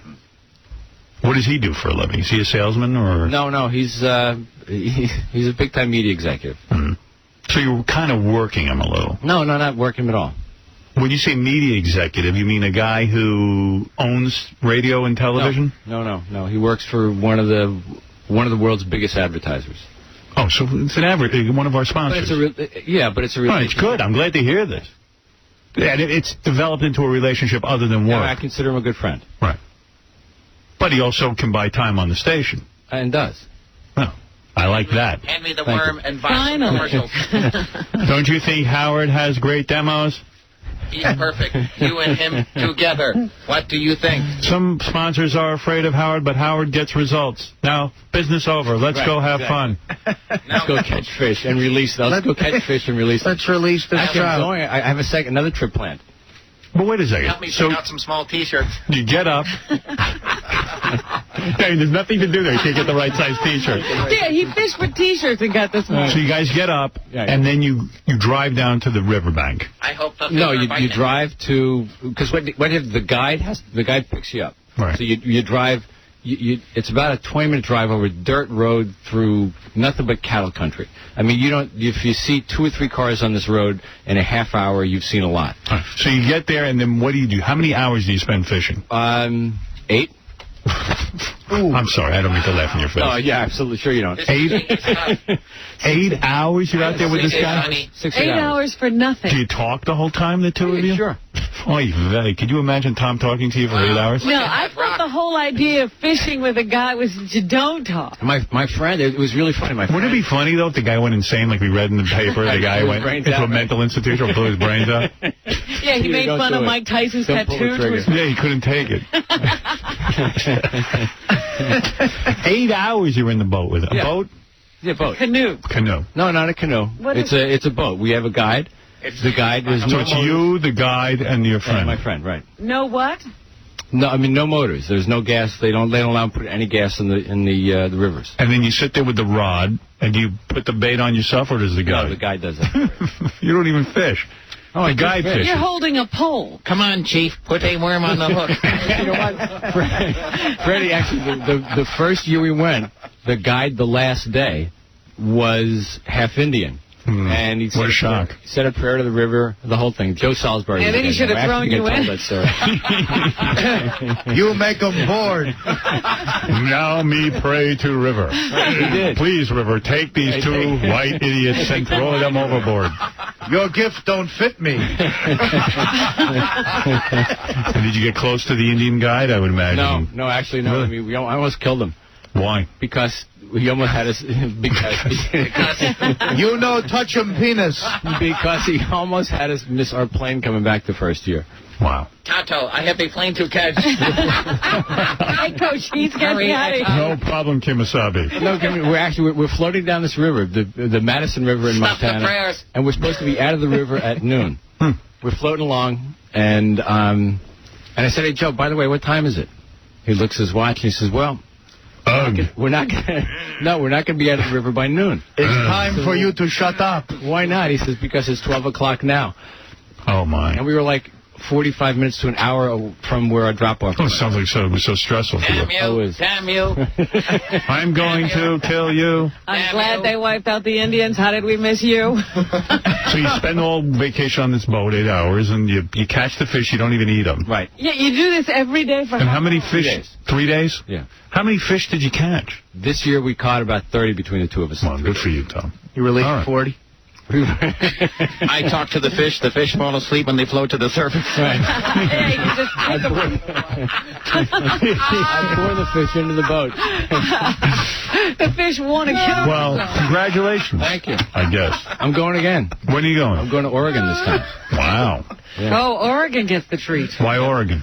A different friend has organized a trip, and he had Fishing? an opening. It's actually fishing and golf. He has a three-quarter Oh, Indian. boy, the double threat. After talk, me like sleep.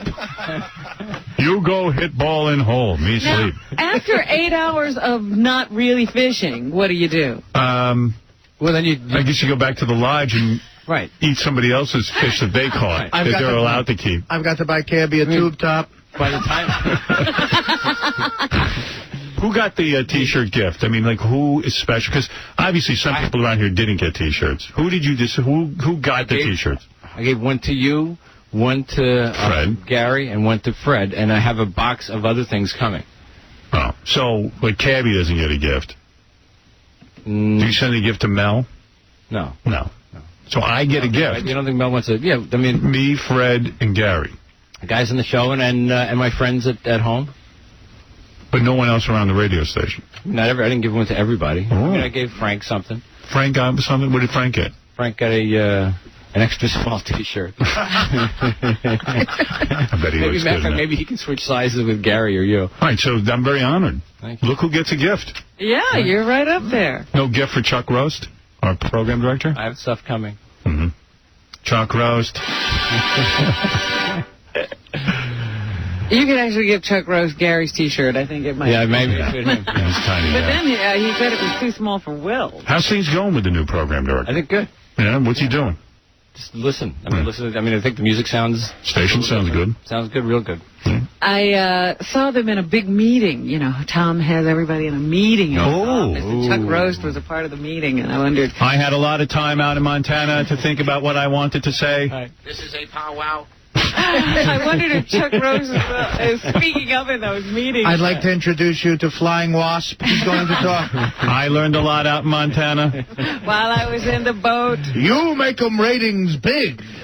Fishing is a lot like radio. Yes. Did you come back Every with a- day you put your hook in the water looking for listeners. Sometimes you catch them. Sometimes you don't. But you always throw them back. Well, Tom, how is that like radio? I don't know. I don't know. I just like the analogy. So what was the meeting about? You called everyone into the meeting? You mean the programming department? We have a weekly promotion meeting. Oh. Over stuff that sales needs done, that programming has got, Bumper that maybe stickers for your sponsorable, boat. all kinds of things. We need more ways to whore out the show. You catch ratings. Any ideas? Chuck Rose, I couldn't push Kingston around. You're nothing. It's like fishing. Here's what I need you to do. Every record should be sponsored. You catch ratings in the morning and then you release them in the Yeah, it's like fishing. There you go. So far, we have had a throwback pop. Howard catches all the fish. You guys throw them back in. You're releasing too many fish. Time to go. I think it's time for us to start keeping the fish. My colonic and strip club sponsors are aggravated with all of you. You make them. And then I walked into another meeting out there while Tom was away. It was a closed-door meeting. Yeah. And I just needed to talk to somebody in the meeting. I opened the door. They said, yeah, we're working on a bumper sticker while Tom's away. Wait, that's my expertise. You can't do that. Well, good for you, Tom. Thank you so much. Congratulations. When can we look forward to you being gone and being in Oregon? Yes, in when are you going? July. In July, all right. That sounds like a good vacation. Sounds like a great... you're not going when we're going. No. Good. Yeah. Oh, Leave when we're here. I will. My plan, too. All right. Tom Cheapasano, thank you for the gift once again.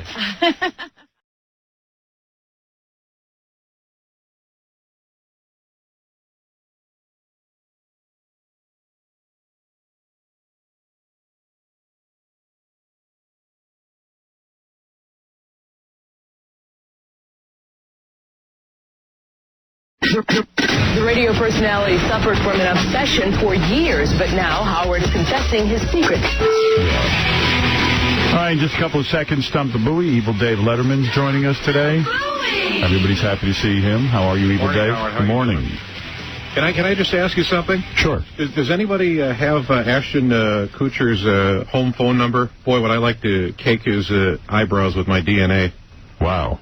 I didn't know you were feeling that way. Yeah. Well, it's good seeing you. Haven't seen you in a while. Oh, yeah. A lot of the fans are happy. Hey, I heard that the president has put the government on big alert. There's a big bomb scare. The new J-Lo Ben Affleck movie is coming out. Right. Yeah. Yeah, I hear that's that. In fact, there's been some advanced reviews. David Letterman is correct. There's some advanced reviews, and they say this movie might be a bigger bomb than Mariah Carey's Glitter. Wow, that's hard to beat. Yeah, they say it's horrible. The whole concept is horrible. J-Lo's a lesbian, but the posters promote that this is a love story. People are going to be very angry when they show up and there's no love story. They also are trimming her butt in the posters. Have you noticed that? Yes, I have. I notice everything. I applaud that. Well, Dave, it's good to see you. Yeah.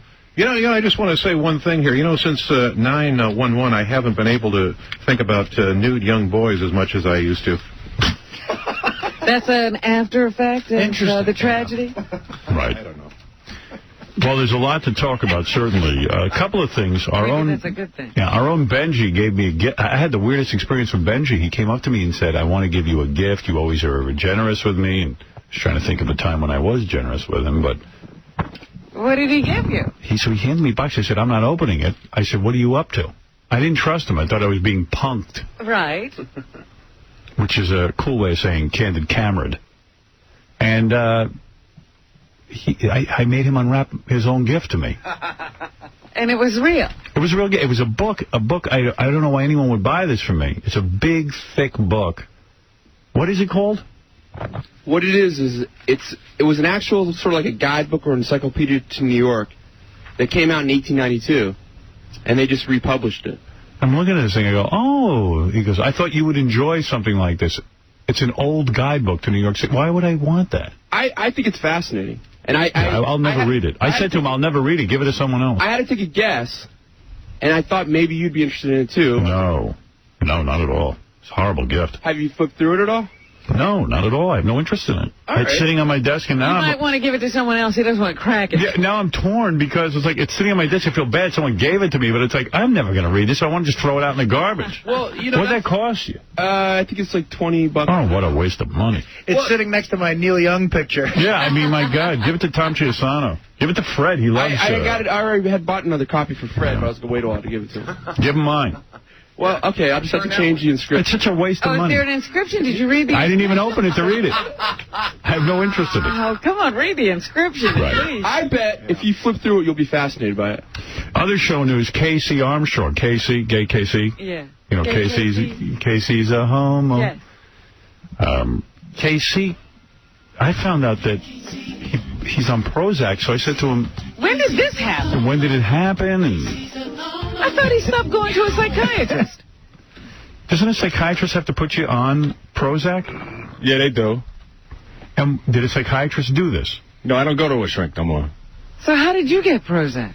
The doctor did put it on me. What doctor? Put it on you? Regular doctor. No, be honest. The regular doctor. A regular doctor. And what all of a sudden, what happened? You went to the doctor, you complaining about what? No, I didn't complain about nothing.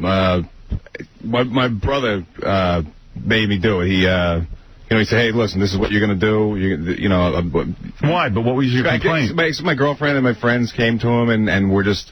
It was kind of like It was like an intervention. Something like that, yeah. And Did they all sit down with you? No, just him. He goes, "Look, you're going to listen to me." And I said, "No, I was like, F you, get out of here." Is your brother younger or older? No, he's older. Older. And then But do you hear what happened? All of his friends and the people who were around him went to his brother and intervened, and so his brother had to go take care of it. What am I missing? What did they say to your brother to get him to have an intervention? Well, they just say, just like I'm a weirdo. No, but I mean, come on, you must have been doing something I don't know Give about. us the lowdown on what you've been up to. Just they never see me anymore. I'm just I guess I'm kind of a dark person or whatever. No, come on. What did they specifically say? What specifics? Yeah. It's not right. He's always pissed off. He's angry and is that true? Well, yeah, but that's the way I've always been. You know what I mean? And so he goes, "Hey, you're gonna sit down. You're gonna listen to me." I'm like, "No, F you. I'm not gonna listen to anything." So then he beat the crap out of me pretty much. Physically? Yeah. No. Yeah, because I was like, "I'm not gonna listen to F you," but he's a lot bigger than me. Mm-hmm. So he said, this is. He works out in the gym too and does sports. Yeah, but he's a lot bigger. So he said, this is what you need to do, and you're going to listen to me. So you went to a regular doctor? I went to I'm not going to a shrink. I've been to And when you went to the regular doctor, he had to give you a battery of tests or something? Yeah, he gave me a test. What was the test? One of them was this written test with like answers and stuff. And what did they ask you? It just said, just like weird questions like, do you have, eating, is your appetite better or worse? And do you don't find enjoyment in things? And do you find enjoyment in things? How did you answer that? No. You don't find enjoyment in anything? Well, not a lot of things, but there are some things I do. Yeah. You like sex? And gambling? Yeah. You like gambling? Yeah. You like coming Drinking. to work? Do you like coming to work? I like work. Drinking and stuff. So then so he takes a test back. This is really funny. He takes a test back. But what do they, how does this test determine you need to be on Prozac? You do enjoy some things. You're angry some of the time. You don't know what the questions he answered wrong were. Right. Yeah, so he takes the thing back and he comes back in the room. He goes, I went through the test and I scored it. And he goes, apparently this is a severe case. Oh, really? Yeah. So then he goes, what kind of doctor is he? As a general, I guess, I don't know, regular doctor. Regular doctor. So he says, this is, these are the options, this is what you should do. What were the options? Severe case. Yeah. I never heard of a regular doctor putting someone on Prozac. Well, obviously, many people just go to their regular physician and they say, I'm not feeling real well. There are a lot of people who are on these drugs who are not going to a psychiatrist. So you wrote down the answers, and then was there another test, a physical test of any kind? No, nothing like that. Then he spoke to you? A Rorschach test? Then he said, my first question was, that's not going to screw with anything, like sexually. Yeah, that's but then he said it only happens to some people, whatever. But how long you been on Prozac? I think it's like 2 months. Wow. Wow. And it doesn't work. Why? It's because after the first month, he goes, come back and we'll see what happens. So then they double the dose, and I can't tell you there's any difference that makes you feel any different. And stuff sucks. Really. But let me ask you something. When he said there were options, what were the options? They named a bunch of. He said you should also do therapy, was psychotherapy or a psychiatrist or whatever. Why don't you do it? No, I've done that. It's stupid. It doesn't work. It doesn't work because you have defenses. You don't work. You got to. You're not willing to go in there and work. You're afraid. Not true at all. I've been to like 4 of them. How many times a week did you go? Once. Yeah, once a week. Who can afford going every day? Who can do that? They have programs that you don't have to pay. Yeah, I don't know about that, but I don't think you could go to like a clinic. To a clinic where they charge like $10. You're a sick puppy. You need lots of help. So it's told them that there was, just like thoughts that I wasn't comfortable with and stuff like that, and like what kind of thoughts? You don't. You know his thoughts. Like killing and stuff, drowning things. Yeah. Fag killing. Well, all right. Like the most important thing to me is my family. Right. That's the most important thing. Right. Your mother and your brother. Yeah. Right. And everything. And I was just getting these stuff, but I know they're not real. I know it's not. I know. You wanted to kill him? Well, I never wanted to see them go through anything. Oh, you're wacky. You know what I mean? I would never want them to go through anything bad. So I had these weird thoughts that I know that they're not. It's not reality. It's. What are the weird thoughts? It's like to guard them from that. To guard them from bad things happening. Yeah, but by doing. By killing them. Yeah. If they die, then nothing bad could happen to them. Exactly. That's smart. You better. But I know it's not real. I know, I hear you, but you don't like those thoughts. Right. Well, what's wrong with having those thoughts? You know what?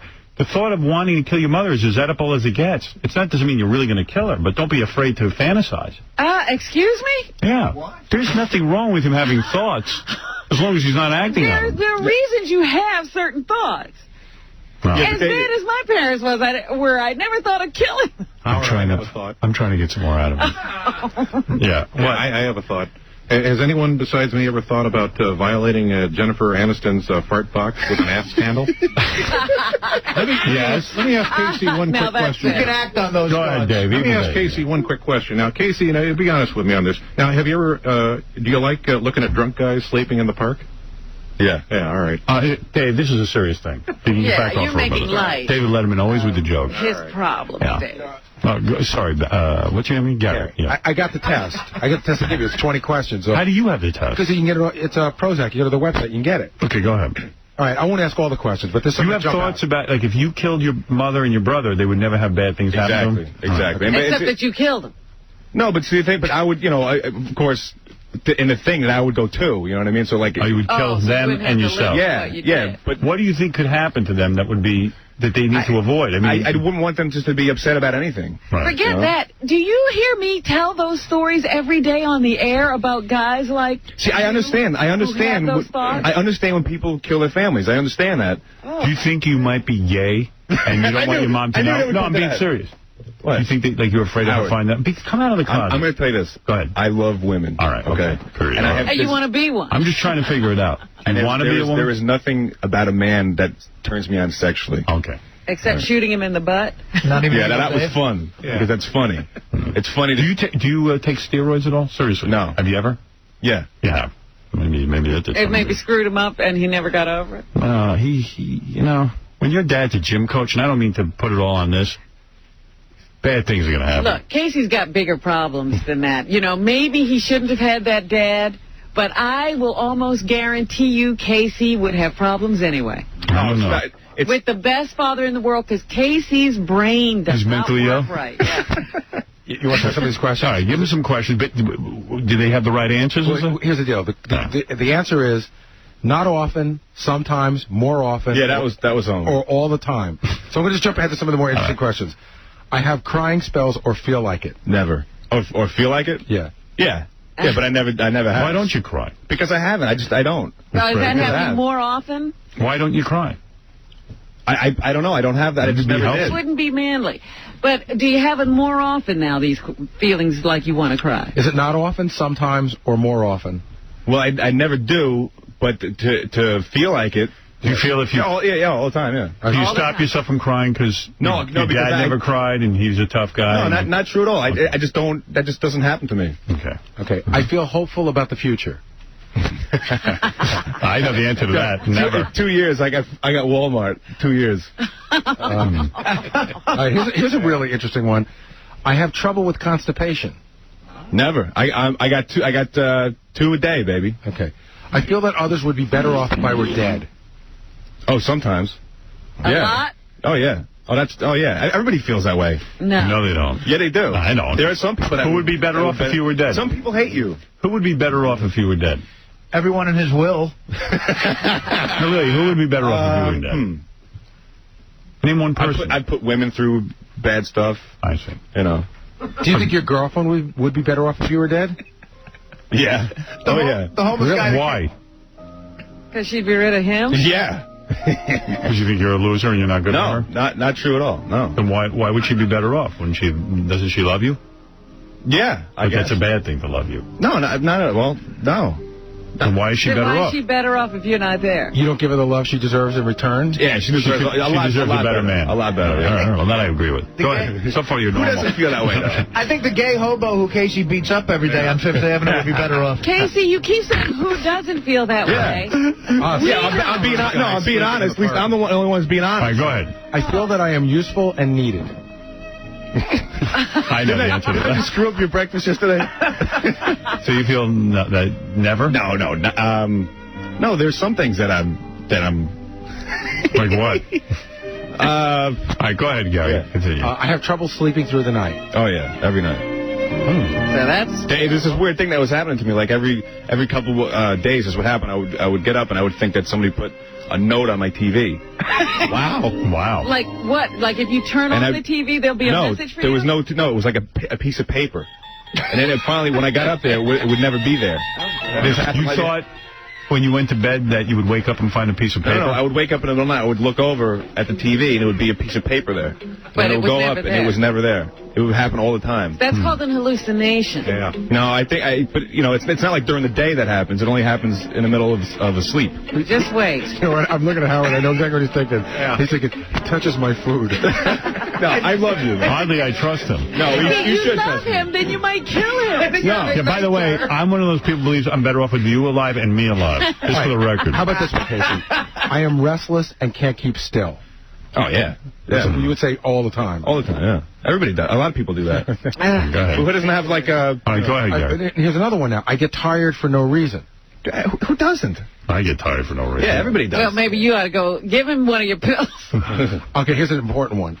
I enjoy looking at, talking to, and being with attractive men or women. You have to pick one, obviously. So for you, it would be attractive women. Oh, of course. Totally. I do.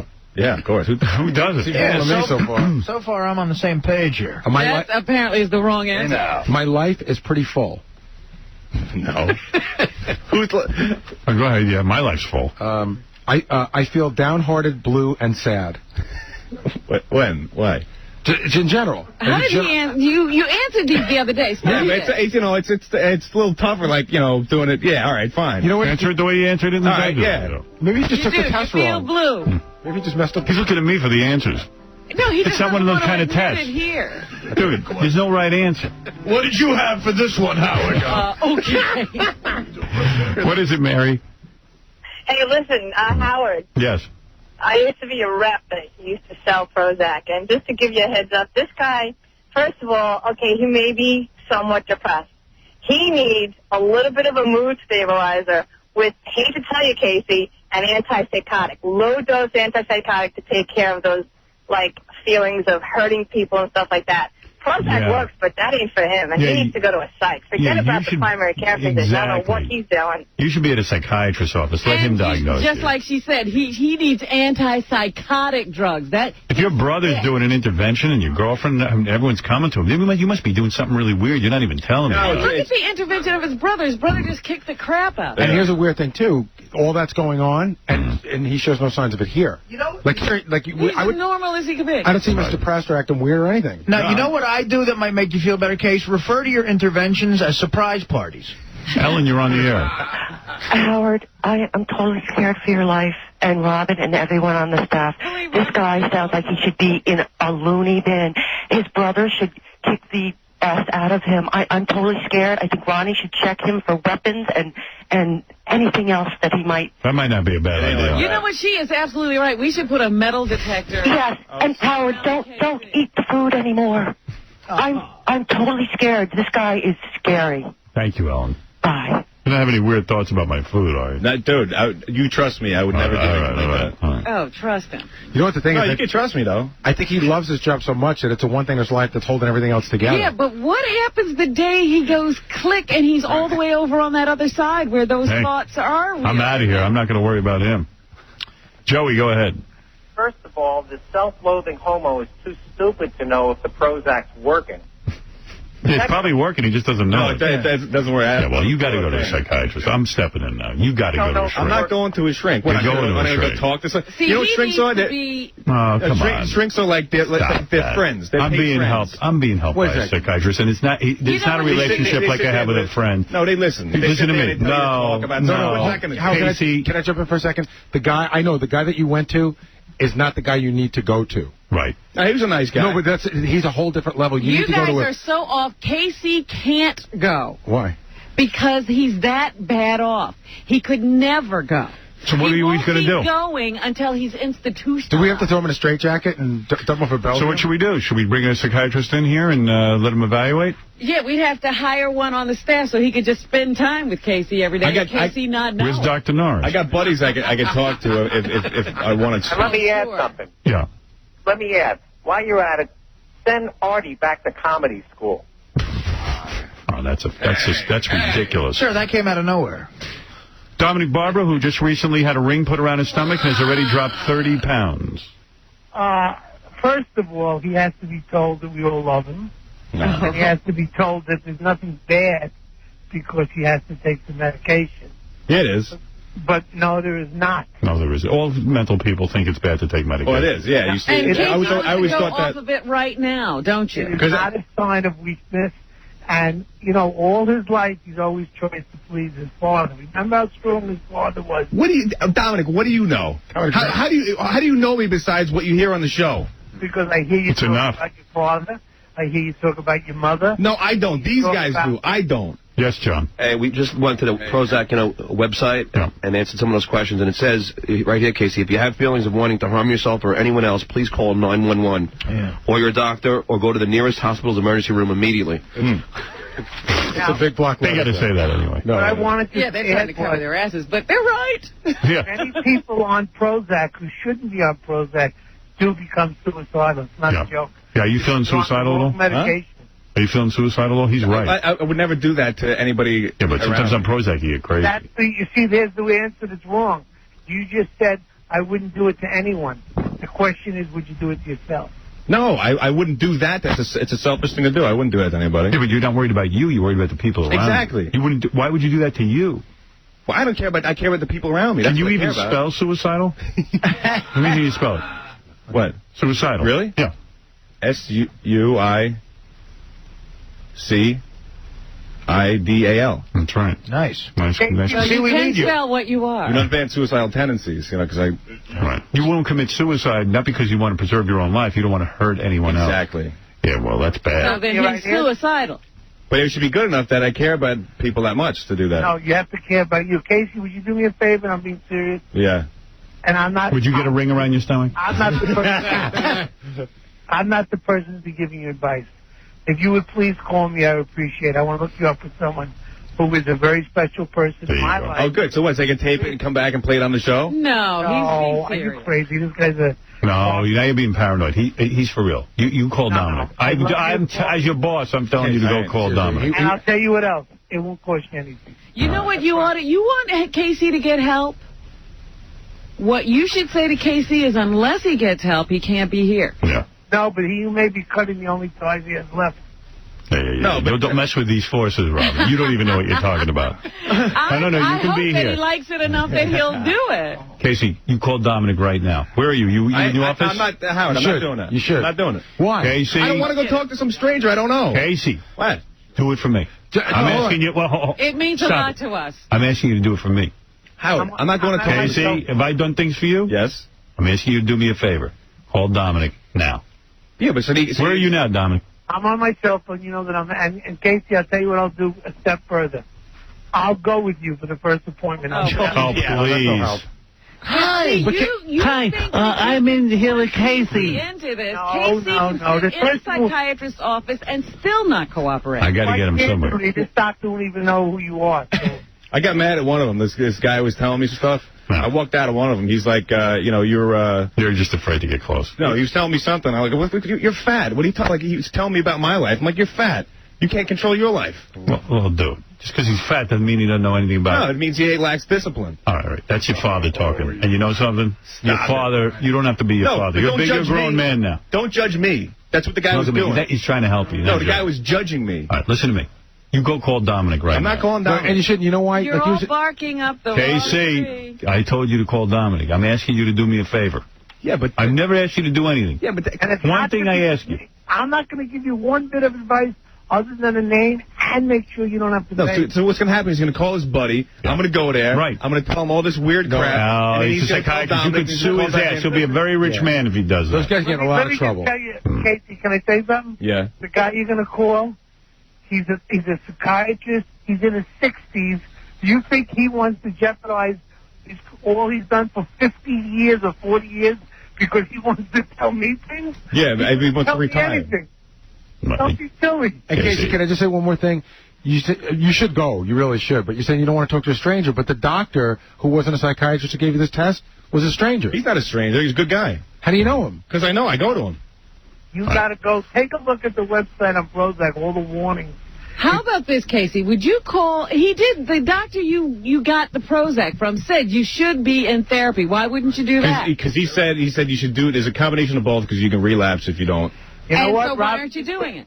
Robin, I've tried that. Call that doctor up. All right, enough of this nonsense. Casey, go call Dominic. Go call Dominic now. I like you, but I ain't calling him. No, I got it. I said you got to do it. Here's the best thing.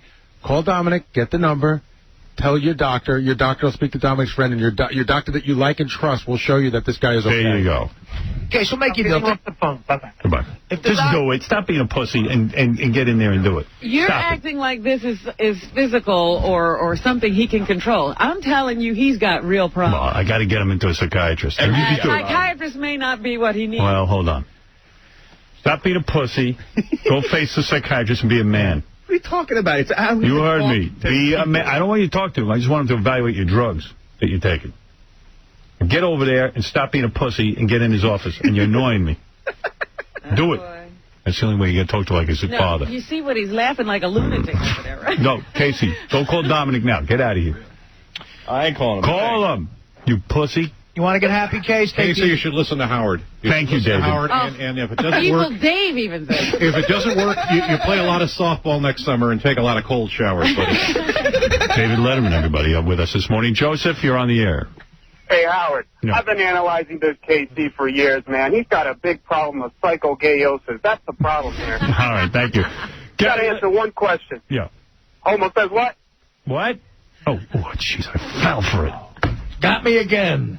Bastard. Now they revealed I'm a homo. All right, Gary, you ready to play this guy? Let's see some naked chicks. I'm sick of this mental stuff. Yeah, we've had nothing but a mental game. Dominic happened to be right.